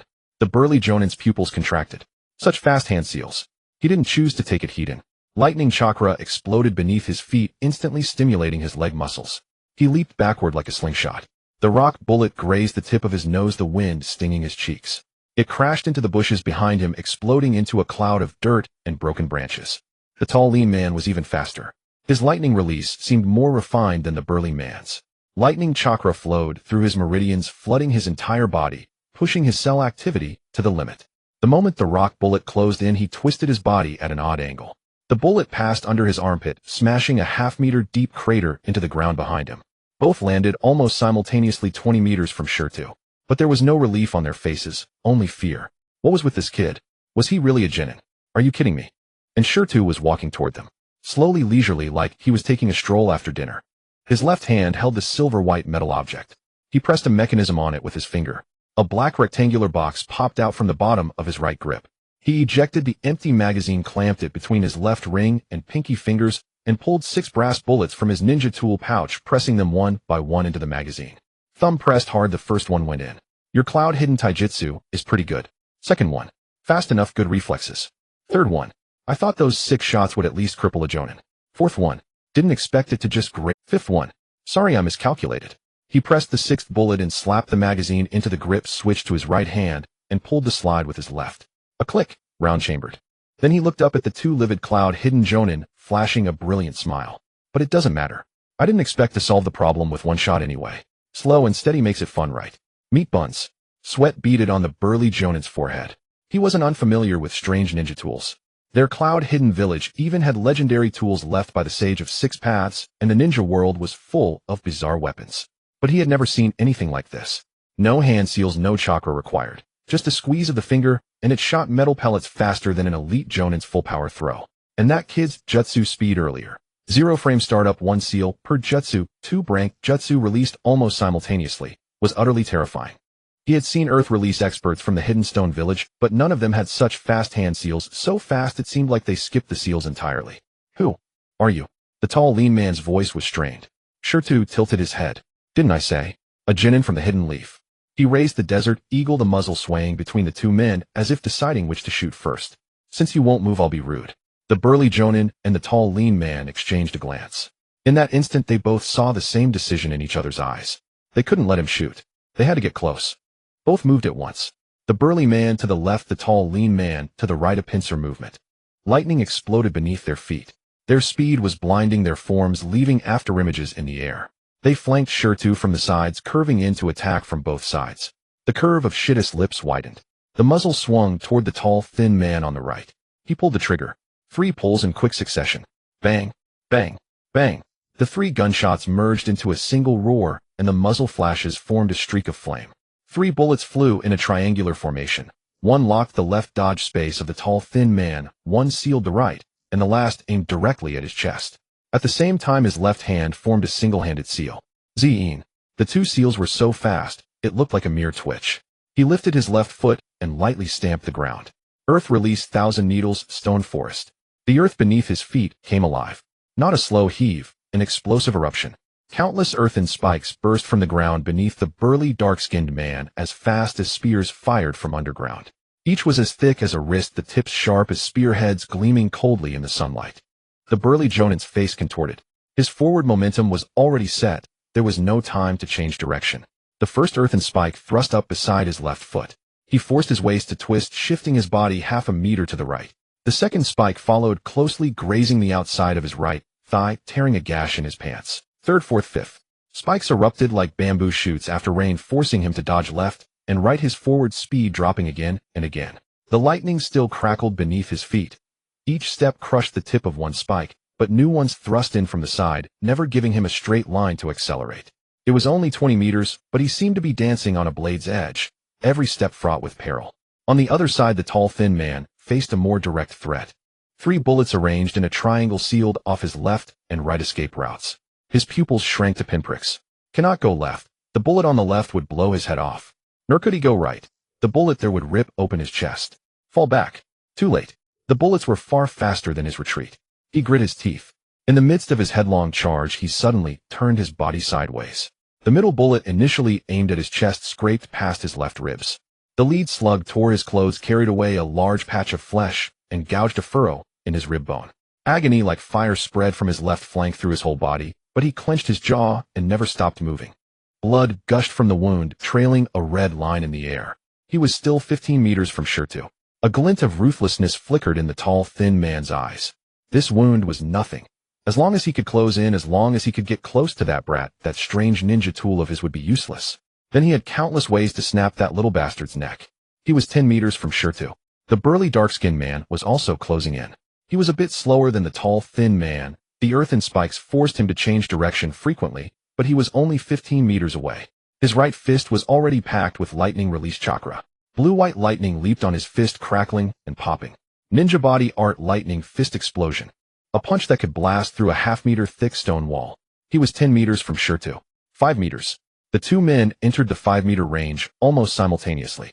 The tall, thin man formed hand seals. A lightning-release chakra coalesced into a roaring beast at his fingertips. Lightning-release lightning beast pursuit fawn.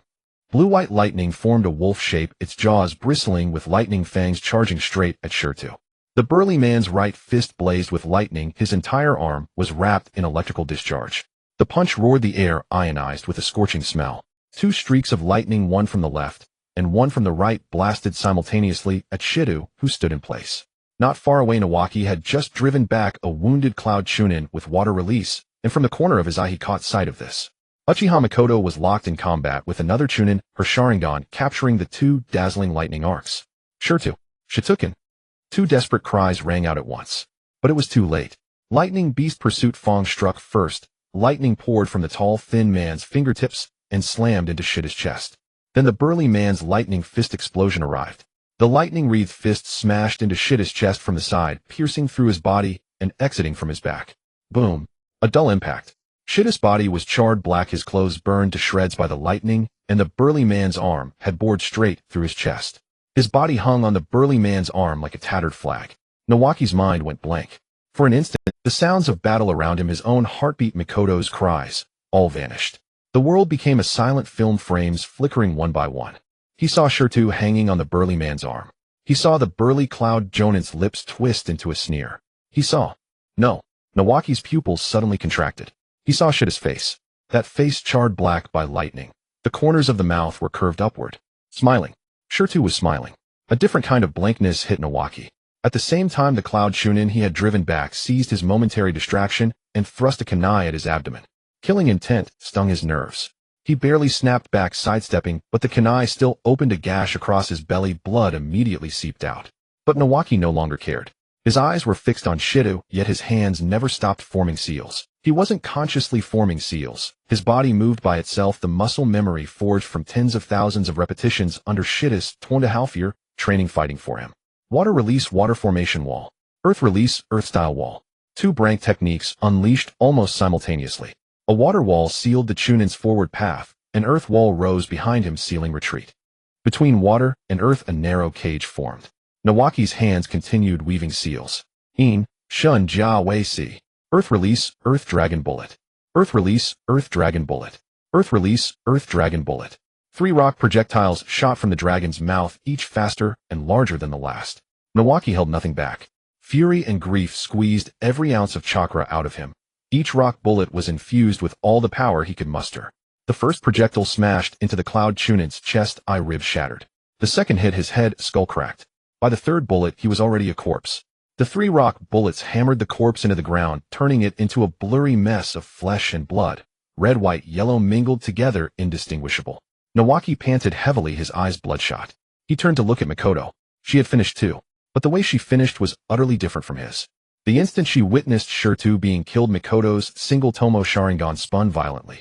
Grief, rage, and resentment. 3 emotions burned into her ocular power like 3 fires. The single Tomo in her eyes spun faster and faster, almost forming a complete circle, and then the single Tomo in Mikoto's eyes spun faster and faster, nearly forming a complete circle, and then it split. From 1 Tomo became 2. Tomo Sharingan. She did not erupt with chakra like Nawaki did. Her chakra reserves were inherently less than his. Even an eruption would have been limited. But she had a sharper mind than Nawaki. She remembered Shirtu saying that sometimes in battle, wits mattered more than strength. She began forming hand seals, fire style, great fireball. A massive fireball erupted from her mouth, hurtling straight toward the Kumogakure Chunin, whose arm had been severed. The Chunin sidestepped the fireball, grazing past his body. Simultaneously, Mikoto circled around to the right to flank the Chunin. The Chunin caught sight of her figure. He sneered. He was all too familiar with this Yukaha-style feinting tactic. He charged straight at her, his kunai thrusting forward. Mikoto also gripped her kunai and stabbed toward him. He twisted his body, letting her kunai sink into his shoulder. After all, this arm was already useless. 1 more wound wouldn't matter. At the same time, his kunai viciously plunged into Mikoto's chest. Mikoto spat out a mouthful of blood. The Chunin's sneer still lingered on his lips, as if he could already see the death throes of the girl before him. Poof! The Mikoto before him dissipated into white smoke. Not good. Seeing the figure vanish into smoke, he knew he had been tricked. He felt a gust of wind behind him. It wasn't natural wind. It was the air pressure from something approaching at high speed from behind. He tried to turn, but it was too late. Mikoto's real body emerged from within the flames of the great fireball. The moment she had spat out the fireball, she had created a shadow clone and concealed herself inside the fireball. At the same time, she channeled chakra into her feet and burst forth, body flicker technique. Her flicker did not go straight forward. Instead, she flashed to the left rear of the fireball. Mikoto, the fireball, the Kumogakure Chunin aligned perfectly in a straight line. This not only blocked the Chunin's line of sight, but also masked her chakra signature behind the fireball's chakra. This was another principle Shirtu often emphasized: ninjutsu isn't just an attack, it can also serve as cover. The flames of the great fireball could obscure vision. As long as you were fast enough and timed it perfectly, you could hide behind the fireball and close in on the enemy. Of course, the prerequisite was that you could withstand the heat. She withstood it. Her hair was singed and curled, blisters dotted her skin, and wisps of smoke rose from several places on her clothes. But she endured without a sound, bursting through the flames, her kunai aimed straight for the Chunin's back. The Chunin spun around. His speed was astonishing. Most Kumogakure ninja specialized in nintaijutsu, giving them physiques far surpassing ordinary Chunin. Before the kunai could strike him, he turned and met Mikoto's kunai with his own. Clang! The 2 kunai collided, sparks flying. The Chunin grinned. This little girl was too green. Even if her sneak attack had succeeded, what of it? In close quarters combat, how could a freshly awakened Uchiha brat possibly defeat a Chunin trained in nintaijutsu? His kunai pressed down on hers, inching closer and closer to Mikoto's throat. Mikoto's arm trembled. The difference in strength was far too great. But her eyes were calm. Her Tomo Sharingan rotated slowly. The Chunin suddenly felt something was off. Why were that little girl's eyes so eerily red? Then he felt a chill at his throat. Mikoto's kunai had pierced into his neck. Not the kunai he thought he had been. It was another one. Her left hand. Mikoto held another kunai in her left hand. The Chunin's pupils dilated. He tried to look down at the wound on his throat, but his neck no longer obeyed. Blood gushed from the wound, flooding his windpipe. He made a gurgling sound like a rooster whose neck had been wrung. His vision began to blur. Through the haze, he saw Mikoto's Tomo Sharingan stop spinning. So that was it. Jinjutsu. Not the kind that traps someone in an illusion, but the simplest, most basic interference jinjutsu. In that instant, when he turned and locked eyes with Mikoto, his depth perception was disrupted. He perceived the kunai in Mikoto's left hand as a shadow overlapping the one in her right. He thought he had suppressed her weapon. In truth, he had only suppressed one. The other had been aimed at his throat from the good move. The Chunin's lips moved, blood spilling from his mouth as he silently mouthed the words, then fell backward. Mikoto pulled the kunai from her own left shoulder, the Chunin's final counterstrike. At the moment his throat was pierced, his kunai had also stabbed into her shoulder. Gritting her teeth, she yanked the kunai out. Blood dripped down her sleeve. She didn't look at the corpse. She turned her gaze toward Shirtu. Nawaki was also watching. Then both of them froze simultaneously. Shirtu was smiling. Hit by lightning, his chest pierced by a fist. Shirtu had a smile on his lips. The burly Jonin sensed something was wrong. He tried to pull his arm out of Shitta's chest, but couldn't budge it. Something inside Shitta's chest seemed to glue his arm as if sealed in solid concrete. He lowered his head and saw Shitta smile. There was no pain, no anger in that smile. Only a Catan. You? The burly Jonin's pupils suddenly contracted. Had your fun yet? Shitta's voice squeezed out from his throat, slightly hoarse, but his tone was as light as asking, have you eaten? Every hair on the burly Jonin's body stood on end. Run! He roared, his voice cracking. The lanky Jonin didn't react. Run! Hadn't they already won? You're practically a disemboweler. What's there to run from? Then he saw it. The ground beneath the burly Jonin suddenly split open. No, it wasn't splitting, it was exploding. A pillar of earth shot up from below. Not like the wrist-thick earthen spikes from the earlier Thousand Needle Stone forest. This one was thicker, faster, and sharper. The spike's surface wasn't ordinary dirt, it was as dense and smooth as if a steamroller had compacted it thousands of times, glinting with a ceramic sheen in the sunlight. The earth spike pierced into the burly Jonin's ankle from the side and exited above the joint. Aya! Before his scream could fade, a second spike arrived. Wrist. Third. Elbow. Fourth. Shoulder. Fifth. Hip. Sixth. 6 earthen spikes shot up from different angles, precisely piercing all the major joints of the burly Jonin. They didn't sever the joints. They just passed through, entering one side and exiting the other. Then the tips expanded, locking the bones, ligaments, and tendons in place. His limbs could still move, but each joint was jammed by the spikes. He couldn't even bend them. The burly Jonin was frozen in place like a butterfly pinned to a specimen board, his fist still extended. Blood gushed from all 6 wounds, simultaneously flowing down the spikes. The lanky Jonin's legs went weak. He finally realized what had happened. From start to finish, the Shirtu they had been attacking was not the real body. It is an Earth clone, or rather a more advanced Earth escape substitute, so sophisticated that it perfectly simulates the sensations of being struck by lightning and piercing through. When was it? Right. The smoke from earlier, it turns out it was then. He turned and ran. Lightning crackled beneath his feet as he pushed the lightning chakra to its limits, shooting away like a bolt of lightning in the opposite direction. He had just taken 1 step, 2 steps, 3 steps. Before he could take a 4th, the ground beneath him suddenly heaved up. It was not an earth spike. It was a stone pillar. A rock column as thick as a bowl shot up diagonally from underground before him in a horrific angle and at a terrifying speed, rising from below and thrusting from front to back like an uppercut. The top of the earth pillar struck precisely at the chest of the tall, thin man. Crack! The sound of broken ribs. The tall, thin man spat out a mouthful of blood, propelled backward by the impact of the earth pillar. He flew 5 or 6 meters before crashing heavily into an earth escape earth flow wall that had risen without him noticing. Another crack sounded. This time it was his spine. His body slid down the earthen wall, but before he could reach the ground, several earth spikes suddenly shot out from the wall, piercing through his wrist, elbow, shoulder, knee, and ankle, pinning him to the wall. Like the burly black man, all his major joints were penetrated. 2 hidden mist Jonin, one pinned to the ground, the other pinned to the wall, like 2 decorative pieces hanging on the wall. At this moment, the stone that had pierced the chest of the burly black man began to melt. Starting from the top of his head, his hair turned to soil, his forehead turned to soil, and his eyes, nose, and mouth all morphed into soil. The soil flowed down like melted chocolate, cascading over his chest through the pierced hole, down his legs, and finally turned completely into a puddle of mud that seeped into the ground. 3 meters in front of the burly black man, the ground began to ripple like the surface of water. A figure grew up from the ground. First his head, then his forehead, eyes, nose, mouth, chin, neck, shoulders, chest, waist, legs, his entire body, rising from the ground as effortlessly as if emerging from the water. When his feet fully left the ground, the surface returned to flatness, not even a crack remaining. The stone had his hands in his pockets, a new shuriken clamped between his teeth, tilting his head as he looked at the 2 pinned, hidden mist Jonin. His clothes were spotless, not a trace of blood, not even dust. I told you, he bit the shuriken at a different angle, not to provoke the lower ninjas from Konoha. You just wouldn't listen. There was a hint of helplessness in his tone, as if he were educating disobedient children. Not far away, the rope tree had his mouth agape. Not exaggerated, but truly agape to the point of nearly dislocating his jaw. He propped up his chin with his hand, pushing it back up with a click, then opening it again. So Stonkin, is this amazing? Mikoto's voice came from the side, trembling noticeably. The rope tree propped up his chin, once more finally managing to close it. I only knew that stone was impressive, his voice was dreamy, but I didn't expect him to be this amazing. This is even more powerful than Oro Kimura Sensei, I write. Mikoto did not answer. Her two Tomo Sharingan were still active, the crimson pupils reflecting the figure with hands in pockets. She suddenly remembered the first day of school, the little rascal with messy hair, who kicked open the classroom door and shouted from the podium, "From today onwards, I Yoshino Stone am the boss of this class." It turned out he was not bragging. He was serious.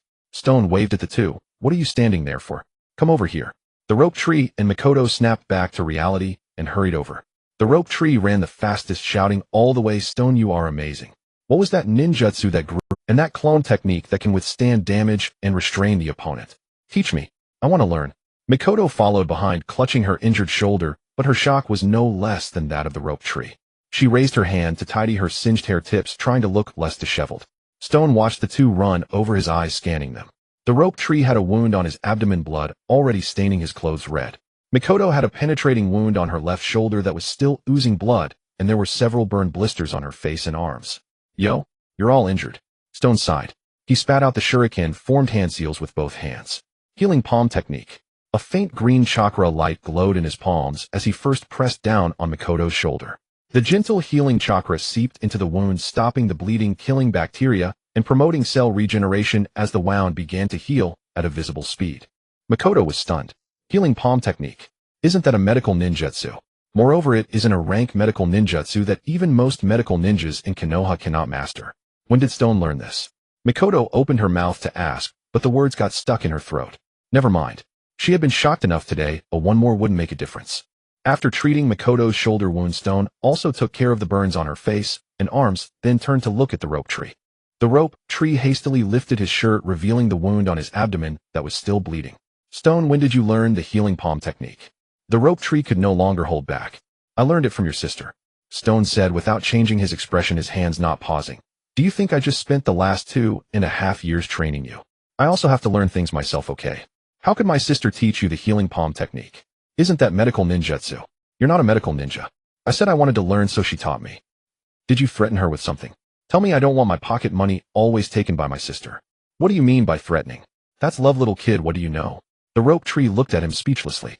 In the distance on the cliff top, Orochimaru stood in the shadow of the treetops, his expression showing a clear crack for the first time. It was not a smile, not amusement, but genuine shock. He had seen everything. From the moment Stone threw the smoke bomb, to the 6 consecutive shots, to the double Earth Dragon bullet released in 0 frames, to the single-handed hand seals releasing the 1,000 needles stone forest, to the Earth clone tricking 2 Jonin with a fatal blow, and finally to the Earth spikes piercing joints, Earth pillars knocking away, and Earth walls nailing people. And now the healing palm technique being employed. Orochimaru closed his eyes, sensing the silent sweep of ninjutsu across the valley. Stone's chakra amount was still so little. So pitifully little, as if he had just graduated from the Ninja Academy, nearly identical to the amount measured when he graduated. No, it wasn't identical. It was too well disguised.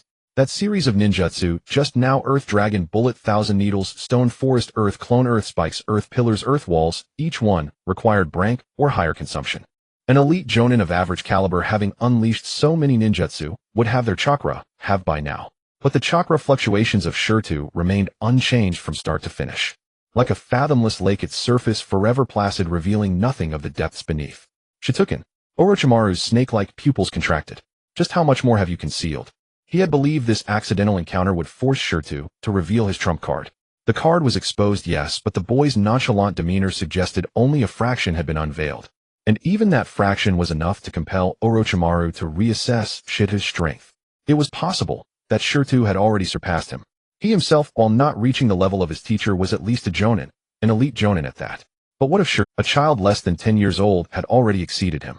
Could it be that Shirtu had reached the level of it? Shirtu straightened his back, brushed the non-existent dust off his hands, and walked over to the 2 pinned cubes. The burly dark-skinned man and the tall lanky one were semi-conscious from pain, but their bodies instinctively tensed as Shirtu approached. "Speak." Shirtu crouched to meet the dark man's gaze. "What conspiracy are Chuunibyou and Katsuragi Yukon plotting?" The dark man gritted his teeth and squeezed out, "Kill me if you want. I'll say nothing." Shirtu tilted his head, as if pondering the truth of those words. Then he turned to the tall lanky man, who also wore a resolute expression, even beginning to silently refine chakra. Not to resist. In Shitu's perception, his chakra was converging toward the heart meridian, aiming for suicide by bursting the heart. Shirtu sighed. A finger in his pocket twitched slightly. An earthen spike jutted from the wall, piercing precisely through the tall man's dantian, entering from the lower back and emerging from the abdomen.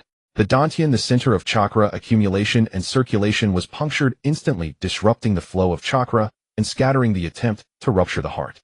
The tall man let out a short scream, then slumped like a snake drained of its bones. Shirtu turned his gaze to the dark man. The dark man's pupils shrank to pinpricks, his lips trembling. Shirtu shrugged, and another earthen spike rose from the ground, penetrating his dantian as well. The dark man grunted, veins bulging on his forehead, but he bit his tongue to suppress a cry. I'll ask again. His voice remained unhurried. What conspiracy between Chuunibyou and Katsuragi Yukon? The dark man closed his eyes and said nothing. The tall man also turned away, wearing an expression of defiant resignation. Shirtu looked toward Mikoto. Mikoto instantly understood his intent. She stepped forward, crouched before the dark man, and let her Tsutomo Sharingan slowly rotate, locking onto his eyes. Sharingan Jinjutsu. The dark man's gaze began to glaze over, his lips moving. Mikoto asked his name, age, and unit, all of which he answered without resistance. Seconds later, his eyes refocused, breaking the Jinjutsu. He must have undergone specific counter-Jinjutsu training. Mikoto stood and shook her head. My ocular power is in. Seconds later, his eyes refocused, breaking the Jinjutsu. He must have undergone specific counter-Jinjutsu training. Mikoto stood and shook her head. My ocular power is insufficient. Shirtu was not surprised at all. Ninjas dispatched by Chuunibyou for missions of this caliber would certainly have been trained to resist Jinjutsu. Mikoto had only just awakened the Tsutomo. Insufficient ocular power was to be expected. He sighed, reached into his ninja tool pouch, and pulled out the silver desert eagle.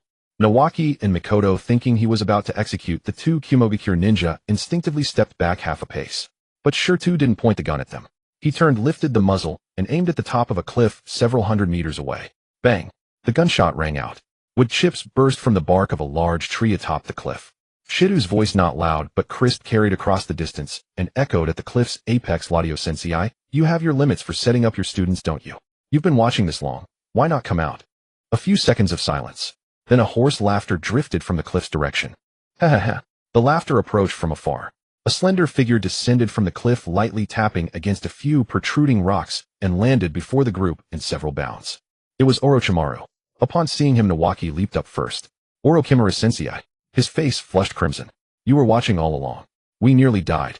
2 jonin and 4 chunin against 3 jinin, and you just stood by. Orochimaru's lips twitched. It was a test for you. His tone remained calm, but those who knew him could detect a hint of guilt. Had real danger arisen, I would have intervened in time. A test? Nawaki grew even more agitated. Shit, his chest was pierced. That's a test. Well? Orochimaru glanced at Shirtu. That was an Earth clone, and not an ordinary one. That's because Shirtu is strong, not an excuse for you not saving us. I'm telling my sister. A bead of cold sweat dripped from Orochimaru's forehead. He had experienced the fist of that violent woman, Tsunade. Jiraiya had been hospitalized for 3 weeks after a single punch from her. Though Orochimaru possessed far greater flexibility than Jiraiya, he had no desire to personally test whether Tsunade's monstrous strength could break his ribs. Moreover, Orochimaru forcibly changed the subject, his gaze settling on Shita. Even without me, Shirtu could protect you. Right, Shituken? Shirtu rolled his eyes. This slippery snake, just to force out his true strength, had even gone so far as to lure enemies here. The obsessive curiosity of a scientist was truly terrifying. Ladio-sensei, are you satisfied now? He tucked the Desert Eagle back into his pouch, his tone plainly displeased. You had to force out my hidden power just to go back and tattle to the third old man.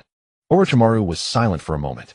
Shituken, his voice grew serious. Why are you unwilling to let the third sensei know your true strength? Shirtu looked at him. In Orochimaru's eyes there was no calculation, no probing, only genuine. At this period, Orochimaru had not yet experienced the cruelty of war, had not been abandoned by his teacher, had not embarked on that path of immortality without return. He still valued bonds, believed in the will of fire, and thought that as long as the third was there, Konoha would be fine. Shirtu was silent for a long time. Ladio-sensei. Shirtu finally spoke, his voice much lower than before. It's not that I'm afraid of the third knowing my strength. He paused, his gaze turning sharp, a look no 9-year-old should possess. I'm afraid of being targeted by some old schemer who covets the Hokage's seat. Orochimaru's snake-like pupils contracted abruptly. He understood. Without Shirtu uttering the name, a figure immediately surfaced in his mind. Shimura Danzo. Hokage assistant. Leader of Root. Sarutobi Hiruzen's friend. Orochimaru frowned. But the third Hokage sensei is the Hokage. Even if Danzo leads Root with the third Hokage around, wouldn't he dare not touch you? Shirtu laughed. Not his usual irritating grin, but a cold, sarcastic smirk. Leishia-sensei, you don't understand your third Hokage sensei at all. Orochimaru's frown deepened. The third isn't a bad person now. Sure crossed his arms, his tone like evaluating a subpar colleague. But he has two fatal flaws. First, indecisiveness. Second, he values relationships too much. Not with everyone, but only with his former teammates especially. He prioritizes his bonds with Shimura Danzo Hamura Midokado and Koha Udatane above the rules. But sitting in the Hokage seat and placing personal feelings above regulations, that's not loyalty, it's a disaster. Orochimaru fell silent. He wanted to argue, but swallowed his words. Because he knew Sure was right. Sarutobi Hiruzen's indulgence toward Danzo had been going on for quite some time. Root was already showing the dark tendencies it would have decades later. Danzo had forcibly taken many promising children from small and medium clans for training in Root, euphemistically called Konoha's A&BU training camp. Orochimaru had heard of it. But anyone with eyes could see that Root was Danzo's private army. And of those children taken away, none had ever seen the light of day again. It was as if they had vanished. Every time someone impeached Danzo, Sarutobi Hiruzen would make a show of seriousness only to let the matter drop. Orochimaru wanted to say, he's just too sentimental, but the words swirled in his throat and never came out. Nawaki and Mikoto exchanged bewildered glances beside them. They couldn't fully grasp the specifics of Sure and Orochimaru's conversation, but they sensed the atmosphere suddenly turn heavy. What was wrong with the third Hokage? Why didn't Sure want him to know his strength? And who was this Danzo Orochimaru mentioned? Mikoto had heard the name Danzo before. Within the Uchiha clan, elders occasionally brought up that Hokage assistant, their tones laced with wariness and disdain.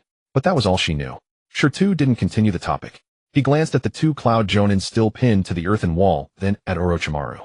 Leishia Sensei, are you good at interrogation? Orochimaru snapped back to reality and shook his head. They've been trained against Jinjutsu. To interrogate Jonin of this caliber with illusion, you'd need at least the ocular power of an Uchiha with a 3-Demo Sharingan. Or take them back to Konoha and let the Yamanaka clan read their memories with a secret technique. Too troublesome. Sure pursed his lips. He walked up to the burly Jonin and pulled a senbon from his tool pouch. The burly Jonin stared at the slender needle, wondering what this brat intended. Then Sure pinched the end of the senbon, aimed its tip at the burly Jonin's right index fingertip, and gently inserted it. The needle pierced through the nail fold, creeping inch by inch along the gap between nail and nail bed. The burly Jonin's scream was ghastly and human. The heart is linked to the 10 fingers. The pain of a foreign object penetrating the nail bed was 10 times more excruciating than ordinary cuts or stabs. His body convulsed violently, but his limbs were pinned by earthen spikes, making even struggle impossible. Sure hand was steady. The senbon pushed deeper from fingertip to the base, then burst out with a puff from the side of the finger. The burly Jonin's scream had twisted into a sound like a chicken being strangled. His eyes bulged, pupils contracted sharply from the agony. Now was the moment. Sure released the senbon and formed hand seals. 8 seals in under a second. He didn't need 8 normally, but Sure was used to being lazy like a dog. Jinjutsu mind confusion technique. The burly Jonin's gaze instantly went vacant. Not a gradual fade, but as if a switch had been flipped, empty all at once. His pupils dilated, focus vanished, and he became like a puppet stripped of its soul. Sure stood up, dusted off his hands, and turned to Orochimaru. Leishia Sensei, I ask whatever you want. I'll tell you everything now. Mikoto, you take notes. Sure pulled out a blank scroll and handed it to her. Oh, okay. Mikoto took the scroll and sat cross-legged and prepared to record the interrogation. Orochimaru stared at the burly Jonin's hollow eyes, his snake-like pupils flickering with barely perceptible shock. Mind confusion technique. Had never even heard of this illusion. Could it be that Sure created it himself? Like the earth spike technique earlier, which had far more variations than ordinary ones. Orochimaru suppressed his astonishment, approached the burly Jonin, and began questioning. He asked in meticulous detail the location of the cloud base, the number of personnel, the leaders, named the time and place of the rendezvous with Katsuragi, Yukon, the contents of the secret letter, the specific plan to assassinate the daimyo, the list of nobles bribed within the land of fire. The burly Jonin answered each question. His voice was flat, his pace even as if reading a tedious ledger. Every question was answered clearly, without hesitation or resistance. Mikoto wrote neatly beside him. Her handwriting was beautiful, though Sure felt that the characters of this world, except for the Chinese ones scattered among them, were utter garbage. The more Orochimaru asked, the more alarmed he became. Not because of the intelligence itself, but because of the technique's effect. It was too thorough, more like absolute dominion over consciousness than mere illusion. This was no longer mind confusion, it was soul-snatching. After finishing with the burly Jonin, Sure walked over to the tall thin one and repeated the procedure. Senbon into the nail, mind confusion technique interrogation. The tall, thin one's information matched the burly Jonin's almost exactly, with only minor discrepancies in details, but the overall direction was fully consistent. The intelligence was confirmed. Shirtu looked at Orochimaru. Do we still need to take these two back? Orochimaru shook his head. Since we've already obtained the information, no. Shirtu nodded. He pretended to form two hand seals, and two earth spikes shot up, one from the ground, the other from the wall, piercing through the heads of both Cloud Jonin, entering through the chin and exiting through the crown, clean and swift, turning their brains into pulp. Before they could even scream, their bodies twitched twice and went still. Shirtu formed 4 more seals. Earth release burial technique. The ground beneath the two corpses suddenly turned into quicksand-like mud, and the bodies slowly sank.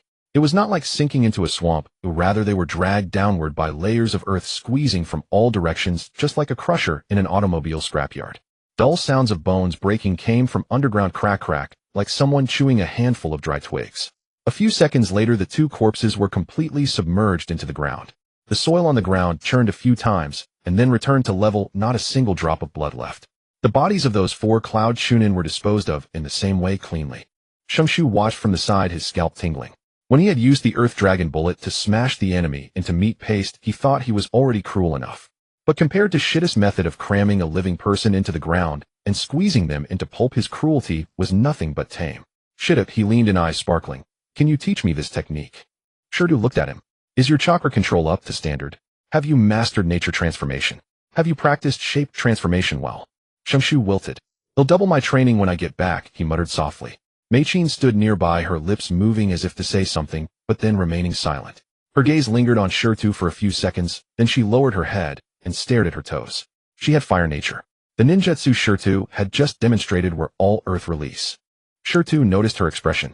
Mei-Chin, he called to her. Although I only have earth nature and cannot teach you fire release. But if you don't mind, I can help you train. All methods are rooted in the same principle. Attribute jutsu are sometimes interconnected. Mei-Chin lifted her head, the disappointment in her eyes completely gone. Thank you, Shituken. She nodded emphatically. Deshiwan, however, looked as if struck by something.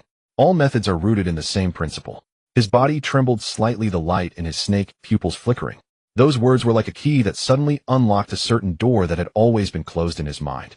He had been studying ninjutsu for so many years, always classifying, summarizing, and searching for patterns, but he had never thought from this angle. All methods are rooted in the same principle. All methods are rooted in the same principle. Deshiwan sensei? Shengshi's voice pulled him back to reality. What's wrong? Nothing. Deshiwan took a deep breath, suppressing the surging thoughts in his mind, and looked at Shirtu. What do you plan to do about Guqing Eugene? What else can be done? Shirtu shrugged. Since the evidence is conclusive, just go directly to the Lord's mansion and take him. Deshiwan nodded. We must get all the account books and evidence. Capture Guqing Eugene alive, and send him back to Konoha for the daimyo to handle. After all, he is a noble, the procedures must be followed. After all, he is a noble. Shirtu repeated those 4 words, his tone thick with unmistakable sarcasm. He didn't say anything more. Neither did Deshiwan. The group followed behind Deshiwan, speeding all the way towards Guqing Mountain Castle. When they entered the city, they made no attempt to conceal themselves. The Konoha forehead protectors were worn brightly on their foreheads. The samurai at the city gate saw 4 ninjas charging with an aura of killing intent, and didn't even dare to interrogate them. They simply made way. The Lord's private soldiers did put up a resistance for a while. The resistance lasted less than 5 minutes. Deshiwan alone took care of most of them. Hidden shadow snake hands shot out from his sleeve. Several thick summoning snakes coiled around the charging samurai, crushed their bones, and flung them away with movements as smooth as cleaning. Shungshu and Mei-Chin dealt with the stragglers. After the life and death battle just now, the two had no hesitation in their strikes. Shungshu used water release and earth release, alternately forcing the samurai to retreat step by step. Maiken's kunai and shuriken precisely harvested the remnants. Her Tutamo Sharingan made her feel at ease in the melee. No vomiting, no trembling hands, no discomfort from killing for the first time. Compared to Shitta's method of crushing people into pulp, slitting throats with kunai was simply tame. They split into 2 groups. Deshiwan went to the rear residence to capture Guqing Eugene, while Shirtu and the 2 others went to find the account books and evidence. Shirtu expanded his divine sense, and every inch of the Lord's mansion was clearly presented in his mind. The secret room under the study, the account books and scrolls piled up in the secret room, the secret letters and seals in the hidden compartment. All were seen clearly by him. He couldn't be bothered to find the hidden entrance. Earth release, earth shadow technique. His body sank into the ground, passed through soil and stone slabs, and appeared directly inside the secret room. He didn't even glance at the account books stacked on the shelves. He made a few hand seals, unrolled a sealing scroll, and sucked all the things inside in one go. From infiltrating to packing up, it took less than 3 minutes. By the time he re-emerged above ground, Xingshu and Mei Qin had already finished off the last wave of samurai charging into the courtyard. The courtyard was littered with corpses lying in disorder, roughly counting at least 70 or 80. Shirtu. Xingshu waved excitedly when he saw him. Did you find them? Found them. Shirtu shook the sealing scroll in his hand.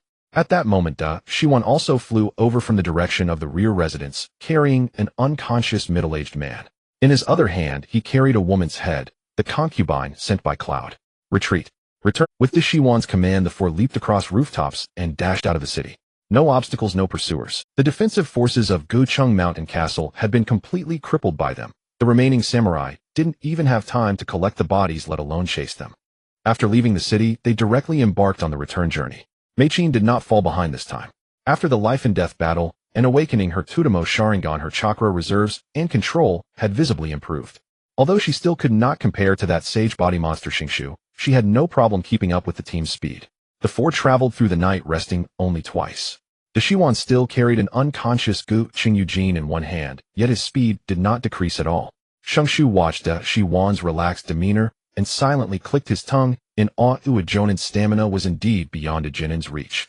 No, he glanced at Shirtu beside him, who had his hands in his pockets, a sun bond between his lips and a leisurely expression. Some Jinin had stamina that even Jonin could not match. By the next morning, the gates of Konoha appeared in view.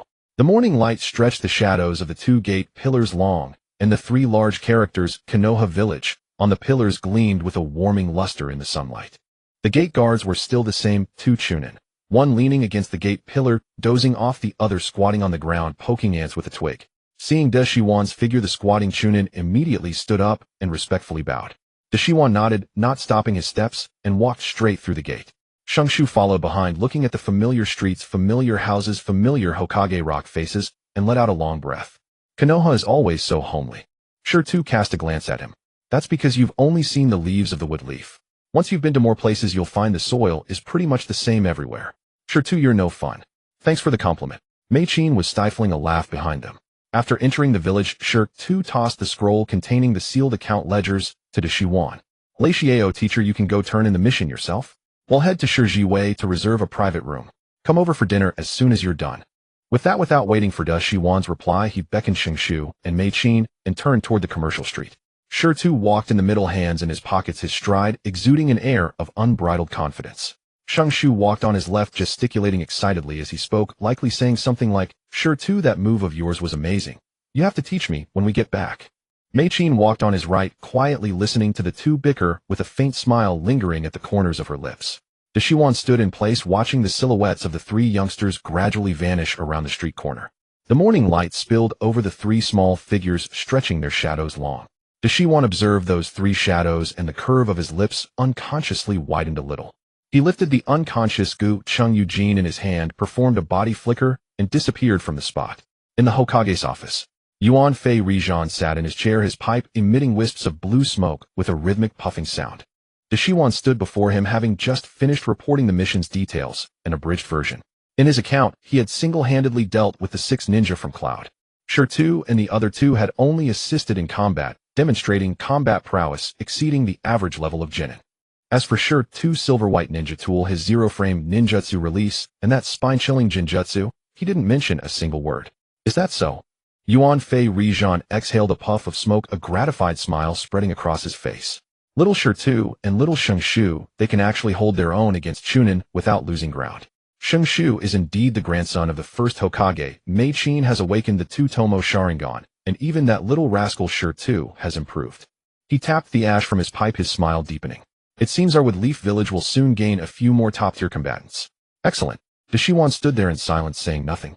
Yuan Fei Rijan took the mission scroll, and the sealing scroll casually flipped through the ledger's contents, and his brow gradually furrowed. The evidence of Gucheng Eugene's treason was irrefutable. These account ledgers and secret letters were enough to convict him, and many nobles were implicated as well. Where is Gucheng Eugene? He has been handed over to the Umbu for detention. He will be transferred to the daimyo's people when the time comes. Yuan Fei Rijan nodded. You did well. Missions of this level normally shouldn't have been assigned to you in the 7th squad. But since it's complete, the rewards and merits will be fully given. Thank you, Yuan Fei teacher. Deshiwan bowed and turned to leave. Deshiwan. Yuan Fei Rijan called him back. Deshiwan turned around. Get along well with those 3 children. Yuan Fei Rijan said, his smile carrying an emotion Deshiwan couldn't quite decipher. They are all good children. Especially little Shirtu. He lost his parents young and his temperament is a bit unruly, but his heart is not bad. Take good care of him. Deshiwan was silent for a moment. That child still needs my care. I understand, teacher. He pushed the door open and left, closing it behind him. The corridor was quiet, only the echo of his footsteps resonating. He reached the stairwell, stopped, pulled out a summoning snake from his sleeve, and whispered a few instructions. The snake flicked its tongue and vanished into white smoke. Then he continued down the stairs, his steps much lighter than before. At the main branch of Shijiwei, a private room on the 2nd floor, Shirtu was lounging with his legs crossed, flipping through the menu. Shengshu lay slumped on the table, his eyelids heavy with exhaustion. Traveling overnight was still too strenuous for a 9-year-old, even with his sage body resisting the fatigue. Mei Qin, on the other hand, seemed energetic, wiping the remnant burn marks on her face with a wet towel. Shirtu had healed the wounds with his mystic palm technique, but the charred marks still needed time to fade. The private room door slid open. It wasn't Deshiwan. It was Gang Shou and Zilai Yi. The moment Gang Shou entered, she headed straight for Shengshu, grabbed his ear, and yanked him up from the table. You little brat. I heard from Deshiwan that you encountered a Jonin from Cloud. Are you hurt? Ow ow. Cisco, easy. I'm fine. Shirtu healed me. You're giving me new injuries with that pull. Gang Shou's gaze shifted to Shirtu. Shirtu immediately flashed a teasing smile. Big wife, you're here. Have a seat, have a seat. Today's meal is on me. Order whatever you like. By now Gang Shou was just beginning to bloom. Zilai Yi was laughing so hard beside her that he slapped his thighs, already courting death again. Deshiwan stood at the doorway, watching the chaos in the private room, the curve of his lips widening further. He didn't enter, just leaned against the doorframe, quietly observing. Shirtu broke free from Gang Shou's clutches and waved at him. Lei Xiao, teacher, what are you standing there for? Come in and sit. Deshiwan walked into the room and took a seat by the window. Sunlight streamed in through the window, bathing the entire round table in a warm yellow glow. The glass Lazy Susan slowly turned the cold dishes upon it, reflecting a crystalline light. Shengshu and Gang Shou were still squabbling over a chicken leg. Zilai Yi was cheering them on. Mei Qin covered her mouth with her hand, her eyes curving with laughter, while Shirtu poured tea for Deshiwan and muttered, this meal should count as a mission expense. We'll get the Third Hokage to reimburse it. Deshiwan lifted the teacup and took a sip. The tea was scalding hot, but he didn't put it down. There were some words he planned to ask Shirtu when the time was right. Some things he had to ask clearly. But not now. Now was time for eating. Outside the window, the sky over Woodleaf Village was so blue it seemed to drip with water, and the sunlight spilled carelessly all over the ground. Training Ground 108. Ever since their return from Gucheng Shansheng, this place had become the 7th Squad's training site. A month and a half had passed. Deshiwan hadn't given them any missions for a month and a half either. When Shirtu went to the mission desk to pick up a mission, he was turned away. The reason was that the Hokage had instructed from now on drank missions were no longer to be assigned to Shirtu team, and crank or above missions must be accepted only by the squad's Jonin instructor. In response, Shirtu stormed into the Hokage's office and argued with Yuan Fei Rijan for half a day. The pleasant conversation ended when Shirtu gifted the Third Hokage with a stink bomb egg. It was said that from that day Yuan Fei Rijan didn't enter the office for 3 days, and Deshiwan hadn't shown his face for a month. According to Gang Shou, he had gone to search for snake-type summoning beasts. Shirtu guessed he was at the Ryuchi cave. It seemed that Manda, that loudmouth giant snake, would become Deshiwan's summoning beast after this. At that moment it was midday, and the sun was so vicious it could peel a layer of skin off a person. Cicadas screamed hoarsely in the trees like the unbearable fake screams in those Western educational films. In the center of the training ground, Shengshu was crouched on the ground, both hands pressed against the earth, veins bulging on his forehead.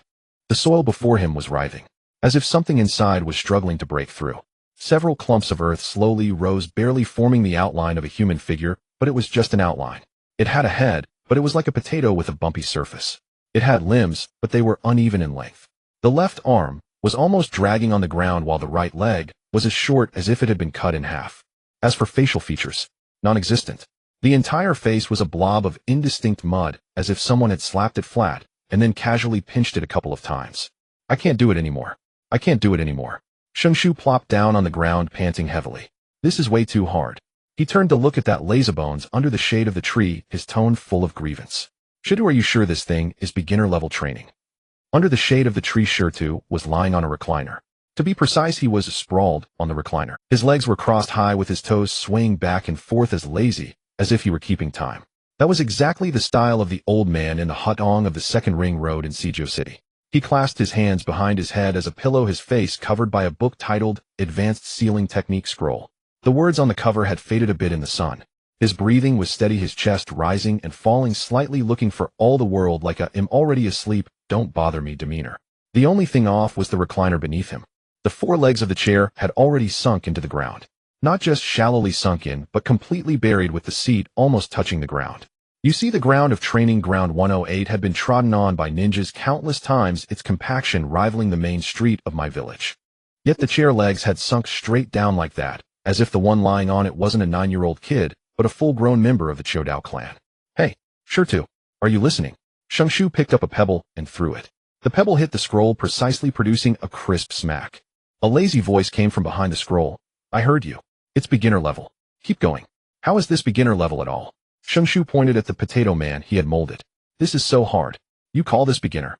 The scroll was lifted a corner by 2 fingers, revealing Shitta's eyes that lacked any enthusiasm. He glanced at the potato man, then at Shu, and then covered his face with the scroll again. Improvement. Last time it didn't even look like a potato, it was a taro. Keep going." Shu was so angry he almost choked. He took a deep breath and pressed his hands back onto the ground. Chakra flowed through his arms into the soil. The feeling was strange, like using your hands to touch an invisible ball of cotton. You had to imagine its shape while touching it, and at the same time use chakra to forcibly impose that imagined shape onto it. The soil began to writhe again. This time he was smarter, not rushing to shape the whole body, but focusing on one part, the head. First shape the head, well, at least have facial features right. The eyes were 2 pits, the nose a bump, the mouth a horizontal slit. A light chuckle came from the side. Mei-chin was squatting not far away, resting, and when she saw the face Shu had molded, she couldn't help it. That face. How to put it? One eye was on the forehead, the other on the cheek. The nose skewed to the left cheek. The mouth stretched to the back of the head, as if it had been punched by Gang's Ho, and then bitten by Dashuan. Sorry. Mei-chin quickly covered her mouth, her shoulders still shaking. "I didn't mean to. It's just that it looks a bit like Jiraiya-sama after being beaten by Gangsha-sama." Shu looked down at his own work. It really did look a bit like that. "I give up." He collapsed onto the ground, lying spread-eagled. "He'll never learn shape transformation in this lifetime. He'll just stick to my water-release raging waves and earth-release mud wall. At least those don't need face sculpting. What a lack of ambition." Shitta's voice drifted out from under the scroll, carrying a tone of frustrated disappointment. "Your great-grandfather Chinsho Zujian's wood release. That's real shape transformation. Wood dragons, wood golems, wood Buddha. Which one wasn't lifelike? The wood figures he carved had facial features that could even show expressions. But you can't even shape a mud figure without making the face crooked, and you still have the nerve to claim the surname Chinsho." Shengsha's face flushed red at the words, but he argued back. "How can you compare? My great-grandfather had wood release, a Kekii Genkai. Mine is just ordinary earth release. Kekii Genkai also evolved from basic jutsu." Shirtu took the scroll off his face and sat up. The recliner let out a creak of protest, and the 4 legs sank another inch into the ground. Wood release is a combination of earth and water natures fused with yang releases life, forced. You can't even master shape transformation of a single element now. Even if you awaken wood release, one day you'll only get its form. Your grandfather conquered the world with wood release. Are you planning to use it for landscaping?" Hearing wood release for landscaping, Mei-chin couldn't help but laugh again. Shu opened his mouth, found nothing to refute, and could only gloomily get up, squatting back down to play with the mud. Shirtu lay back down again, but muttered inwardly. If his words just now were heard by other Earth release ninjas, they would probably want to hit him. Calling the ability to sculpt a perfect human form with shape transformation beginner level. Then what about those who have practiced for over a decade and can only change the shape of Earth, create mud walls, earth dragons, and such? What does that count as? Prenatal level. Shirtu thought, none of my business. I set the standard, and if I say it's beginner, it's beginner. On the other side of the training ground, Mei-chin had started her beginner training. But the scene was far more shocking than Shengsha's. A little girl less than 1.4 meters tall, carrying a square boulder, half a meter in diameter on her back, was doing frog jumps. These frog jumps were no joke. With several hundred kilograms of stone pressing on her back, she squatted, jumped, landed, and squatted again. Each movement had to be precise. Her knees had to bend to 90 degrees, she had to push off with her toes when jumping, and there could be no extra cushioning upon landing. In real combat, the moment you land is your most vulnerable moment. An extra 0.1 seconds could mean being pinned to the ground by shuriken or hit by several jutsu. Maiken's hair was already soaked, her bangs sticking to her forehead. Sweat dripped down her cheeks, gathering at her chin into a sparkling droplet that flicked off into the soil with each jump. Her breathing was heavy but steady. Inhale, exhale, inhale, exhale. Each inhalation felt like using her lungs to push against the stone, each exhalation like squeezing out the fatigue from her body. Time goes back to a month and a half ago. Shirtu had promised to train Meichin, but unlike with Shingshu, Shirtu decided to first strengthen Maiken's physique. He first had Meichin adapt to training without weight, then he placed that stone on her back. At the start, when it was 50 kilograms, Meichin nearly collapsed to the ground under the load. Shirtu, her voice trembled at that moment. Are you trying to kill me? No. Shirtu crouched before her, a rare seriousness on his face. But your enemies certainly will. On the battlefield, no one will go easy on you just because you're a girl, nor will they fear you because you're an Uchiha. They'll only wait until you're exhausted, and then drive a kunai into your throat. He looked down at her, his gaze not like that of a teammate assessing a comrade, but rather like a blacksmith scrutinizing an unfinished blade. You Uchiha are born with formidable spiritual energy, and the Sharingan is driven by that same energy. Hence your chakra control is generally superior to other ninjas. This is an advantage, but also a trap. A trap, because you rely too much on the Sharingan. Shita's voice was as flat as if he were reading from a script. Enhanced visual perception, Genjutsu, Jutsu replication. The Sharingan is so powerful that you Uchiha believe having eyes alone is sufficient. Taijutsu. Physical strength. Unnecessary since the Sharingan can foresee the enemy's moves. But have you ever considered? He raised a finger. What if your body can't keep up with your eyes? Makoto froze. Your Sharingan perceives the enemy's attack route, yet your body is too slow to evade. Your eyes tell you move left 30 centimeters to dodge, but your legs can only manage 20. The remaining 10 centimeters mark the distance of a kunai, piercing your heart. Shirtu lowered himself, meeting Makoto's gaze, as she lay prone on the ground, aligning his eyes with her. Do you know why the Senju clan, seemingly without a bloodline limit, could clash with the Uchiha for a millennium, maintaining a stalemate? It's not because of wood style. Only Hashirama Senju ever awakened that ability. It's because the Sun-just strength lies in the sage body, an innate bloodline trait. He poked Makoto's shoulder, or rather the rock pressing down on her back. Great chakra reserves stamina, endurance, and recovery speed. An ordinary Uchiha gets winded after 10 great fireballs, while a Senju can unleash 20 and still charge at you with taijutsu. How do you fight that? Uchiha are not born with the Sun-just physical resilience, so you must compensate through sheer effort. Makoto lay on the ground silent for a long moment. Then she gritted her teeth, struggled to push herself up, and began frog jumps. 1, 2, 3. By the 5th her legs gave way, and she collapsed flat on the ground. The rock weighed down on her back, covering her entire body with only 2 hands and a head visible. From above she resembled a turtle stretching its limbs.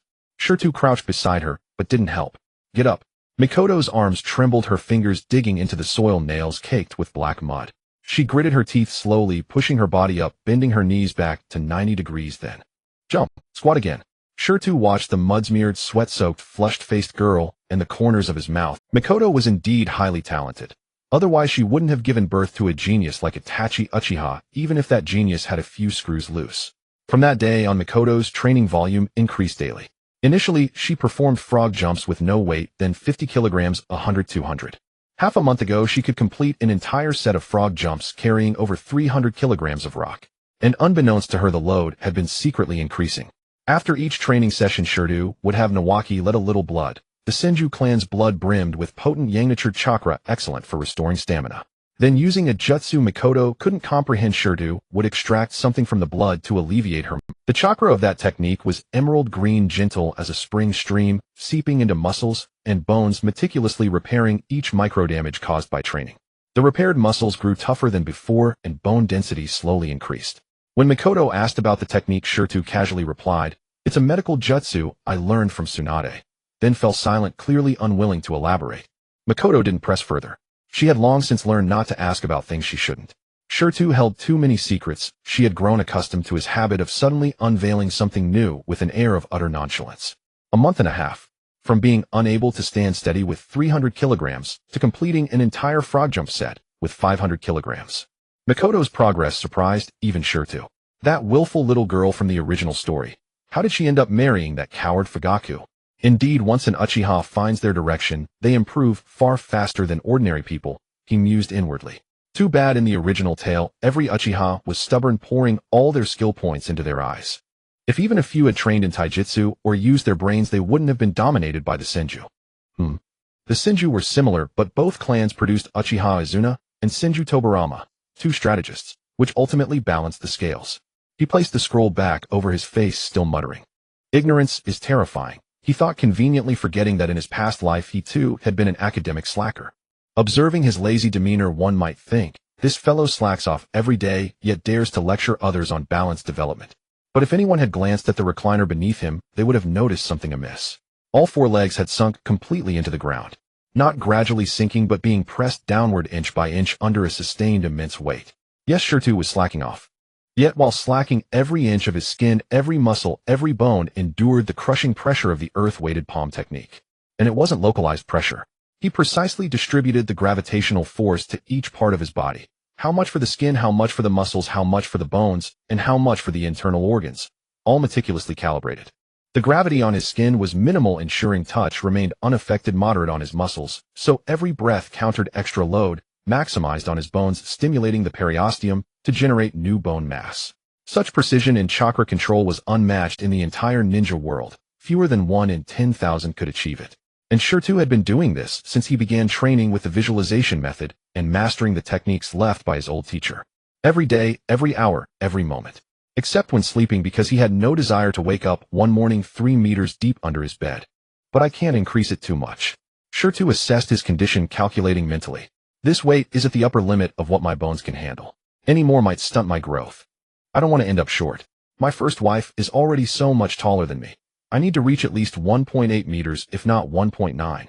As for mental energy, what could better refine one's mental fortitude than practicing the visualization technique every night? Within the sea of consciousness, the phantom of the Earth Ancestral, which was already 90% three-dimensional. The silhouette of a human form with a serpent's tail glowed with a dense, earthy yellow radiance, every scale clearly defined, every strand of hair rendered with exquisite detail. Only the final 10% remained to complete the three-dimensional visualization. What would happen then, even Shirtu himself did not know. Yet one thing he could be certain of: it would certainly not be a mere expansion of his spiritual perception. The setting sun slanted, bathing training ground 108 in a warm orange hue. Shengshu had finally managed to shape a clay figure that vaguely bore the features of a face. Though one eye was bigger than the other, the nose was skewed to the left, and the mouth was stretched wide like a gash from a kunai. At least it was recognizable as a human face. "Should I look?" he exclaimed excitedly, holding up the clay figure. "I did it." Shirtu sat up from the lounger and cast a glance at the figure. Evolved from a potato to a lopsided gourd. Big progress. Thumbs up for you. Shengshu's face fell. Makoto had also finished her training. She unloaded the rock from her back. The moment it hit the ground, a dull thud resounded and the earth trembled. She rolled her shoulders, producing a series of crisp cracks, then exhaled a long breath. The sunset illuminated her face, sweat reflecting golden light. The girl who a month and a half ago could barely carry 50 kilograms now stood steady. After shedding 500 kilograms of weight, her breathing scarcely disturbed. Shirtu cast a glance at her and nodded to himself. This girl's willpower was even stronger than he had. At this pace, aided by Shengshu's blood vitality, it would take at most another year for her physical condition to rival that of an average jonin. By then, with a Tsutomu Sharingan and a jonin-level physique, her power would undergo a qualitative leap, potentially evolving directly to 3 tomo. That's enough for today. Shirtu rose from the lounger, stretching with pleasure as his joints emitted a series of crisp cracks. He brushed the dust off his clothes. Though there was hardly any, as under the effect of the weighted rock jutsu, even the weight of dust couldn't cling to the fabric.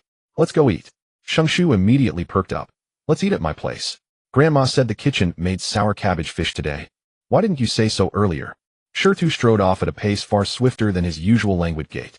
Makoto watched his retreating figure and couldn't help but laugh. "Makoto want to come too?" Shengshu turned, his eyes sparkling with eager anticipation. Makoto's smile faltered for a moment, then she gently shook her head. "No, I'm a bit tired today. I'd like to head back early and rest." Shengshu's eyes dimmed for an instant, but they quickly brightened again. "Next time then. Next time I'll ask Grandma to make more. You absolutely have to come." Makoto murmured softly, neither affirming nor declining. Shirtu walked ahead, listening to the exchange behind him, and sighed inwardly. A month and a half. Every day after training, Shengshu would invite Makoto to eat at the Senju compound. Every time Makoto would refuse. Not because she didn't want to go, but because she couldn't. Uchiha and Senju. The distance between those two names was not just a few walls, but a millennium of blood feuds. Though a superficial reconciliation had been achieved after the village's founding, the underlying rift between the two clans had never truly healed. If Makoto actually set foot in the Senju compound, and the Uchiha elders got wind of it, they would surely raise a storm. She would undoubtedly be confined and forced to withdraw from Team 7. especially her stubborn grandfather, the fourth elder, who would likely be the first to leap up and accuse her of defiling the Uchiha bloodline. Those old fossils. Shirtu swore under his breath. What era are they still clinging to that nonsense? Do they really think the Uchiha bloodline is some rare treasure? If the Uchiha weren't one of the founding clans, nobody would care about your red-eye disease. He recalled those Uchiha elders, especially one named Uchiha Shursui. No, it was Uchiha Setsuna, the hothead who after Tobarama Senju's death had led a dozen clan members to storm the Hokage's office opposing Hiruzen Sarutobi's succession. After the failed assault, Hiruzen, out of consideration for Uchiha's pride, simply imprisoned the offenders in Konoha's prison without revealing the coup's details. But that old fool Uchiha Setsuna, instead of feeling grateful, believed Hiruzen was afraid of the Uchiha. Even from his cell he declared that the Uchiha would one day claim the Hokage's seat. Brain dead. Every time Shirtu thought about this he couldn't help mocking. Without even a Mangekyo storming the Hokage building. The Uchiha Sharingan only tracks shuriken trajectories, not books. But he only ranted inwardly. He was not yet strong enough to flout the entire Uchiha clan. He wasn't afraid of one or two jonin, but the Uchiha accounted for a quarter of Konoha's jonin. If it came to an open clash, unless he revealed all his trump cards, he wouldn't fare well. Moreover, Mikoto was already caught in a difficult position. Fortunately, he had instructed Mikoto not to reveal that she had already awakened the Sharingan, lest the clan demand her removal from Team 7. Mikoto also didn't want to leave the team, so for now the Uchiha remained unaware of her awakened eye. The three of them chatted and laughed as they walked for half an hour, stopping at a commercial street intersection. The left path led to the Senju compound, the right path led to the Uchiha compound. Well, see you tomorrow. Mikoto waved to the two and turned right. Shungshu stood rooted, watching her retreating figure. The setting sun cast her shadow, very long, stretching all the way to his feet. He looked down at that shadow, as if wanting to step on it, yet afraid to. All right, stop staring. Shirtu slapped him on the back of the head. She's long gone. Don't worry. Once you're strong enough you could charge into the Uchiha compound and snatch her away, and no one would dare stop you. Shungshu rubbed his head, let out a silly chuckle, then turned and followed Shirtu. The two walked along the dirt road toward the Senju compound. The setting sun also lengthened their shadows, two small figures one after the other walking through the golden light. Entering the village they crossed the commercial street. Yo, Shirtu, haven't seen you in ages. Auntie Lingzi the vegetable vendor hollered. Why haven't you come to blow up my septic tank lately? Auntie Lingzi, what are you saying? Shirtu immediately put on his obedient sweet smile. That was when I was young and foolish. Besides, Auntie Lingzi has always been so kind to me. How could I still be such a rascal? Oh, you silver-tongued rascal. Auntie Lingzi's eyes crinkled into slits as she picked the biggest white radish and shoved it at him. Take it, eat it. Look how skinny you are. Shirtu took the radish, turned around, and shoved it into Shingshu's hands. Here, nourish your brain.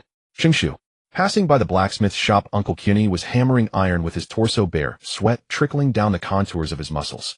Seeing Shirtu, he put down his hammer and said in a low voice, Little Shirtu, I've finished forging spare parts for your Desert Eagle. When are you coming to pick them up? Tomorrow. Shirtu waved at him. Uncle Kuni, your muscles are even more toned. Auntie must be very happy, right?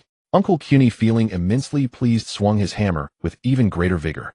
As they passed the dumpling shop, the proprietress poked her head out. Little Shida want to try the new 3-colored dumplings. Aunt Yuji. Shirtu leaned and looking serious. Have you lost weight again? No, if this continues other proprietresses will be jealous. Give me 2 skewers of dumplings. They'll help you share the calories. Aunt Yuji laughed heartily and insistently stuffed 2 extra skewers into his hands. Despite her protests, Shirtu firmly insisted on paying, for he was not short of money now. Shirtu gave 1 skewer to Shingshu and took a bite himself, squinting his eyes. The sweetness was just right, and the glutinous rice was soft enough. It seemed Aunt Yuji remembered that he didn't like things too sweet. Moreover, Aunt Yuji's skill had improved. Shitu, Shingshu mumbled while chewing the dumpling. Your tongue is so sweet, why are you so harsh with me? Because you deserve it. Don't you know a real man must be venomous? The more I poison you, the more immune you'll become, and then no one can hurt you with words. The two bickered back and forth as they crossed the commercial street and entered the territory of the Chinsho clan. The Chinsho clan's land was different from other areas of Konoha. The houses were more imposing, the trees taller, but the streets were emptier. Occasionally a member of the Chinsho clan would pass by, nod, and greet Shingshu, calling him young Master Shingshu. They were also very polite to Shirtu. Not because Shirtu was Shingshu's friend, but because Shirtu was Xuanhua Shuahi's personal disciple. Everyone in the Chinsho clan knew that this little Shirtu went to Lady Shuahi's courtyard every day, learning sealing techniques, mooching meals, and chatting with the elderly lady. Lady Shuehu treated him more affectionately than her own grandson, Shingshu could attest to that. It was said that Lady Shuehu had already betrothed Gang's Ho to Shirtu. Though no one knew who started this rumor, Shirtu thought, well done. Some of the elder Chinsho members even whispered among themselves that if this kid bore the Chinsho name, the next Hokage would be a sure thing. These whispers could not escape Shida's perception. He thought, keep talking, I love hearing it. Though he had no interest in the power of Hokage, he simply liked Granny Shuihu as an elder. That old lady truly cared for him with a kindness pure and unadulterated. The two turned into Shuihu's courtyard. Shirtu kicked open the door and yelled, "You're back." Shengshu also shouted, "You're back." The courtyard fell silent for a moment. Then Gang's house voice came from inside, "What, you're back?" "It's him back. Can't you two even speak properly?" Shirtu swaggered in and saw Gang's host sitting on the porch holding a cup of tea looking at him with disdain. "Exactly," Shirtu said matter-of-factly. "It's you back. What I yelled was you're back. Nothing wrong with that." Gang's was taken aback. "No, you should say I'm back. I, not you. But when I came back you were already home." Shirtu spread his hands innocently. "So for me it's you who is home, not I. When I yell you're back, I'm stating the fact that you are already home. It's perfectly logical." Gang's house mouth opened and closed. Opened and closed again. She was completely confused. You. She pointed at Shido, her finger trembling. "What kind of twisted logic is this?" "This isn't twisted logic, it's linguistics. Community property, got it." Gang's Ho trembled with rage, her fists cracking. Then she noticed Shengshu standing behind Shido, innocently watching the drama. And crimson. "Don't call me your big wife. Do you want a concubine? And that's my tea. What's yours is mine, and what's mine is still mine. Community property, got it." Gang's Ho trembled with rage, her fists cracking. Then she noticed Shengshu standing behind Shido, innocently watching the drama. Thud. A fist landed on Shengshu's head, and a red bump visibly swelled. "Big sis, why did you—" Shengshu covered his head, tears nearly spilling. "I didn't do anything." "Exactly, because you did nothing." Gang's Ho put her hands on her hips. "You've learned bad habits from that stinky Shirtu." "I haven't learned bad habits." "And why only hit me?" Shirtu said it too. Gang's Ho's face reddened even more, but this time not from anger. "His head is hard. Hitting him hurts my hand." Shengshu looked utterly hopeless. Shida meanwhile wore an expression of approving, a teachable wife. Xuanwashu sat on a rocking chair on the porch, a thin blanket covering her legs, smiling as she watched the three children frolic. The setting sun's glow fell on her face, making the diamond-shaped seal glisten faintly. All right, she beckoned. "Little shit, to come let grandma have a look." Shirtu instantly put on a look of an obedient child, scampered over to Xuanwashu, crouched down, and looked up at her. "Granny Shuihu, I've been very good lately. Training every day, no blowing up septic tanks, no causing trouble, and I've helped Shengshu and Meichin improve their strength. Don't you think I'm the best kid in Konoha?" His syrupy voice made Gang's Ho roll her eyes behind him. Xuanwashu smiled and patted Shida's head. Yes, little Shirtu is the best. But Grandma heard you went to the Hokage's office to cause trouble again a few days ago." Shirtu blinked. "That was to discuss business. Hokage I wouldn't let the mission center assign me missions, so I went to reason with him. And then, then he was unreasonable, so I gave him an ozone egg." Xuanwashu's smile froze for a moment. "Ozone egg? It's a new air freshener I developed. It effectively neutralizes the office's smoke smell, but the initial smell is a bit strong, requiring 3 days of ventilation to dissipate." Gang's Ho shook with suppressed laughter behind him. She had heard that Sarutobi Hiruzen's office couldn't be entered for 3 whole days, and even the Umbu took detours. Xuanwashu shook her head helplessly and poked Shida's forehead with her finger. You're just missed." Shirtu naturally grasped her hand, his expression earnest. "Grandma Shuihu, let me ask you a question. If one day Shengshu falls in love with a girl, but her family is unwilling, would you support Shengshu?" The air in the courtyard suddenly fell silent. The dumpling in Shengshu's throat got stuck. He scrambled for water, nearly choking to death. Gang's Ho's hand holding the teacup froze in midair, the smile on her face gradually fading. Uzumaki Shuihu's smile also dimmed a little. She did not answer immediately. Instead, she lifted her head to glance at Shengshu, who was coughing frantically under the eaves, then looked down at Shirtu squatting before her with serious eyes. "Little Shido," her voice remained warm, yet carried a weariness Shirtu had never heard before. "Is the girl you mentioned from the Yuzhibo clan?" Shirtu did not deny, he just looked at her earnestly. Uzumaki Shuihu sighed. She leaned back in the rocking chair, her gaze passing over the courtyard, over the roofs of the Chinsho clan compound, over the Huing rock of my village, and settling on a place far, far away. Only she knew what lay there. "I'm not unwilling," she finally spoke after a long pause, her voice very soft. "If Shengshu can find someone he likes, I, as his grandmother, would be overjoyed." She paused. "But the Yuzhibo side will not agree." She said this in a flat tone, as flat as stating the simplest fact. But Shirtu sensed the powerlessness beneath that flatness. It wasn't that she didn't want to help, but that she knew some matters were not for her alone to decide. The Yuzhibo clan had never been one to heed outsiders. Even when Qianshou Zhujian was alive, he could barely suppress them. When Qianshou Feijian was alive, he could only use tactics to contain them. Now that both Hokage were gone, the Qianshou clan, aside from active ninja families, had changed their names and blended into the civilian populace, gradually declining. Meanwhile, the Yuzhibo's arrogance had grown even stronger than before. If they found out that the granddaughter of their fourth elder had ties with the Qianshou kid, what would happen? The best outcome would be to forcibly separate them, confine Meichin to her home, and give Shengshu a warning. The worst outcome? A civil war in Mai. Shengshu, overhearing his grandmother's and Shida's conversation, watched the light in his eyes slowly fade. He slowly lowered his head, his arms hanging by his sides, clutching his trouser legs tightly. Gangzhou also noticed Shengshu's distress. She gently patted his shoulder, wanting to say something, but unable to speak. Grandma Shuehu. Shida's voice pulled her back to reality. She looked down and saw Shirtu looking up at her, his eyes not those of a 9-year-old child.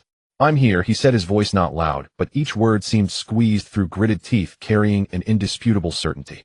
Whoever dares to stop Shengshu and Meichin, will break his third leg. Uzumaki Shuehu was stunned. Then she laughed. It was not her usual gentle smile. She was genuinely tickled, laughing until her eyes curved like crescent moons and tears nearly spilled. She reached out and poked Shida's forehead, this time with more force than before, as if tapping a stubborn nail. You child, you only know how to say sweet things to grandma. But she did not say no. Sure. Shitayu. Shengshu also jerked his head up, looking at his good brother he had grown up with, feeling his eyes watering. Shirtu grinned. Yo, who's this little girl? Why are you sniffling? I am not, you're mistaken. Shengshu quickly wiped his eyes with his sleeve. It's just the wind. Got sand in them. Gangzhou watched this scene with complicated feelings. She certainly understood the weight behind Shida's words. It wasn't a child's boast, it was serious. If that day ever came, Shirtu would truly stand against the Yuzhibo clan for Shengshu and Meichin. This brat.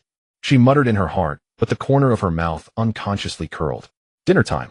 When Gangzhou stepped out of her room, the flush on her face had mostly faded. She had changed into a plain home kimono, her hair casually tied back, losing some of her ninja sharpness and gaining a maiden softness. Shida's eyes lit up at the sight of her. Big wife, you look really good today. Gangzhou's face reddened again. Eat your meal.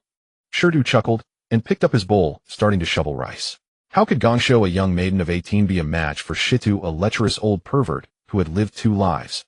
Each encounter usually ended with her blushing crimson from being teased, though. When Gangzhou got flustered, she would hit his chest with her tiny fists. But Shirtu said it was an expression of love, and her punches didn't hurt at all. Halfway through the meal, he suddenly remembered something and looked up at Gangzhou. By the way, where's that old pervert Zilai? Haven't seen him in a long time. Gangzhou's hand holding chopsticks paused. Hospital. He's hospitalized again. Shirtu looked surprised. What for this time? Caught peeping. Gangzhou's expression turned strange. Sort of. What do you mean, sort of? Gangzhou put down her chopsticks, her expression as if recalling some unsightly scene. 10 days ago, she went to soak in a hot spring. Just after taking off her clothes and about to enter the water, she sensed a chakra fluctuation on the roof. That chakra was so familiar that she knew who it was without looking. Zilai. She put on her clothes, circled around to the back of the bathhouse, and climbed onto the roof. There Zilai was lying on his belly on a tile, his hand just reaching for a tile, not yet lifted. Then he saw Gangzhou's fist. According to the aunties who were also in the bathhouse at the time, that scream was like a pig being slaughtered. And then a figure flew off the roof, traced a parabola in the air, and crashed into a trash can hundreds of meters away. 3 ribs broken. Serves him right. Shirtu popped a piece of octopus ball into his mouth. It seems he can't change his peeping habit.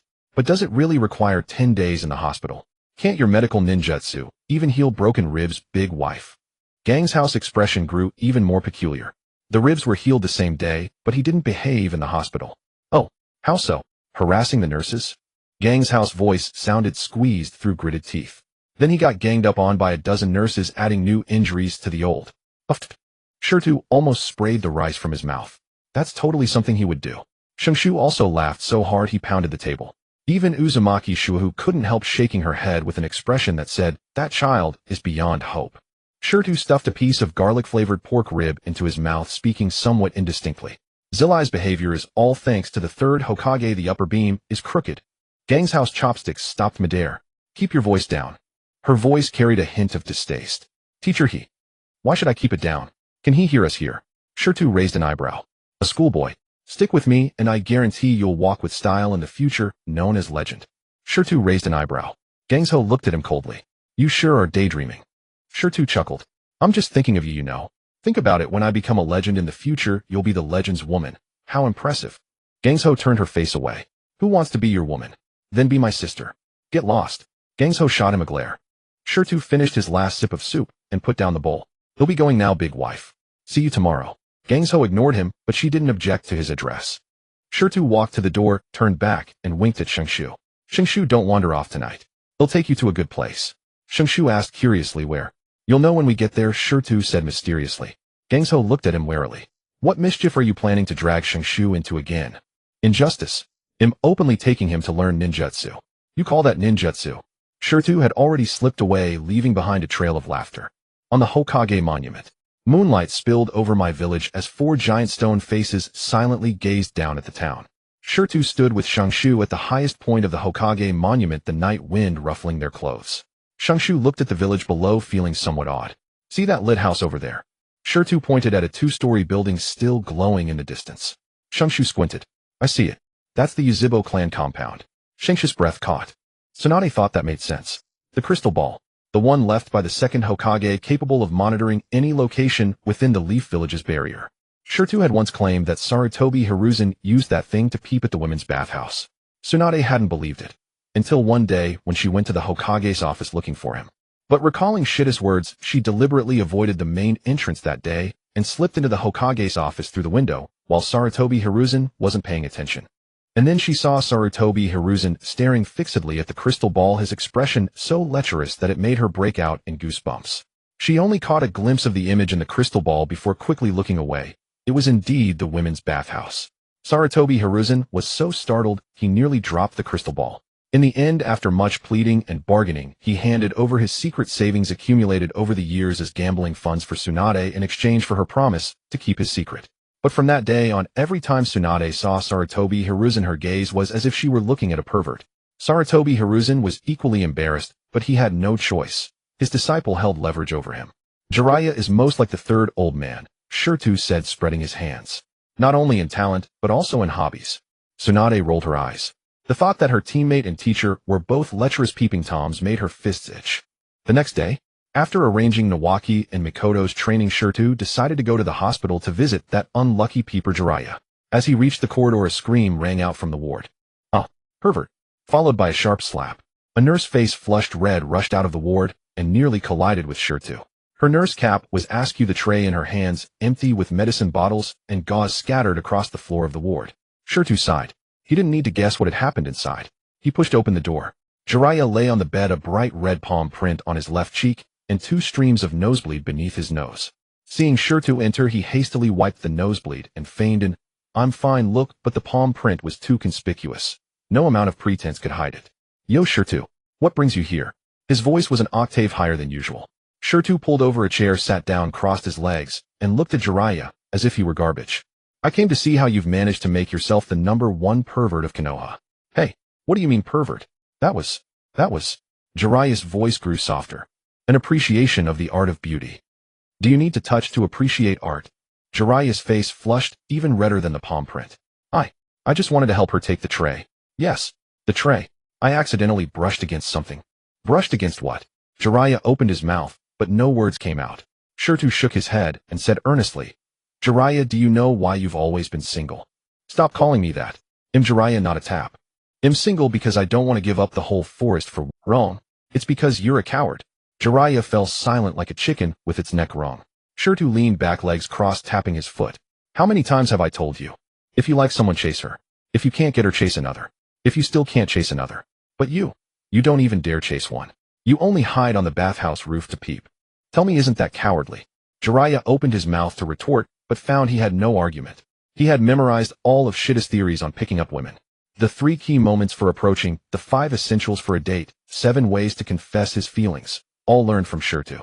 He listened more intently to those lessons than to ninja training, and even filled a thick notebook with notes. But when it came to practice, he chickened out. Last time, seeing a cute girl on the street, Shirtu pushed him to go talk to her. He walked over, opened his mouth, and then said, "Your chest is really big. Can I touch it?" The girl ran away on the spot, screaming, "Pervert." "Shirtu." Jiraiya's voice suddenly turned dejected. "Do you think I'm beyond saving?" Shirtu looked at him. This was probably the first time Jiraiya had ever self-deprecated like that. Shirtu stared at him as if he were a rare animal. "You can still be saved." Jiraiya's eyes lit up. "But I can't help you." Jiraiya's eyes dimmed again. Shirtu stood up and walked to the window, pushing it open.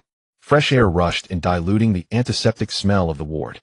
His back to Jiraiya, he said unhurriedly, "Didn't you say the Toad Sage prophesied that you would be the teacher of the Child of Prophecy?" Jiraiya froze. "How do you know?"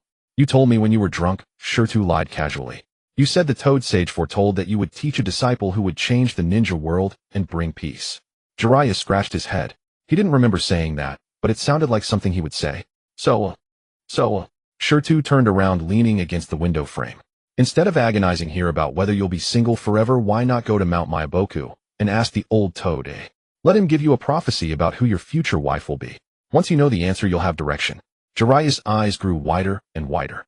Right. Why hadn't he thought of that? The Toad Sage could prophesy that he would become the teacher of the Child of Prophecy. Predicting his marriage should be a piece of cake. If the Toad Sage said he would have a wife in the future, he wouldn't need to worry. If it said no, at least he could give up in peace and continue peeping, gathering materials, without guilt. Shirtu. Jiraiya suddenly sat up from the bed, the abrupt movement apparently pulling on his rib injury, making him wince in pain. "You're a genius. I know you don't have to tell me." Unable to be bothered to get out of bed, Jiraiya pulled a blank scroll from his ninja tool pouch, bit his finger, formed a few hand seals, and slammed his hand onto the scroll.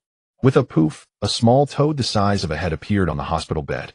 "Go find Fukusakusama and have him reverse summon me," Jiraiya said urgently. "I have something important to discuss with the great Toad Sage." The little toad croaked once and vanished in white smoke. Jiraiya sat on the bed, rubbing his hands together, his eyes gleaming. He began to fantasize again. The Toad Sage must know. He knows everything. He even knows about the Child of Prophecy. My marriage must be within his knowledge. Shirtu leaned by the window, watching Jiraiya's expectant expression, a slight smile curling at the corner of his mouth. "Hey, Shida, want to come along?" Jiraiya suddenly turned to him. "Mount Myaboku is one of the 3 sacred places. Most people never get to go there in their entire lives." Shirtu waved his hand. "No, I'm allergic to toads. Besides, you're asking about your own romantic fate. Why would I go? I don't want to eat bugs." You're right." Jiraiya scratched his head. As soon as the words fell, Jiraiya's body suddenly became transparent, and with a bang, it turned into a puff of white smoke and disappeared from the hospital bed. Shirtu watched the dissipating white smoke, his smile slowly fading. He wasn't really concerned about Jiraiya's romantic fate, of course. For someone like Jiraiya, even if the Toad Sage pointed him straight to the path, he would still manage to find his way into a dead end. His bachelorhood wasn't a matter of luck, it was a matter of character. Shirtu's real purpose in guiding Jiraiya to consult the Toad Sage was something else entirely. He wanted to know if the Toad Sage could predict his own existence. He was a transmigrator. He didn't belong to this world. He wasn't part of the original prophecy. If the Toad Sage's prophecy didn't include him, it would mean his existence was indeed a variable outside the river of fate, or else the old toad was just a charlatan. But if the Toad Sage mentioned him, Shirtu narrowed his eyes. That would mean he had been captured by the destiny. Whether good or bad, this was an extremely important piece of intelligence. "Let me see, old toad," he muttered to himself, pushing open the ward door and walking out. "Whether you can see me. This fish that slipped through the net." The corridor was silent. His footsteps echoed one after another. Jiraiya left and then vanished without a trace, as if he had evaporated from the face of the earth. Shirtu waited 3 days, then 5 more, and finally an entire week. Not a single toad hair in sight. He figured either the old toad on Myaboku Mountain was still asleep, or Jiraiya had been detained by Lord Fukusaku and forced to learn some sage art. In the morning he woke up, naturally ambled to Training Ground 108, flopped onto his custom-made lounger, crossed his legs, and began to supervise. In the morning he woke up, naturally ambled to Training Ground 108, flopped onto his custom-made lounger. In the morning he woke up, naturally ambled to Training Ground 108, flopped onto his custom-made lounger, crossed his legs, and began to supervise. Nawaki squatted on the ground, wrestling with mud. Mikoto did frog jumps, carrying hundreds of kilograms of stone. Both were exhausted like dogs. Shirtu lay in the shade, flipping through ceiling scrolls, occasionally lifting his head to offer a critique. Nawaki, imagine chakra as your hand. Just as you mold clay figures with your hand shape, chakra the same way. Mikoto, don't mess up your breathing rhythm. Tighten your abdomen when inhaling. Yes, like that. When evening came and training ended, he would wander toward the Senju clan grounds with Nawaki. Mikoto always smiled and refused walking alone back to the Uchiha clan grounds. Shirtu watched her back, knowing full well that it wasn't that she didn't want to come, as she didn't dare. The wall between the Uchiha and Senju was heavier than the 500-kilogram stone on her back. Arriving at Mito Uzumaki's courtyard, Shirtu kicked open the door and yelled at the top of his lungs. Tsunade would always jump in annoyance at that, "You're back," but Shirtu noticed she had recently stopped bothering to correct him. She just rolled her eyes and silently served him his meal. Sometimes when she was in a good mood, she would even place his favorite spicy dishes on his side of the table, pretending it was casual. After dinner, Shirtu would loiter on the porch, exchanging light-hearted banter with Tsunade. Big wife, that kimono you're wearing today is beautiful.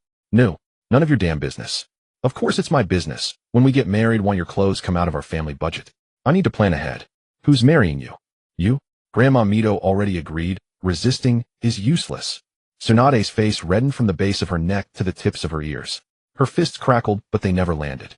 Shirtu noticed that lately she hit him far less often. Once every 3 days before now, maybe once every half month. Instead, Nawaki inexplicably became the scapegoat, sporting bumps on his head every few days, utterly aggrieved. Sis, why are you hitting me again? Shirtu said way worse things. His head is hard. Nawaki had a look of utter despair. Mito Uzumaki sat on her rocking chair with a thin blanket over her lap, beaming at the scene. Shirtu always felt there was something hidden behind the old lattice smile, a kind of benevolence that saw through everything but couldn't be bothered to expose it. Tsunade had indeed been quite idle lately. Orochimaru had gone to Ryuichi Cave, Jiraiya was at Miyaboku. With both teammates away, she alone didn't feel like taking missions.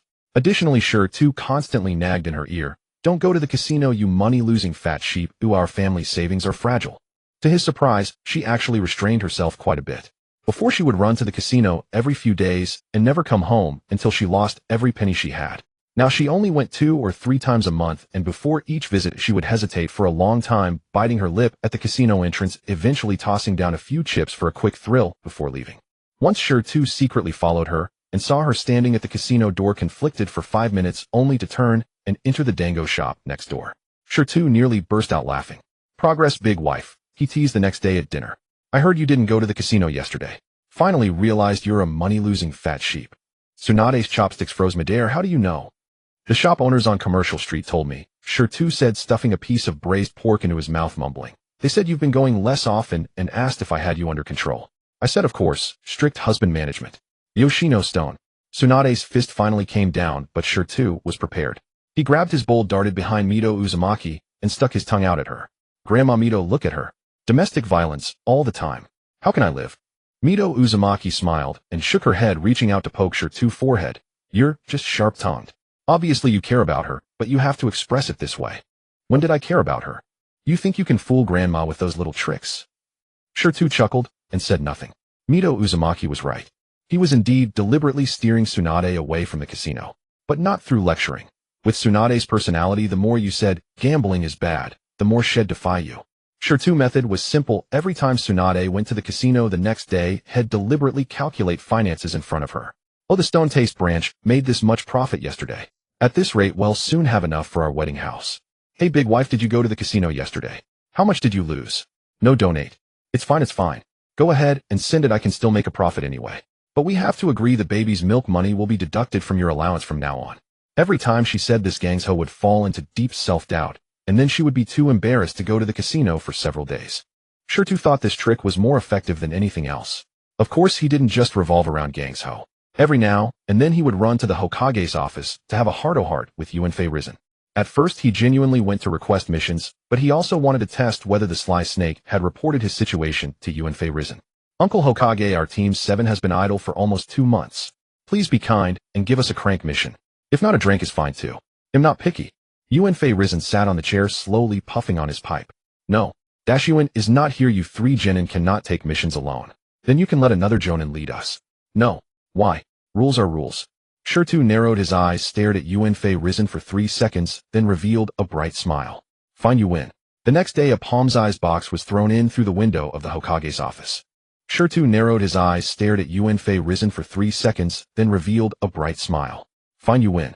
The next day, a palm-sized box was thrown in through the window of the Hokage's office, then concentrated it into an essence. Well, he had been tricked again. His office was inaccessible for another 5 full days. The Umbu would rather patrol the forest of death than approach within 50 meters of the Hokage building. After a few days, Shirtu came again. "Uncle Hokage, any missions today?" came Shida's obviously gloating voice from outside the door. "Jaeshi Shirtu." Yuanfei Risen's roar came from the office, shaking the windows. "Get in here." Shirtu pushed the door open and entered, a well-behaved smile on his face, a wooden clip pinched on his nose. "You looking for me?" Yuanfei Risen stared at the clip on his nose, the veins on his forehead throbbing. You still dare to wear a clip here? What do you want again?" "I have to wear it," Shirtu said innocently. "The smell in your office is too strong." am afraid of getting poisoned. That's still your doing. What did I do? Uncle Hokage, you can't wrong an innocent person. If you have no evidence, they'll sue you for defamation. Yuan Risen was so angry that his beard bristled.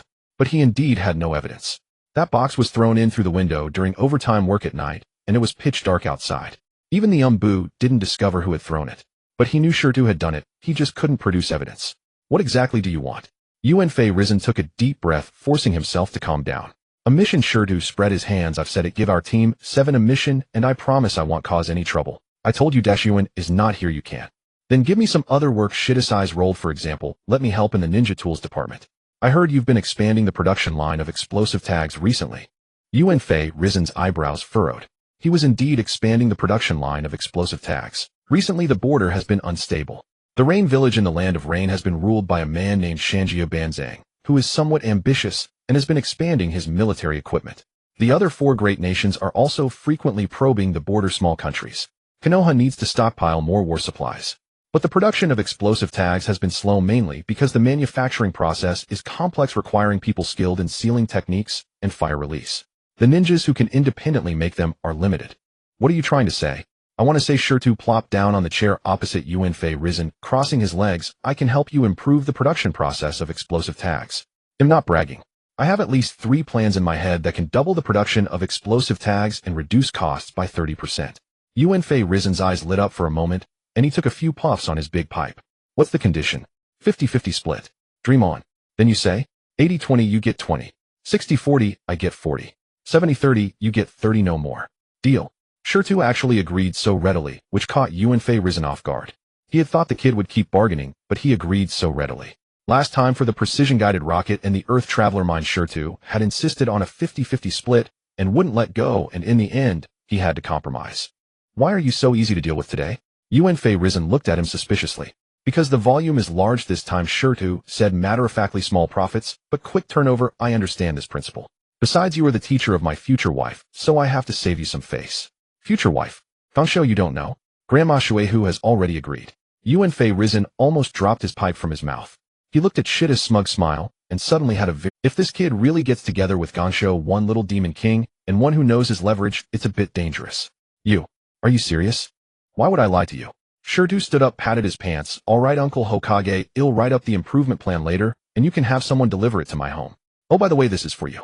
He took out a small glass bottle from his ninja tool pouch and placed it on the table. The bottle contained a clear liquid that looked like water. What is this? Air freshener upgraded version. Shirtu had already reached the door, waving his hand. Without just 1 drop can neutralize the stench in the room. But don't use too much. A 1 drop is enough. If you use 2 drops, the fragrance will be so strong you won't be able to sleep. After saying that, he closed the door and left. Yuan Risen stared at the small glass bottle on the table, hesitated for a long time, and finally uncorked it and carefully dripped 1 drop on the ground.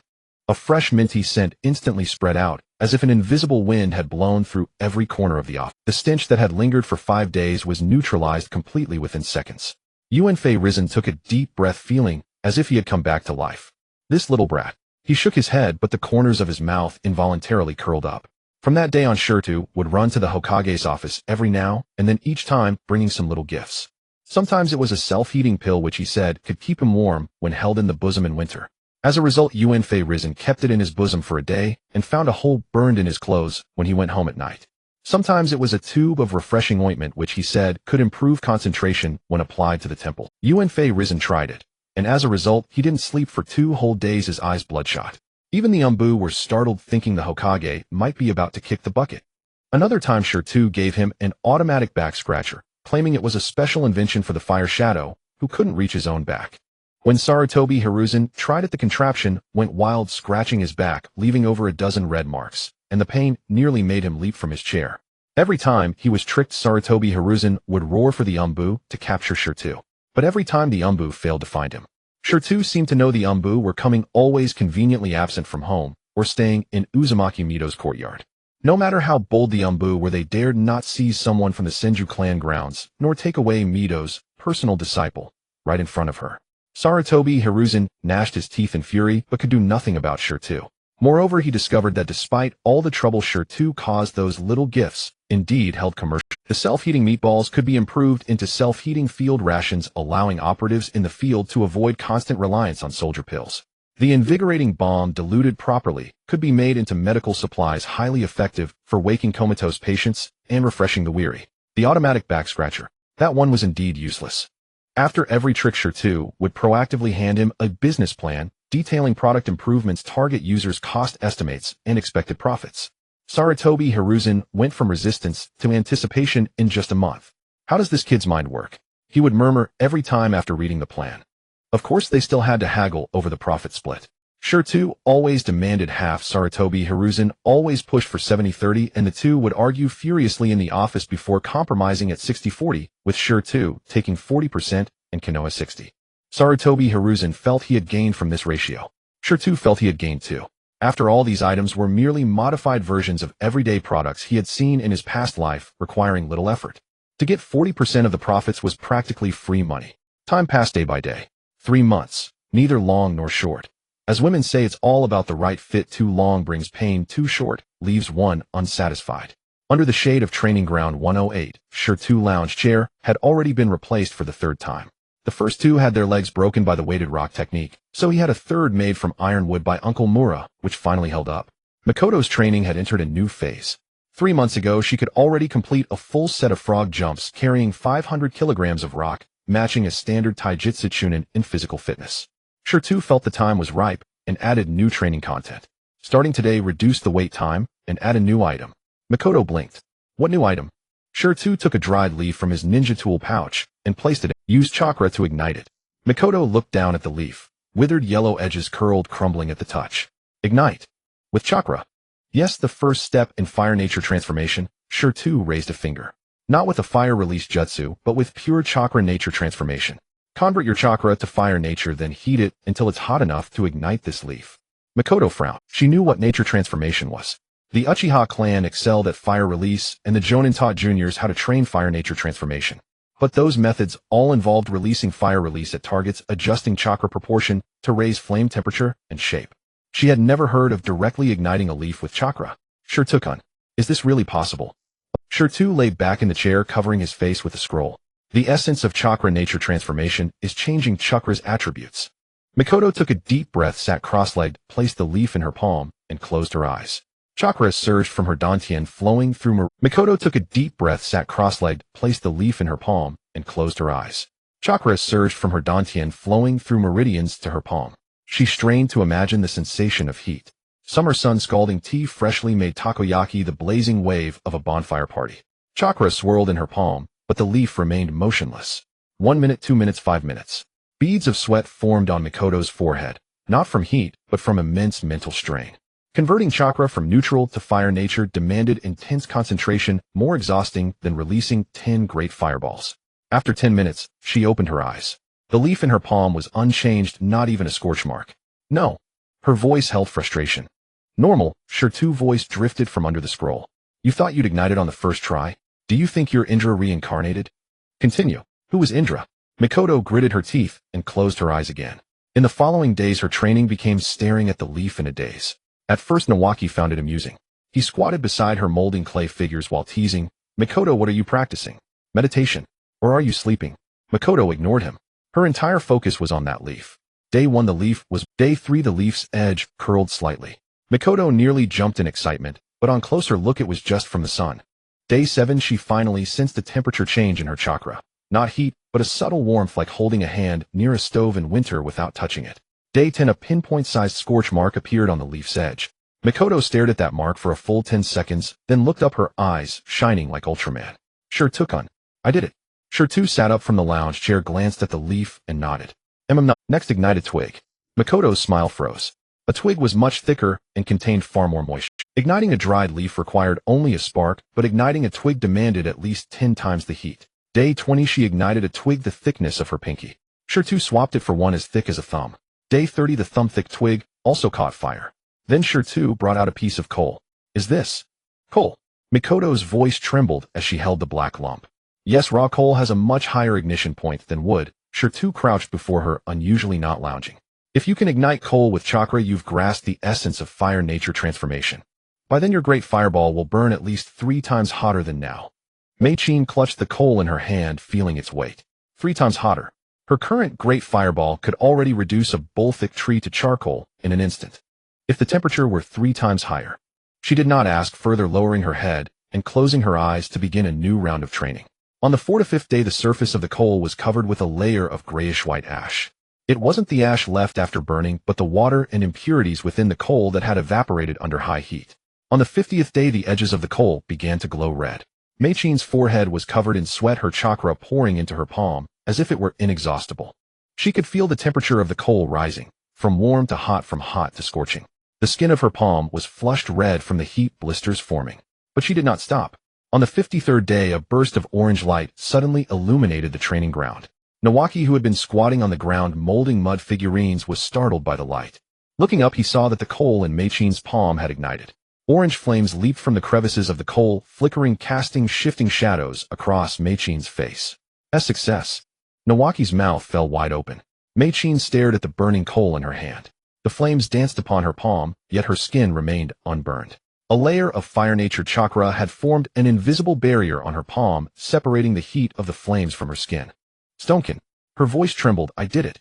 Stone sat up from his reclining chair, looking at the burning coal in her hand, a slight smile curving his lips. Well, not bad. Next. There's more. Mei-Chin and Nawaki exclaimed in unison. Of course, Stone said with an air of utter certainty. Next, heat a piece of iron until it's red hot. Mei-Chin nearly dropped the coal. The melting point of iron. Over 1500 degrees. The ignition point of coal was mere hundreds. The gap was far from trivial. Stonekin, are you serious? Please don't question my integrity. Mei-Chin opened her mouth, but dared not retort, fearing a beating. However, Stone had never joked about training before. If he said to heat iron red hot, then that's exactly what he meant. Then, after heating the iron red hot, Mei-Chin fell completely silent. She suddenly felt that all the rigorous training she had seen in the Uchiha clan was nothing but child's play.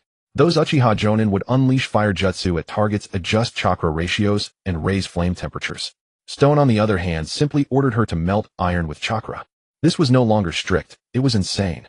Yet she did not refuse, because she knew that every word Stone said was correct. The power of fire nature ninjutsu ultimately depended on temperature. The higher the temperature, the greater the destructive force. If she could melt iron using chakra, then the fire jutsu she released would no longer be merely about burning people. It would be about burning through everything. I understand. Mei-Chin placed the still burning coal on the ground and cut off its heat supply with her chakra. She stood up, stretched her numb legs, and her gaze was more resolute than ever before. Where's the iron? Stone pulled a palm-sized iron ingot from his ninja tool pouch and tossed it to her. Practice every day, no rush. First use a month to heat it red hot, then 3 months to melt it. The day you achieve that, the temperature of your great fireball will be enough to instantly melt the enemy's kunai. Mei-Chin took the iron ingot and nodded solemnly. Meanwhile, Nawaki's training had also entered a new phase. He could now mold a mud figurine with well-proportioned features and limbs. Although the face was still expressionless like a clay puppet, at least it was recognizable as a person. Not bad, Stone said, squatting before the figurine and scrutinizing it. You've evolved from a crooked melon into a normal one. Next, make it dance. Your current shape transformation only lets the mud maintain a static form.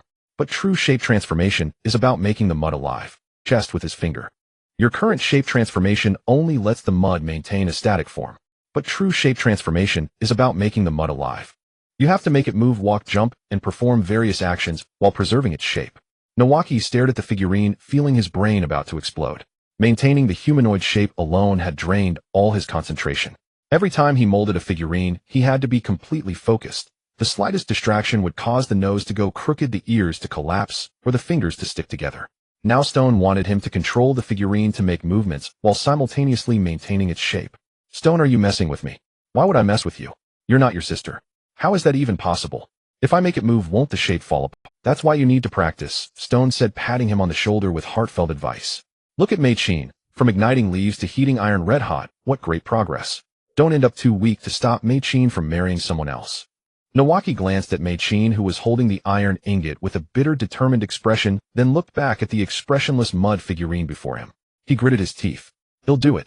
Who's afraid? He crouched down, pressed both hands to the ground, and channeled chakra into the figurine. The figurine began to move. First, its left arm lifted, moving stiffly like a rusty mechanical puppet, jerking and halting. Halfway up, cracks appeared on the surface of the left arm, and the mud fissured like a dry riverbed. Nawaki quickly diverted some chakra to repair the cracks, causing the left arm's upward motion to stop. He gritted his teeth, maintaining the shape of the left arm, while continuing to lift it. Crack. The left arm broke off at the elbow. The figurine's lower arm fell to the ground, splattering into mud. Damn it. Nawaki slumped to the ground, drenched in sweat. No cursing, damn it. Stone's voice came from above. Everyone's like this the first time. Continue. Nawaki took a deep breath, remolded the mud, and reattached the broken arm. The second time the left arm lifted to shoulder height, but the shoulder collapsed. The third time the shoulder held, but the raised arm bent like a crooked banana. The fourth time the arm's shape barely remained, but the 5 fingers fused together into a mud ball. The fifth, sixth, seventh time. For an entire afternoon, Nawaki wrestled with that mud figurine. The training ground was littered with fallen clumps of mud and shattered pieces, as if a small mudslide had occurred. As the sun slanted westward, the mud figurine finally lifted a complete left arm. Although the movement was as slow as performing Tai Chi and the fingers still seemed a bit sticky and the shoulders slightly sagged, when raised to the highest point it did lift up, and it maintained a human shape. Look, Shirtu. Shingshi's voice was hoarse, but his eyes were full of excitement. It raised its hand. It really raised its hand. Shirtu glanced and nodded. Not bad. Tomorrow practice the right arm, the day after the legs, then the neck turn. Once you've mastered each movement, well, work on the continuous motions. Continuous motions? Yes, make it dance. Are you kidding? Dance. Exactly. The ultimate goal is to dance a complete Jile Jingtu. Jile. Jingtu. Shungshu seemed to have entered a state of sagehood, lacking motivation. Shirtu, his voice carried a hint of despair. You will have no love like this. Are you itching for a fight? TCH. So being strong is something great. Shirtu tilted his head, thought for a moment, then revealed a cheeky grin. Being strong is indeed great, so what? The strong make the rules, the weak follow them. When you become stronger than me, you can also design a twisted training plan for me. Shungshu opened his mouth, but found he couldn't refute it. He lowered his head, looking at the clay figurine that was lifting its left arm, as if greeting someone, and gritted his teeth. Fine, just wait. One day he'll make you taste what it's like to make clay figurines dance. He'll wait. Shirtu lay back in the chair, and covered his face with the scroll again. But the corner of his mouth involuntarily curved upward. These two kids were improving much faster than he had. As for Meichin, at most 2 more months, and she would be able to heat the iron ingot red hot. Shingshu should be able to make the clay figurine dance its first dance within 3 months. Once they complete this phase of training, Team 7's overall strength would jump significantly. By then, even if Deshuin hadn't returned yet, he would be confident enough to take the two on a rank missions. Just as he was contemplating the next training plan, a chill sensation suddenly spread across his chest. Something was crawling up. Shirtu removed the scroll from his face and looked down. A summoning snake was coiled on his chest, flicking its tongue, its mung bean-sized eyes staring straight at him. The snake held a small note in its mouth. Shirtu took the note and unfolded it. There was only one line of text in Deshuin's handwriting, cold and sharp: Hokage's office. Assemble. Shita's eyes lit up. He crumpled the note into a ball and stuffed it back into the snake's mouth, then leaped from the recliner and shouted to Meichin and Shungshu, who were still training, "Stop training. Stop training. Teacher Leixiao is back. Assemble at the Hokage's office." Shungshu was squatting on the ground, wrestling with the clay figurine. Upon hearing this, he stood up with a start and kicked the figurine over. Really? Teacher Deshuin is back. Why would I lie? Hurry. Shungshu spun around in excitement, casually flinging the mud he had been kneading, nearly hitting Meichin in the face. Meichin dodged by tilting her head, put the iron ingot into her tool pouch, stood up, and patted the dust off her pants. Shitook and Teacher Deshuin called us to assemble. Are we going on a mission again? Most likely. Shirtu was already walking out of the training ground, his pace several times faster than usual. That sly snake disappeared for over 3 months, and now suddenly calls us together. He must want to take us out to stretch our limbs. Shungshu caught up, his eyes shining like light bulbs. Great. I've been making clay figurines every day. I'm going crazy. Your clay figurine hasn't learned to dance yet. What are you going crazy about? That's still better than squatting on the ground playing with mud every day. The clay figurines I've made these 3 months could form a nation. Meichin followed behind them, a smile at the corner of her mouth, but a hint of anticipation in her eyes. Over 3 months had passed. Every day was training, and more training. Although their strength was steadily increasing as shinobi, they ultimately needed to test their growth in real combat. The 3 moved swiftly. Shirtu ran at the front, hands in pockets, a sunbon dangling from his mouth. Shungshu ran to his left, chakra gathering under his feet, each step spanning over 10 meters. Meichin was on the right, her steps light and breathing steady. No longer the panting mess she was 3 months ago. They passed through the commercial district, skirted the ninja academy, and leaped over the small bridge across the Nanha River. The red exterior wall of the Hokage building came into view. Shirtu did not slow down and charged straight in through the main entrance. In the corridor, several chunin who were processing mission reports saw 3 figures sweep by like the wind. Before they could react, the 3 had already vanished at the stairway. Was that the 3 brats from Team 7? Seems like it. Why are they running so fast? Are they here to pester the Hokage again? And this time they're teaming up. No idea, but it's definitely nothing good. The door to the Hokage's office was, Teacher Leishio, I missed you so much. Shirtu charged in first, arms wide open, looking as if he was about to hug Dashuin. Dashuin stood in front of the desk wearing a standard jonin vest, his long hair hanging as usual, but his face was even paler than 3 months ago, and the snake-like pupils at the corners of his eyes seemed sharper than before. Seeing Shirtu lunge, he sidestepped and Shirtu missed, colliding with Yuanfei Rizen's desk. Ouch! Shitukin, Dashuin's voice was a hiss tinged with helplessness. After 3 months you are still this lively. Shirtu climbed up from the desk, rubbing his bruised ribs, and said with a resentful look, Teacher Leishio, you are so heartless. I was expressing my true feelings and you dodged. Better save your true feelings for Gangshou. Shirtu was taken aback. Could Dashuin actually make a joke? What had he experienced in the Longdi cave these 3 months? Had he been bitten by Wan Shi, and thus unlocked the meridians of humor? Shengshu and Meichin also entered. As soon as he came in, Shengshu approached Dashuin, eyes sparkling. Teacher Dashuin, did you encounter any powerful snakes in Longdi cave this time? Did you learn any new ninjutsu? What do the snakes in Longdi cave look like? Is it true that there is one as big as a mountain? Dashuin's mouth twitched slightly under the barrage of questions. Just as he was about to answer, a cough came from behind the desk. Ahem. Only then did everyone remember that there was another person in the office. Yuanfei Rizen sat in his chair holding his pipe with a subtle expression on his face. Seeing Shitu, his eyelids visibly twitched, probably recalling the box of ozone eggs and the automatic, everyone's here. He exhaled a puff of smoke, his gaze sweeping over the floor. Dashuin, your Team 7 has given me no shortage of trouble these past 3 months. Dashuin bowed his head slightly. Sorry for troubling you, teacher. Especially you, Jiino Shirtu.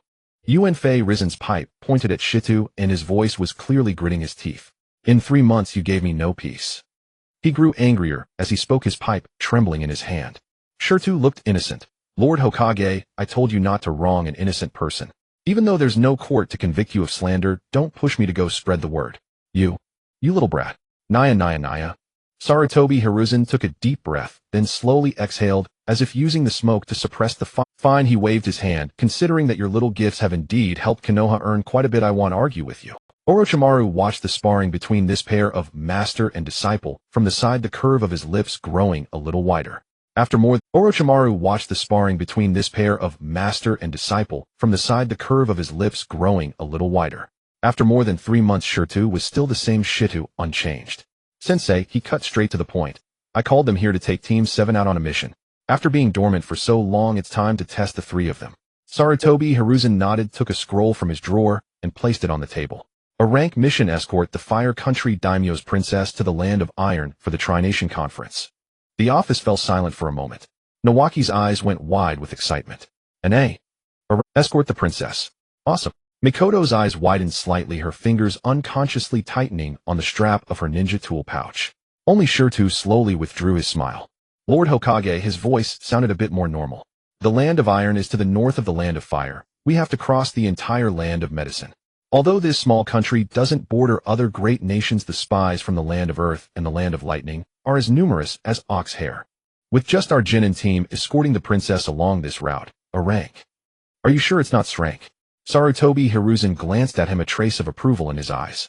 Under normal circumstances, this mission is indeed Srank. But this Tri-Nation Conference is being held in secret. The Daimyo's princess will disguise herself as an ordinary noble lady, and the accompanying personnel will be minimized. Only a few trusted confidants from Konoha, the Land of Iron, and the Fire Country Daimyo know her true identity. Is it really that thrilling? The Daimyo's princess isn't going for political marriage, is she? We don't pry into the specifics, that's the Daimyo's private affair. Shirtu was silent for a few seconds, then looked at Orochimaru. Orochimaru was also looking at him, a hint of emotion in his serpentine eyes. Only the two of them understood. Spicy Strip Sensei, are you sure a Jinin team can take this mission? Orochimaru didn't deny it. It's fine, I'm here, he said, showing Shirtu a mysterious smile. Does this snake-hearted guy not reveal my strength to the third? Besides, you need combat experience. Orochimaru's voice was calm, but Shirtu sensed the certainty beneath the calm. I heard that you've been training for the past 3 months, and your strength has improved a lot. But progress on the training ground must ultimately be tested in real combat. This mission is just the right difficulty. Shirtu stared at him for a few seconds, then suddenly grinned. All right, let's go then. He turned to look at Nawaki and Mikoto, who were still immersed in the excitement and shock of the rank mission and escorting the princess, not yet back to their senses. What are you standing around for? Go pack your stuff. Prepare plenty of food. I don't want to eat soldier pills on the road. Nawaki reacted first, let out an ow, and turned to dash out. Mikoto quickly followed her steps, much lighter than usual. Shirtu walked to the door, suddenly stopped, and turned back to look at Sarutobi Hiruzen. Lord Hokage. My. Thank you for playing with me these past 3 months. With that, he quickly ran out the door, giving Sarutobi Hiruzen no time to react. Only Sarutobi Hiruzen and Orochimaru remained in the office. Sarutobi Hiruzen stared at the door, still swinging, for a long moment, then shook his head, a wry smile spreading across his lips. That little brat actually said thank you. Orochimaru said nothing, just stared at the direction of the door, the light in his serpentine eyes flickering uncertainly. Outside the window, 3 small figures were running across the street toward their respective homes.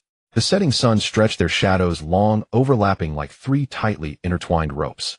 10 days passed, not too fast, not too slow. The land of medicine was completely behind them. The road underfoot grew harder, and the smell of rust and charcoal in the air thickened. They had arrived at the land of iron. This place was a completely different style from the countries around Konoha, fewer trees, more rocks.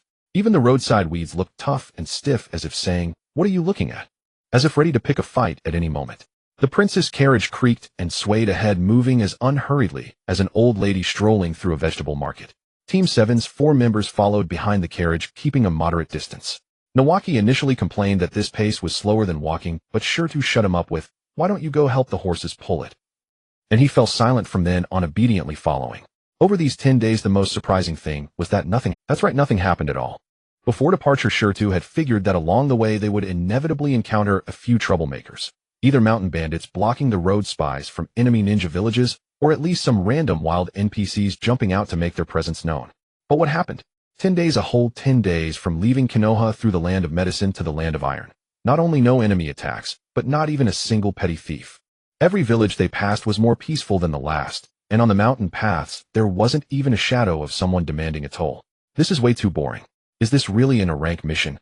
Nawaki had muttered this on the 5th day. Mikoto, on the other hand, looked relieved. After all, she had regarded this mission from the start as a job, where she could lose her head at any moment. Now that everything was calm, her suspended heart could finally settle a little. As for Shirtu, it wasn't that he wasn't nervous. It was just that his worries were different from others. He feared that the princess would suddenly cause some trouble. After all, nobles were fond of drama. But what he never expected was that this daimyo's princess for 10 whole days hadn't even lifted the carriage curtain once. She ate in the carriage, a cup of water was passed in, and an empty cup was passed out. When they set up camp at night, the samurai formed a tight circle around the carriage while maids went in and out carrying various basins and pots, but the princess herself never showed her face from beginning to end. Nawaki was particularly curious about this. On the 8th day, he sneaked up to Shirtu and whispered, "Shirtu, what do you think the princess really looks like? Why doesn't she come out and show herself?" Shirtu didn't even lift his eyelids. "None of your damn business. What, you want to marry into the daimyo's family?" "I'm just curious."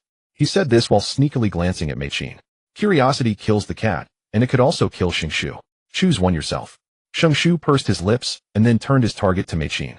Meichin was even more straightforward, directly thrusting the raw coal in her hand toward his face. "How about you help me practice chakra nature transformation for a bit?" Shingshu immediately shut up. As for Dashawan, he had no interest whatsoever in what the princess looked like. Throughout the journey, he spent most of his time observing Shirtu. More precisely, observing how Shirtu taught Shingshu and Meichin cultivation methods. Shirtu had already noticed he was too lazy to hide it. After all, his credentials had already been exposed to Dashawan, so instead of concealing, he might as well be open. After entering the land of iron, Shirtu clearly felt that Shingshu and Meichin had relaxed their states. That tightly strung cord hadn't completely loosened, but at least when they walked, their shoulders weren't hunched and their eyes weren't darting around. After all, the land of iron had declared neutrality. In theory, making a move here would mean offending several great nations simultaneously.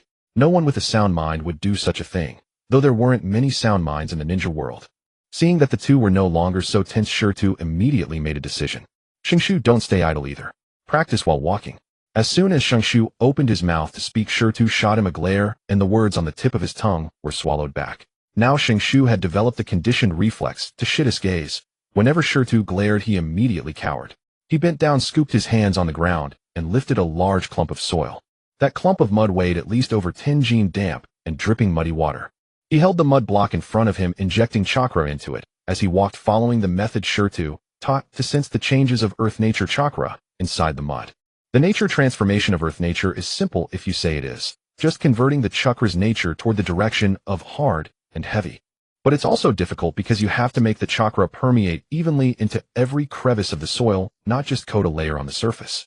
When Xiangshu first started practicing, the mud block would either crumble into pieces in his hands, or the surface would be as hard as stone, but the inside was still muddy. After a few days, the surface of the mud in his hand could maintain hardness, though it would crack a few fissures after walking a few steps. Meichin was also practicing. Her method was holding a piece of raw coal. Coal is different from soil. It itself is a kind of energy residue. When stimulated with fire nature chakra, it glows red and heats up, but doesn't directly ignite unless your chakra volume is large enough and nature transformation fierce enough. What Shirtu had her practice was control, the subtle state where the coal just becomes hot, but does not deform or turn red. Dashyuan walked beside Shitu, his golden slit pupils fixed on the two children, walking and cultivating ahead for a long, while then turned his head, the corner of his mouth curling. Interesting. His voice still carried that slightly raspy tone. Using this method to train nature transformation, that's a fresh idea. And practicing while walking adds considerable difficulty. Shirtu shrugged. Since Dashyuan had already seen him teaching them, there was no point in playing dumb anymore, so he might as well speak openly. Don't be too rigid. A walking practice is equivalent to simulating combat state. When sitting still, you don't need to split your attention, so control is naturally stable. But when fighting starts, who gives you time to sit down and slowly circulate chakra? Using it while running, while jumping, even when being chased and slashed, that's true stability. Dashyuan's eyes brightened. So you have them adapt to a dynamic environment from the foundation stage. Once they get used to dynamic movement, going back to seated meditation for training will actually feel easier. But if you get used to meditation first, the moment you start moving, chakra control instantly drops by half. Dashyuan was silent for a few seconds, then let out a low laugh. Shitu, Dashyuan called him. You are the true genius. Shitu's footsteps paused for a moment, then he continued walking. He didn't look back, nor was he modest. He just said, genius. Nah, I'm just lazy, too lazy to take detours. Dashyuan didn't respond, but Shirtu noticed that this great one of the Sannin Dashawansama occasionally, under the pretense of adjusting his sleeves, secretly pinched a small piece of soil in his palm on the road ahead. At an angle others couldn't see, his long fingers exerted slight force, and the soil vibrated gently in his palm. Shirtu withdrew his gaze, pretending he had seen nothing. He took out a small notebook from his bosom, opened it to a page densely covered with writing. There were derivation formulas for chakra, nature transformation, fusion hypotheses for several natures, and some haphazard ideas he himself hadn't verified yet. Holding a pen, he scribbled and drew in the notebook as he walked, occasionally frowning, then crossing out what he had just written and rewriting it beside. Meichin occasionally looked back at Shitu, seeing his frowning expression, then turned her head back to focus on the raw coal in her hand. Xiangshu also looked back and muttered quietly, Shirtu is writing in his incomprehensible book again. Meichin ignored him and continued walking. Thus the group slowly made their way toward the capital of the Land of Iron. The prince's carriage swayed in front, samurai guarded both sides, and the maids occasionally lifted the curtain to pass something out, then quickly pulled it closed.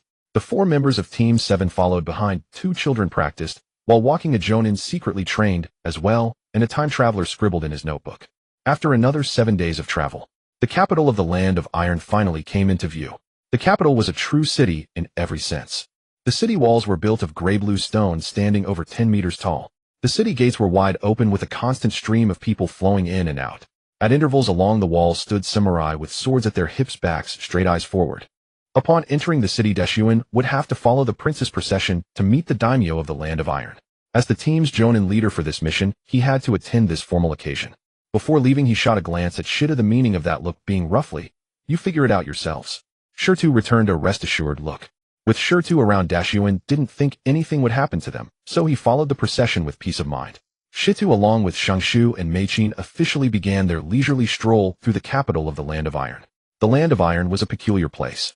While the 5 great nations were fervently developing their ninja villages, this country took a contrary path, not only refraining from cultivating ninjas, but also explicitly prohibiting them from establishing strongholds within its borders. The streets were filled with people carrying swords. Some bore long blades hanging at their waists, the scabbards gently tapping against their thighs as they walked. Others carried shorter. The streets were filled with people carrying swords. Some bore long blades hanging at their waists, the scabbards gently tapping against their thighs as they walked. Others carried shorter swords thrust diagonally into their belts. Some even carried 2 swords. one large and one small, giving them an intimidating aura. Compared to Konoha, ninjas were a rare sight here. Occasionally one might spot a ninja wearing a headband, but they were always from other villages, passing through on missions, or simply in transit, moving with haste and never lingering. Thus, when the three children, Shirtu, Shingshu, and Mei-chin, all wearing Konoha headbands, strolled leisurely down the street, they drew considerable attention. To be precise, many people stared at their headbands. Shingshu felt a bit uncomfortable and whispered, "Why do they keep staring at us?" "Because this is samurai territory," Shirtu replied, eyeing the shops on either side as he walked. "Ninjas are a rarity here, about as common as monkeys in the mountains. Can't you come up with a better analogy? Find them like wild men in the mountains." "That's hardly any better." Mei-chin didn't join their banter. Her attention was captivated by a knife shop by the roadside. Indeed, the blades of the Land of Iron were renowned. The swords displayed at the shop entrance boasted scabbards far more exquisite than those sold in Konoha's weapon stores. Just as Shirtu was contemplating whether to go inside, a figure suddenly blocked their path. Shirtu halted his steps and looked up. The interloper was a young man around 15 or 16, clad in a deep blue samurai attire with a long sword at his waist. His hair was casually tied back with a cloth strip, and his face bore an unsettling smile. "You little brats from Konoha." The young samurai rested his hand on the hilt of his sword, his tone flippant. "What are you doing in our Land of Iron? Here to pull some sneaky tricks again?" Before Shirtu could respond, Shingshu flared up. "What do you mean by that? What sneaky tricks?" The young samurai snorted. "Everyone knows what ninjas are about. Ambushes, poisonings, backstabbing. Aren't those your specialties? Do you even dare to fight face to face?" Shingshu's face turned crimson. "You're full of crap. We ninjas fight with honor." "Honor?" The young samurai cut him off. "Then tell me, when have you ninjas ever fought with honor?" Shingshu was momentarily speechless, his lips trembling as he searched for a sharp retort, but found none. He turned to Shirtu, his eyes pleading, "I haven't read much. Help me out here." Shirtu crossed his arms, gave the young samurai a once-over, and then spoke slowly. "Hey bro, did your girlfriend cheat?" The young samurai was taken aback. "So you're all pent up with nowhere to vent, and you come to the streets to pick on strangers?" Shirtu continued, his tone flat, but his words cutting. "I'm guessing you can't satisfy your girl. Look at those dark circles and that gloomy forehead. You're not suffering from kidney deficiency, are you? Did your girlfriend complain about your lack of stamina and then run off with some other stud? And now you're stewing in anger, but too ashamed to admit you're a limp noodle, so you take it out on kids like us." The young samurai's face contorted, turning as red as a monkey's backside. You. "I'm not done yet," Shirtu interrupted. "You're almost an adult, right? Getting kidney problems so young. That's practically a one-way ticket. Hey, raise a suggestion, don't chop it off just yet. You've got a pretty boy face. If you doll up, you might even find a strong man to relieve your bowels." The young samurai's face cycled through white, red, and purple, his knuckles whitening as he gripped the sword hilt. "You're dead." He took a step forward. Then a hand landed on his shoulder. The pressure wasn't heavy, but the young samurai froze as if struck by a paralysis technique, his raised foot hovering in the air before slowly retreating. The one who had stopped him was a man in his early 20s, dressed in a standard-issue gray samurai uniform with the insignia of the Land of Iron on the collar and cuffs. A small squad followed behind him, all wearing the same uniform and carrying swords at their waists. The man had a closely cropped haircut, a hint of stubble on his chin, and an expression that wasn't severe but exuded an unspoken authority. "What's going on?" he asked, his voice even. The young samurai's bravado instantly deflated. "Captain Mifune, these little ninja brats." "I asked you first," the man named Mifune interrupted. "Who started the provocation?" The young samurai opened his mouth, but no words came out. Mifune glanced at him, then turned to the three children, nodding slightly. "Are you ninjas from Konoha?" Shirtu nodded. "Konoha, Jin, and Shirtu. These are my companions, Shingshu and Mei-chin." Mifune's gaze swept over the three, pausing briefly on Mei-chin, probably because she was clutching a lump of coal, a rather peculiar sight. Then he withdrew his gaze. "I've roughly grasped the cause of the conflict." Mifune spoke, then turned to the young samurai. "Report yourself for punishment when you return. 3 days without touching a blade." The young samurai's face paled. He muttered an acknowledgement and slunk away. Mifune then faced Shirtu and the others, giving a slight bow. "I am Mifune, captain of the first squad of the Land of Iron. The earlier incident was our discourtesy. On his behalf, I offer my apologies." Shirtu waved a hand. "No harm done, it's nothing major." However, Mifune straightened his tone, growing slightly more serious. "I must ask you to avoid conflicts during your stay in the Land of Iron. After all, this is the Land of Iron, right?" Shirtu interjected. Mifune did not deny. At that moment, the young samurai, who should have already left, suddenly turned back. Emboldened by some unknown nerve, he yelled, "Avoid conflicts. You're just scared. Ninjas are all talk." Shingshu's temper, which had been barely contained, flared up again. "Who's all talk?" "You." The young samurai seemed to have thrown caution to the wind. Fight me if you've got the nerve. Real blades, real steel. If you don't, you're cowards. Xingshu turned to Shirtu, his eyes blazing with fury. Shirtu glanced at Xingshu, then at the young samurai, and finally turned his gaze toward Sanchuan. Sanchuan's expression bore a trace of helplessness, yet it was more filled with contemplation. He looked at Shirtu, seemingly waiting for him to make a decision. Fine, Shirtu said, his voice turning cold. Then let's fight. Sanchuan fell silent for a few seconds before speaking. The Iron Country has a dedicated dueling ground for settling personal grievances. If both parties agree, you can compete there. Lead the way. Shirtu nodded. Xingshu was taken aback for a moment, then a look of excitement bloomed across his face. Mei-chin tugged at Shirtu's sleeve, her eyes carrying a hint of worry. Shirtu gave a slight shake of his head, signaling that everything was fine. The dueling ground was not far away, or it took less than 10 minutes to arrive. It was a circular platform roughly 30 meters in diameter, its surface composed of compacted luss surrounded by a wooden fence. Around the platform stood several tiers of spectator stands, but at the moment they were mostly empty. Only a few scattered samurai lounged against the fence, chatting idly, who looked up with curiosity as newcomers approached. This is the place in the Iron Country where samurai resolve personal disputes, Sanchuan introduced. The rules are simple. Both parties voluntarily step up and they fight until one admits defeat or loses the ability to continue. Blades are blind, oh, life and death are on your own heads. As he spoke the last sentence, his gaze settled on Shirtu, as if to gauge the boy's reaction. Shirtu remained expressionless. Xingshu, he called. Xingshu immediately drew close.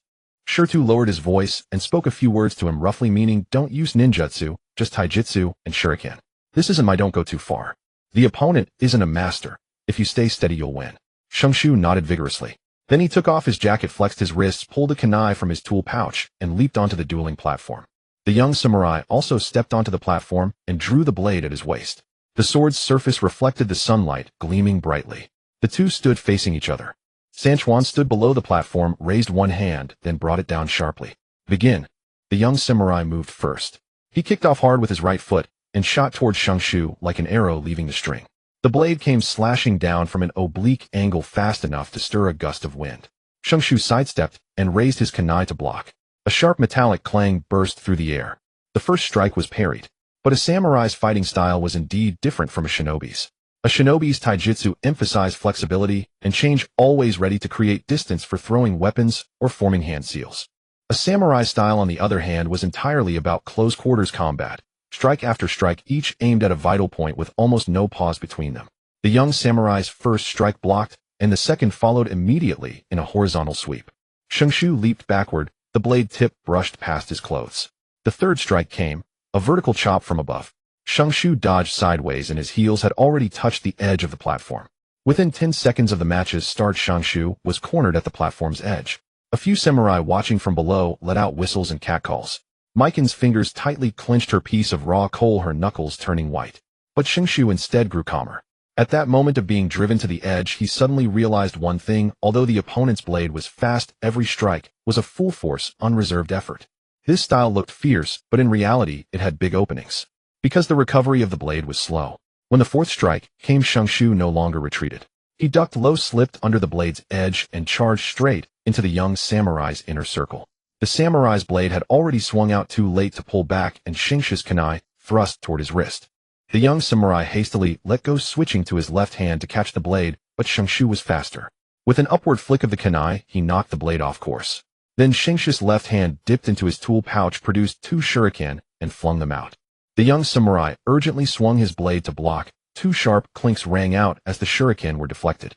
But in that moment of blocking, Xingshu closed the distance again, and the kunai and samurai sword collided once more. The tide had turned. Now it was Xingshu pressing the attack. With Shirtu's tailored training, his taijutsu foundation was already solid.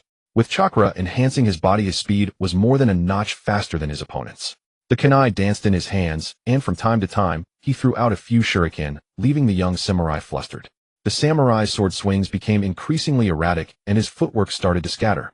His breathing grew heavy and sweat covered his forehead.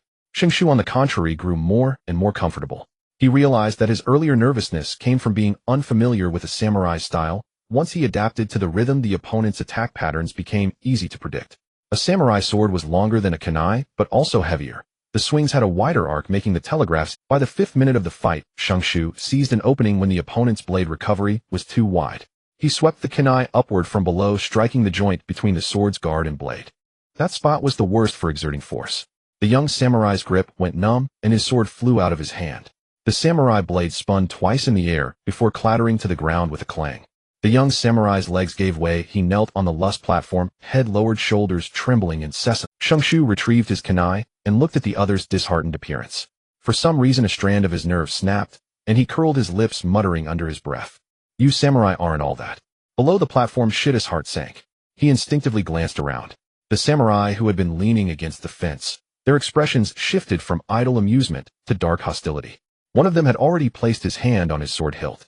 Then more people noticed the scene as samurai began converging on the dueling platform from all directions. Shengshi's words were like water thrown into a pot of boiling oil. What did this kid say? Did he just say samurai aren't all that? A shinobi brat on the turf of our iron country. The first person rushed onto the platform.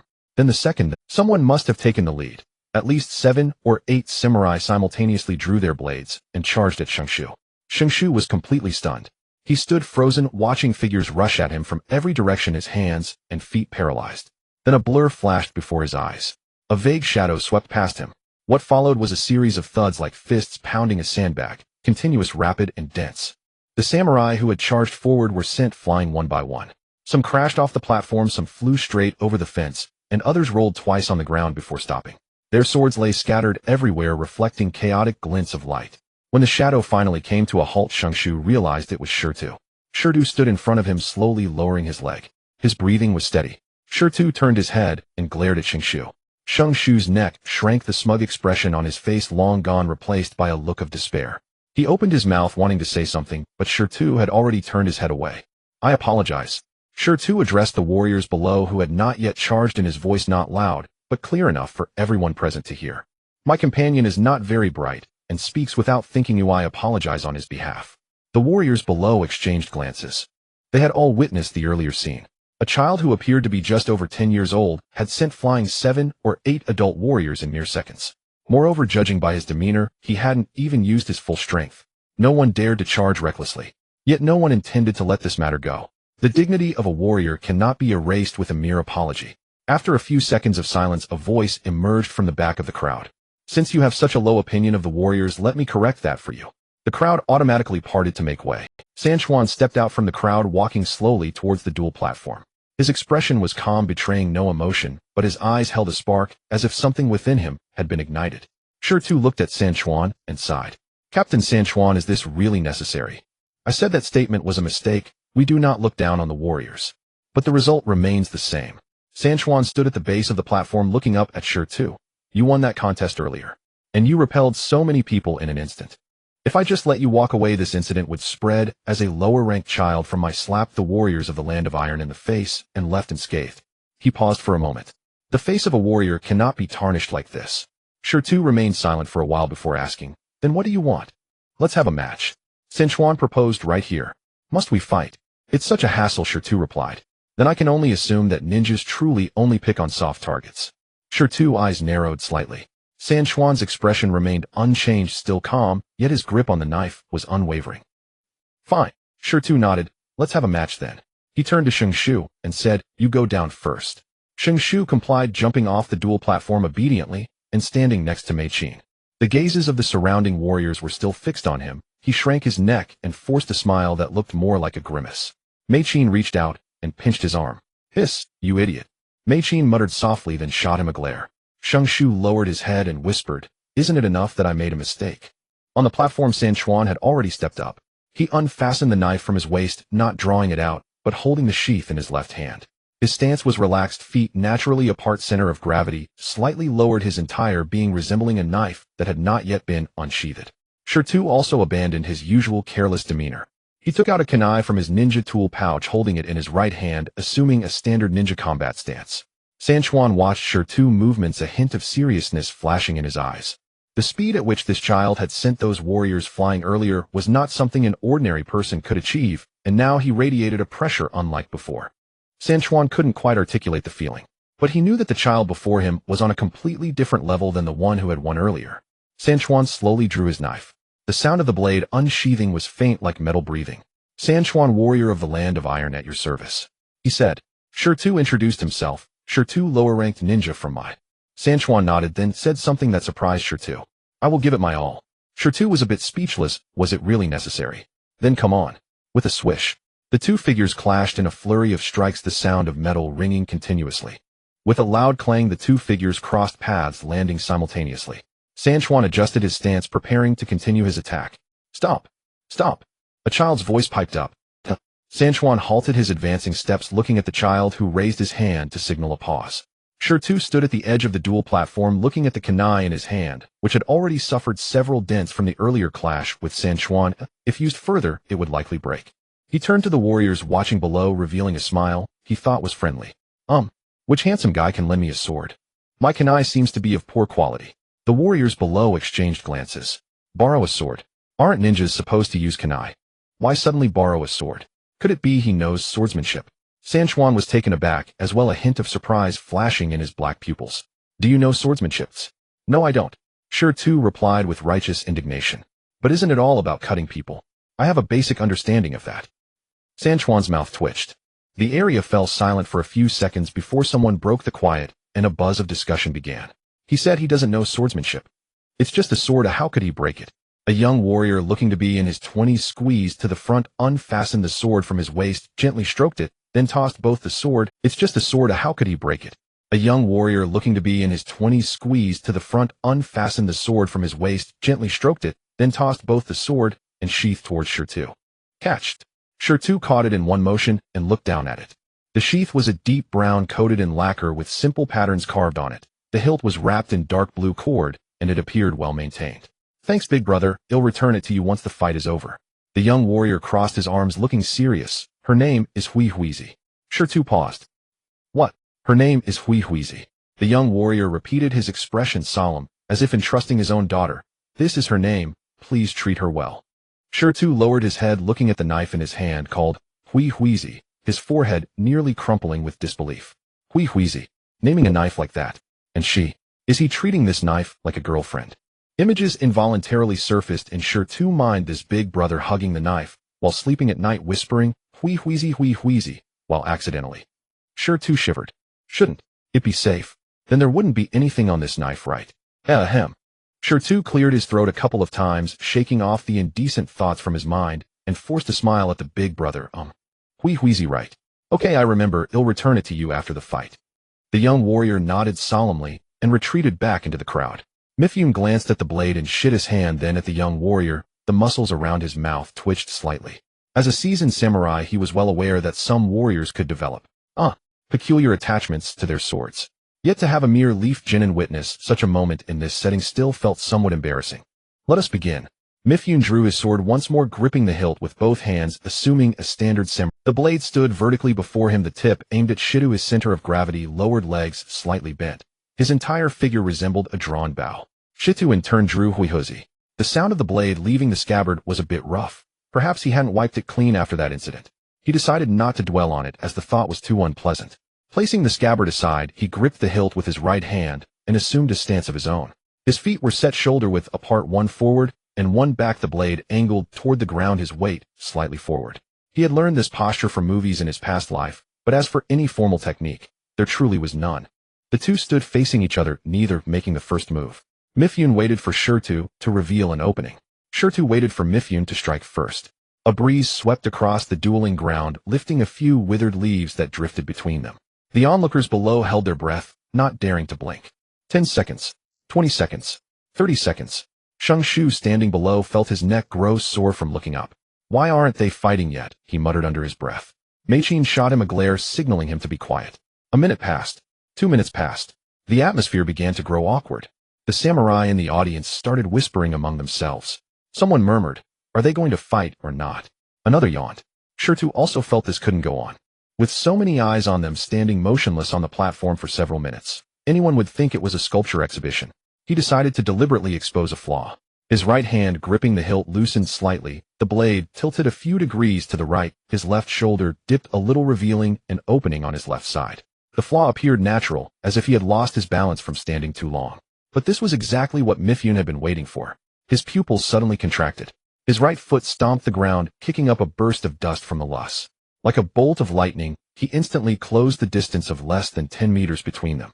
Quick draw slash. The blade swept from lower right to upper left, tearing through the air with a piercing whistle aimed straight at Shida's chest. Shida's reaction was equally astonishing. The instant Mifune stomped Shirtu infused his legs with chakra. His feet carved 2 shallow pits into the loess, and his body shot sideways like a spring, shifting 1 body length to the left. Mifune's blade grazed past his right arm, so close that Shirtu could feel the chill of the steel. But Mifune had not put his full force into that strike.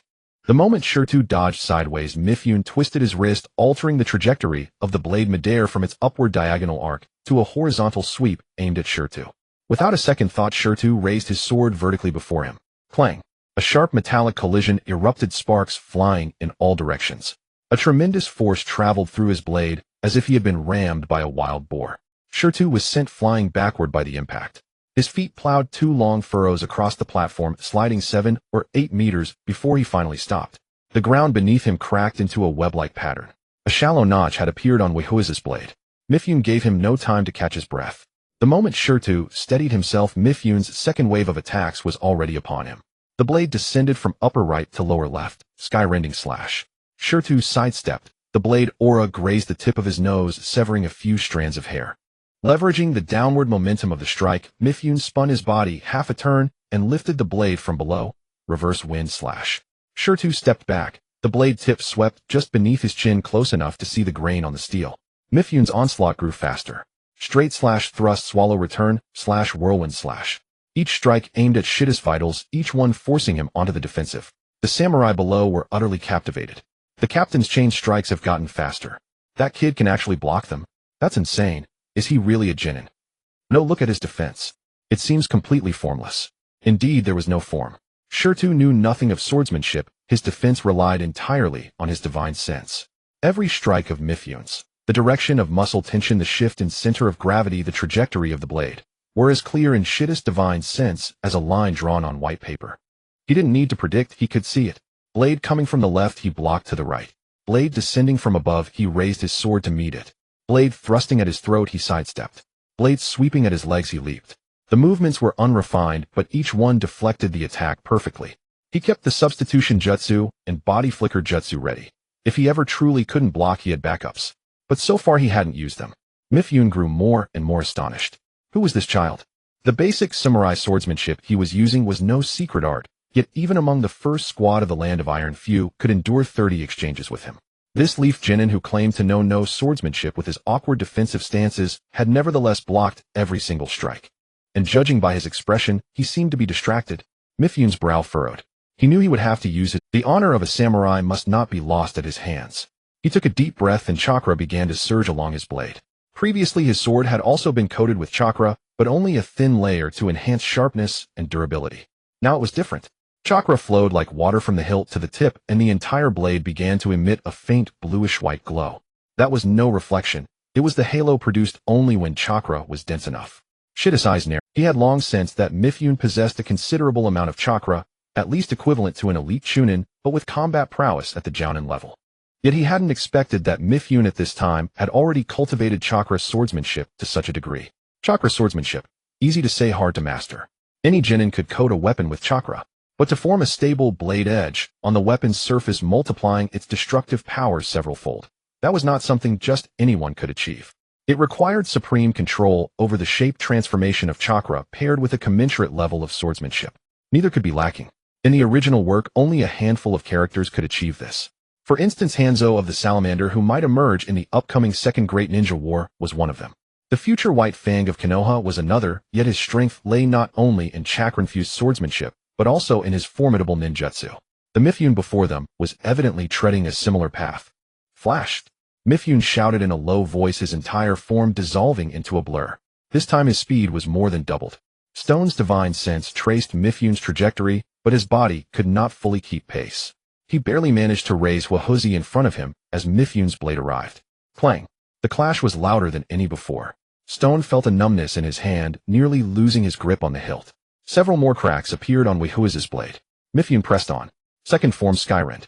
The chakra on his blade suddenly erupted, descending like a white ribbon from above. Stone raised his sword to block. Clang. Wehuizi's blade bent into a dangerous arc. Third form swallow return. The blade sliced upward from the lower left at speed, leaving a trail in the air. Stone gritted his teeth and swung. Clang. Huihuzi let out a pained groan. Fourth form word. Mifune spun his blade carving circles, bearing down on stone like a meat grinder. Clang, clang, clang. 5 consecutive strikes, each heavier than the last. Stone's hands were trembling, not from lack of strength, but because Huihuzi could endure no more.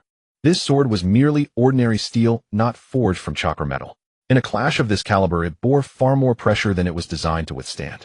The blade was riddled with cracks, spreading like a parched riverbed. Mifune's 6th strike was upon him. 6th form flash. This strike was infused with immense chakra. The blade gleamed blindingly, arcing towards Stone's neck. Stone raised his sword. Clang, crack. First came the sharp ring of metal, then the sickening sound of Huihuzi's blade snapped in the middle, the upper half flying away. Stone was left with a broken sword. The blade was less than 20 centimeters from his neck. Mifune's blade did not stop. Stone's pupils shrank to pinpricks. Body flicker. His form vanished, and Mifune's blade sliced through an afterimage. The next moment Stone appeared 5 meters away. Huihuzi's tip tumbled through the air and stabbed into the yellow earth platform. He looked down at his chest. A long gash ran from his right shoulder to his left ribs, revealing the pale, so close. A hair's breadth. If he had been a fraction of a second slower, it would have been more than just his clothes. A bead of cold sweat slid down Stone's temple. Below the platform, Nawaki's face was pale. Stone. He instinctively rushed forward, only to be grabbed by Mikoto. Don't go up. Mikoto's voice was low but forceful. But Stone. He's fine. Her eyes were fixed on Stone. Her Sharingan had already activated 2 tomos spinning slowly in her crimson pupils. She had seen it. In the instant before the blade touched Stone, he had evaded with the body flicker. Though his clothes were cut, there was no wound on his skin. Stonekin must have his own plan. Mikoto said, her voice steadier now. We would only be a hindrance. Nawaki gritted his teeth, slowly unclenching his fists, but his eyes remained fixed on the platform. On the platform. Stone looked down at the broken sword, then raised his head, a look of apology on his face directed at the young samurai who had lent him the blade. Brother, I'm really sorry about Huihuzi. His words trailed off, stuck in his throat. The expression on the young samurai's face defied description. He knelt on the ground, hands supporting his body's shoulders, shaking violently. Tears streamed down his face like broken beads splashing onto the yellow earth. His mouth hung open, and a sound like a choked beast emerged from his throat. Then he threw back his head and let out a heart-wrenching wail. No. Huihuzi. How could you leave me? We promised to watch the cherry blossoms together next year. What am I supposed to do without you? His cries echoed over the arena. Everyone was watching him. Everyone's expressions were peculiar. Nawaki's jaw dropped. Mikoto's single tomo Sharingan reverted to normal eyes, then flickered back to single tomo, as if even the Sharingan didn't know how to process the scene.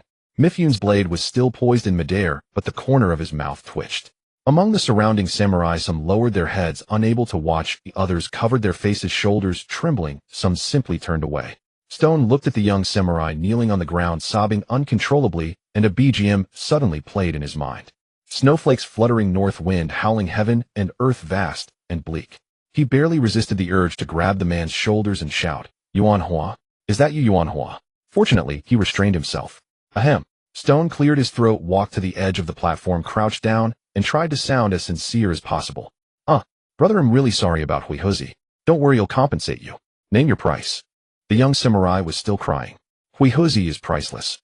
She has been with me for 3 whole years. She sleeps with me every night. Stone's expression froze. Every night. Sleeps with me. He recalled the earlier scene and quickly shook his head. At that moment, Mifune approached. He too found the samurai's behavior embarrassing, but as the captain, he had to step in. Your sword was damaged in the line of duty. You may choose a new one from the squad's weapon store. The young samurai's crying abruptly stopped. He looked up, tears still on his face, but his eyes were gleaming. Really? Really? Can I pick any? Only standard issue blades. That works. The young samurai sprang to his feet, his tears stopping instantly, faster than turning off a faucet. He brushed the dirt off his knees and looked at Mifune expectantly. Captain Mifune, when can we go? The entire arena fell silent. Everyone stared at the man who had changed his mood faster than turning a page. Stone crouched at the edge, watched with a twitching mouth. He had been too hasty. Far too hasty. This guy was crying so heart-wrenchingly just now, and it turns out he was setting the stage for this. Huihuzi had been with him for 3 years, and he just fell for someone else. Shirtu stood up, brushed the dust off his hands, and decided he would never trust a samurai's tears again. Sanchuan was also clearly embarrassed by his subordinate's behavior.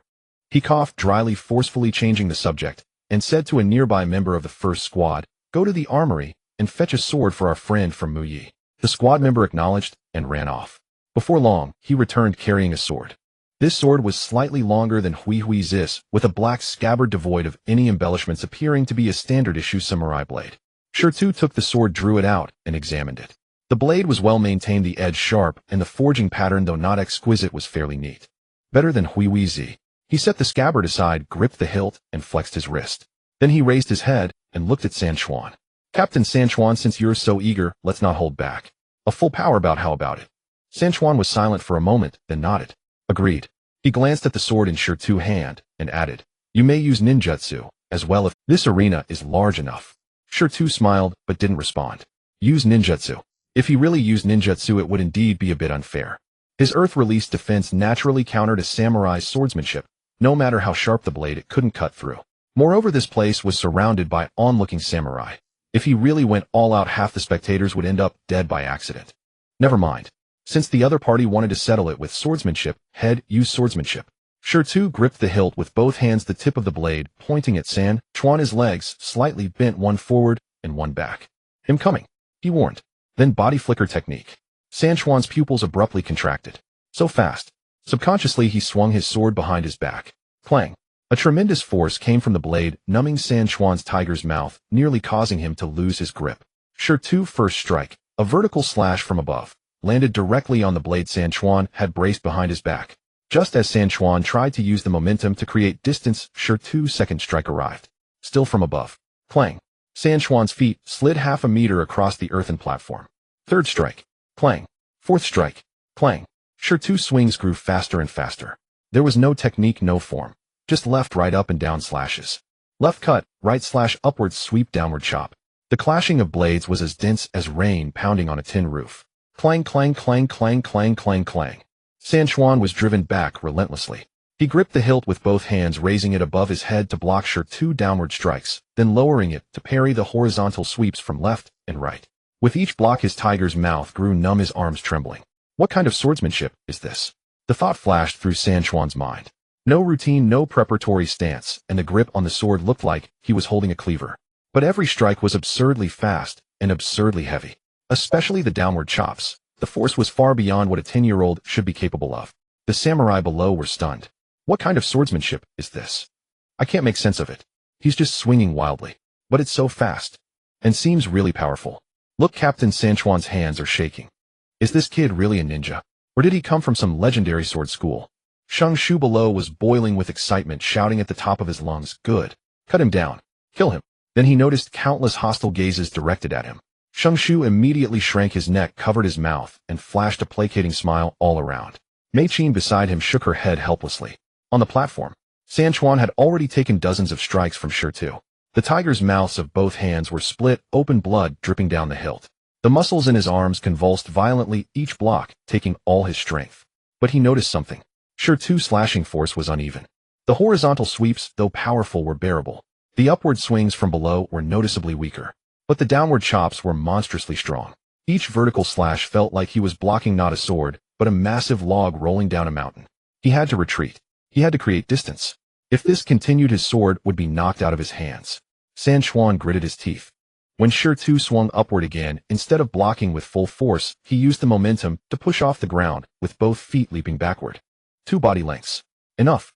Body flicker technique. No, it was the flicker sword technique. San Chuan's figure vanished from its spot and reappeared to Shirtu's right. This was exactly the opening left by Shirtu's upward swing. His right side was completely exposed.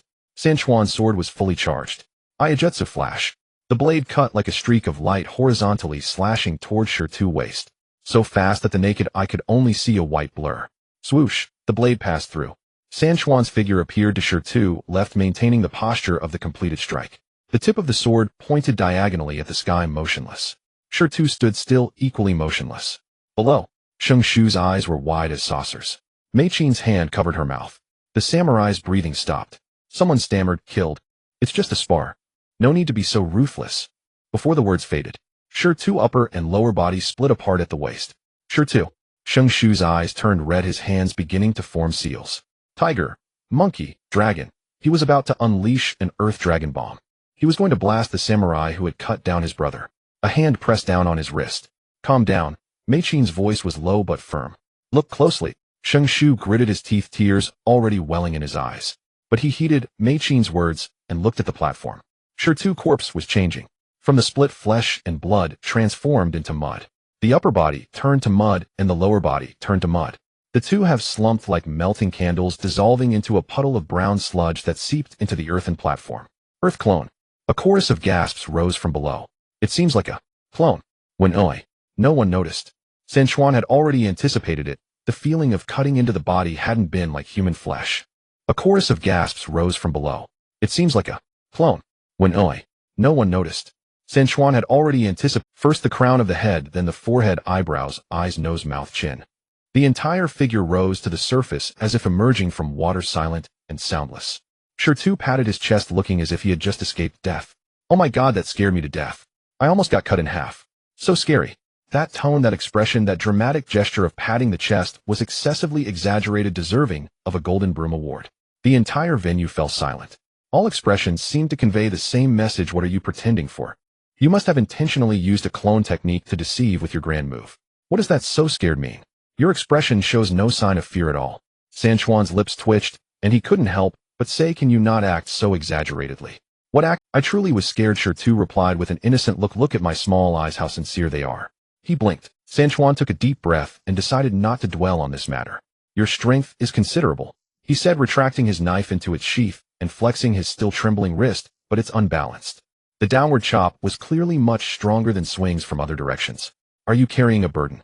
Shirtu raised an eyebrow. You figured it out. Truly, Sanchuan, even though your strength hasn't reached its peak, your battle instincts are sharp. Yes, Shirtu admitted generously, I've been wearing it all along. I'm used to it. Wearing a burden. Fighting like this against Captain Sanchuan. And he just said he has been wearing it all along. Does he wear it normally? What kind of monster is this kid? Sanchuan fell silent for a few seconds before raising his head, gazing seriously at Shirtu. I hope you can fight me seriously.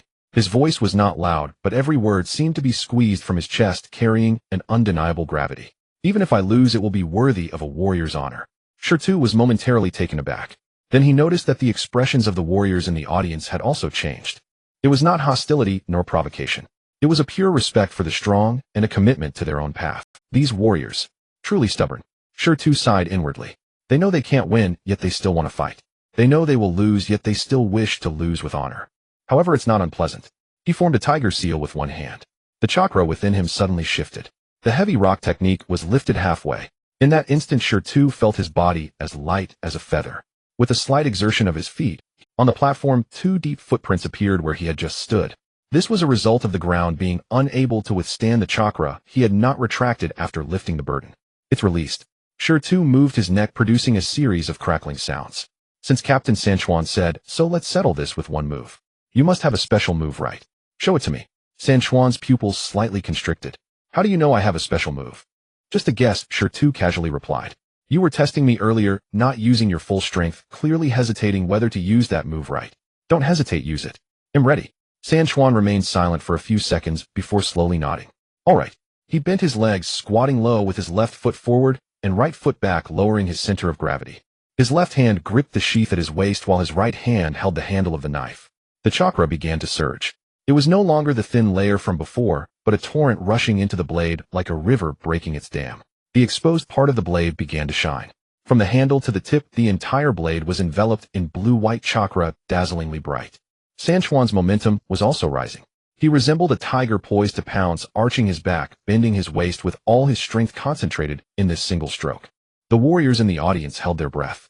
Most of them had never seen Captain Sanchuan take on such a stance. This move, I haven't fully mastered it yet. I can only barely use it once. After this strike, regardless of victory or defeat, I will not strike again. Understood. Shirtu also assumed his stance.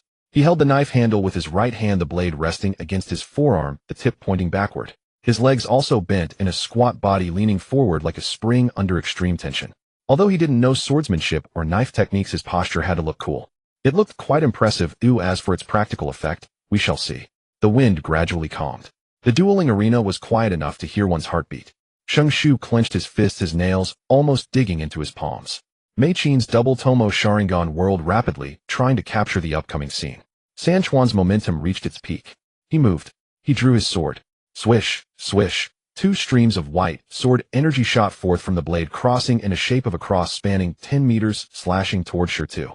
Where the sword energy passed, deep grooves were plowed into the yellow earth platform, the soil rolling to the sides, as if it had been tilled by an invisible plow. Then Sanchuan's figure vanished.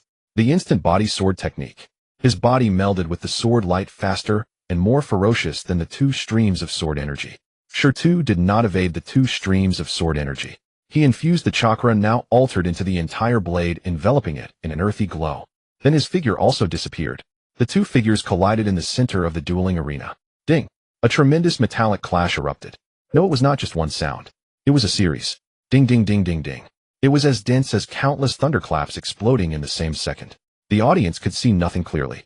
All they could see were two blurred figures colliding in the center of the platform. The yellow earth was blasted into clouds of dust by their steps. The sword light flickered in the dust fast as summer lightning. Then the two figures separated. Shirtu appeared where Sanchuan had just stood. Sanchuan appeared where Shirtu had just stood. The two stood back to back, less than 3 meters apart. Shirtu slowly straightened his body and turned around. A wound had appeared on his left shoulder, slanting towards his upper arm, his clothing sliced, and a thin red line marked his skin. But strangely, no blood flowed out. That red line seemed to be sealed by something, only oozing a few drops. Sanchuan also turned around. A line of blood appeared on his neck. It was very thin, very shallow, as if drawn gently with the finest brush. No one dared to speak, because everyone had seen the position of that bloodline. The carotid artery. If that strike had been just a bit deeper. Spoke. No one dared to speak, because everyone had seen the position of that bloodline. The carotid artery. If that strike had been just a bit deeper.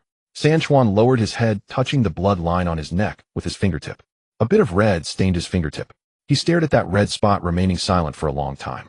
Then he sheathed his knife, lowering his hands to his sides, and bowed his head. I lost.